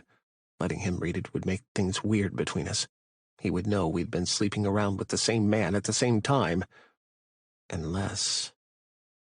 A friend used to live here. Dear God, you already knew.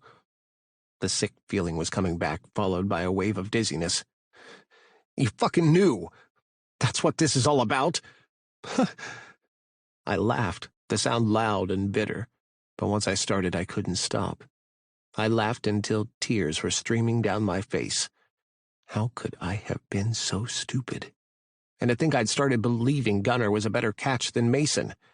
They were both the same, using people to make themselves feel better. What do I know? Gunnar asked, looking bewildered. I doubled my fist and rocked him a solid one right in the jaw. Gunnar's head flew back, and he stumbled into the fridge. My knuckles ached, but the satisfaction I'd been aiming for didn't come, so I went after him again. What the fuck, Ben? He blocked most of my punches, but took one to the gut. He grabbed me by the jaw and shoved me back.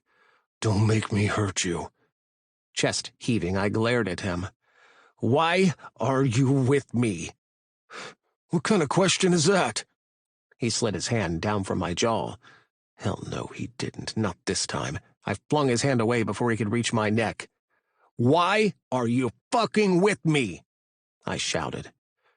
Fine. He took a step back. You don't want to go on a date? Just fucking say so. You used me. I wanted to say so much more, but I couldn't, not out loud, not when I felt so ashamed. He was Gunner, the man I despised, yet I'd fallen for his tricks and become his bitch. All those things he would call me when we had sex, and I thought they were sexy because he didn't really mean them, but all this time, that was what he thought of me. If I used you, you used me right back. He rubbed his jaws, scowling. What was your relationship with Chief Mason Dehaney? I asked. A flicker of surprise flashed across Gunner's features. Crossing his arms, he smoothed his knitted brow, but he couldn't release the tension in his shoulders. I'd say you already know, he said. So why are you asking? Because I want to hear you say it, I spat. What was your relationship with him? We fucked. Does that make you happy now? For how long? What the hell does that matter? It matters to me. For how long? Since we were teens. Of course. Mason had called him his first love. Once again, I got the leftovers. Even though I was the safer option, Mason had chosen him. Where did that leave me? Did you love him? Ben, don't do this. This is stupid. Mason's dead. No, I'm the one who's stupid. I ran my fingers through my hair. You crashed the funeral. At the time I had wondered what the hell you were doing there, but then Grimm whisked you away.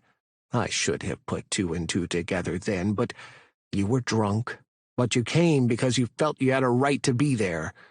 All this time, you were using me, making a fool out of me whenever I slept with you. Was this your plan all along? To humiliate me?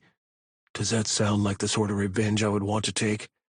I didn't want your body, Ben. I wanted to worm my way into your life, find out everything there is to know about you, and break you so badly you'd have wished you were never born. Gunner closed the distance between us and brushed his hand over my cheek. Then I realized the heat we generated when we touched. How your eyes would blaze with anger, but your body would lean toward me the way it is now. I snapped my spine straight. But most of all, I noticed the way my life changed the longer you were in it. It made sense again. Bullshit! Get off me.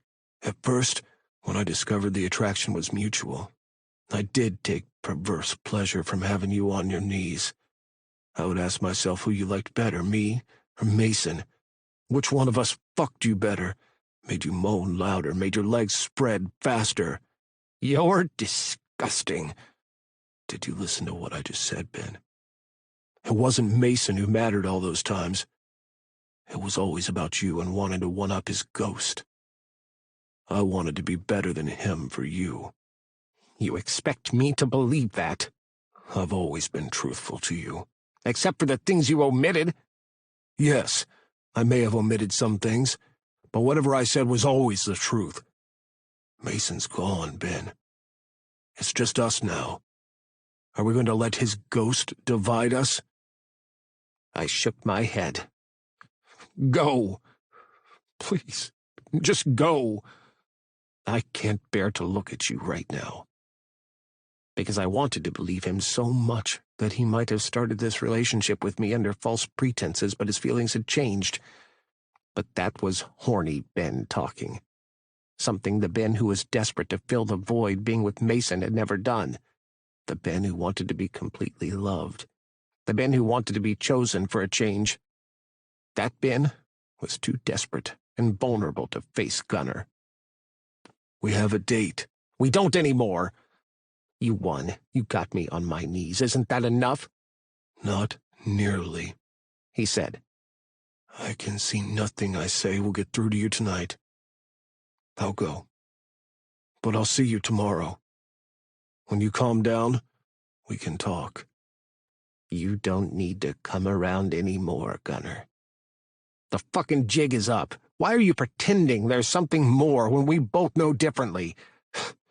Just stay the hell away from me. Let's get something straight. Gunner stepped up to me, so we stood toe-to-toe. The first thing you should know is that I'm not Mason. What the fuck's that supposed to mean? It ain't over just because you said so. I won't walk away from this no matter how much you push me away. I'll fucking shoot you if you come on my property again. 10 years ago, I wasn't afraid of your bullets, and I'm still not. I knew being with you wouldn't be easy, Benjamin, but I already got my mind set on you. So it's gotta be you. You... Gunner slammed his mouth to mine in a hard kiss. I struggled against him, but he didn't let me go. He kissed me into submission, until I was too weak and helpless to do anything but moan into his mouth. Take the night. Cuss me out. Make an oath to kill me. Do whatever it takes to make yourself feel better. But I'll see you tomorrow. That's my word. I'm sorry I ruined your night, but I'll make it up to you.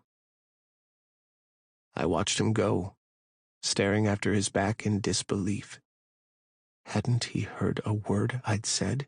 There was no more us.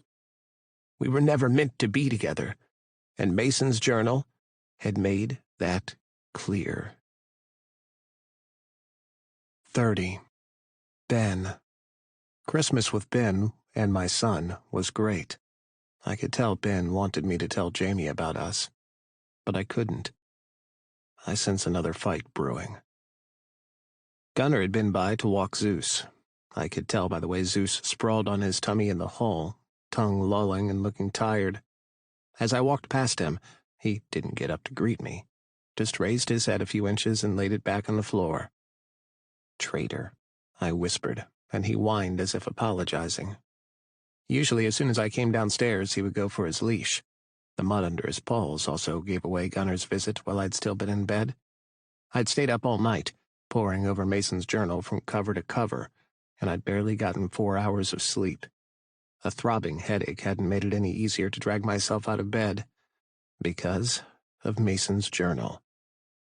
In a zombie-like state, I took the coffee grounds and a mug, but someone already got the coffee machine going. On a tray on the counter were 2 mouth-watering cinnamon buns. Did he think feeding me would make up for what he'd done? I grabbed the tray with the buns, but they looked so good and smelled delicious, too delicious to throw away. I was way too tired to make breakfast for Zeus and me. The pastries were innocent in all this. They were hardly to be blamed for Mason loving Gunner, sleeping with the other man while he was with me. Mason, how could you? I was sincere toward you. My stomach growled, reminding me I had skipped dinner yesterday, since I hadn't gone on the date with Gunner. Hunger decided for me. I grudgingly poured myself a cup of coffee and demolished both buns, all the while hating how much I enjoyed them. Who else dropped by to walk my dog and buy me breakfast? No one. Even Asher had stopped since I told him I wasn't interested. I'd shoved Gunner away, but he'd come back. The first thing you should know is that I'm not Mason. When I broke things off with Mason, he hadn't even put up a fight to keep me. He just accepted it. Of course, he'd already made his choice. I'm not going to spend all day obsessing over this. Not over the way Mason had talked about Gunner. Sure, he had said just as many things about me, told me he loved me. He'd loved us both, or so he'd claimed. But the way he'd talked about Gunner left me jealous. I made breakfast for Zeus, then went for a run to clear my head. Outside, an unfamiliar blue truck with tinted windows was parked across the street. Shoving it from my mind, I set off at a brisk pace. Usually I jogged at a leisurely pace, but I had demons at my heels I needed to outrun. I ran until my legs ached and my lungs burned, and I collapsed at the side of the road. Shit. Now how the hell was I going to get back? I bowed my head between my legs and breathed in deeply, then let out the breath slowly. Walking would take me a long time to get back. Grimacing, I rose to my feet. The blue truck pulled off to the shoulder of the road. The wrong fucking side of the road. That asshole. The passenger door flung open. Get in, Gunner said. Motherfucker. I'd finally calmed down, but then he had to rile me back up. Gritting my teeth, I prayed my legs didn't give out on me and started the jog back. He made a U-turn in the middle of the fucking road and followed me. Damn it, Ben, will you just get in? What gave him the right to spy on me, to take my dog out and bring me breakfast? Look, you don't have to talk to me or anything. I'm just offering you a ride. He'd already taken me for a ride, one I'd gotten way too giddy on. All right, listen up, you fucker, he growled.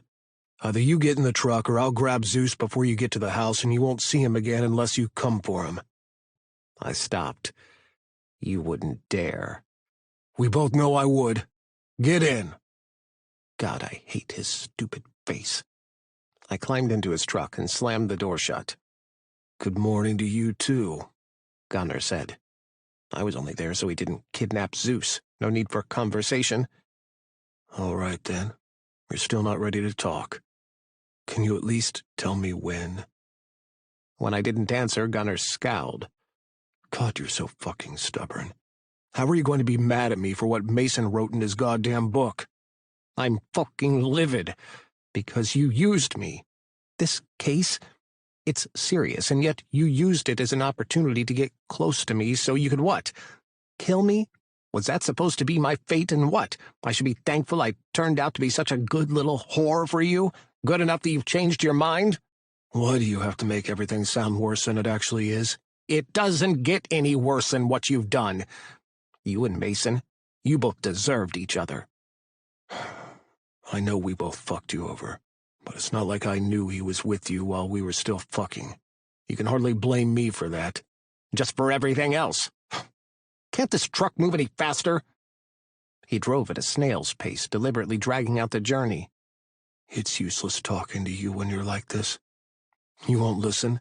Exactly. So spare both of us all your lies. He kept his yap shut for the rest of the way.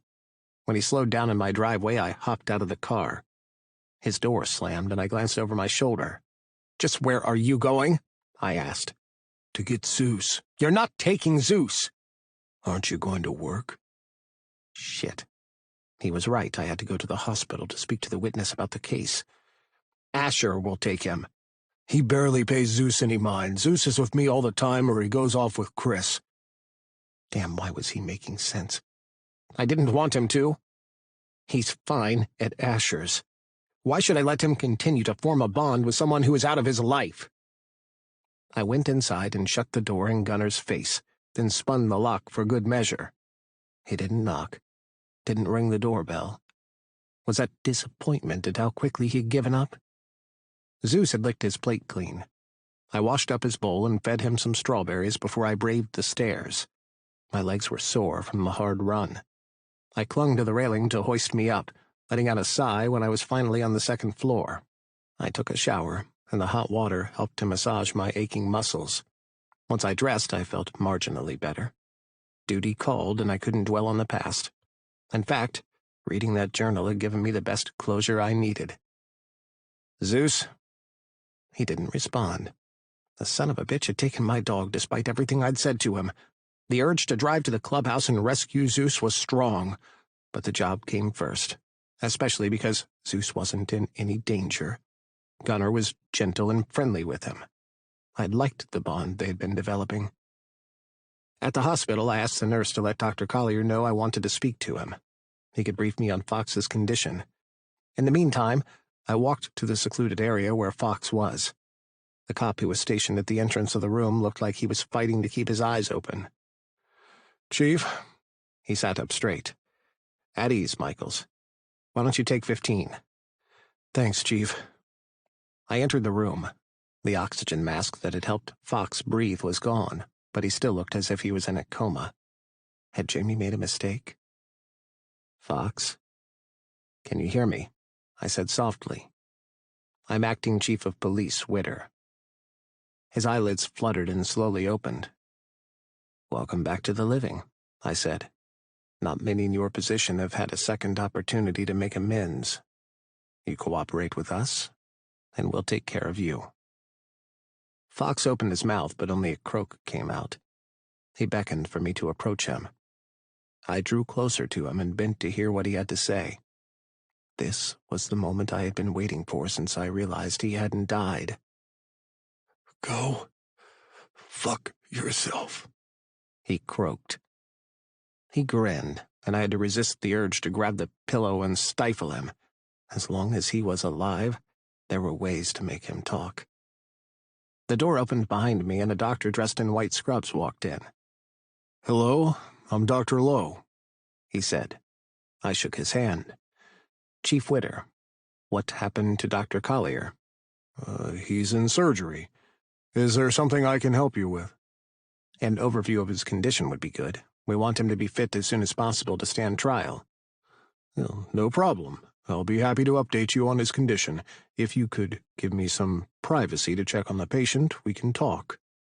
Sure, no problem. I stepped out of the room and took the chair the officer had vacated. My pocket vibrated. I took out my phone. Gunnar had sent me a message. A video. I tapped it and smiled at Zeus in the yard at the clubhouse, chasing a laughing Chris. He seemed so happy and carefree.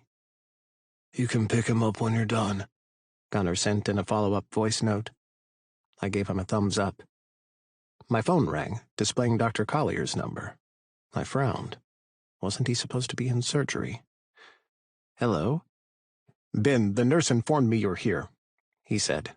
"The patient should be fine to be interrogated, but keep the session as short as possible. When you're through, stop by my office." "You mean you're not in the OR now?" "No. Why would you think that?" Fuck. I ended the call and burst into the hospital room. The doctor was removing the pillow from Fox's face. "What the hell are you doing?" I checked the heart monitor, but it had been unplugged. The doctor launched himself at me with a stainless steel bedpan. I blocked the blow aimed at my head with my arm. Pain exploded in my wrist.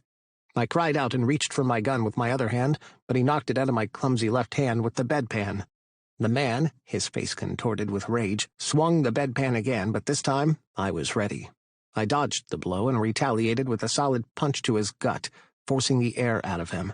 He staggered back, gasping, but recovered quickly, eyes wild with desperation. I advanced, driven by a mix of duty and fury.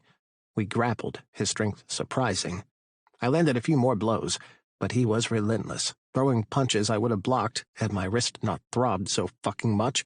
At best it was sprained. "Who the hell are you?" I gritted out, shoving him into the wall. "You're pissing off some very important people," the doctor rasped. He raised his arm. Only a glint of a blade warned me, but I was too late. He plunged the knife into my side. Hot pain seared through me. I staggered back, the knife still buried in my flesh. "What the fuck?" Officer Michaels burst into the room, his gun drawn. "Put your hands up!" He aimed the weapon at my attacker. "You okay, Chief?" Fuck no, I wasn't okay. I leaned against the wall, blood seeping through my fingers. I was losing blood fast. "Michaels," I gasped, "call for backup and get a doctor in here." 31. Gunnar. I fucked up. Tonight I met Gunnar at our favorite motel, where we fucked all night. Ben didn't come home last night, and I wasn't the only one who noticed. Even after I took him for his run, Zeus whined and wasn't his usual playful self. He might have enjoyed his time at the clubhouse, but he was happiest at the end of the day when his daddy picked him up. By noon he'd taken up to howling, driving everyone nuts, so only a few bikers lingered. Not even Chris was able to calm him down.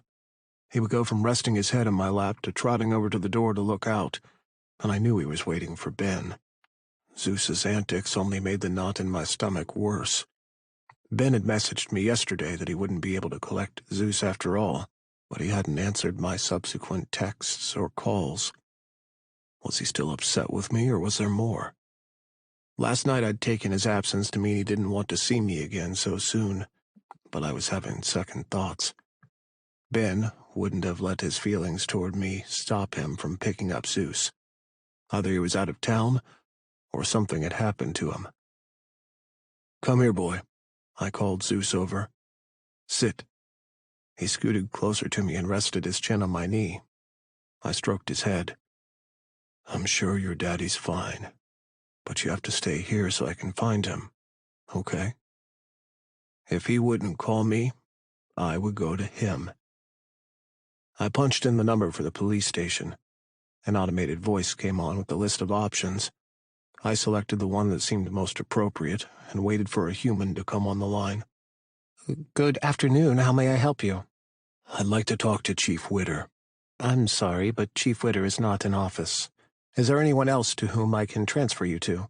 Assistant Chief Toms is in charge until Chief Witter makes a full recovery. Full recovery? What happened to him? He was fine yesterday. I'm sorry, sir. I didn't get your name, and why did you want to speak to Chief Witter? I hung up. As soon as I stated my name, they would end the call anyway. And even if my name got through to him, Ben might not accept the call. Recovery? My breathing quickened. He was hurt. Of course that was the reason he hadn't picked up Zeus last night. As if sensing my anxiety, Zeus raised his head and licked my palm with his coarse tongue. I'm sure he's fine, boy. But the words didn't reassure me. I dialed Jamie's number. If he was at work, he might not answer. Then I would have to call the hospital to find out if Ben was there. He hadn't been home last night, and if he was injured, it made sense he would be at a hospital. Hey, Gunner, Jamie replied, sounding breathless. What's up? It's about Witter. When was the last time you heard from him? Uncle Ben? Yes. I heard whispering, but not the words. Jamie, are you there? I asked. I have his dog. He didn't show up for him last night. You're the one he had a date with 2 nights ago, aren't you? Yes. I knew it. He didn't sound too concerned, which helped to take off some of the edge. He loved Ben. If Ben was seriously injured, Jamie wouldn't be that giddy. Do you know where he is? I asked. Why didn't you call him? Because we had an argument and now he's not answering my calls. I don't know, Gunner. I mean, if he'd wanted you to know, he would have told you. I groaned. Fuck that, Jamie. I'm worried about him, okay? You are? Yes, I care about him. I just want to know he's okay. He's in the hospital, he said. Uncle Ben was attacked while he was trying to interrogate that biker, Fox. Someone posed as a doctor and suffocated Fox to shut him up, and Uncle Ben walked in on it. He was stabbed in the side. Someone had stabbed my Ben? How is he? He's doing fine. The knife didn't nick anything important, and considering he was already at the hospital, we were able to give him medical attention quickly. We needed to monitor him overnight, but he should be discharged sometime today. Thank fuck. Is he dead? Who? Fox? Pretty much. The one who stabbed Ben. Oh, him? No, he's in police custody. In other words, protected by the system. I could still get my message across while he was in lockup, but I needed him to say Ben's name before he took his last breath. I see. What are you going to do? I'm going to see Ben. And then? And then I'm going to kill the bastard who hurt him. Good. Uncle Ben means a lot to me, Gunner. I won't stand for anyone hurting him. That includes you. For a second, I heard his father in him. Jamie thought he was so different from Mason, but he wasn't, not really. He had a sense of justice, but would still kill for the people he cared about. I won't hurt him, I said. Not again. You really care about him, don't you? Yes. That makes me happy. You're just what he needs. Take good care of him. It should make no difference to me what Jamie thought, but him giving his blessings strengthened my resolve. Ben and I would get through this. We had to. When I walked out of the clubhouse, Zeus whined in protest, but Chris distracted him so I could leave. I hopped onto my motorcycle and sped off to the hospital. Finding Ben wasn't hard. The cop stationed at his room door insisted I couldn't see him. Would knocking him out with my fist be worth it? A heavily pregnant woman walked out of Ben's room. What's going on? She asked. Nothing for you to worry about, Mrs. Boone, the cop said. Everything is under control here. No one is going to get past me. Who are you? She asked. I'm Ben's sister. I'm Gunner. Ben's... I glanced at the cop, not wanting to voice what I was to Ben in front of him. He might be pissed at me, but I refused to ruin his career. I see. She smiled, winking at me. I'm sure Ben won't mind. I'm sorry, Mrs. Boone, but the chief was attacked right here at the hospital. I can't allow just anyone to enter his room. He's the president of the Bloodhounds. Escort him inside, and Ben will let you know if he can stay. Shit, how did I signal to her that wasn't a good idea? Ben wasn't exactly fond of me. I'll ask the chief. The cop slipped into the room, closing the door behind him. I'm sorry, Ben's sister said. I really was trying to get him to let you in. It's okay. Truth is, Ben might not want to see me. Oh, Posh, I say that all the time, yet I've never turned away my husband. She patted her protruding belly. You're not what I expected. Excuse me?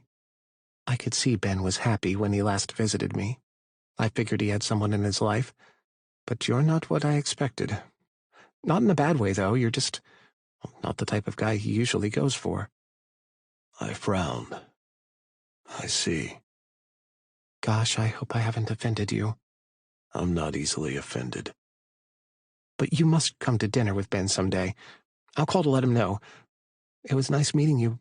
By the way, I'm Alice. Likewise. She walked down the hall, rubbing a hand at the small of her back. She looked as if she was about to pop that kid out any minute now. The cop returned, smirking. Chief Witter doesn't want to see you. I shoved him aside, ignoring his yelp, and marched into the room. Stop! The cop cried after me. I would recognize the click of a gun cocking anywhere, but I didn't spare him a glance. Ben, who had lain half reclined, shot up and grimaced, clutching his side. I took a step forward. Don't move! The fucking cop. Hanks, put away your firearm, Ben said. But, sir, it's okay. I forgot I had a few things to discuss with Gunner. You can wait outside. As soon as the cop closed the door, I walked to Ben's bed. I want to hate that cop, but I can't. He's doing a good job not letting anyone in who can hurt you. I know why you're here, he said. Sorry, I had you watch Zeus all night. I'm just waiting for the doctor to discharge me. Then I can pick him up and we'll go home.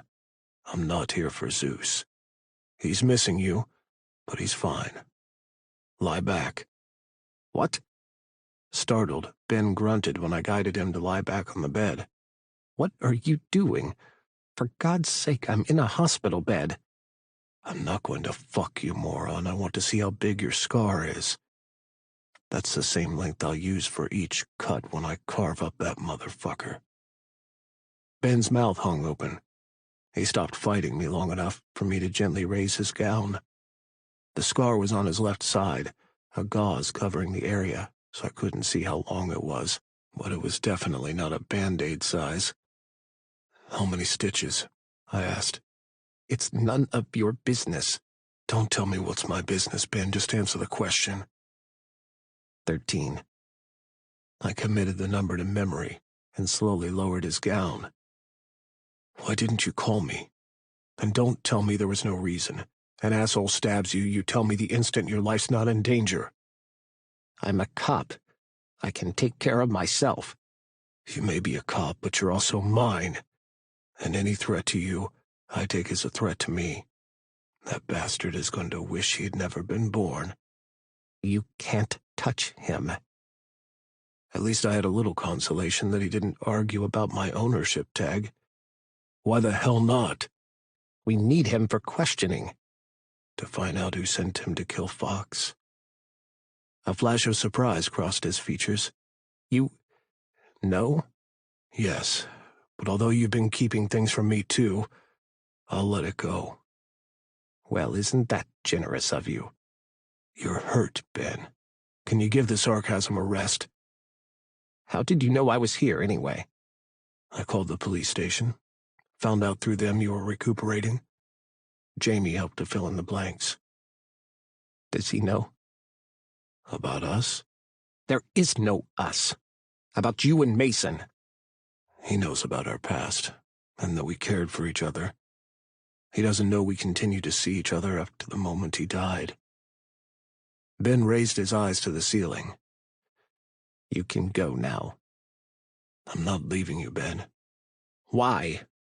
What are you trying to prove? That I'm not him. I could tell that was what he thought, that both Mason and I had screwed him over. You're wasting your time, he said. A knock sounded on the door, and a handsome-looking doctor with a serious expression walked in. Ben, how are we feeling? Ben shifted uncomfortably, clearly trying to mask his pain. Logan, I've been better, but I'll manage. The doctor gave me a nod, and I shuffled out of the way, but wasn't budging until I heard what the doctor had to say.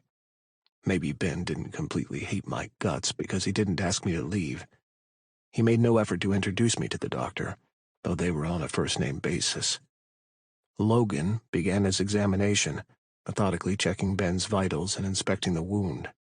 He worked with calm efficiency, occasionally asking Ben about his pain levels and any discomfort he might be experiencing. After a few minutes, the doctor straightened, removing his gloves. Your vitals are stable, and the wound is healing nicely. You're lucky the blade missed any major organs. However, I'm only comfortable releasing you on one condition. Ben's expression tensed. And what's that? You need someone to assist you at home. No heavy lifting, minimal physical strain. It's crucial for your recovery. The last thing we want is for you to rip open the stitches. Before Ben could respond, I stepped forward. I'll make sure he takes it easy, Doc. Wait a minute, Ben said. Don't listen to him, he has no say in this. Do you want to get out of here or not? I asked. The doctor raised his eyebrows, waiting for the answer, just as much as I was. Ben scowled. Fine. All right then, Logan said. I can go ahead and process your discharge. Satisfied, the doctor made notes on his clipboard. Seizing the opportunity, I asked, Doc, is there anything he should avoid specifically? And what signs should I look for in case there's a problem? Logan looked up, nodding as though in approval of my questions. Avoid any activity that strains the abdominal muscles. No lifting anything heavier than a small book. Watch for signs of infection around the wound, excessive pain or fever, and make sure he keeps the wound clean and dry. I'll prescribe some painkillers and antibiotics. He needs to take them as directed, and the bandage should be changed at least once per day. And what about his diet or sleep? Anything special he should be doing? Plenty of fluids. Sleep might be uncomfortable for a few days, but he needs the rest. Use extra pillows to prop him up if needed. And most importantly, he should avoid any stressful situations. Stress can hinder healing. Understood, I said. Don't worry, Doc, I'll make sure he follows all your instructions. Ben was scowling at me. Logan handed me a sheet of discharge instructions. Take good care of him. We'll schedule a follow-up appointment in a week. Call me if there are any concerns before then. With that, the doctor wished us good luck and left me alone with Ben. His face was so red he looked about ready to blow. Thanks for your help. He scooted to the edge of the bed. But I can take it from here. You think I'm going to let you go home alone? Gunner, I don't want to fight with you. My side hurts like a bitch, and all I want is to hug Zeus. He looked exhausted, his face pale and his features pinched. Then don't argue. I'm not trying to get myself back into your bed. Not yet, anyway, so relax. I just want to take care of you. Ben sighed. I'm too tired to argue with you. Hand me my pants. I gave him his clothes, but he struggled to get his legs in, so I took them from him. Here, let me help. Thanks, he grunted. Getting him into the jeans wasn't so bad, but raising his arms to put his shirt on left him panting and leaning on me. He closed his eyes, his chin on my shoulder. This doesn't mean anything, he groaned. I know. Yet I couldn't resist burying my face into his hair and inhaling him. He smelled too much like hospital. Let's get you home. 32. Ben. Breaking news. Another pregnant woman abducted. Another shocking tragedy has unfolded in our community. In an alarming and heart-wrenching pattern, a second pregnant woman has been abducted in less than 2 weeks. This comes just 3 days after the discovery of the previous victim's body discarded in the woods after a crude C-section was performed to remove the baby. The latest victim, Nancy Gardner, an African-American woman in her last trimester, was kidnapped from a parking lot immediately following her doctor's appointment. The brazen nature of this crime has left the community in disbelief and the Gardner family in unimaginable distress. Nancy's husband, in a tearful plea, has urged the public for any information that could lead to the safe return of his wife and child. He described Nancy as a loving parent to their 2-year-old, who doesn't understand that her mother might not be returning to their family. The police department, which is under intense pressure to resolve these harrowing cases, has yet to issue a statement. The investigation has been hampered by the recent attack on Acting Chief Witter, who is still recuperating after a violent incident at the hospital. This attack also resulted in the tragic loss of a key witness, further complicating the ongoing investigations. As the community reels from these events, the police are calling on anyone with information to come forward. They assure the public that all tips will be thoroughly investigated in the hope of bringing Nancy Gardner back to her family safely. Stay with us for more updates as the story develops. We return to the studio where we continue the discussion of whether the mayor should announce an evacuation plan for all pregnant women who seem to be the target. My stomach roiled as I listened to the news. I had to mute the television as the talk show turned into a conversation about pregnant women in Smoky, Vale. They had a point. In the week and a half I'd been out of commission because of my wound, 2 more pregnant women had disappeared. I wouldn't blame all women if they evacuated Smoky Vale at this point. Never had I ever felt so useless in my life. How could someone get away with committing crimes of such magnitude? The man who'd killed Fox and had knifed me wasn't talking. They'd allowed me to watch the interrogation. To his credit, Tom's had grilled him, but to no avail. Someone had to have left clues, but I wouldn't find any sitting around the house like this playing nurse/patient with Gunner. Over the past 2 weeks he'd become damned good in that role, catering to my every whim and fancy. At first I'd been tense, dreading he would use the opportunity to get me back into bed with him, but he hadn't. In the mornings he walked Zeus and even made him breakfast. Then he walked with me so I could get some exercise in. We didn't talk, but the uncomfortable silence had given way to familiarity.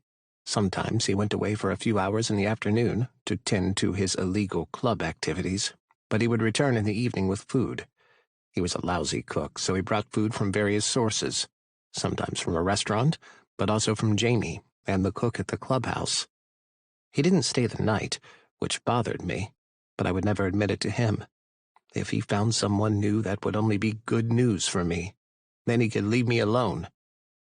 Images flashed on the screen, showing the spot in the woods where they'd found the last body. I jumped to my feet. I couldn't listen to this anymore. I needed to get out there, find out where Tom's was in the investigation, call a meeting, and put our heads together to come up with something.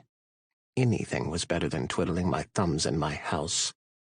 I grabbed my car keys and wallet and headed for the door. It opened from the outside, and Gunner walked in with Zeus. He took one look at the keys in my hand and frowned. Where do you think you're going? Another expecting mother was kidnapped. And what do you think you can do? The doctor hasn't okayed you to go back to work. Because I had a stupid fever. It wasn't even related to the wound. Ben, you're not going, and that's final. Are you going to stop me? I will, but I don't want to. I'm hoping you listen to reason. You're just a couple of days away from being approved for work. You want to jeopardize that?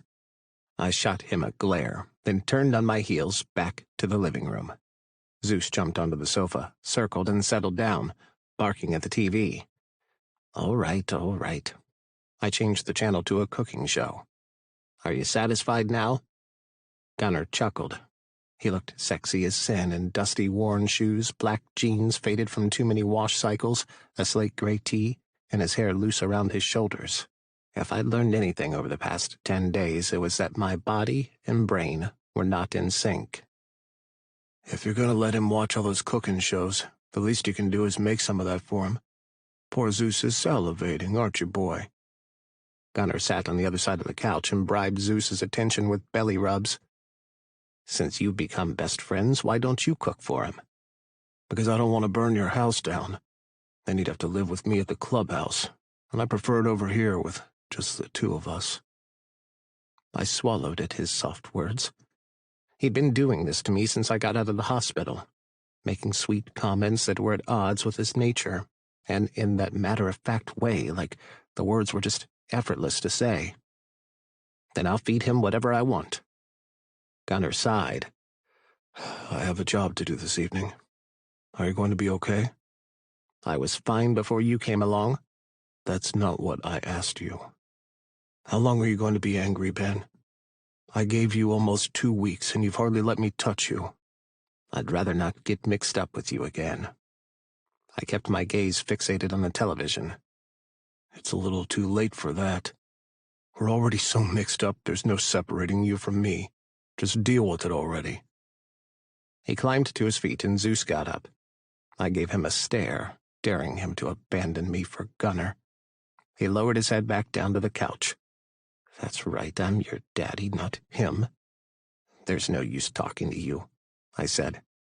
"Your sister and her husband are coming over to spend the evening with you while I'm gone. I hope you treat them better than you've been treating me all week." "Naturally." Gunnar clenched his jaw. In a swift move, he gripped my jaw. "Don't tempt me to shut that pretty mouth of yours. I haven't touched you, because I don't want to cause you discomfort. But if you can run your mouth, it's still wide open for use. And I will use it, Benjamin. So for once, shut it, and appreciate what I'm doing for you here. I've never treated anybody else the way I've treated you." "Liar. What about Mason?" He frowned. "Is that what this is about? You don't hate me for getting with you under false pretenses, but that I cared about Mason too?" My heart pounded at the truth of his words. "That's ridiculous." "Don't lie to me now, Ben. If there's one thing I can count on, it's your honesty." My heart squeezed. I wanted so much to believe him, that I mattered to him. But he'd used me. I couldn't help feeling I was some sort of post-Mason exotic pet for him, while I'd developed real feelings for him.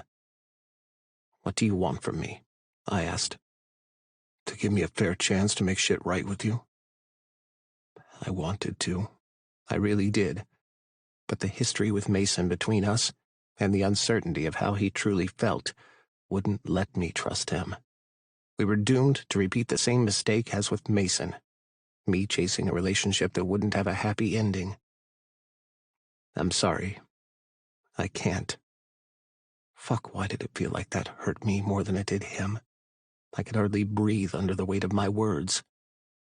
"You don't have a choice." Gunnar kissed me, gentling the grip on my jaw as he explored my mouth. We hadn't slept together in so long my body automatically curved into him, wanting more of how good it was between us. "Call me if you need anything." He was gone before I could reinforce that we weren't together anymore. What was the use anyway? He wouldn't believe me when I kissed him back like I had just done. I didn't even believe myself. "Are you sure you will be fine?" Alice asked as I walked her and Jasper to the door. I'd hated Gunnar talking to her and making plans for her to spend the evening with me, but I couldn't deny I'd enjoyed their company. After dinner, we'd sat at the table chatting and playing poker, with a movie in the background. The stakes might have been low, but my sister and her husband made the evening bearable. "How old am I?" I gave her a hug. All right, all right." She kissed my cheek. "I'm glad Gunnar called us. He's a special one." I groaned. First, Zeus was smitten by the biker, and now my sister. What was wrong with them? Didn't they know he was dangerous? "You shouldn't be talking to him," I said. "How did you get his number, by the way?" "That day after you got out of the hospital when we were here, I gave him my number to call me if he needed anything. He's kept me up to date every day." I scowled. "Don't encourage him by talking to him." "Why not? He seems really into you. The guy's the president of the Bloodhounds. That tells you everything about the kind of man he is. All I know is that he's been taking care of you, and Zeus adores him, follows him everywhere. You must have liked him at some point. What happened?" I found out he was using me. It's not important. All right, don't tell me, but I'll say it again, he's a good one. Whatever he did wrong, the guy's clearly trying to apologize. Plus, she leaned in with a wicked grin. He seems like he knows his way around the bedroom. Sis! Laughing, she blew me a kiss. Keep in touch, okay? I'll be back in Smoky Vale for my next doctor's appointment. Let's meet up then. She'd finally caved in and planned to leave Smoky Vale tomorrow. Thank God she'd made that decision. The mayor hadn't called for that evacuation of pregnant women, but those who could were leaving just the same. At least now I didn't have to worry that one of those calls would be that they found my sister's body. I waited until their car had disappeared, then closed the door. It was almost 9, so I let Zeus outside to take care of his business while I cleaned up downstairs. The pain was mostly gone, but depending on how I bent or stretched, the wound ached.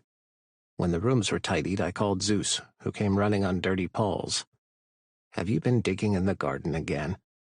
Squatting to clean them off, I gritted my teeth through the pressure on my side. There you go.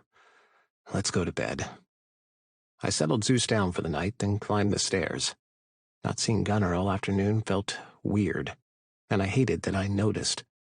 Trying to sleep didn't work either, so I snagged Mason's journal from the night table.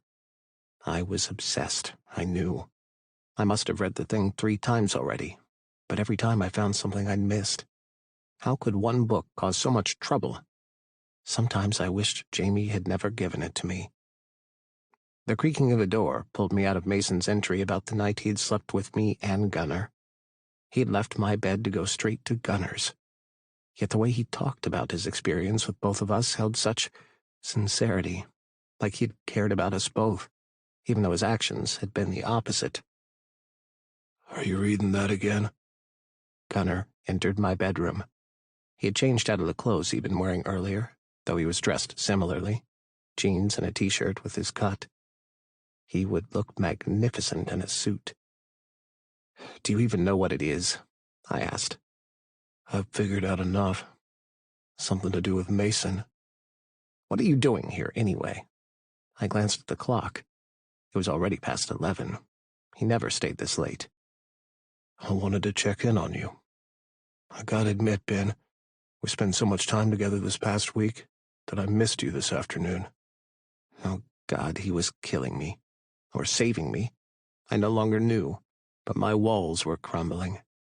How much longer could I resist if he kept being so raw and honest about his emotions? Did you at least miss me a little? I had company. Smiling, Gunnar shrugged out of his cut and took off his boots. What are you doing? I asked. Getting in bed with you. Figured if I'm gentle, I can fuck you like I've wanted to all this time. I crossed my legs. Gunnar. He crawled up on the bed. I shoved the book at him. Do you know what's in here? I don't need to know. It's a journal. I talked fast, trying to distract him, and me, from the fact that he'd kicked his pants off, the thick imprint of his dick straining against his boxer briefs. Mason kept a journal about us. So, none of that matters anymore.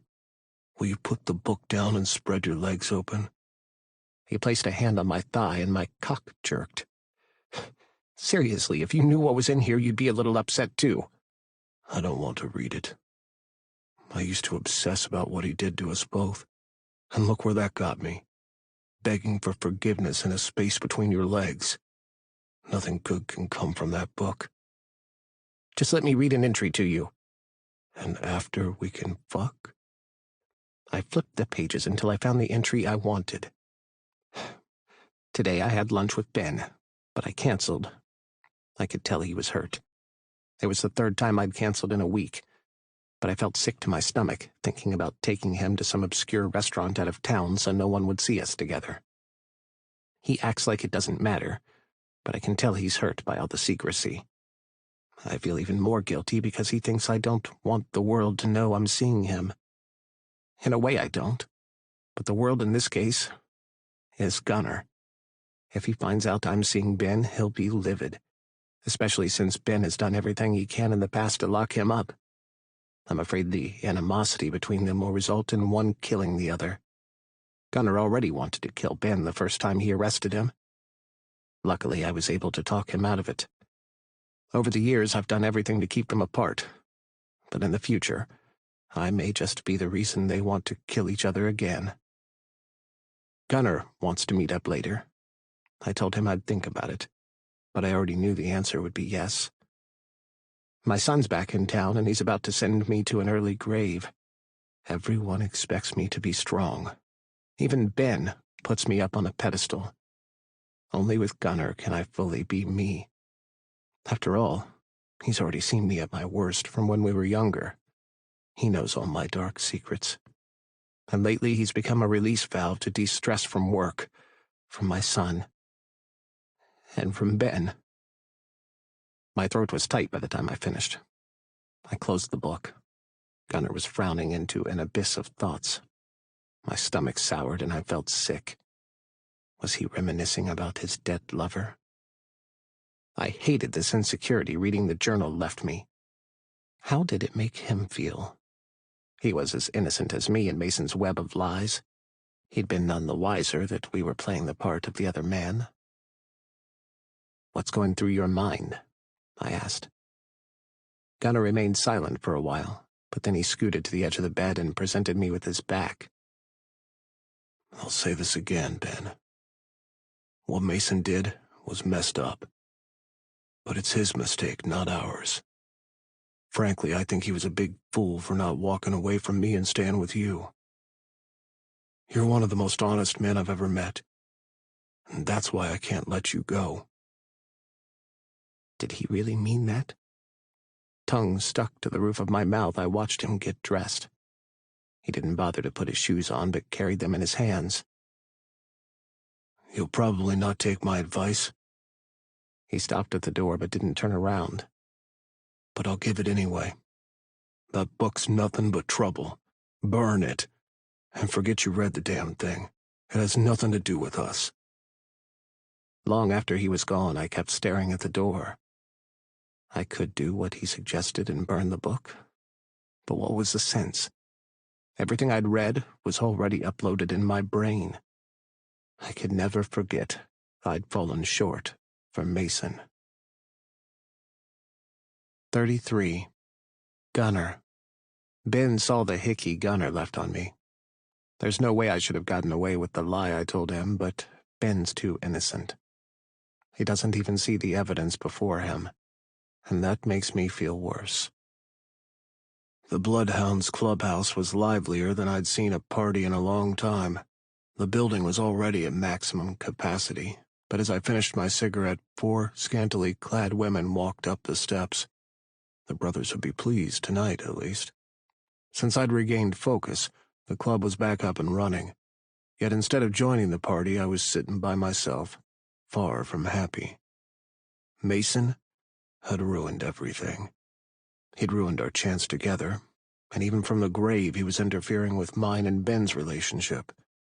If only Ben hadn't read that stupid book, everything between us would still be normal. I couldn't even blame him for the way he felt. His voice had held so much pain when he read the excerpt to me. But what was I supposed to do, apologize for Mason's behavior?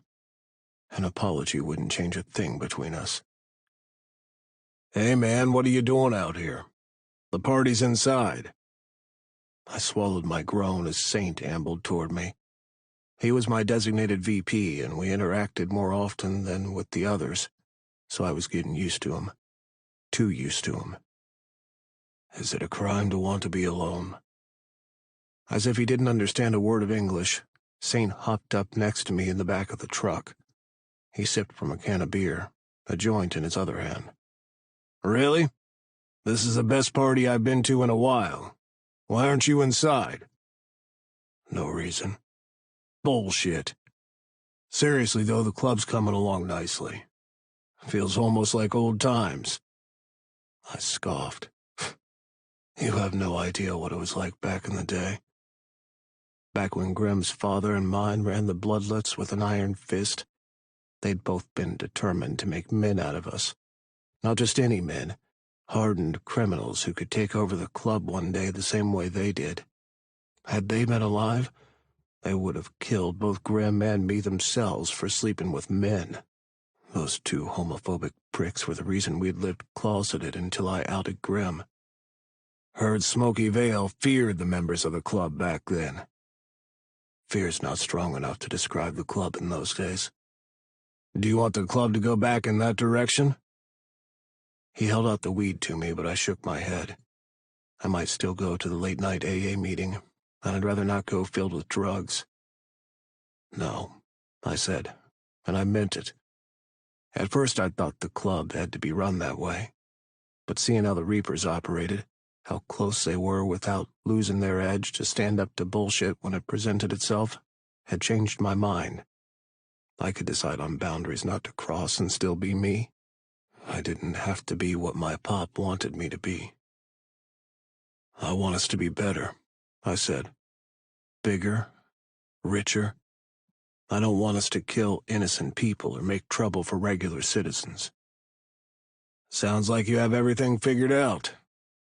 I wish. We still have the rally to plan. I've been so busy interfering with police affairs that have nothing to do with me I lost focus. Even the best of us lose focus when we have a great piece of tail in bed. Look at Grim and Crow. Motherfuckers gone soft around the edges. So what if you've gone soft for the chief? I frowned. You don't know what you're talking about. I hopped down from the truck. I wasn't going to have this sort of conversation with another man. Where are you going? We were having a nice conversation. I glared at him. This doesn't feel weird to you? Talking about emotional shit? He shrugged. Unlike you pricks, I came from a loving home. My mom is a psychiatrist and my dad's a surgeon. I don't get touchy-feely often, but sometimes, yeah, their influence is still strong. You're fucking with me. Nope. What the hell happened? He grinned. They made the mistake of telling me I could be whatever I wanted to be. I think they regret it. But by virtue of me following their advice, they have to support my decision. You had a good life and you chose this? Hell yeah. You saying you wouldn't have chosen to be a biker if you had much say in it? Shit, he might be right. I couldn't see myself being anything else but a biker who lied, cheated the system, stole and killed. That was all I knew. Did such a man deserve to be with someone like Ben? But Ben filled my deficit in a way no one ever did. He made me feel like I was a better man, even though we both knew I wasn't. I don't know. Things might have been easier for you and the chief if you weren't. How's that going to work out? There's no future in that sort of arrangement. There is, I said forcefully. Even if Ben didn't walk away from the force like he'd said he would, we would make it work. Of course, we still had the current problem to fix. If only I knew how to get him to trust me. If you say so. Now me, I'm realistic. Not sure how long this thing with Dove will last. I thought you liked them. They're not monogamous, and they've been upfront about that from the beginning. I mean, it's just been us, but sometimes I can't help thinking they'll get tired of my ass soon. Why on earth would Saint open up that much to me? I didn't want to hear his private story, but he looked unbothered by sharing. Had we become close over discussing plans for the club? Were we friends? Isn't there someone else you can tell this shit to? Crow? Nah, we don't talk about shit like this. Plus, he's so deep in Max, he barely has time to come up for breath. I snorted a laugh. Winter? Still living in yesterday. Damn, but seriously, y'all need to do something about him. Crow always tries, but this time he says only Winter can truly help himself stay sober. Man, you'll talk about everything else except why you're ignoring the party. You really want to know why? Why not? You listened to me bitch about this thing with Dove, didn't you? I placed my elbow on the side of the truck and faced Saint. But The words didn't come. I couldn't talk to him about this. Not when I had to see him tomorrow morning. I'd rather spill my guts in front of a stranger. And I knew just the stranger. Forget it. Suit yourself, man. He slid down and ambled back toward the clubhouse. Life doesn't have to be so lonely, Gunner. I'm here, if you want to talk. I didn't call the Reverend like he had told me to. What I needed to say had to be said face to face. The whole spilling my guts over the phone didn't sit right with me. No way to tell if the person on the other line had you on speaker so other people could hear how pathetic you sounded.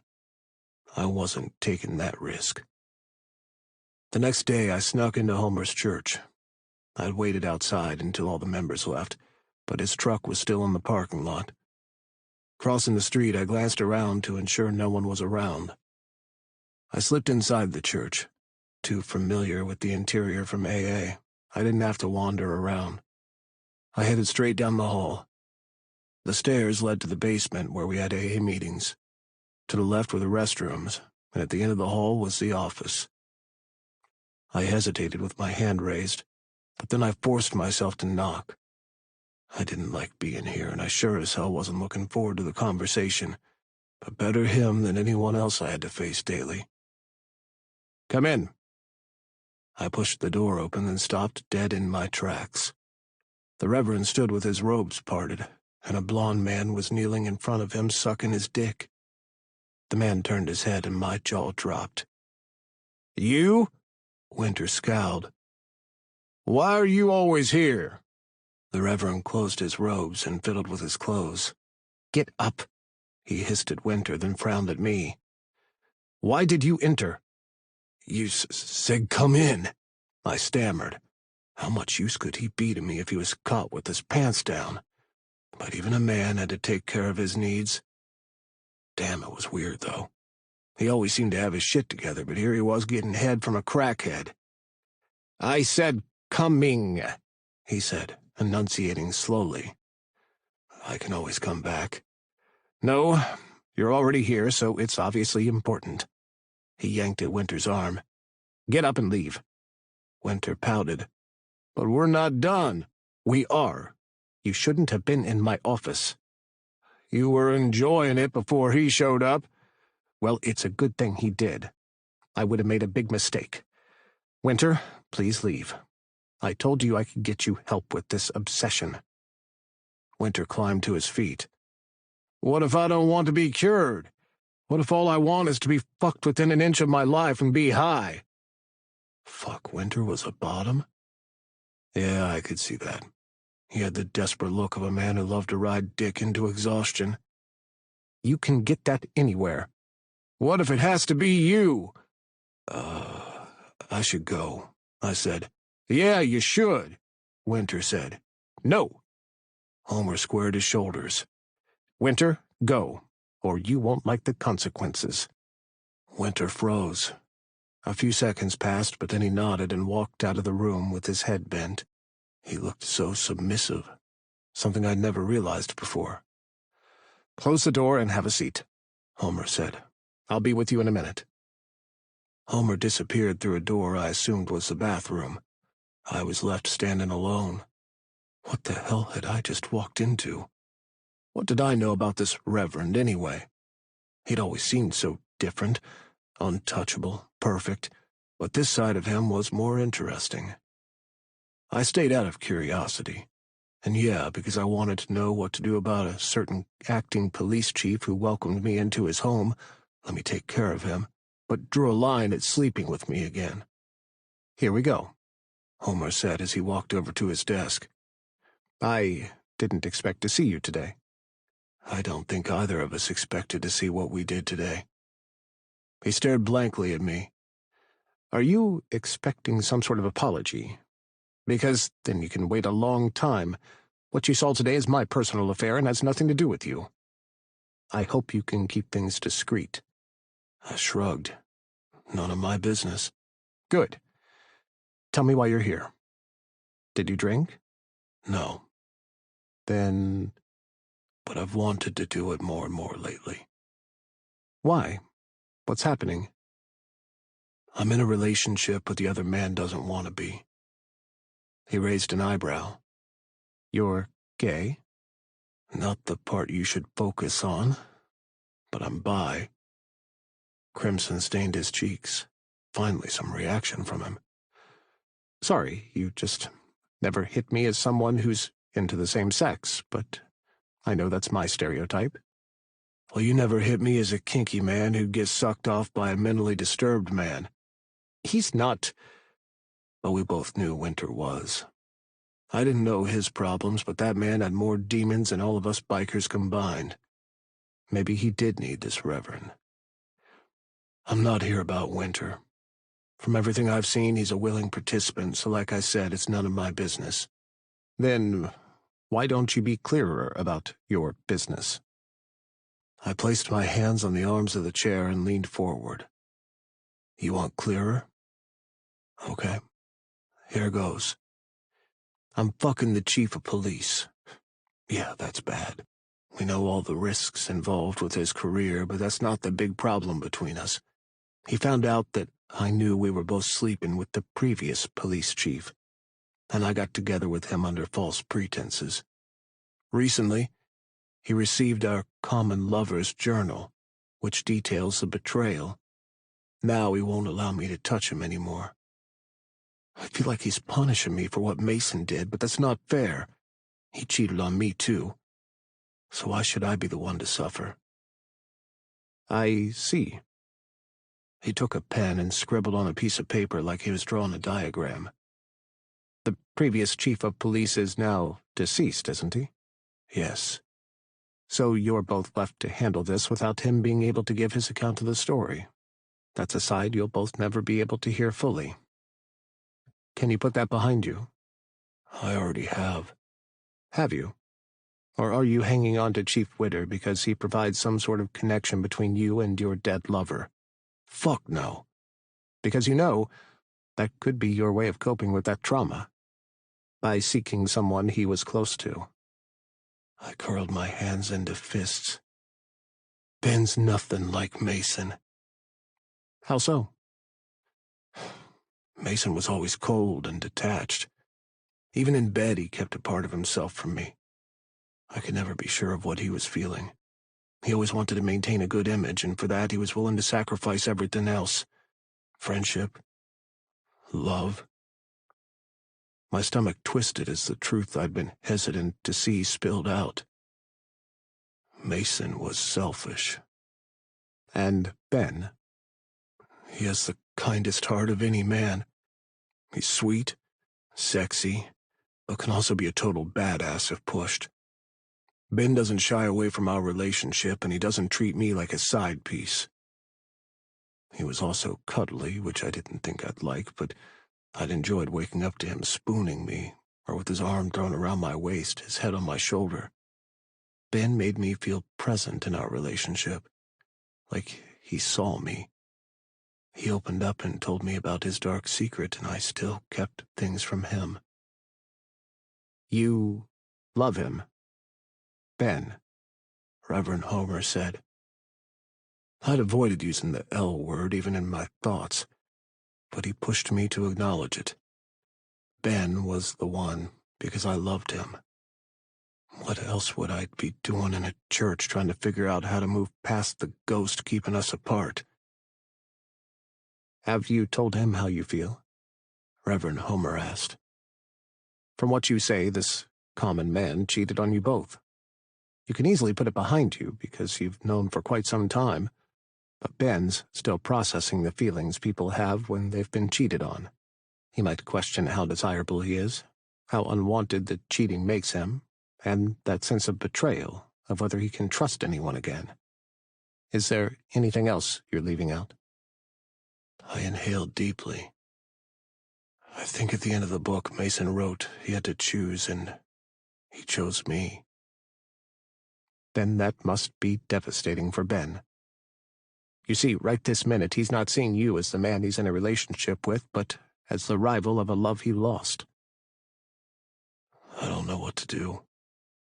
but I want to fix it. He's vulnerable. You're going to have to bring his focus away from the past and his hurt, and back to your relationship. 34. Ben. Ben wants us to stop using condoms. It would be easier to agree and avoid an argument, but I can't do that to him and Gunnar. The first day back at work confirmed my worst expectations, a nightmare masquerading as a regular workday. Mason, shot once and benched at home for a month, had returned to a hero's welcome. Balloons, cake, football tickets, and a card overflowing with well wishes. My comeback garnered a half-hearted card signed by only a few. It sealed my decision to leave. What was the use of staying somewhere I wasn't wanted? Mason had made the years at the police station worthwhile. He'd taken me on as a partner when no one else wanted to work with me. Over the years, I'd thought I'd proven myself enough for the other cops to see me as an equal, but they didn't.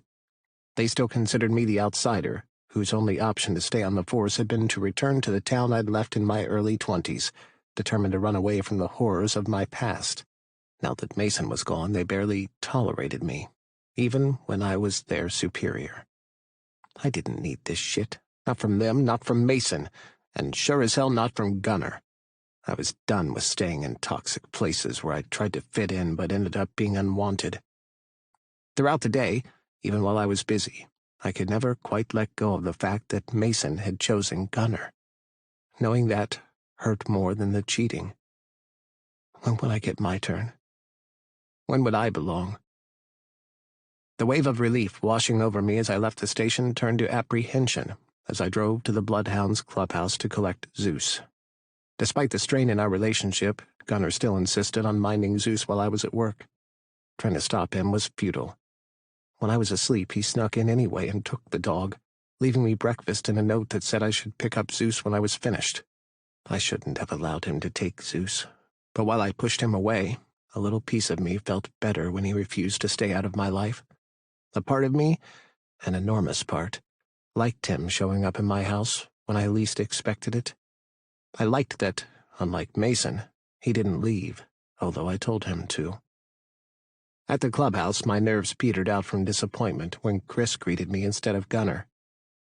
"He's all ready to go, Chief." Chris smiled, rubbing Zeus's head. He'd come a long way from the kid who'd been rescued from trafficking. His transitioning seemed to have helped him to regain his confidence. "Thanks for taking care of him, Chris." "Oh, don't thank me. He was with Gunnar all day, but he had to dash out a few minutes ago." Or was he avoiding me? Since I read him that entry from Mason's journal, I hadn't spoken to him. He left so abruptly I'd spent the night tossing and turning, sick to my stomach. I'd driven him away for good. Finding he'd taken Zeus this morning had been a welcome relief. "You still look after him. I appreciate it." "You're welcome to wait for Gunnar. I'm sure he'll be back soon, and most of the bikers are away now, so they won't, you know. Yeah, make fun of me for sleeping with Gunnar. Nah, I'm going to head out. Take care." He gave Zeus one last hug, and we went our separate ways. Zeus cast a longing look back, barking and whining. "I know, boy," I said, reaching in the back seat to comfort him. "Believe me, I know." During my recovery, I'd grown accustomed to Gunnar's presence. Walking into the empty house felt wrong, like something or someone was missing. Zeus still seemed anxious, reminding me of when he first retired from the force. "I have exactly what you need."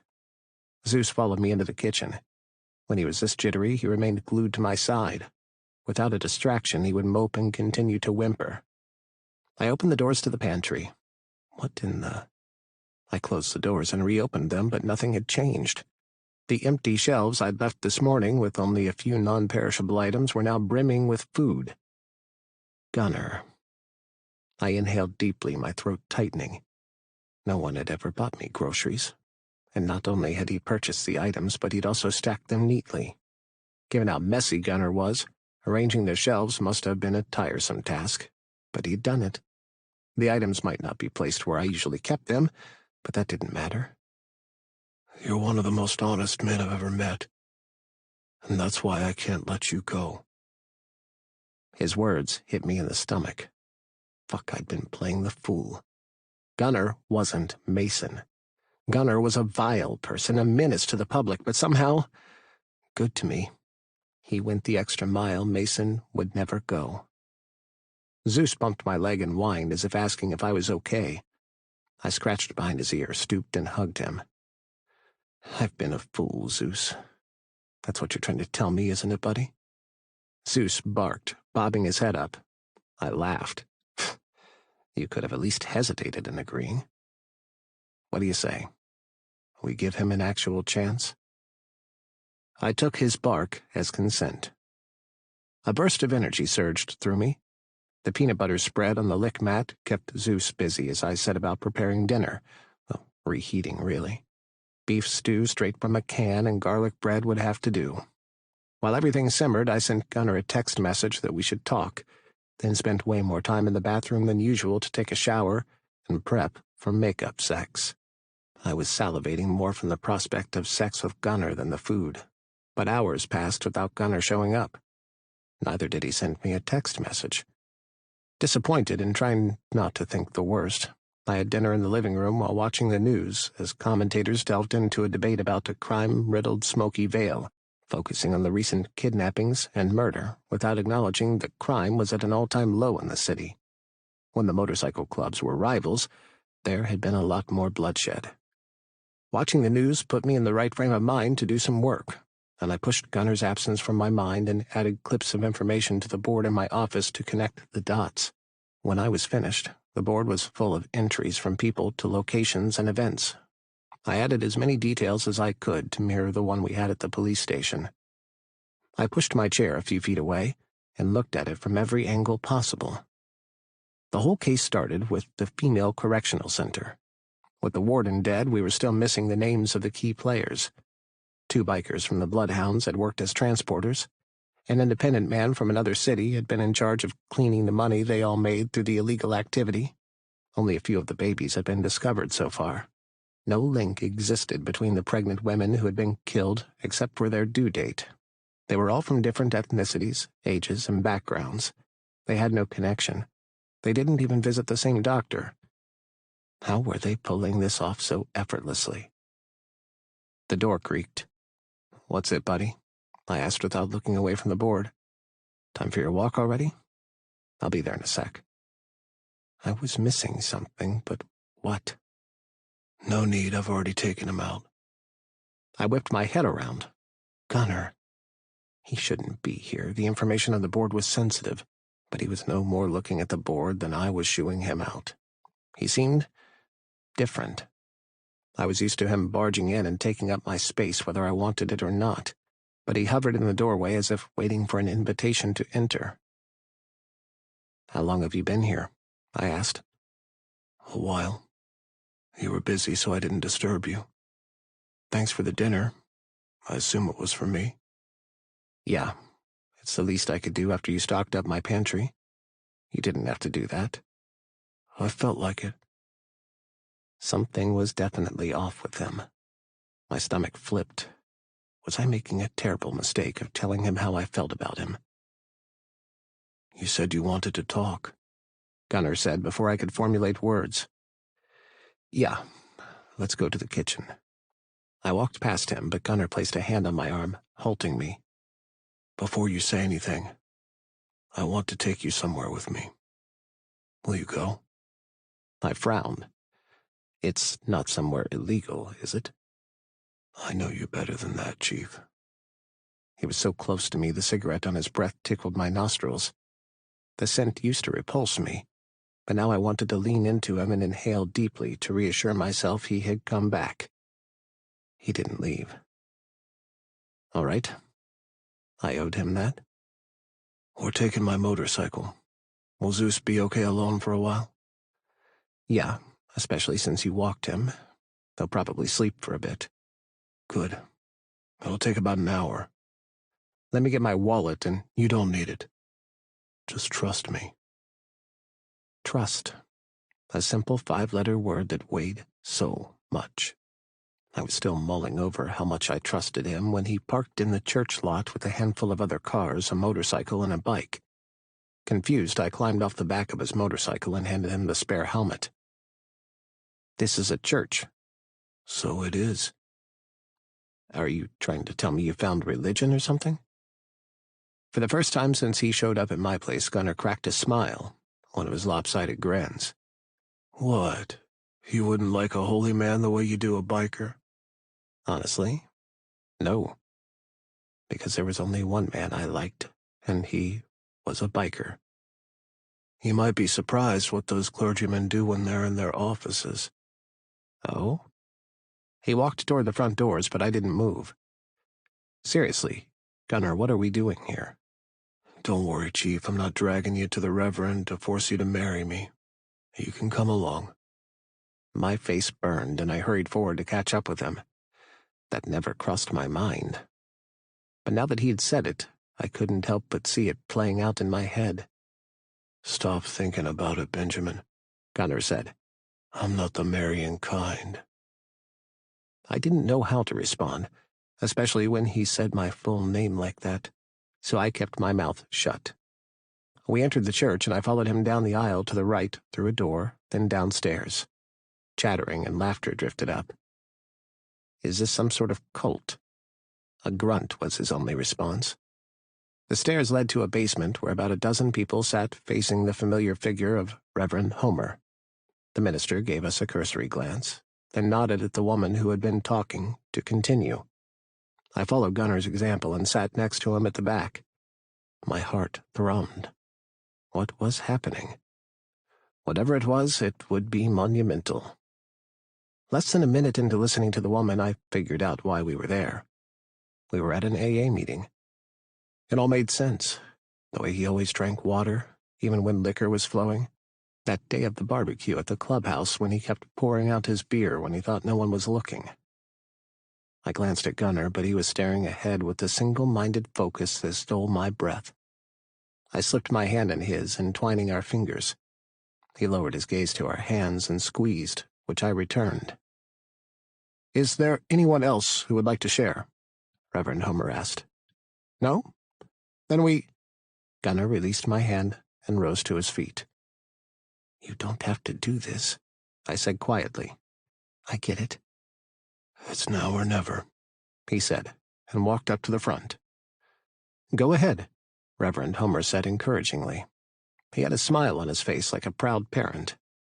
Were he and Gunnar close? "My name's not important," Gunnar said. "But I'm an alcoholic. If anyone has guessed or recognized who I am, you might have an idea why I've never admitted that out loud before. Drinking is a way of life for people like me. Hell, by the time I was 12, I was drinking and partying with my pop. Of course, it all seemed cool at that age, and you think nothing of it, 'cause everyone around you is drinking. But it started fucking with the way I handled my shit. I lost control of a lot of things, let a lot of people down. Drinking takes away my ability to see the big picture, to see what matters to me, who matters to me." Gunnar was staring directly at me when, for the entire speech, he looked everywhere but in my direction. "I'm not perfect. In fact, I'm a downright asshole. But I figured if I drink a little less, I might be a more tolerable asshole who gets things done. I'm almost a month sober, and I've no fucking clue if I'm gonna make it. But I've glimpsed the future as a sober man. And I don't hate what I see. At all." Gunnar returned to his seat and silence filled the room. He scowled. "Everyone gets a cheer after every share and I spill my guts for the first time and no one claps?" A tentative cheer went up and I laughed. I couldn't help it.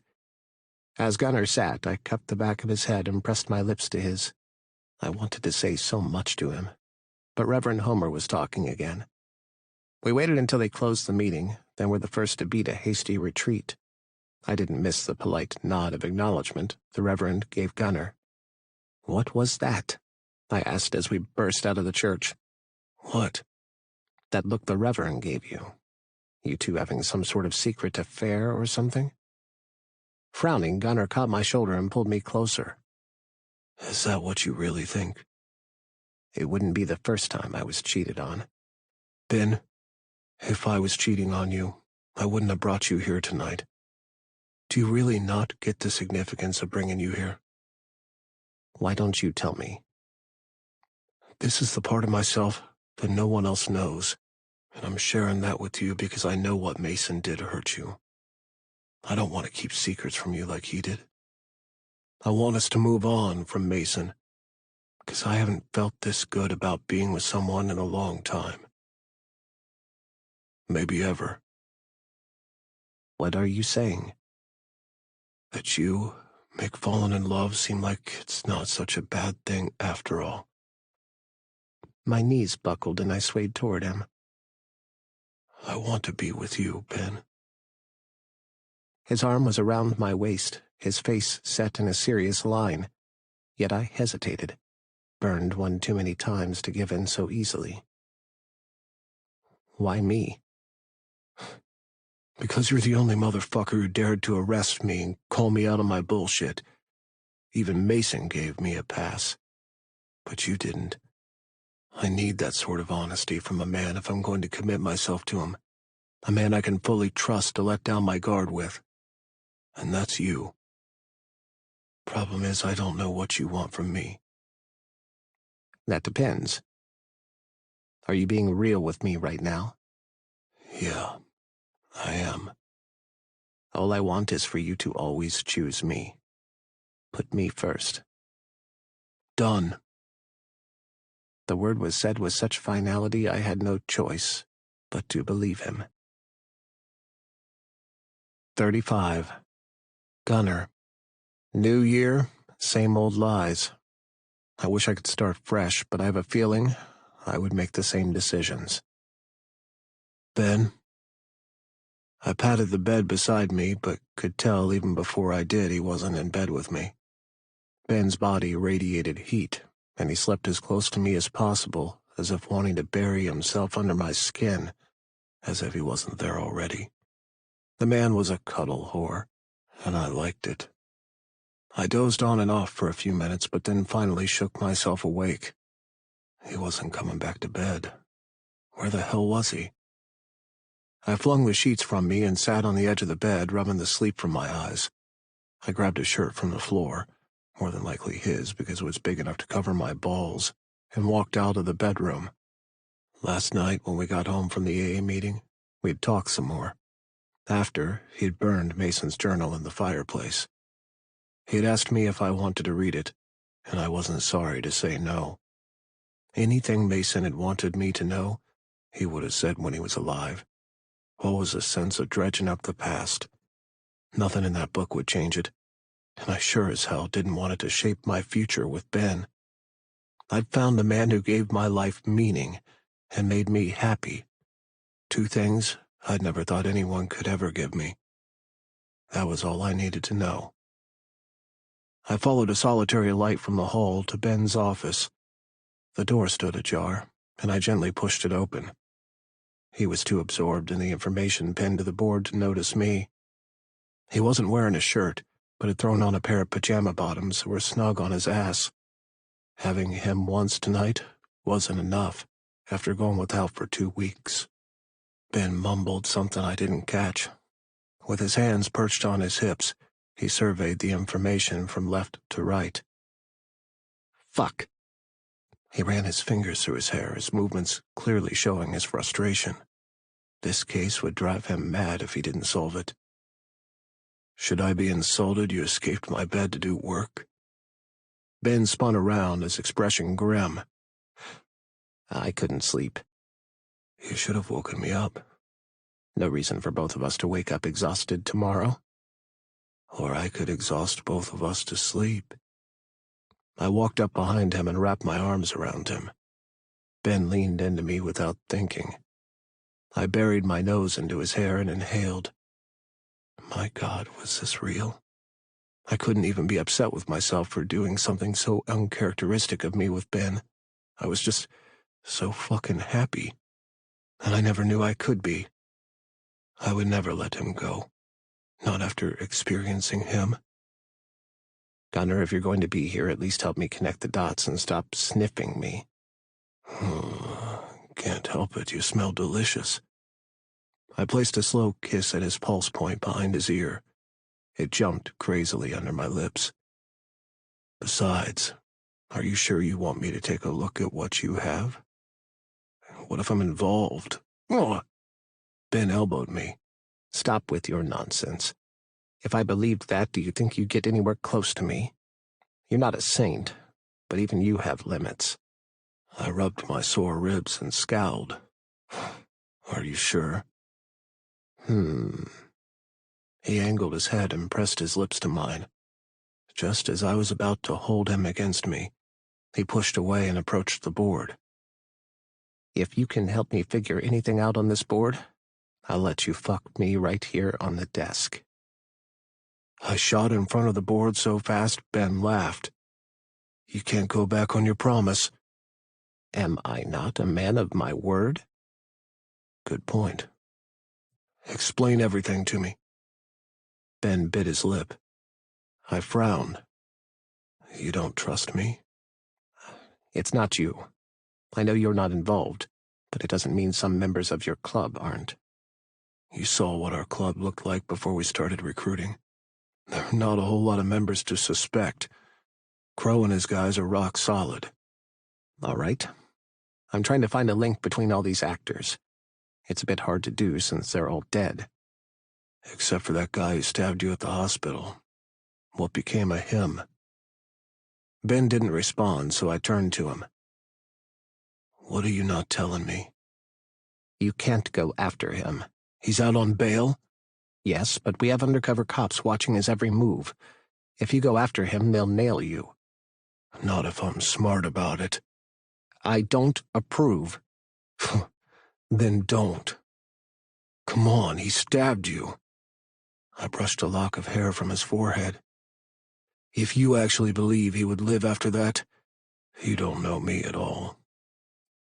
We're equals, you know. I don't need you to protect me. You don't get it. You're not just an ordinary man anymore, Ben. You're mine, which means you're under my protection, and that of my club. I don't want you to kill anybody because of me. It's settled, then. I won't kill him because of you. I'll kill him because I'm a petty man who must send a clear message. What kind of message? That everyone should tread lightly with you or face my wrath. I turned back to the board and tried to concentrate, though Ben was still staring at me. Is this what I'll have to put up with for the rest of my life? Yes, I answered without hesitation. But I can make a deal with you. What deal? I can either kill him swiftly, or torture him slowly but leave him alive. You choose. That's no choice at all. Ben explained the maze he'd set up on the board, and we spent close to an hour going through it, with no new insight. I think we should call it a night, I said. Maybe looking at it with fresh eyes will help. Every time I close my eyes, the case keeps coming back to me. Then let me distract you. Ben licked his lips. What do you have in mind? I lifted his shirt to show I was naked from the waist down.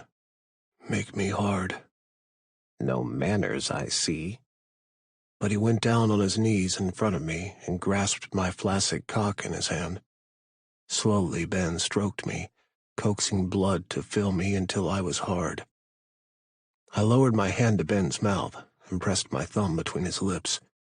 He sucked on the thumb, and my cock grew even more rigid. That's it, I said with a hiss. Now release my finger and suck on my cock until I tell you to stop. As far as distractions went, Ben on his knees for me was the best. He raised his head, watching me watch him turn me into a slave with just his tongue and lips. He'd gotten better, much better. The grazes of his teeth were now deliberate, and he slurped loudly just the way I liked, using a lot of spit to slide his lips back and forth. Oh, fuck, I cried. Stop, stop. Reluctantly, Ben pulled back. I grabbed his desk for support. I'd almost nutted into his mouth. I'll be right back. I made a mad dash out of the room and up the stairs. In my haste to get back to Ben, I slipped on a step and stumbled, almost popping my ass. "What the hell was that?" he asked when I threw the lube onto the desk. He had ditched the pajama bottoms and was completely naked. He made a hairy body look sexy. Almost broke my ass on the stairs. "You want it that bad, huh?" Ben teased. "Maybe I should let you fight for it." "Don't. Get your ass on that desk and spread your legs." "Haven't you heard being nice gets you what you want?" You didn't choose to be involved with a nice man. Ben stepped back until he bumped against the desk. I followed, cornering him and kissing him. As usual, when our lips touched, he became mine to do with whatever I pleased. So trusting. Hands on Ben's thighs, I lifted him and placed him on the desk. He moaned. "You like that?" "Yeah. You're the first man to do that." "Lift you?" "Yes." "Just what kind of men have you been sleeping with?" "No, don't tell me. All that matters is there's only me now." I took his cock into my hand and stroked him while flirting with his tongue. He bucked into my touch, kissing me back until we were both panting. "Need to be inside you now." I handed him the lube. Ben scooted back on the desk, spread his legs, and squirted lube into his hand. Impatiently, I rubbed my cockhead over his hole, smearing it with my pre-cum. "Hurry up," I said. "In a couple of minutes, lube or no lube, I'm going to be inside you." He slipped his fingers between his thighs and pushed them inside his body. My mouth went dry, and I stepped back a little to watch him fingering his ass. Ben withdrew his fingers, but not completely. As if teasing me, he was running 2 fingers over his hole leisurely, like I wasn't waiting to breach him. I glanced up. He was smirking, loving my reaction. The slut. Playing games, I see. I lined myself up and plunged in. Gasping, he spread his fingers around my dick, spearing him. When I pushed forward, he pressed a hand to my stomach. "Go easy on me." "Remove your hand." "Gunner?" "Ben, remove your hand." Slowly, he dropped his hand, and I drove inside him to the hilt. Ben's legs trembled, and he cried out, clutching the edge of the desk. "Fuck!" The word exploded out of Ben. "Again?" His face turned red, but he nodded. "Yes. You promised to exhaust me into sleep." "So I did." I stroked the inside of his thighs. "Spread that pussy wide open around my cock and let me put you right to sleep." "Gunner," Ben protested. "You love it when I treat you like my slut, and I know it. So give it a rest, Ben. You can be whatever you want. It's just the 2 of us." "What the hell are you doing to me?" He moaned as I moved, thrusting slowly, but sending every inch of me up inside him with each plunge. He uttered the most arousing whines, and when he panted and hissed at me, it was music to my ears and an aphrodisiac to my soul. "That's it, baby." I coached him through the intensity of what he was feeling. His face was flushed, so was his chest, and his moans had escalated into full-bodied cries. I stopped moving and captured his lips with mine. He was wet and breathing hard. I teased his nipples with my fingers, kissed his jaw and the saltiness of his skin.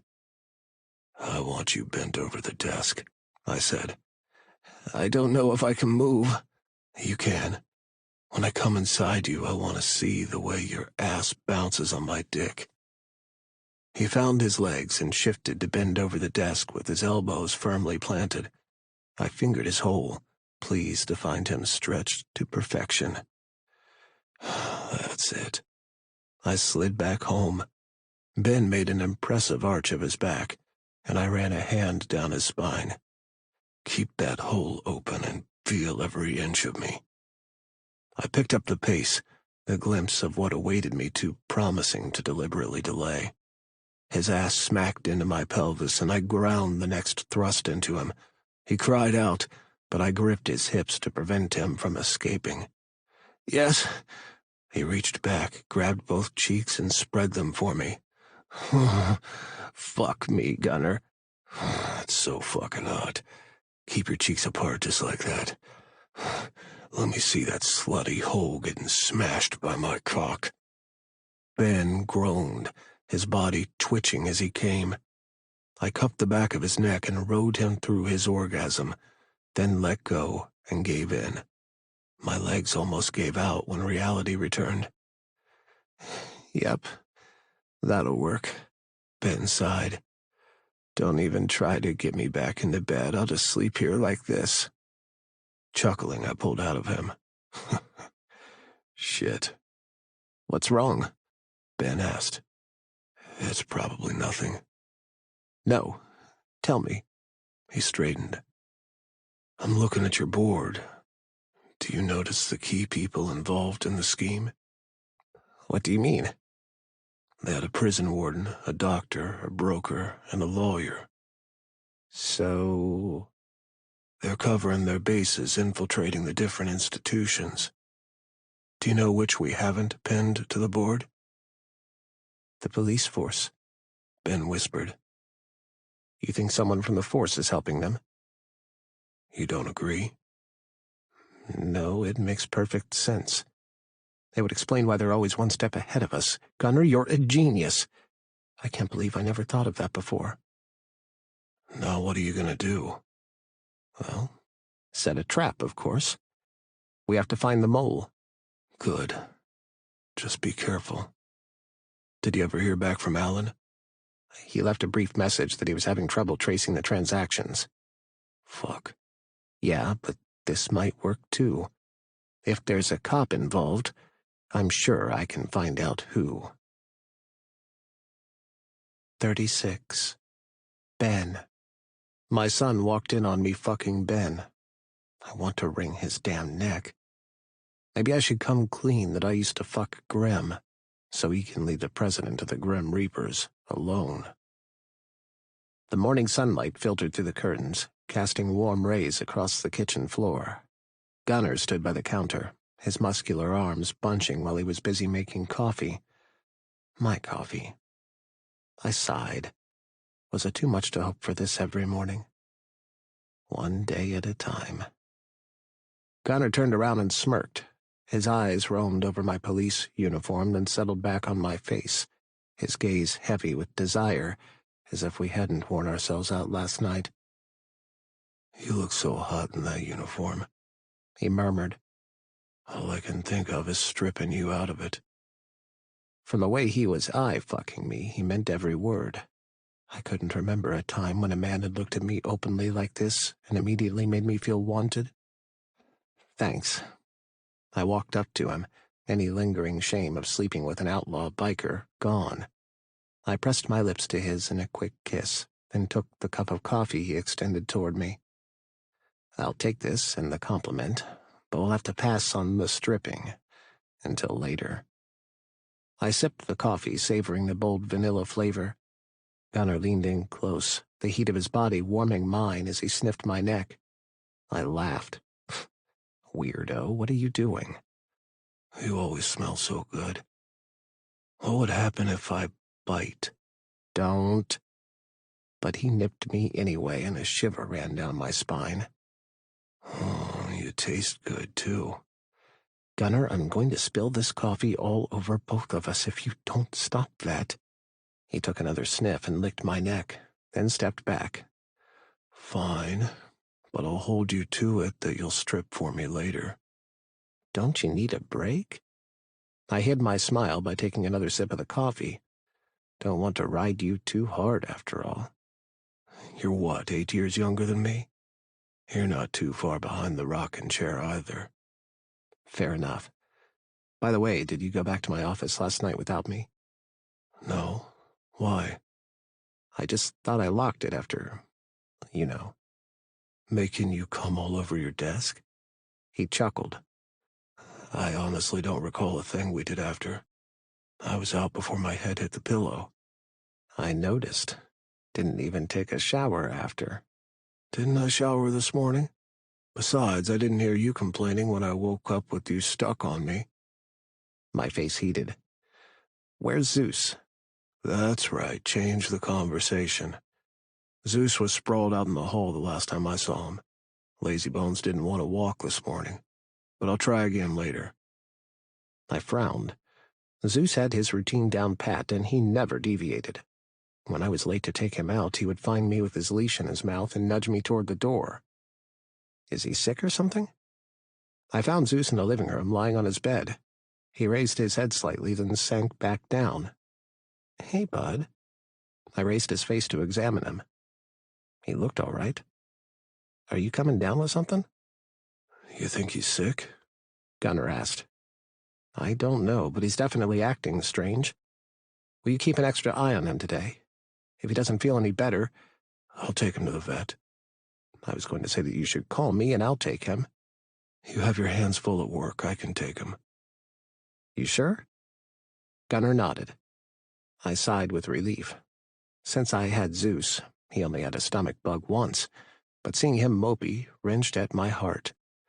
Oh, feel better, bud. When I get home tonight, I'm cooking you a big juicy salmon. When I still didn't get any reaction out of him, I scratched his head. You should go or you'll be late for work, Gunnar said. Don't worry. I'll keep you up to date. Don't forget. I won't. At the front door, Gunnar halted. I'll meet you at the car. I forgot something. You don't have to walk me out. Why not? Wouldn't miss the chance to let that nosy neighbor of yours see I spent the night. Chuckling, I went to my car parked in the driveway. I'd barely settled in and revved the engine when Gunnar walked toward me with a paper bag in his hand. He was barefoot and bare-chested like a Viking god with his hair ruffling in the breeze. His jeans rode low on his hips, showing off his body in a manner that woke up something primal and dormant inside me. This man is mine. Was this what they meant by humans being evolved from animals? Because at that moment I wanted to mark my territory like a hominid. Damn it, Ben, unless you want me to drag you out here and fuck you across the hood of your truck, stop looking at me like that. I blinked, reached for my seatbelt, and buckled myself in. I was only looking at your tattoos. He scoffed. Yeah, right. He poked his arm through the open window and dropped the paper bag into my lap. I opened the bag and found powdered sugar donuts. Donuts? Because I'm a cop? Donuts because you forget to eat and they'll give you energy to get through the day. I stuck my head through the window, grabbed his neck, and pulled him down to me for a kiss. He might be a vile citizen, a cop's worst nightmare, but he was the sweetest, most attentive lover. He slipped his hand into my hair and deepened the kiss, his tongue dancing with mine in a slow, erotic tango. You should go now, he murmured against my lips. I took his hand from my neck and frowned. How had he gotten bruises on his knuckles? I hadn't noticed them earlier. Had he been in a fight? What's this? Nothing you'd be proud of, so best not to ask. Gunnar? Look on the bright side. I didn't kill anyone. But had he left someone maimed? His two options for dealing with the man who'd stabbed me weighed heavily on my mind. Either would have been horrific. Stop thinking so much. Go to work and let me handle the things you can't. Slowly, I nodded. Okay. I guess I'll see you later, then. I backed out of the driveway, my heart heavy. Gunnar was proving to be the sweetest, most considerate lover. But he was the bane of a cop's existence, and I was a cop. Could I really turn a blind eye to his back-alley dealings? I munched on a donut on my way to the mayor's office. He made it clear he needed a briefing first thing today, and I would need all the energy I could muster to get through that meeting. The guy's campaign hung in the balance, and in turn he was intensifying the pressure on me to solve the womb snatchers who were selling babies. In the parking lot of City Hall, I inhaled deeply, taking a couple of minutes to gather myself before I had to face the mayor. I retrieved my phone. Shit, I hadn't turned it on since charging it. I powered it on. Notifications came in one after the other. As I swiped each away, I opened Alice's. She had texted me about when she would be in Smoky Vale for her next doctor's appointment. Another notification was for a voicemail. I didn't recognize the number, so I punched in the digits to check who had left me a message. Chief Witter, it's Anders from IT. I had a breakthrough in the information you passed on to me. It's a lot. No wonder they encrypted this shit the way they did. Anyway, I'm off tomorrow, but I'll drop by the station sometime around noon to explain everything to you. Excitement bubbled to the surface. My hands actually shook as I dialed in Anders's number. The phone rang off to voicemail, so I left him one. Hey, Anders, it's Chief Witter. I just received your call. I'm heading into a meeting with the mayor right now, but as soon as I'm finished, I'll drop by to have that conversation with you. Also, don't share the information with anyone. I got out of my car and hurried into City Hall. Finally, a break. All those women who died deserved to be vindicated. Don't get ahead of yourself. It can turn out to be nothing. The mayor's secretary announced me, and the man immediately asked me in. He was pacing in front of the floor-to-ceiling glass windows with an impressive view of the city skyline. Light beamed in, falling on the enormous mahogany desk that commanded the center of the space. Mayor Getty ended his call with a curse and a glare at me, as if I was the one on the other end of the line. "What do you have for me, Chief Witter?" he barked. "And for the love of God, don't tell me nothing." All I had was the suspicion that someone from the police force was involved, but I couldn't let that assumption slip without a drop of evidence. We are doing everything we can. Getty's fist crashed into the desk. "Save that bullshit for the media. You've been working on this case for over 3 months, and you're no closer to solving it. I've turned a blind eye to the reports that have reached my desk of you gallivanting about with that filthy biker because you reported they were cooperating. But now I'm starting to believe those rumors." Rumors? People were talking about me and Gunner? I straightened my spine and clenched my teeth. Mayor Getty, I understand you're upset about the kidnappings and murders in Smoky Vale, but I do have to remind you to be careful with your words. As someone in the public office, surely you understand the need to choose your words wisely.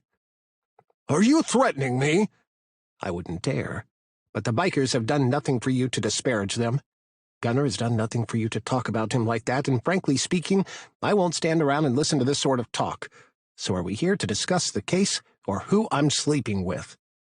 "When who you're sleeping with has a direct impact on the case, it is my duty to question it, and you're treading on very thin ice." I want to solve this case as well as anyone, and I'm working on it. By the end of the day, I may have something concrete to show you. In fact, I am about to check with the head of our IT department right now because he has found some information that may help solve this. "I'll expect a verbal report by the end of the day," he said. "Public opinion isn't in my favor right now, Chief Witter, and you're going to help me to turn that around." I walked out of his office, utterly disgusted.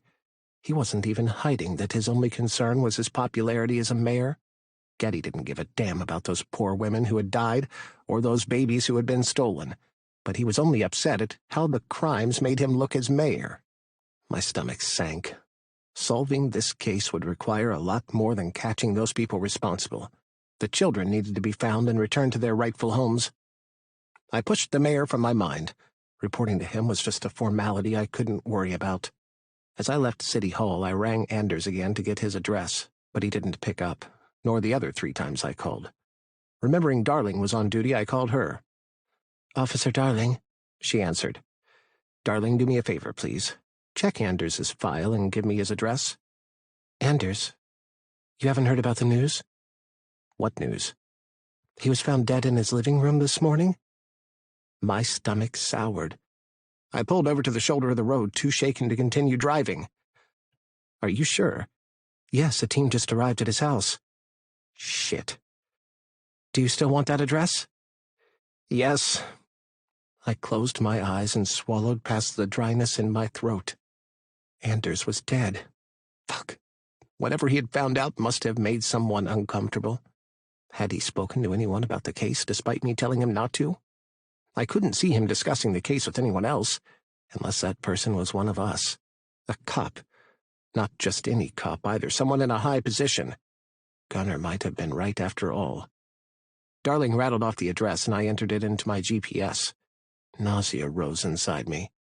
Anders had been doing his job, working on this lead. But now he was dead. Because of me. First the prison warden had died, and now him. If I wasn't careful, I would cause the loss of more lives. When I arrived at Anders's home, 3 squad cars were parked outside. Tom's was the first person to greet me at the door. "What happened?" I asked as we stepped inside. "Someone reported they heard noise coming from the house early this morning, and when they didn't see any sign of Anders leaving for work like he usually does, she got concerned and called. A unit came by to check and found Anders dead." "How did it happen?" "Stabbed to death in the living room." In the living room, the CSI team was already processing the scene. Anders's body was sprawled on the floor, blood staining the champagne-colored carpet. Blood had also splattered onto the couch, and a bloody handprint was on the wall as if he had been trying to get away at some point. I nodded. "Thanks." I surveyed the room. On the coffee table stood 2 glasses. Other than the usual signs of struggle, the living room wasn't ransacked. Not a burglary, then. Not that I'd expected it to be. "Nova?" I walked over to the forensic expert who had a Ziploc bag in her hand. "What can you tell me?" "Not much yet since I just got here, but at first glance, it looks like whoever did this swept the place clean. Look at this." She pointed to 2 glasses. "Dusted for fingerprints, but we only found 1 set. I'll bet belongs to Anders." I sniffed both glasses. Brandy so early in the morning? Anders was a known drinker, wasn't he? "Chief?" I spun toward the young officer who rushed to me. He was one of our new members, but he showed a great aptitude for the job. "I found this outside. I think it's the murder weapon." I took the bag from him and inspected the knife. A cold tremor rushed through me, leaving me chilled to the core. "What do we have there, Chief?" Tom's came up to me. "Is that the murder weapon?" From the bloody blade, it seemed likely. My hand trembled as I turned it over and read the initials carved into the handle. Gunner's initials. The handle had also been customized with the Bloodhound's logo. I'd seen him flash it enough times to know it was his. "Whoa, is that what I think it is?" Tom's took the bag from my hand. "This belongs to someone from the Bloodhounds. That's their logo." "It is. I need to call Gunner." "Look what we have here." Nova approached with a rectangular strip of cloth in her gloved hand. A president's patch that seemed to have been ripped off someone's clothing. Anders had it in his hand. I'm going to be sick. First the knife and now the patch. From the grim expression of the cops, I knew what they all thought. The president of the Bloodhounds had murdered one of our own. 37. Gunner. Ben thinks since Jamie knows, we don't have to hide our relationship anymore. He's wrong. Chris ran into the room, his eyes wild, and my first thought went to Zeus. He seemed better after Ben left, so I hadn't bothered to take him to the vet. I'd even taken him for a walk. Had I been wrong? Ben would kill me if I let anything happen to that dog. "What is it, Chris?" I asked. "Is it Zeus?" I'd left both playing catch outside, and Zeus hadn't toddled in after him. Usually he wasn't far from the boy when I wasn't around. "Cops!" Chris cried. "They're here!" I frowned. "Ben?"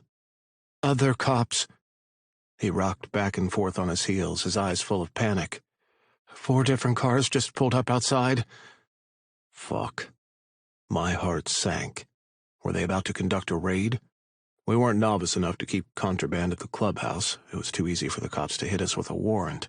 But they could find something for sure to stick on us if they wanted.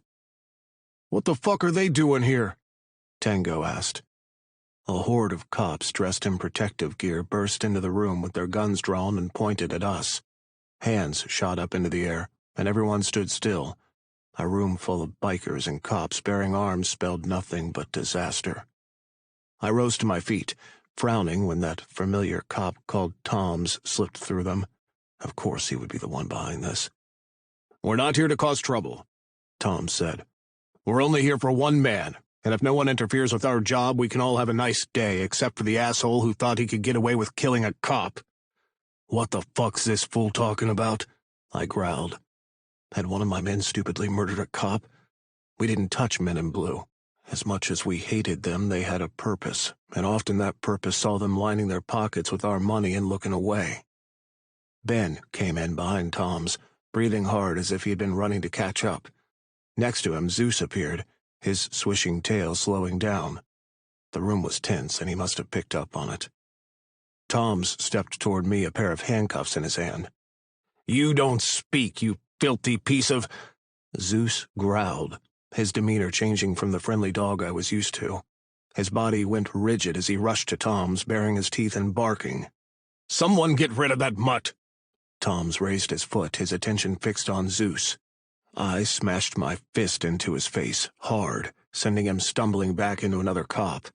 "You touch that dog and you're fucking dead." Zeus came up to me and wound himself around my legs, whining. I patted his head to calm him down. Tom's nostrils flared and he touched the corner of his mouth. The cops looked nervous, as if waiting for further instructions from him. Tom's inhaled sharply and brandished his gun. In a flash, Ben was before me and him. "You pull that trigger, and you'll regret it," he said calmly. "He assaulted a cop in front of you and you defend him? Well, isn't this rich?" "He defended my dog, so yes, I'll stop you from making this situation worse. I'll handle the arrest."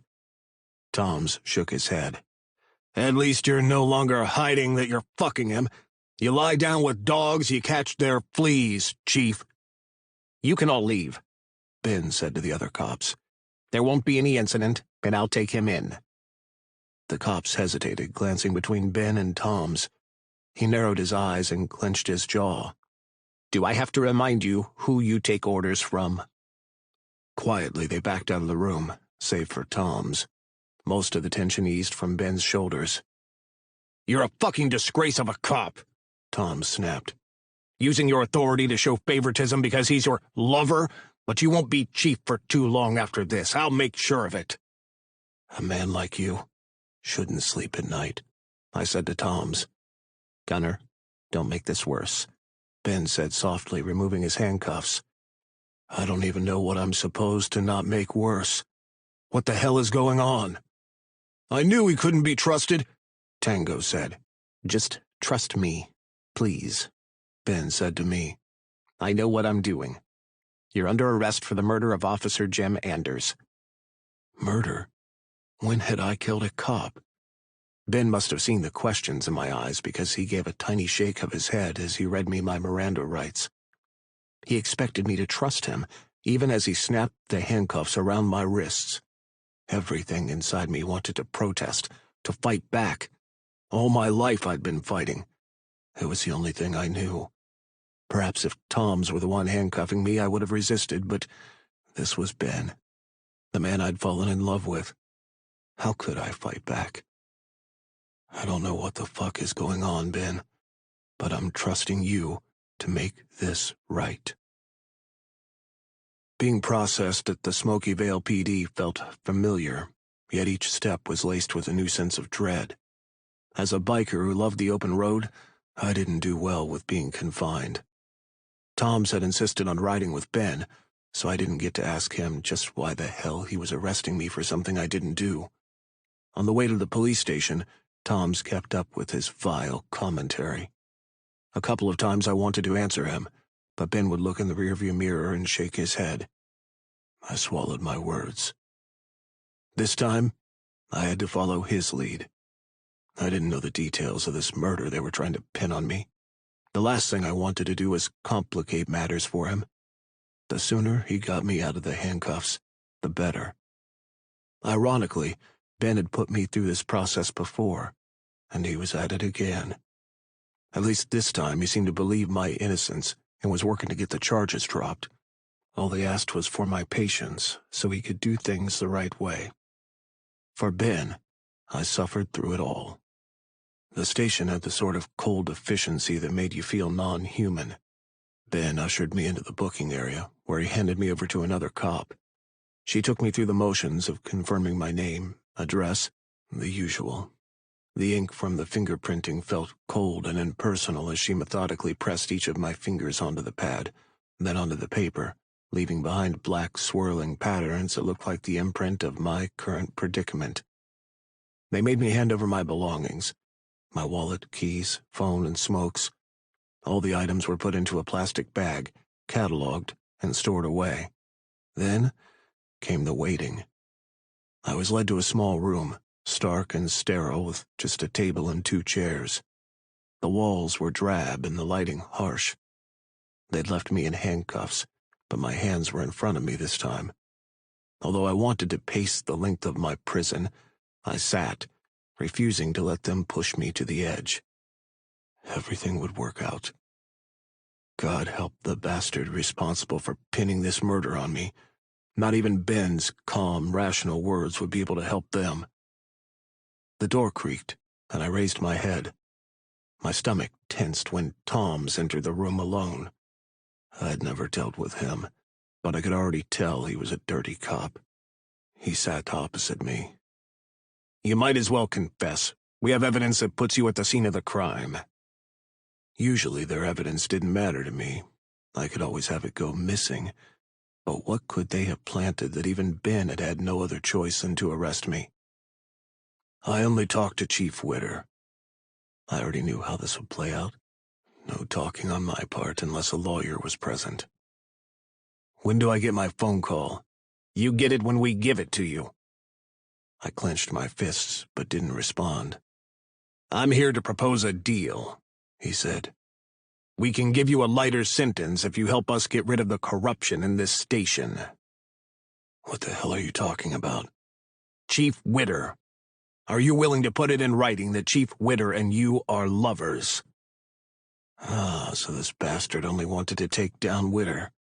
He was even willing to compromise a case in which one of his own was murdered. "You want my help?" I asked. "Yes.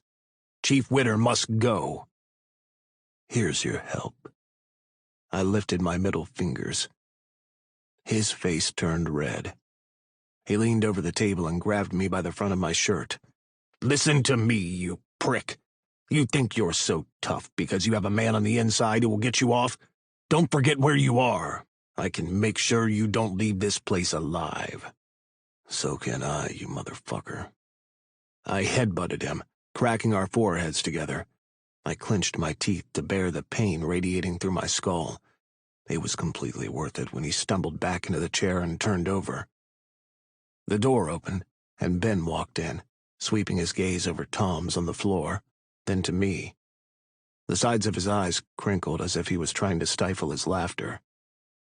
"I thought I told you I would handle questioning him," Ben said. Tom's rubbed his forehead and climbed to his feet. "You can't work on this case, and you know why. Your judgment is compromised since you're fucking this animal. Get out of here, Toms." Ben growled, his eyes cold. "If you have a complaint about how I handle matters, you know the channels to take. Until then, I'm going to continue doing my job." "Don't worry. You won't get to do it for too long." The door shook on its hinges from the force Tom's used to slam it shut. "Are you okay?" Ben rushed over to my side. "He didn't hurt you, did he?" I grabbed his hand. "Kiss me." Ben frowned. "Gunner, now's hardly the time." "Kiss me." Ben lowered his face to mine, and I closed the distance between us and kissed him swiftly. "Thanks for sticking up for me." He brushed a hand over my cheek. "I'm not just sticking up for you, Gunner. I know you're innocent." "What's all this about, then?" "One of the officers working on the case was killed this morning. What's strange is that last night he left me a voicemail that he'd made a breakthrough in the records Patty had given me." "So someone involved must have gotten to him. But how did they frame me?" "They found your knife on the scene. And your patch.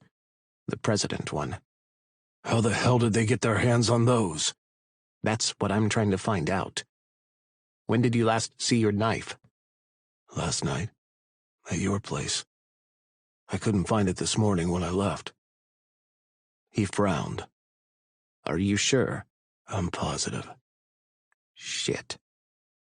Ben sank into the chair before me, his face pale. "What is it?" "I think someone broke into my house last night after we were in bed." "But Zeus "Was acting strange this morning. Could they have given him something to sedate him?" My stomach turned. I should have taken him to the vet. I will, but more than likely he's fine and was just feeling the effects this morning. This is insane. Why would someone go through all this to frame me? They've been doing it all along. Twice we found bodies on properties that belonged to either you or the bloodhounds. If they take you down for this murder, it'll make it seem as if we've wrapped up the case, and the bad guys get away with it. Son of a bitch. Ben frowned. But there's one thing I can't figure out. The president's patch. How did they get their hands on it? Yours was on your cut when we picked you up. Do you have another?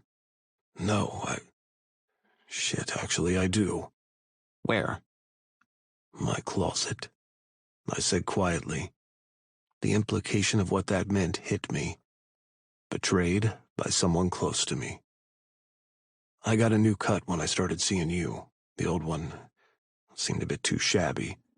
I'd tried transferring the patch to the new one, but I ruined it while trying to rip it off, so I didn't bother to use it. Gunner, this means... I know. Someone who sat in our meetings, smiled, ate, and drank with us, a sworn brother, was involved. Do you have any idea who? I shook my head. What about that Tango guy? You've been butting heads with him lately because of me. I honestly don't know, Ben. It's okay. We'll find out. He brushed a kiss on my temple. How did you know I wasn't involved? Everything was too straightforward. Everyone would realize it, too, if they weren't so eager to close the case and convince themselves this nightmare is over.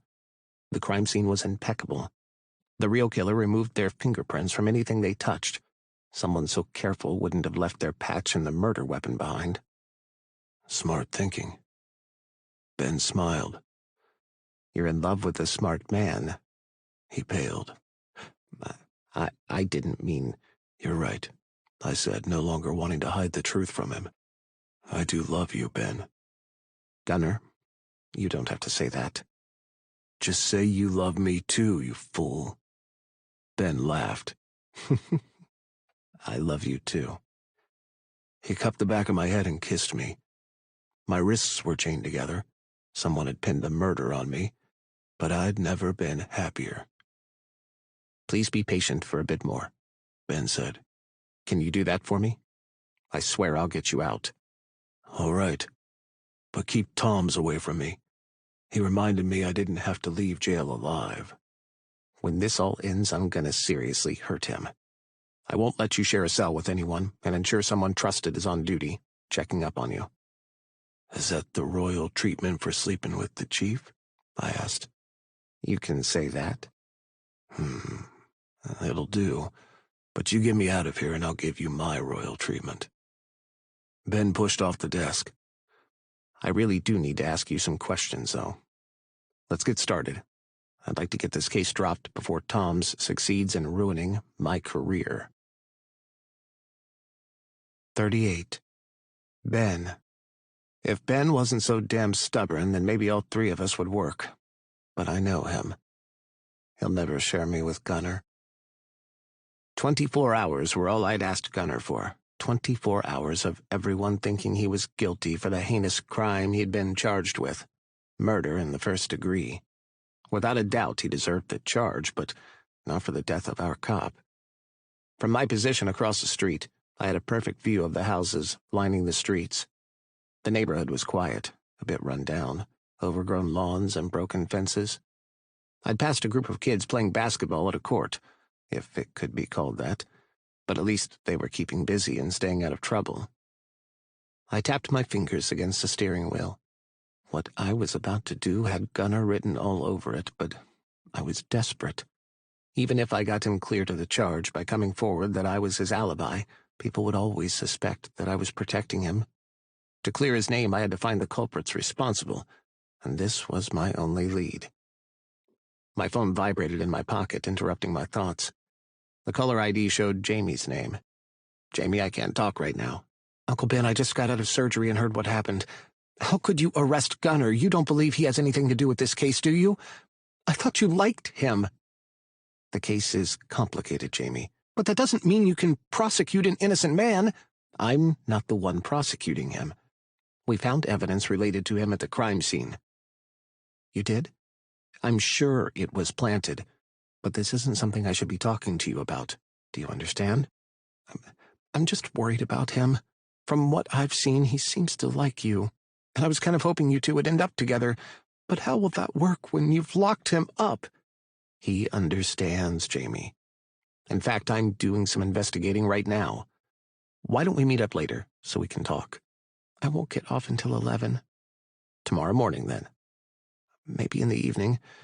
I'll probably be dead tired by the time I'm finished with this shift. Okay, just let me know, and we'll talk. All right. Take care, Uncle Ben.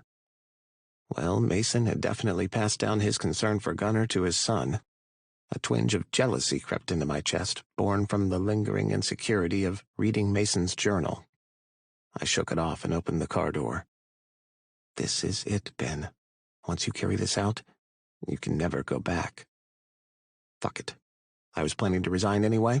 The former mayor of Smoky Vale had vacated his office in a bigger scandal than this, and he had survived.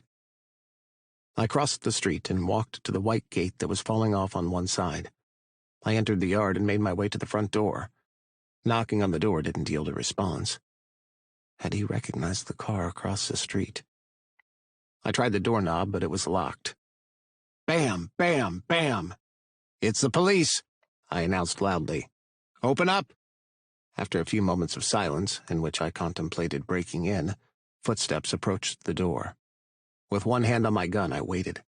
The door creaked open, and a man appeared, steadying himself on crutches. Ronald, the man who'd stabbed me in the side, widened his eyes and tried to slam the door shut, but I jammed my foot against it, preventing it from closing. He stumbled back and crashed into the wall. Training my gun on him, I stepped inside, swept my gaze along the hall, then returned to him. "Are you alone?" I barked, kicking the door shut behind me. "Yes, but my girl just went down the street. She gonna be back any minute now?" I could tell he was lying. He set the crutches properly under his arms and pushed off the wall. His leg was in a cast from his foot to his thigh. His left eye was swollen. His chin and cheeks were covered in bruises, and his forehead was purple and yellow. "What the hell happened to you?" I asked. He scoffed. "Like you don't know." He hobbled on his crutches, and I followed him into the living room, where a long sofa was made up with a blanket and pillows. To the right were glass doors, leading out to a patio. The large television, hanging from the wall, was on mute, but on the screen a big-breasted woman was getting railed by a group of guys. "I'd say you're not heard enough." I snatched up the remote and shut off the television. "Look, man, I have a set court date." He sat down and placed his crutches on the floor. "I'm already going to trial for what I did. Did you need to send your man to fuck up my leg?" My man? I swept my gaze over him again. Gunnar was the one who'd done this to him. He'd told me he would, but seeing the result of his work left me speechless. My stomach fluttered and I had to take a deep breath. What Gunnar had done to this man was bad enough. I didn't need to take pleasure from it, yet I couldn't stop. "I don't know what you're talking about," I said. "Yeah, right. And I wasn't in the hospital room when you were attacked." "Why on earth would you think it's a good idea to remind me why you're in this mess in the first place? You tried to end my life." He fell silent, clutching the blanket in one hand. "Keep your hands where I can see them," I said. I pulled back the hammer of my gun and sat across from him. "Now, let's get to the reason I'm here." "Isn't it to finish off what your man started?" He spat. "You'll determine that. I'm here for answers. Answers we couldn't get out of you at the precinct. But at the police station, we had to abide by the law. Here, it's just you and me." He shuffled back against the sofa. "This how you cops work now?" "Let's set the ground rules before we begin," I said, as if he hadn't spoken. "From now on, I ask the questions, and you answer them. But so we're clear, I am here because I've run out of patience. I'll get answers out of you any way I can. How far I go? That depends on you." Why don't we start? You want to hear my story? You'll have to listen to it in court with the judge and everybody else. Who hired you to kill the patient at the hospital? He shrugged. No one. He owed me money. When I found out he was alive, I decided to get my pound of flesh. Let's say I buy that story. For a minute. Tell me, how did you know about the patient? On paper, he's dead. Nothing's ever really a secret. You don't value your other leg, do you? He held his hands up. You can't do this. You're a cop. You're supposed to... Fuck! I'd smashed him across the face with the butt of my gun. The impact sent him crashing against the back of the couch. I grabbed him by the front of his shirt. That man of mine who ruined your leg is currently in jail for a crime he didn't commit. I said calmly. I tapped the cast. If he cares enough to do this to you for what you did to me, don't you think I should at least make an effort to do just as much for him? His chest rose and fell rapidly, and he kept his eyes locked onto the gun in my hand. I don't know. Not good enough. I shifted the gun to his other knee. Last chance to give me something useful or I'll blow your kneecap out. I counted down the seconds in my head. Sweat popped up on his forehead. I lifted my arm. Wait! He cried. I'll tell you. Good. I shifted to my left, putting some space between him and the gun. Bang! The loud explosion was followed by a bullet whizzing past me. As the sharp echo of the gunshot reverberated through the room, I instinctively ducked and rolled to the side, away from the open doors, where the bullet had originated. Get down! I yelled. Another bullet flew past my head, and I fired, even though I couldn't see who it was. I dove behind the couch, my heart pounding and adrenaline surging through my veins. Rapid gunfire pierced the air. There had to be more than one of them. Fuck. The couch wasn't much of a protection. Nothing in the living room was. I had to get the hell out of there. I pulled my phone from my pocket and dialed 911. 911, This is Chief Witter. I'm under fire at a residence and need backup. Not waiting for a response, I fired off the address and lay flat on my stomach. Bullets ripped through the couch. I dropped the phone on the floor and crawled on my hands and knees toward the exit. At the end of the couch, I waited until the fire ceased. Rising to a crouch, I squeezed the trigger several times toward the patio and dashed out of the living room, dove into the hall, right into a man wearing a ski mask. A bullet slammed into my chest, the impact absorbed by the Kevlar I had on. Gritting my teeth against the pain, I shot him twice. The bullets ripped through his chest, flinging him back. He crashed to the floor, his leg twitching. The front door wasn't an option. I hauled ass toward the staircase and pounded up them. The firing had ceased, but they were out there still waiting. If only I knew how many. I couldn't fire wildly, or I would be out of ammo before backup arrived. At the top of the stairs, I flung open the first door on the right. A scan showed no windows in the bedroom. I ran to the second, and relief flooded through me. I slammed the door shut and locked it.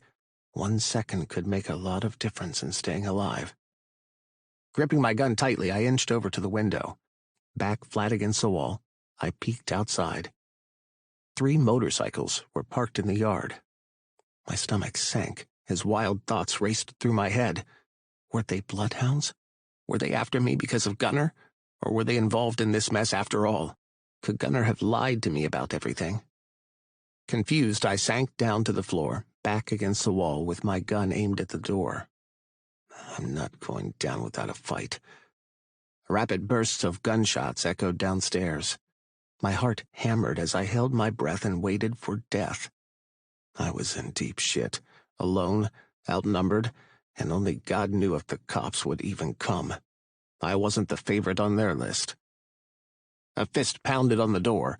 I squeezed the trigger, not caring who was on the other side. "Motherfucker!" growled a familiar voice. "Chief, if that's you, hold your goddamn fire. I'm not about to die saving your life." Saving my life? Saint? "Yeah, it's me. Let me in." I bit my bottom lip and scrambled to my feet. A part of me was relieved to hear a familiar voice, and another part was still running on adrenaline and an instinct not to trust anyone. "How did you get here?" I asked. "We've been keeping tabs on you," he said. "And that's supposed to get me to open the door?" "Look, Gunner asked us to keep an eye on you since he couldn't do it." A likely story. But was it true? I ran my fingers through my hair. If I made the wrong choice, I could be as dead as I was certain Ronald was, downstairs. No, I trusted Gunner, but I couldn't trust his men. Or could I? "What happened to the shooters?" I asked. "They're all dead. Are you coming out or what?" I inhaled deeply. Was I making the biggest mistake of my life? I tiptoed to the door and slowly opened it. 39. Gunner. Last night I had the dream again where all three of us were together. But it was different. Gunner was making love to Ben. I could feel myself present watching them, but I couldn't touch them. What does this dream mean? I've never been one to show weakness, but sitting in this cold, stark cell, I felt as if the walls were closing in on me. Ben had asked me to give him 24 hours. It sounded easy enough. But 1 hour in lockup reminded me why I liked the open road. I did not do well with confinement. My hands weren't clean. I cut my share of lives short. I could have been charged for any of those murders, but instead I was locked up for one I didn't commit. The irony wasn't lost on me. Despite the restlessness gnawing at my gut, I kept up appearances, acting as if this was just a minor inconvenience. But inside I was a turmoil of worry. Someone, most likely a cop, had planted false evidence that had led those cops to me. Ben had made it clear I wasn't supposed to share a cell with anyone, using some BS about risk assessment, though everyone probably knew by now why he'd done it.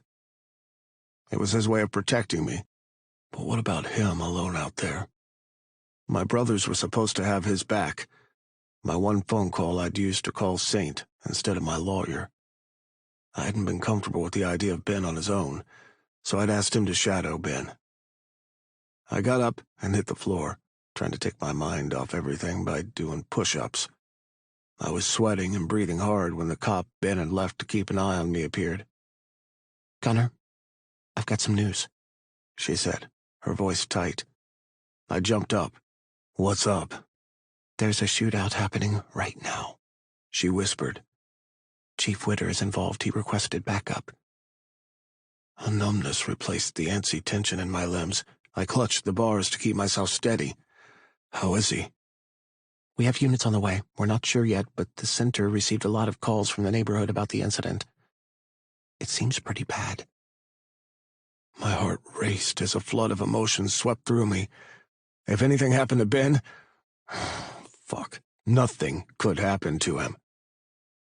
"I'll give you more information as soon as I find out what's going on." She stalked off but turned back to me.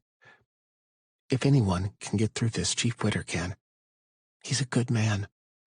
Probably too kind, but I'm sure he'll come through this." Except until Ben stood before me, until I touched him, smelled him, I couldn't be at ease. With no way to tell time, I felt stuck in a warp while everything around me was moving.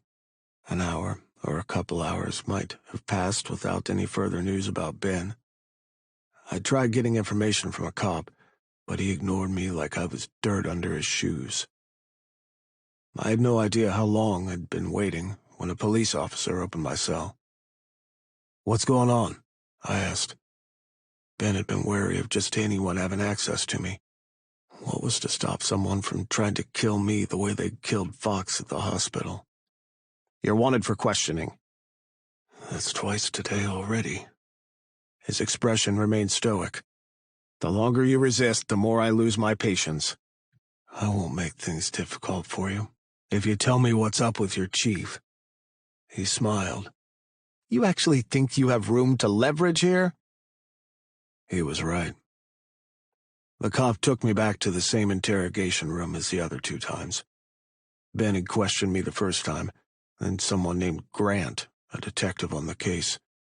The door opened, and I swallowed my groan. This asshole again. I had to stay alert around Tom's. He was too trigger-happy, and I needed to stay alive to find out if Ben was okay. Fuck. I was actually afraid to die. That had never happened. I would charge into danger and take risks, just considering death as a part of the circle of life. But now I had something to live for. I wanted to spend a long life with Ben. I wanted that companionship with a partner the way the other bikers did. Surprise! Tom's sat opposite me. It's just you and me today.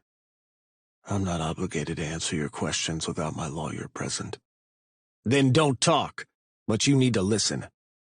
I'm on to you. I raised an eyebrow. Don't think for a minute I'm as easily fooled as Witter. You're behind everything. If you believe that, you're exactly as stupid as I thought. We have the murder weapon. That's all. If you confess now, the judge might be lenient on you. No one wants this to be drawn out. If you care about Witter at all, you won't embarrass him further and ruin his career. If that's all, I'd like to return to my cell. You go back to your cell when I say so. I shrugged. Suit yourself. He tried every tactic in the book to get me to talk, but I ignored him. My worry over Ben was exactly the distraction I needed. It felt like hours had passed when Tom's finally stood up, his face red. Fine. If you don't confess, you can face the harshest penalty of the law. Back in my cell, I paced and kicked the concrete, then paced again. My thoughts raced to worst-case scenarios. Ben being dead, and me heading to death row. The possibility of not seeing Ben again weighed more heavily on my mind than the loss of my life. Footsteps echoed outside my cell, growing louder and louder until they stopped at my cell. I raised my head, my breath catching in my throat. I let it out slowly. Damn it. It wasn't Ben. You're free to go. The cop unlocked the cell. I frowned. Was this some sort of trick? Was this where they let me walk out of the police station, then shoot me in the back with the fabricated tale of me trying to break out of jail? Go where exactly? I asked. Home. He looked perplexed. The charges against you have been dropped. What do you mean, dropped? An alibi came forward. It exonerates you from the murder charges, at least for now. An alibi? Who would have come forward to lie about being with me at the time the cop was killed? I had no doubt one of my men would, but which one? Stunned, I followed the officer, still wary of any tricks. We walked down the fluorescent-lit corridor of the police station to the front desk. An officer looked up briefly, a mix of indifference and curiosity in his eyes, then focused back on the documents before him. I couldn't put my finger on it, but the atmosphere was different from when I'd been brought in. The cops looked tense and on edge. Because something bad had happened to their chief?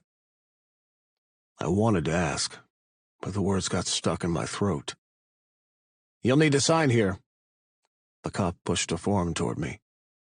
It was a standard release document stating I was being released due to new evidence, and my personal belongings would be returned. I read it thoroughly to ensure there was no hidden catch, then signed it quickly, eager to get out of there. Once the paperwork was done, I was directed to a small room, which was cramped, with a distinct smell of disinfectant. A small window at the top let in a sliver of light. On a table, my belongings were neatly arranged, my wallet, keys, and phone. The officer stood by the door as I laced my boots and slid my belt through the loops.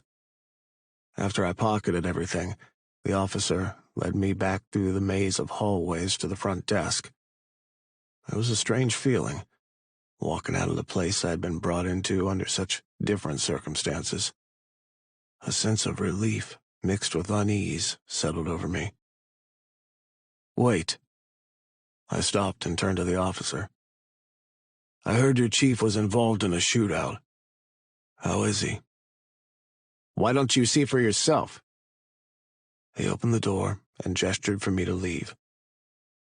Even as I walked out, I kept looking back, checking behind me, and waiting for the sting of bullets.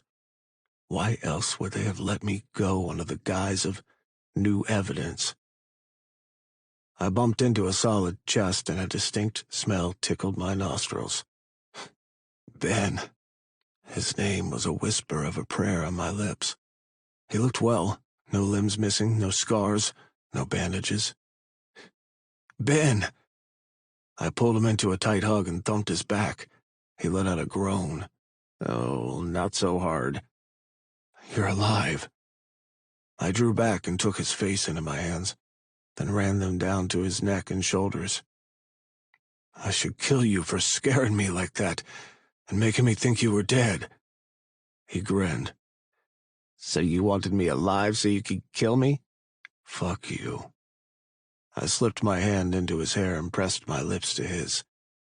Ben placed a hand around my waist and stepped even closer, deepening the kiss when I'd only meant to kiss him quickly.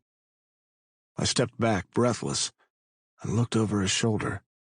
The cop who'd held the door open for me was watching us, along with a small group of police officers. I released Ben and moved a few inches back. "Shit. Ben, I'm sorry." For what? I pointed at the police station. Fuck them. I've been removed from my duties pending investigation anyway. "What? No, don't tell me yet. Where's your car?" I was still flying high on seeing Ben, learning he'd come forward as an alibi, and the way he'd just kissed me in front of everyone. I knew all along he was different. Mason would have done everything to let me walk free except out our relationship. Funnily enough, considering how open he was to showing the world we were together, I didn't care if everyone had witnessed my personal moment with him. We hurried to Ben's car and got in. As soon as the door shut behind us, we nearly butt heads in our haste to kiss. I thought you wanted to know what happened, he said between kisses. "I do, but I also need to feel you. I thought you were dead." Why would you think that? I cupped between his legs and he moaned into my mouth. I removed my hand. "Seriously, I should stop touching you like this here of all places." "Ben, tell me, what did you do? No, first tell me about the shootout." I went to see Roland earlier to get answers out of him. You were right. Sometimes we have to use all the force necessary to get to the truth. "You went rogue?" The fuck I did. I laughed. "Well, then what happened?" Before he could tell me anything useful, we were attacked. He was killed. Didn't even have a chance to move. His features turned soft and he was staring at me with a strange, dopey look. "What?" You had your men keep tabs on me. "I did. You're not mad about that, are you? I knew you'd say no if I'd told you." It made things interesting. I wasn't sure if they could be trusted. "What?" He started his car and set the AC going. You have to understand, I didn't know who was behind the shooting, and suddenly men were surrounding the house. Of course I was suspicious. I frowned. "Of me?" Not you, just the people you trust. I don't know them that well, Gunner. "I would never have put them on you if I didn't trust them fully." I know that. Now. But anyway, they all showed up and saved the day. I gotta tell you, for a minute there I thought that was it. I placed a hand on his knee. "What did you think about then?"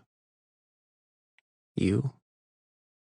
thinking of all the times I'd argued and fought with you when you were the one for me all this time. Maybe now's the right time. Yeah. Ben shot me a sideways glance. It took a while to sort through the whole mess, but I realized I couldn't leave you in lockup while I tried to find the answers. I went straight to the Attorney General and explained why you couldn't be the killer. They were not impressed with my conduct, but given I presented myself as an alibi, they couldn't keep holding you. What does that mean for your job? I don't think I can go back. Just as I'd feared. You didn't have to do that, Ben. I could have found another way. Maybe. But I couldn't wait that long. A lot of things can happen in jail to shut someone up permanently. I didn't want that happening to you. But still, Nothing. he gripped the steering wheel tight. My career was done the moment I slept with you. And I'm okay with that. 40. Ben. I can't do this any longer. But telling Ben the truth will only hurt him. I must find a way to force him to break up with me. Gunnar was out like a light, and I didn't blame him. The stress of being locked up must have been multiplied for a man like him who valued his freedom so much. I brushed a lock of hair from his forehead and placed a kiss on his tattooed shoulder closest to me. He tightened his arm around me instinctively, but didn't open his eyes. I studied his face, relaxed in sleep, a light snore emitting from his slightly parted lips. When he was like this, I could almost see the child he once was, tough, wild, and carefree. The door nudged open, and a low whine sounded. I raised my head and smiled as Zeus walked around to Gunnar's side and contemplated the sleeping man. When he didn't get the usual neck scratch, he trotted back over to my side of the bed and placed his chin on the mattress, shamelessly begging permission to come up. I only hesitated a second, then patted the bed. Up? Gunnar wouldn't mind him being in bed with us. Besides, Chris had given him a bath earlier. Zeus nudged himself between Gunnar and me, settling on top of the covers. I scratched behind his ear.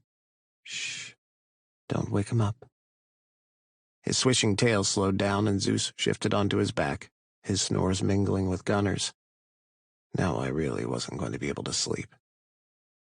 It took me about 15 minutes to inch myself off the bed. Zeus's ear flicked up once, and he cracked an eye open, but promptly went back to sleep. I padded over to my suitcase in the corner of the room and took out some clothes. We'd fallen asleep after shutting ourselves inside his bedroom and fucking like we'd spent years apart with him in prison, instead of a few hours. Gunnar had insisted that I should stay with him at the clubhouse until we figured out our next step. Usually I would have argued with him, but every time I thought about someone sneaking into my house when we were sleeping, it left me feeling violated. Whoever it had been could have killed Gunnar and me. Why hadn't they? All we had so far were unanswered questions, and they were driving me insane. My gut told me Tom's was involved in the whole mess, but I couldn't trust it. My personal dislike of the man might be clouding my judgment. I couldn't afford to accuse the wrong man and let the real killer off the hook, like they'd tried to do with Gunnar. Dressed, I slipped out of the room and closed the door. Gunnar had instructed everyone that for the next few days, only members of the club were allowed at the clubhouse. Any guest needed his or Saint's approval before they were given access. When we'd confirmed his old cut was indeed missing, we'd thought of every possible way someone could have gotten their hands on it. Either it had been a member of his club, or someone who had slipped through the cracks during one of their many parties. The mess hall was the quietest I'd seen it since Gunnar and I started fooling around. I swallowed a groan when I entered the mess hall. Tango was sitting with his other two friends who'd helped to beat me up the time I'd gone to Gunnar's bar. Damn, that seemed like ages ago. Steering clear of the trio, I headed for the bar, where Saint poured a drink, which he handed to me. Thanks, man. No prob, He said. Looks like you needed it. Gunnar still down? My cheeks burned, and I mumbled, Yeah. Saint chuckled. Well, no need to be shy. You're not doing anything the rest of us ain't. Still kind of awkward when everyone knows your business. Hey, we're close. Brothers. No one will think anything of you and Gunner. The homophobic pricks all left when we swooped into town and took over. I frowned. Why Smoky Vale? Club was going downhill. No disrespect to your man, but Gunner didn't have his head screwed on right for a while. In fact, fucker's lucky he didn't lose his life right here at the clubhouse. I sat on a stool and propped my arms on the counter. Yeah? What happened? He was drunk out of his mind, that's what happened. But that's not unusual around the club. I mean, there's a party here every week. Nah, Gunner's drinking was on a different level. He was drunk all the fucking time. One of his own men pulled a knife on him. Luckily, nothing.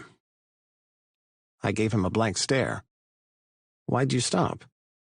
In case it wasn't clear, I have no future in the police force. Yeah, well, don't take offense, but certain things only the members know. Even if you're fucking the president.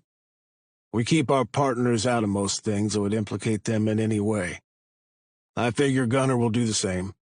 He'll tell you what you want to know. But I'm saying way too much. He pointed at the bottle of scotch. I can't even blame this. I've only had a glass. I chuckled. What can I say? I have a charming personality. When they're not prosecuting us, they're all right. He topped off my drink. What now? Do you and Gunner have things figured out? Not about you two, it's clear where that's heading. About the case. Nothing concrete, but we have some theories. Tell me. I took a sip. We still suspected someone in the club of betraying Gunner, but... Nah, it couldn't be him. He'd shown up today and saved my life. Leaning forward, I lowered my voice. Someone in the club likely betrayed him. Yeah? Only way his patch could have landed on the crime scene. It also means that someone broke into my house last night and got Gunner's knife as well, to use to carry out the murder. Why didn't they just kill you? I shrugged. The question rested on my mind, but I could only come up with one answer. From the get-go, they've tried to connect the cases with Gunner. I sucked in a deep breath as my brain fired. In fact, they've never once attacked Gunner. Only me. They don't want to kill him. They want to pin the crimes on him. That's it. They're looking for a fall guy. But Gunner. Yes, Gunner. Everyone who's been in Smoky Vale long enough knows Gunner's violent history. Rumored history. That we all believe. With someone like Gunner, who the public already casts as a villain, it would be all too easy to convince a jury he was capable of committing these crimes. That makes sense. You've got to help me, I said. With? Keeping Gunner public. The last attempt failed, but they'll try again. We need to ensure, wherever he goes, he has an alibi, preferably more than one. I can't continue being his alibi. Oh. Saint nodded. I get you.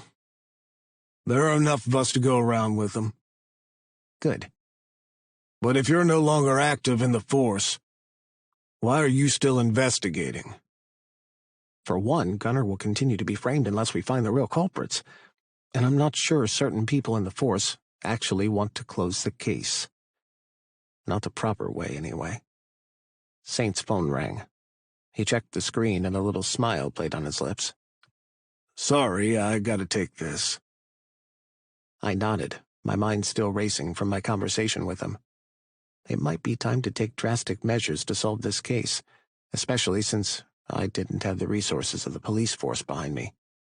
Footsteps approached me, and I glanced over my shoulder. My body went rigid. It's been a long-ass day, I grunted. I'm not in the mood to put up with your bullshit. Just hear me out. Tango leaned on the corner of the bar, with his body turned toward me. You know you're not my biggest fan. I'm not yours either. But I wanted to say, it's cool what you did for our president. Losing your job like that by outing your relationship? I might not like you, but I respect you for it. I raised my eyebrows. This was the last thing I'd expected Tango to say to me. Was he being sincere? Thanks. I wouldn't have done it for just anyone. Excuse me. I downed my drink and left him standing there. He was an asshole, and one positive comment from him didn't change that. I indicated to Saint that I was leaving, and headed back to the bedroom. With the alcohol in my stomach starting a buzz, I felt less wound up than I was before. I pushed the door open, and someone cursed softly. Gunner? You stubbed my toe at the door. Shit. Sorry. I slipped inside the room. He was hopping on one foot. What were you doing behind the door? Coming to find you? Where did you go? I was having a drink with Saint. Why? I grinned. Jealous? Saint's with Dove. Doesn't stop you from being jealous, though, does it? I trailed a hand teasingly down his neck. I know you. Probably wondering what we talked about. Gunner caught my hand, brought my finger to his mouth, and bit it. Hard. What the fuck? I punched him. Ugh, you started it. He stooped and swooped me over his shoulder in a fireman's carry. What the hell? I pummeled his back. Shush, you wake Zeus. Put me down! He did, so hard on the love seat against the wall the breath knocked out of me. Gunner leaned over me, the shadow of a smirk playing on his lips. The room was dark except for the sliver of light the open door let in. What are you doing? I asked. You let Zeus take over the bed, so don't blame me for fucking you right here on this uncomfortable couch. Uncomfortable was an understatement. Springs poked into my back. I opened my mouth, but any words of complaint vanished when he thrust his tongue between my lips. I moaned and wrapped my arms around his neck. What springs? Giving my heart to him was so freeing. I felt freed from restraint and allowed my mind and body to open up to every possibility of a future between us. Held beneath his body so securely, I relaxed, letting my muscles grow languid, and I kissed him back with equal fervor. Gunner roamed my body with his hands, releasing my lips only briefly to yank my shirt over my head. You're so fucking hot. His lips were back on mine. Had he allowed me to speak, I would have mentioned, so was he. Too hot for his own damn good. Gunner. I tore my mouth off his. What? Are you truly serious about us? I'm seriously going to come inside you, if that's what you're asking. It isn't. Still, I eased my ass up for him to pull off my shorts, then spread my legs open for him. This wouldn't be bad for a new job. What are you asking, Ben? He tried to kiss me, but I grabbed his hair and tugged his head back. I'm in deep, Gunner, I said, my heart pounding. Like, so deep I don't think I'll ever be able to let you go. So tell me now if this is just a fling for you, or you think too much. He palmed my cock, and I punched my hips up, not caring anymore whether this was a fling or not. The plain truth was that if he could only give me scraps, I would pick up every piece I could find. I was screwed in love. Give me a sec. Gunner untangled himself from me and hurried over to the night table. He returned with lube and plopped down on the couch beside me. Come over here, Benjamin. Spread that tight hole around my cock. Oh, God. When he said it like that, how could I resist? I would never have thought I'd be turned on by such words, but I climbed onto his lap fast and sank down on his dick. He groaned from deep within his soul, and I rose and fell back on his dick, riding him hard. Fuck. That's it, Ben. That's your dick. I rested my hands on his shoulders, and he gripped my cheeks, spreading me open on his cock. You like that, baby? I whispered. I'm in heaven, he said. Keep going. Don't ever stop. Keep working that pussy out on my cock. Gunner. You're doing good. Just like that. You like the way I stretch that pussy out? I whimpered in the back of my throat as my nipples tingled and my body burned hot. I explored his body with my palms, caressing the toned muscles. Mine. He was all mine. Gunner pushed my ass down until I was fully seated on his lap, every inch of him inside me. So big. That's what she said. I scowled. Say what now? You know I'll get off your dick and leave you hard, don't you? Gunner laughed. Like you can. You want to come so badly.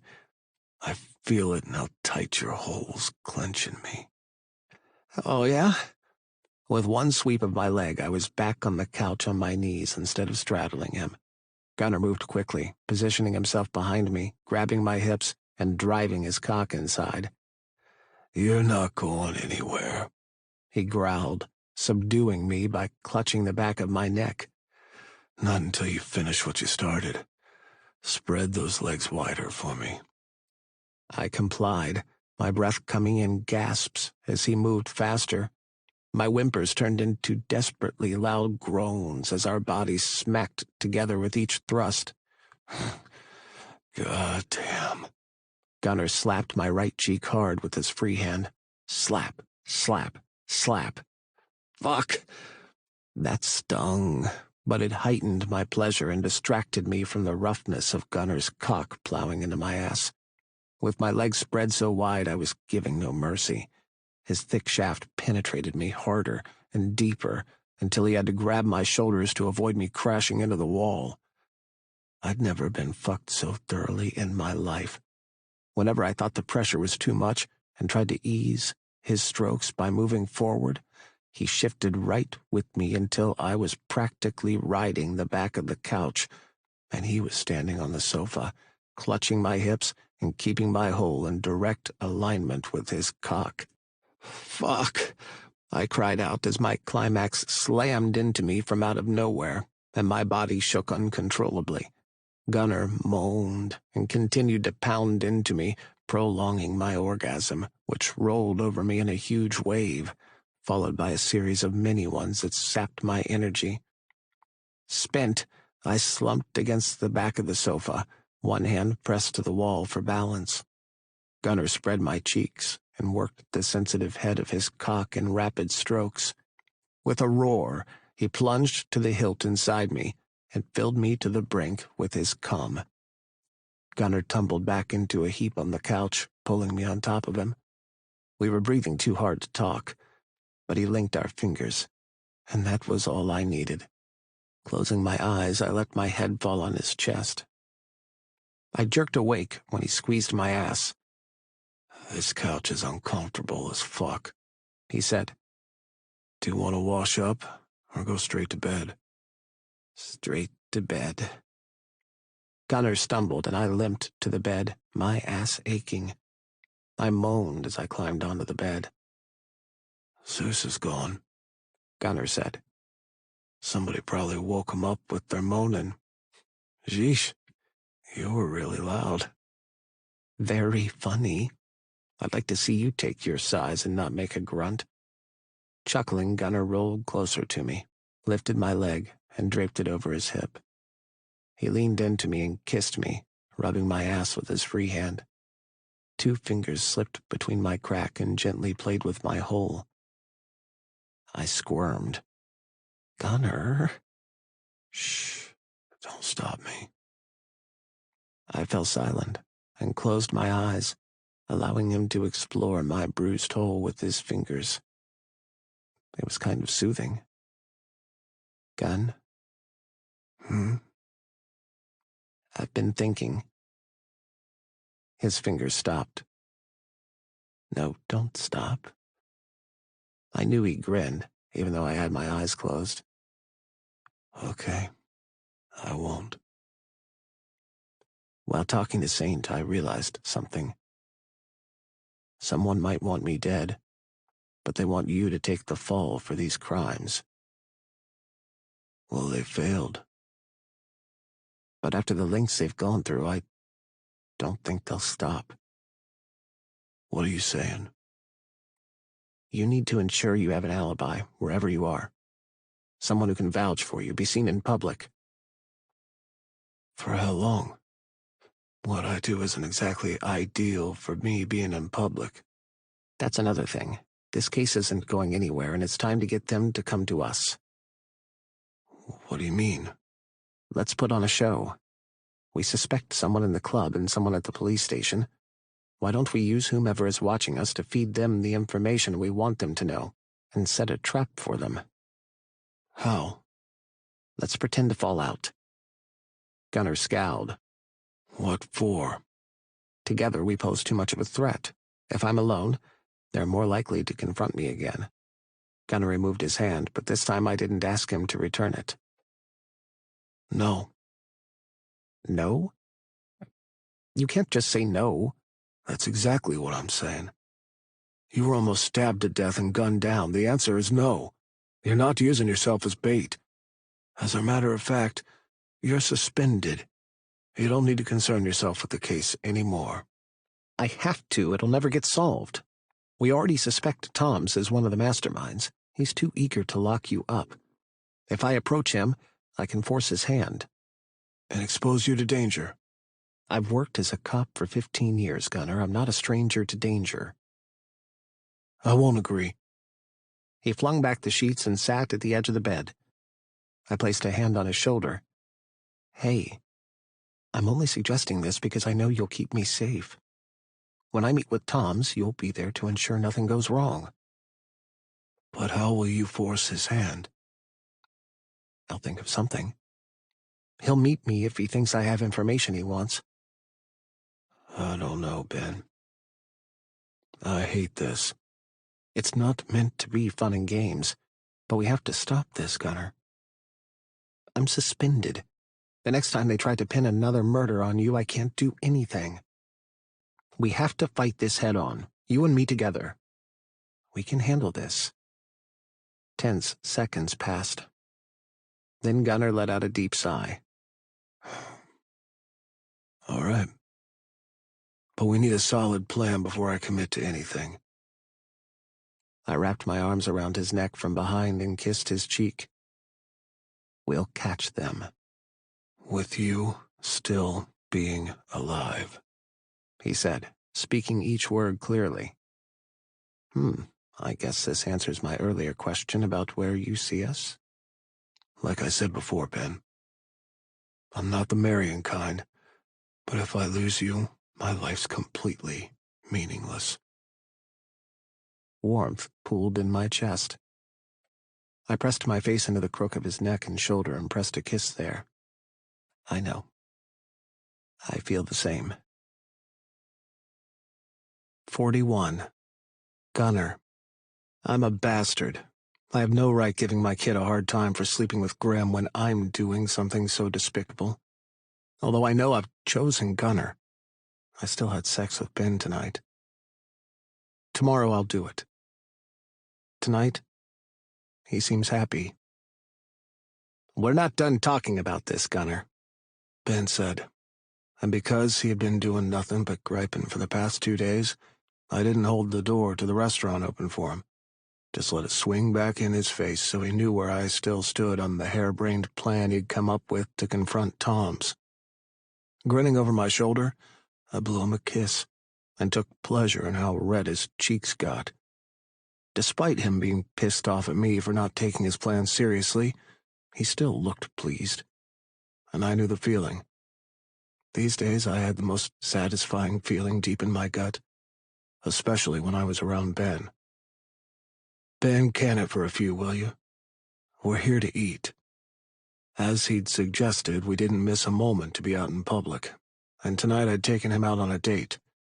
I hadn't exactly called it a date. Felt like I was too old for that. But I'd asked him if he wanted to get something to eat, and he'd said yes. I hadn't even thought of it as a date, but then he'd riffled through his shit and come up with a nice-looking outfit, which had forced me to take a shower, splash some cologne on, and put on my nicest pair of jeans. I glanced around the dingy pub and winced. Not exactly the most romantic date spot. Maybe I should have taken him someplace classier, that had tablecloths. We found a table in the center of the room. Being visible was important when someone was trying to frame you. I sat across from him and studied the thin menu. Maybe we should go elsewhere, I said. The parents of one of our members owned the pub, and they never made me pay for my meals, but I usually left the amount as a tip for the waitress. No way could I let this be our first date. Why? Ben glanced up from the menu. The food looks delicious. Are you sure? I may not be loaded, but I can afford to take you somewhere better for a date. A date? Is that what this is? I frowned.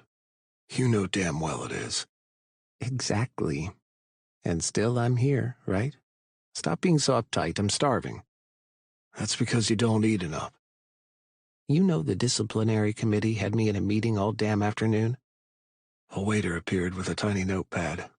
We both decided on juicy burgers and fries. Ben ordered beer, but when I asked for water, he switched to water too.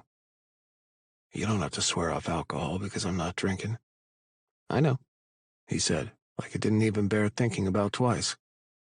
Placing his arms on the table, he leaned forward. Still no idea who might have been in your room? Nope. No one saw anything. Or if they did, no one was talking. Everyone knew my room and office were off limits. I couldn't think of anyone brave enough to set me up like this and remain hanging around the club. Over the past couple of days, I'd been vigilant to see who went missing, but nobody had. I spoke to Darling, who informed me Tom's is still following up the case with you as the primary suspect. It'd be easy to take him out. If you do that now, it'll be obvious who's responsible. We don't need to be under scrutiny any more than we already are. When this is all over, what do you think you'll do with your time? Ben shrugged. Honestly, I have no clue. I've done police work for half of my life. You can prospect for us. He pulled a face. The club's not really my thing. Truth is, if Mason hadn't been my partner for such a long time, I would have quit the force. Ben watched me as if waiting for me to react in some way at the mention of our ex. You can take your time to figure it out. I don't mind keeping you barefoot and bread while I bring home the bacon. Fuck you. I'm not going to sponge off you. I've been a single man for a long time. I can afford time off before I need to find a new job. Who knows? Maybe I'll start a business. But Ben didn't strike me as a businessman. He thrived on the hunt, searching for predators. What about a private detective? That actually sounds feasible. You have the background, and with all the crime in Smoky Vale, I'm sure business would thrive. I'll need to give it some thought, but it's a solid suggestion. The food arrived hot and just as delicious as I remembered. We ate mostly in silence and watched one of the big screens. A football game was playing, and Ben seemed into it. You a fan of sports? I asked. He wiped his mouth with a napkin. You kidding me? I've been too busy with the case lately, but I usually make time to visit the games. They're even better live than watching on a screen. Then we should go. He tore his gaze away from the game and blinked at me. Go where? To one of the games. Sure. Didn't know you were into football. Just a passing interest. Back in high school, I had a knack for it, but I missed school too often, so I didn't make the team. Yeah? That could have been a game changer in your life. I shrugged. It's pretty good from where I'm sitting. Ben smiled. Yeah, it'll be hard to scrounge up tickets this late. I have my ways. I bet you do. He slid his boot forward and rubbed it against mine. I raised my eyebrow. Before you play this game, Ben, you should remember I am shameless. Laughing, he pulled back his leg. Food's really good. I'm glad we stayed. I glanced around the pub. The frames on the deep red walls held decades of memories, and the bar top looked weathered by the years of elbows that had rested on it. The mismatched tables and chairs scattered around gave the room a cozy and homey vibe. Who cared about some blemishes on the booths? "You're all right, Witter," I said. He cocked his head. What do you mean? But I didn't reply. He got excited over the football game, and it hit me.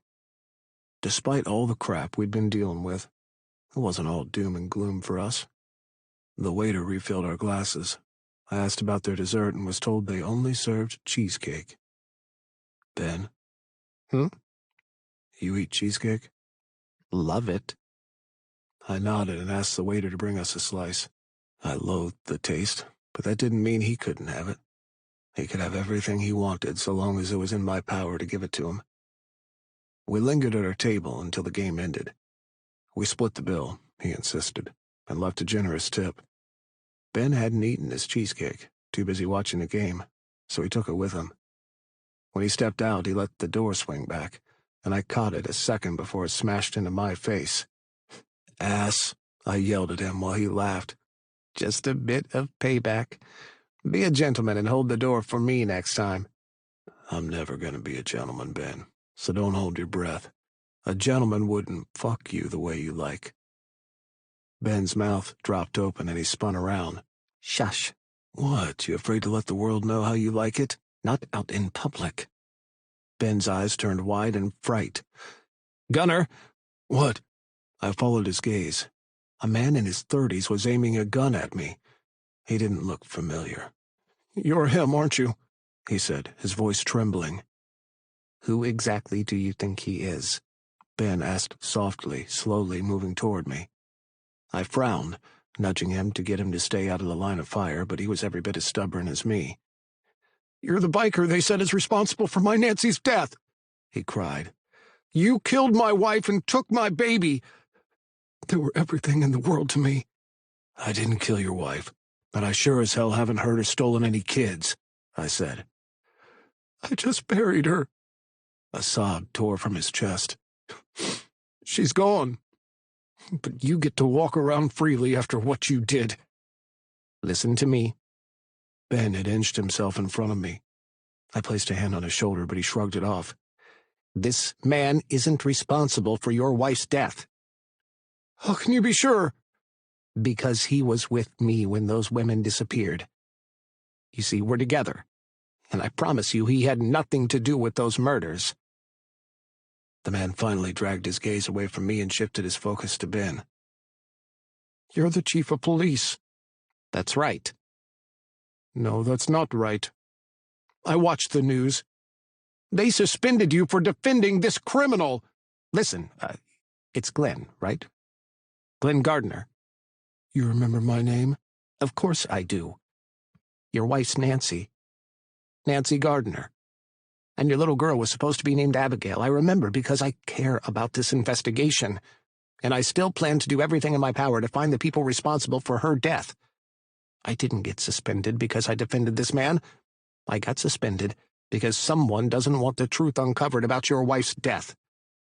But I have every intention of finding out what happened. The man used his free hand to wipe his wet cheeks. How can I believe you? I didn't memorize your and your wife's name for no reason, Glenn. Ask yourself, how would you feel to know you killed an innocent man while the real killer is out there? But what if he is the one responsible? Then you have my word.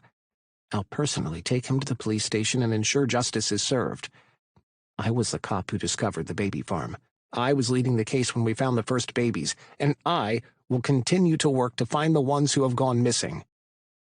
Don't do something foolish. And when your daughter returns, you're in prison and not there to take care of her? The man's hands trembled violently, and he dropped them with a loud cry. I miss her so much. I know you do. Ben walked up to the man and placed a hand on his shoulder. Will you give me the gun? Are you going to arrest me now? I won't. Nothing's going to happen to you. Ben stared pointedly at me, and I grunted in agreement, going against my instinct to eliminate the threat. You're overwrought with grief, I understand that. But mistakes like this can cost you your life. You're not in the right frame of mind to own a gun. The man relinquished his hold on the weapon, handing it over to Ben. Do you have family back in the restaurant, Glenn? He nodded. I was having dinner when I saw him. I went back to the car for the gun and waited. Go to your family. No one needs to know about this. Glenn turned to me. If you're truly not responsible for her death, I'm sorry. Pity moved through me, and with it the urge to kill him reduced. I would have been the same had I lost Ben. Let's go, I said. Ben rode pillion behind me, clutching my leather jacket as we sped from the restaurant. The wind whipped around us as we flew past trees and buildings. Finally, we arrived at the clubhouse. As soon as we dismounted, Ben wrapped his arms around me. He'd seemed so confident when he confronted that man. Feeling the tremors running through his body hit me in the gut. His instincts might have kicked in for him to calmly talk down that man, but he'd been worried. This is what I'm worried about, he said. It's not good enough to get you out of jail, Gun. We need to clear your name so other people don't get any ideas. I closed my eyes and inhaled deeply. All right, I'll listen to your plan this time and give it some thought. But I'm not keen on putting you in harm's way. I'm volunteering. I'm not going to get you to change your mind, am I? No. If I continued to withhold my support, he might confront Tom's anyway. All right, let's go in and think about it. Loud chatter came from the mess hall. Zeus, who must have heard us, met us at the entrance. I scratched behind his ear.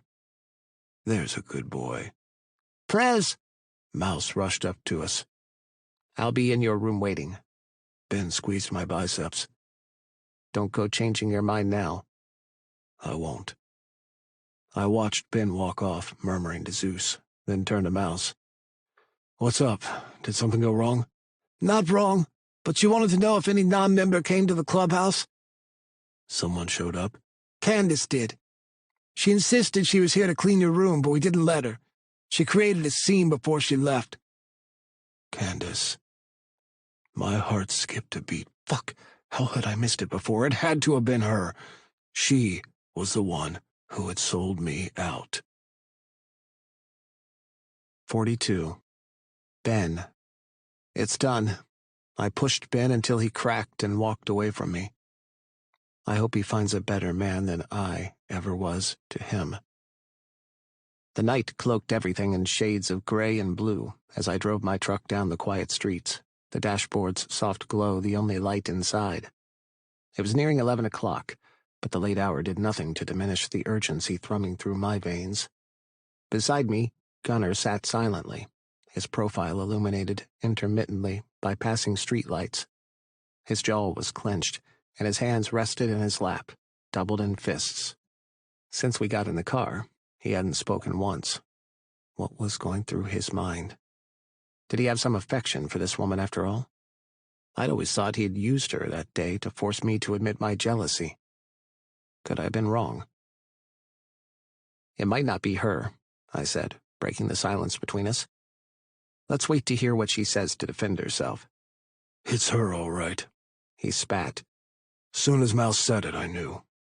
I should have figured it out sooner. Why hadn't he? I'd asked so many times who had access to his room, but he'd never once mentioned her. But then again, I'd known about her too and hadn't thought of her either. You trusted her. Have you known her long? A while. She's one of those few people who hang around the club without any restrictions. Since she and her sister clean for us, she has access to pretty much all the rooms. She also takes over the bar a few days a week. Why the fuck would she betray me? When we get there, maybe let me do the talking. You're understandably upset by this, given you slept together. Slept together? Is that what you think this is? Well, you did, didn't you? Ben, I've slept with a lot of women. I'm not hung up on that. It's the betrayal of the club and everything we stand for that makes me angry.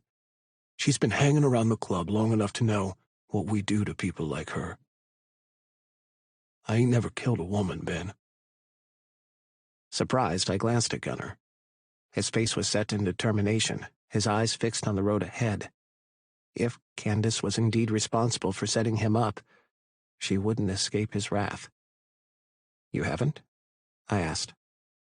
I never needed to. Do you see any woman who would want to go up against any of us? Yet Candace quite possibly had just done that. As upset as you are, remember the aim is to get information out of her. We must make her tell us whoever she's working with. This is the only lead we have.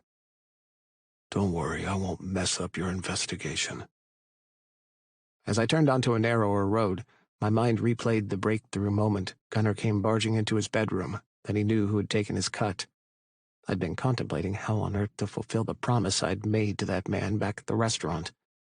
The answer seemed to have landed into my lap like a gift from the gods, for how trying the last few months had been.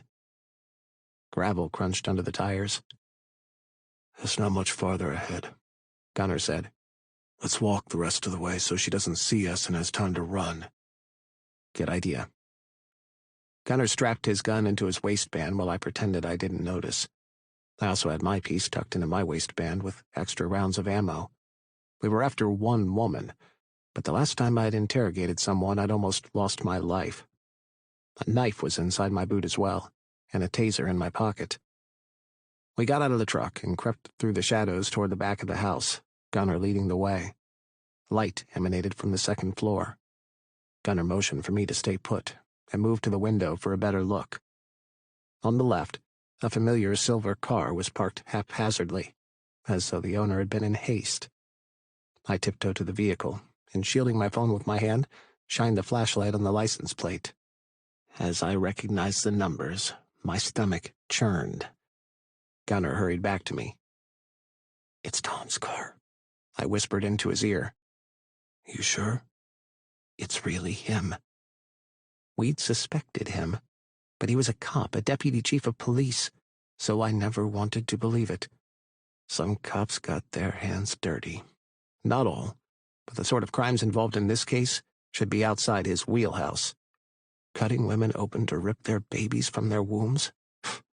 Beyond sick and disturbing. We can't barge in there and risk someone getting killed. How do you want to play this? Let's wait for him to come out and take him by surprise. We can't mess this up. It's our one shot to nail the bastard. Gunnar crouched by the deck while I hid behind some shrubs close to the car. Judging by the muffled cries and grunts, all the activity went on upstairs. We waited, but Tom's didn't come out. We needed a new plan. We couldn't wait until morning for Tom's to leave. My legs were already cramping. I'm heading inside. I was startled as Gunnar appeared next to me. I'd been watching the door so intently I hadn't noticed he'd left his position. Don't sneak up on me. That's a good way to get shot. Sorry. I'm going to try the back door. I'll signal you if it opens. Okay. I'll watch your six. Gunnar carefully made his way to the back door. I peered through the darkness for anything that moved. Rustling came from the other side of the car. Somebody was coming. I raised my gun, my heart racing, as a dark figure emerged from the shadows. A fucking cat. Momentary relief flooded me. I let out my breath and my heart rate slowed down. The cat meowed once, then sauntered off, uninterested in my presence. I returned my attention to Gunnar. He'd opened the door and was waiting impatiently for me. Mimicking the stealth of the cat, I hurried over to him, and we slipped into the dark hallway. We carefully checked the downstairs, but it was as empty as it had appeared from the outside. I followed Gunnar quietly up the quarter-turn staircase. He seemed to know the place, but I shoved aside the thought. Now was hardly the time to be jealous that other people had had access to my man before me. Something crashed above us. Gunnar withdrew his gun. I did too. The urge to protect him was strong. I let my years of training chip in, taking in the sounds coming from upstairs. The last thing we needed was a surprise when we had the upper hand. We crossed the landing, bypassed a door on the left, and crept farther down the hall toward a half-open door. Gunnar braced himself on the wall next to the door and made eye contact with me. I nodded, understanding his silent communication, and mouthed for him to be careful. Gunnar counted down with his fingers, and on 3, he kicked the door open wider and burst into the room. I was right at his heel. Tom's, his pants down to his thighs and his pale, saggy ass showing, leaned over the woman lying on the floor. Blood oozed from the gaping wound in her neck. He cut away her clothes with the same knife he must have used to slit her throat. Tom startled and turned, but he tripped over his pants and went down hard on top of the woman, his knife piercing his shoulder. "You ain't going anywhere, scumbag." Gunnar kicked Tom's off the dying woman and stepped on the knife, pushing it deeper into his flesh. Jesus. I dropped to my knee beside Candace. She raised her bloody hand, but blood spewed from the slash in her neck. "Don't move. Don't try to speak." "Leave her," Gunnar said. I sucked in a deep breath. She'd betrayed him. But how could I just leave her to die? She gasped, and her hand fell. Her eyes turned on a vacant look, all the panic and desperation in them gone. She's dead. Tom's was grimacing and moaning from the knife Gunnar kept embedded in him. He'd gone pale and was panting. "You really thought you could get away with all of this?" I asked. "Do you even have a clue what you've done?" "I haven't done anything. Don't know what you're talking about." "Get him up," I said to Gunnar. Gunnar forced Tom's to his feet. I grabbed the knife and yanked it out of his arm. Blood spewed out. He cried out, clutching his arm, and would have keeled over if Gunnar hadn't been holding him up. "Give it a rest, Toms. We've figured out everything. How you've used that woman to steal Gunnar's cut so you could plant it? You must have really been desperate to do something so stupid." "You can't prove anything. I only murdered that bitch, that's all. Don't know anything else. You can't prove anything else in court." "Do you hear that, Ben?" Gunnar asked. "This motherfucker actually thinks he'll make it to court. Get what you need out of him so I can have my turn with him." "Toms, I can make this easier for you if you come clean," I said. "Tell us where you've been holding the babies and where we can find records of who bought them." Toms grinned. "I think you'll do more than make this easier for me. You're going to let me go." "Why on earth would I do that?" "Because if you don't, you'll never see your sister again." I inhaled sharply. "What the fuck are you talking about?" "I'm surprised you haven't gotten the call already that your sister was kidnapped. About an hour ago." Bile rushed into my throat. "You're bluffing." "Am I? Why don't you call your brother-in-law to find out?" I didn't have my phone on me because it was dead. I'd left it at the clubhouse while Gunnar and I went for dinner. We'd been in such a haste to come here I hadn't remembered to grab it either. "Your phone," I said to Gunnar. He took it out, unlocked it, and handed it to me. How I managed to keep my hands from shaking was a mystery. My whole insides had turned into a turbulent sea of emotions. I punched in her number. The phone rang a couple of times. "Hello?" Jasper answered. "Jazz, it's Ben. Where the hell have you been?" Jasper cried. "I've been trying to reach you." "Oh, God, no." Tom smiled at me, even when blood was seeping through his fingers where he was holding his arm. "I'm sorry, I don't have my phone on me. What's happening?" "Some asshole made off with her sister. We can't find her, Ben. Where the hell is my wife?" "How did this happen?" "Today was her doctor's appointment. She wasn't feeling well, so we decided to sleep at the house tonight and make the trip back tomorrow. While she was sleeping, I went to pick up her prescription. By the time I got back, she was gone, Ben." "Oh, God, Alice. Please let her be okay. I'm going to find her and bring her back." "You need to find her, Ben. If anything happens to her..." "I will. Save this number. If there's anything new, call me. Okay. I've got to go. The cops are still here. We'll find her, I said one last time, comforting myself more than him. I ended the call, gave Gunner his phone back, and punched Tom's in the face. I grabbed him by his collar and threw him back against the wall. Where the hell is she? If I tell you, I lose my leverage. Let me go, and you'll see her alive again. I didn't want to involve her, Ben. He shifted his gaze to the dead body on the floor. But when this bitch called me and said that she'd caused a scene at the clubhouse and wasn't able to get inside Gunner's room, I knew she'd been found out. I don't want to harm your sister. I just need her for collateral. I'm not letting you go until you tell me where I can find her. I know ways to make him talk, Gunner said over my shoulder. My man has orders to kill her if I don't show up by morning. Is that what you want? Your sister's blood on your hands? I gritted my teeth and tried to repress the storm raging inside me. The most important thing was getting her back alive. Now that I knew he was responsible for all these crimes, he couldn't escape. I released him and took a step back. I need proof. Let me talk to her. That I can do. With bloody fingers, he got his phone out of his pocket and rang someone. Put it on speakerphone, I said. I want to hear everything. The volume of the ringing increased. Tom's, that you? Someone answered. Of course it's me. Look, I need you to put the woman you took tonight on the phone. I can't do that. Tension mounted inside me. Why not? He asked. She escaped. Didn't know a pregnant woman could fight that much, man.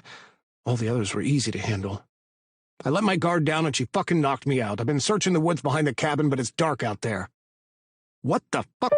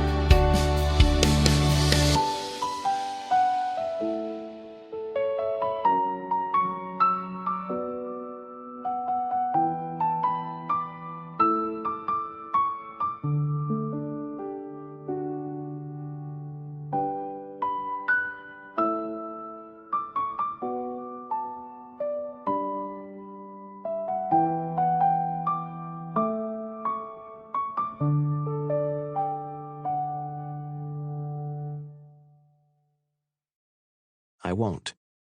Nothing's going to happen to you. Ben stared pointedly at me, and I grunted in agreement, going against my instinct to eliminate the threat. You're overwrought with grief, I understand that. But mistakes like this can cost you your life. You're not in the right frame of mind to own a gun.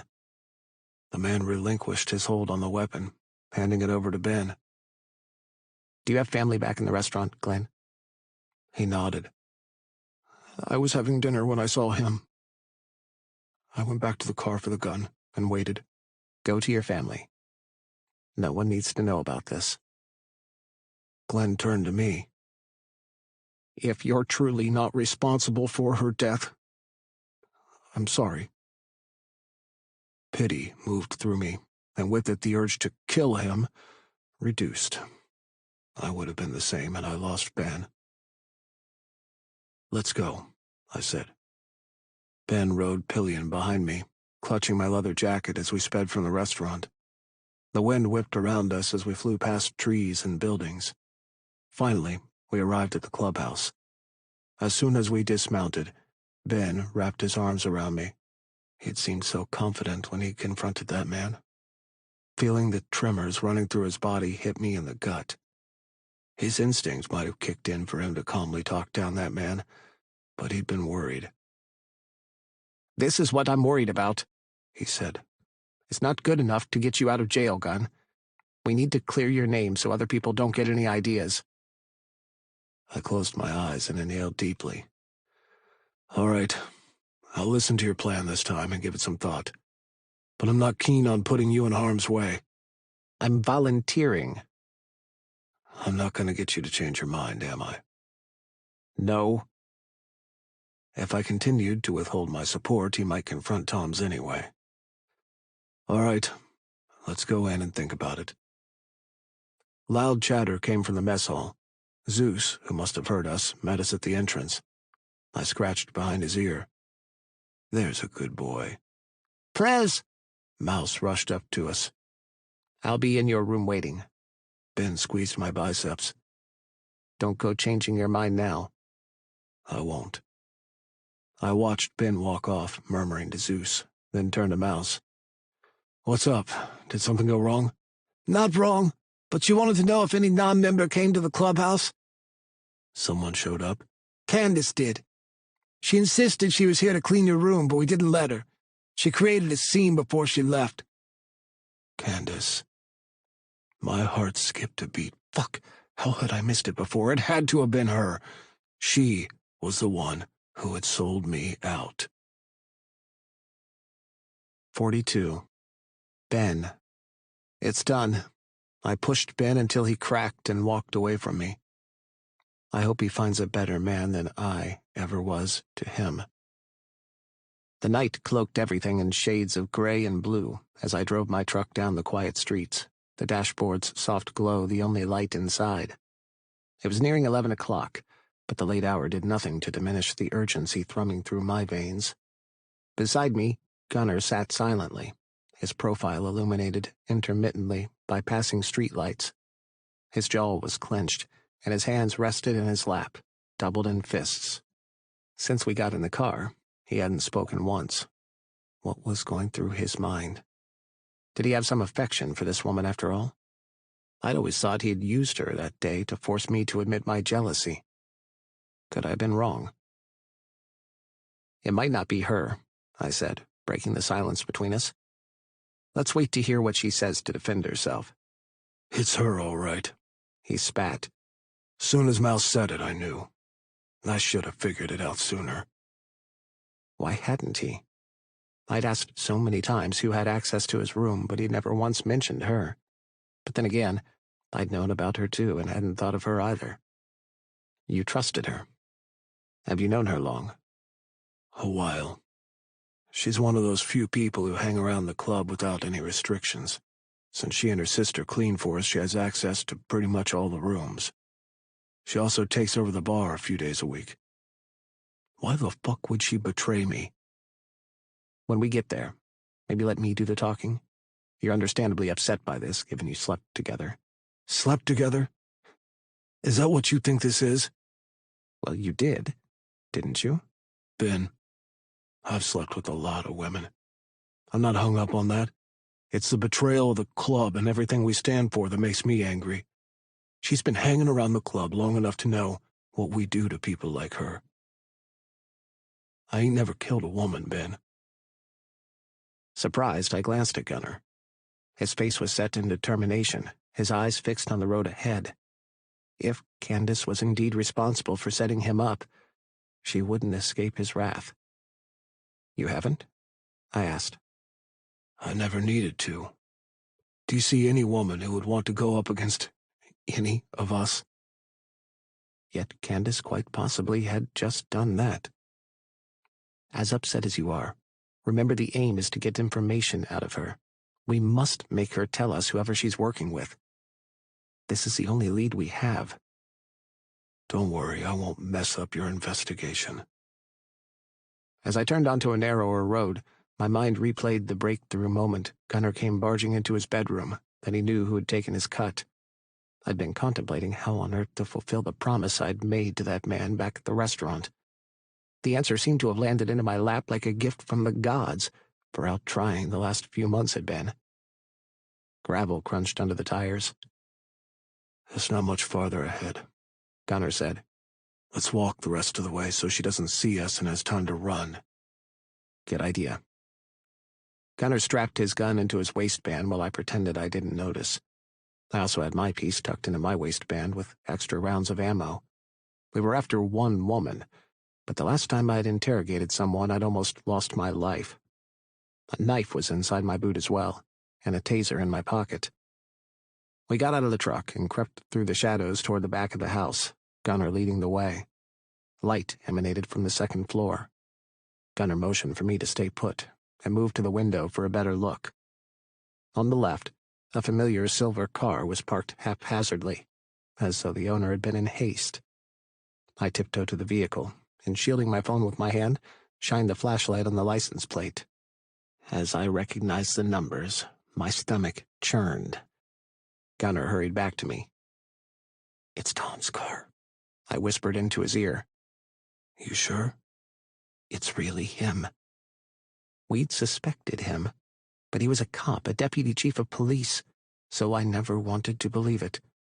Some cops got their hands dirty. Not all, but the sort of crimes involved in this case should be outside his wheelhouse. Cutting women open to rip their babies from their wombs? Beyond sick and disturbing. We can't barge in there and risk someone getting killed. How do you want to play this? Let's wait for him to come out and take him by surprise. We can't mess this up. It's our one shot to nail the bastard.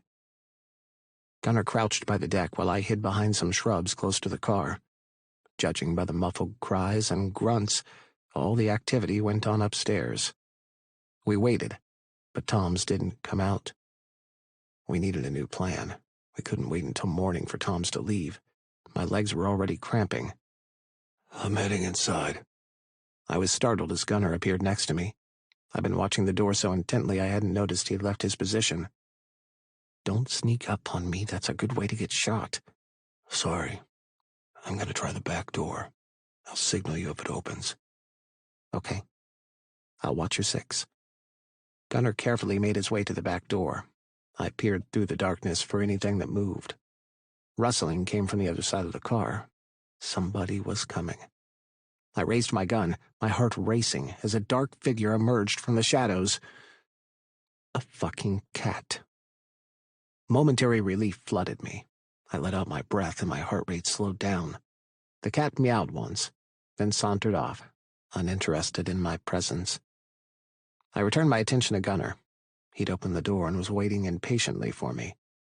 Mimicking the stealth of the cat, I hurried over to him, and we slipped into the dark hallway. We carefully checked the downstairs, but it was as empty as it had appeared from the outside. I followed Gunnar quietly up the quarter-turn staircase. He seemed to know the place, but I shoved aside the thought.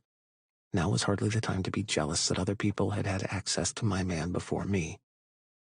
Something crashed above us. Gunnar withdrew his gun. I did too. The urge to protect him was strong. I let my years of training chip in, taking in the sounds coming from upstairs. The last thing we needed was a surprise when we had the upper hand. We crossed the landing, bypassed a door on the left, and crept farther down the hall toward a half-open door. Gunnar braced himself on the wall next to the door and made eye contact with me. I nodded, understanding his silent communication, and mouthed for him to be careful. Gunnar counted down with his fingers, and on 3, he kicked the door open wider and burst into the room. I was right at his heel. Tom's, his pants down to his thighs and his pale, saggy ass showing, leaned over the woman lying on the floor. Blood oozed from the gaping wound in her neck. He cut away her clothes with the same knife he must have used to slit her throat. Tom startled and turned, but he tripped over his pants and went down hard on top of the woman, his knife piercing his shoulder. "You ain't going anywhere, scumbag." Gunnar kicked Tom's off the dying woman and stepped on the knife, pushing it deeper into his flesh. Jesus. I dropped to my knee beside Candace. She raised her bloody hand, but blood spewed from the slash in her neck. "Don't move. Don't try to speak." "Leave her," Gunnar said. I sucked in a deep breath. She'd betrayed him. But how could I just leave her to die? She gasped, and her hand fell. Her eyes turned on a vacant look, all the panic and desperation in them gone. She's dead. Tom's was grimacing and moaning from the knife Gunnar kept embedded in him. He'd gone pale and was panting. "You really thought you could get away with all of this?" I asked. "Do you even have a clue what you've done?" "I haven't done anything. Don't know what you're talking about." "Get him up," I said to Gunnar. Gunnar forced Tom's to his feet. I grabbed the knife and yanked it out of his arm. Blood spewed out. He cried out, clutching his arm, and would have keeled over if Gunnar hadn't been holding him up. "Give it a rest, Toms. We've figured out everything. How you've used that woman to steal Gunnar's cut so you could plant it? You must have really been desperate to do something so stupid." "You can't prove anything. I only murdered that bitch, that's all. Don't know anything else. You can't prove anything else in court." "Do you hear that, Ben?" Gunnar asked. "This motherfucker actually thinks he'll make it to court. Get what you need out of him so I can have my turn with him." "Toms, I can make this easier for you if you come clean," I said. "Tell us where you've been holding the babies and where we can find records of who bought them." Toms grinned. "I think you'll do more than make this easier for me. You're going to let me go." "Why on earth would I do that?" "Because if you don't, you'll never see your sister again." I inhaled sharply. "What the fuck are you talking about?" "I'm surprised you haven't gotten the call already that your sister was kidnapped. About an hour ago." Bile rushed into my throat. "You're bluffing." "Am I? Why don't you call your brother-in-law to find out?" I didn't have my phone on me because it was dead. I'd left it at the clubhouse while Gunnar and I went for dinner. We'd been in such a haste to come here I hadn't remembered to grab it either. "Your phone," I said to Gunnar. He took it out, unlocked it, and handed it to me. How I managed to keep my hands from shaking was a mystery. My whole insides had turned into a turbulent sea of emotions. I punched in her number. The phone rang a couple of times. "Hello?" Jasper answered. "Jazz, it's Ben. Where the hell have you been?" Jasper cried. "I've been trying to reach you." "Oh, God, no." Tom smiled at me, even when blood was seeping through his fingers where he was holding his arm. "I'm sorry, I don't have my phone on me. What's happening?" "Some asshole made off with her sister. We can't find her, Ben. Where the hell is my wife?" "How did this happen?" "Today was her doctor's appointment. She wasn't feeling well, so we decided to sleep at the house tonight and make the trip back tomorrow. While she was sleeping, I went to pick up her prescription. By the time I got back, she was gone, Ben." "Oh, God, Alice. Please let her be okay. I'm going to find her and bring her back." "You need to find her, Ben. If anything happens to her..." "I will. Save this number. If there's anything new, call me." "Okay. I've got to go. The cops are still here." "We'll find her," I said one last time, comforting myself more than him. I ended the call, gave Gunnar his phone back, and punched Tom's in the face. I grabbed him by his collar and threw him back against the wall. "Where the hell is she? If I tell you, I lose my leverage." "Let me go. and you'll see her alive again. I didn't want to involve her, Ben." He shifted his gaze to the dead body on the floor. "But when this bitch called me and said that she'd caused a scene at the clubhouse and wasn't able to get inside Gunner's room, I knew she'd been found out. I don't want to harm your sister. I just need her for collateral. I'm not letting you go until you tell me where I can find her." "I know ways to make him talk," Gunner said over my shoulder. "My man has orders to kill her if I don't show up by morning. Is that what you want? Your sister's blood on your hands?" I gritted my teeth and tried to repress the storm raging inside me. The most important thing was getting her back alive. Now that I knew he was responsible for all these crimes, he couldn't escape. I released him and took a step back. "I need proof. Let me talk to her." "That I can do." With bloody fingers, he got his phone out of his pocket and rang someone. "Put it on speakerphone," I said. "I want to hear everything." The volume of the ringing increased. "Tom's, that you?" Someone answered. "Of course it's me. Look, I need you to put the woman you took tonight on the phone." "I can't do that." Tension mounted inside me. "Why not?" he asked. "She escaped. Didn't know a pregnant woman could fight that much, man. All the others were easy to handle. I let my guard down and she fucking knocked me out. I've been searching the woods behind the cabin, but it's dark out there." "What the fuck?"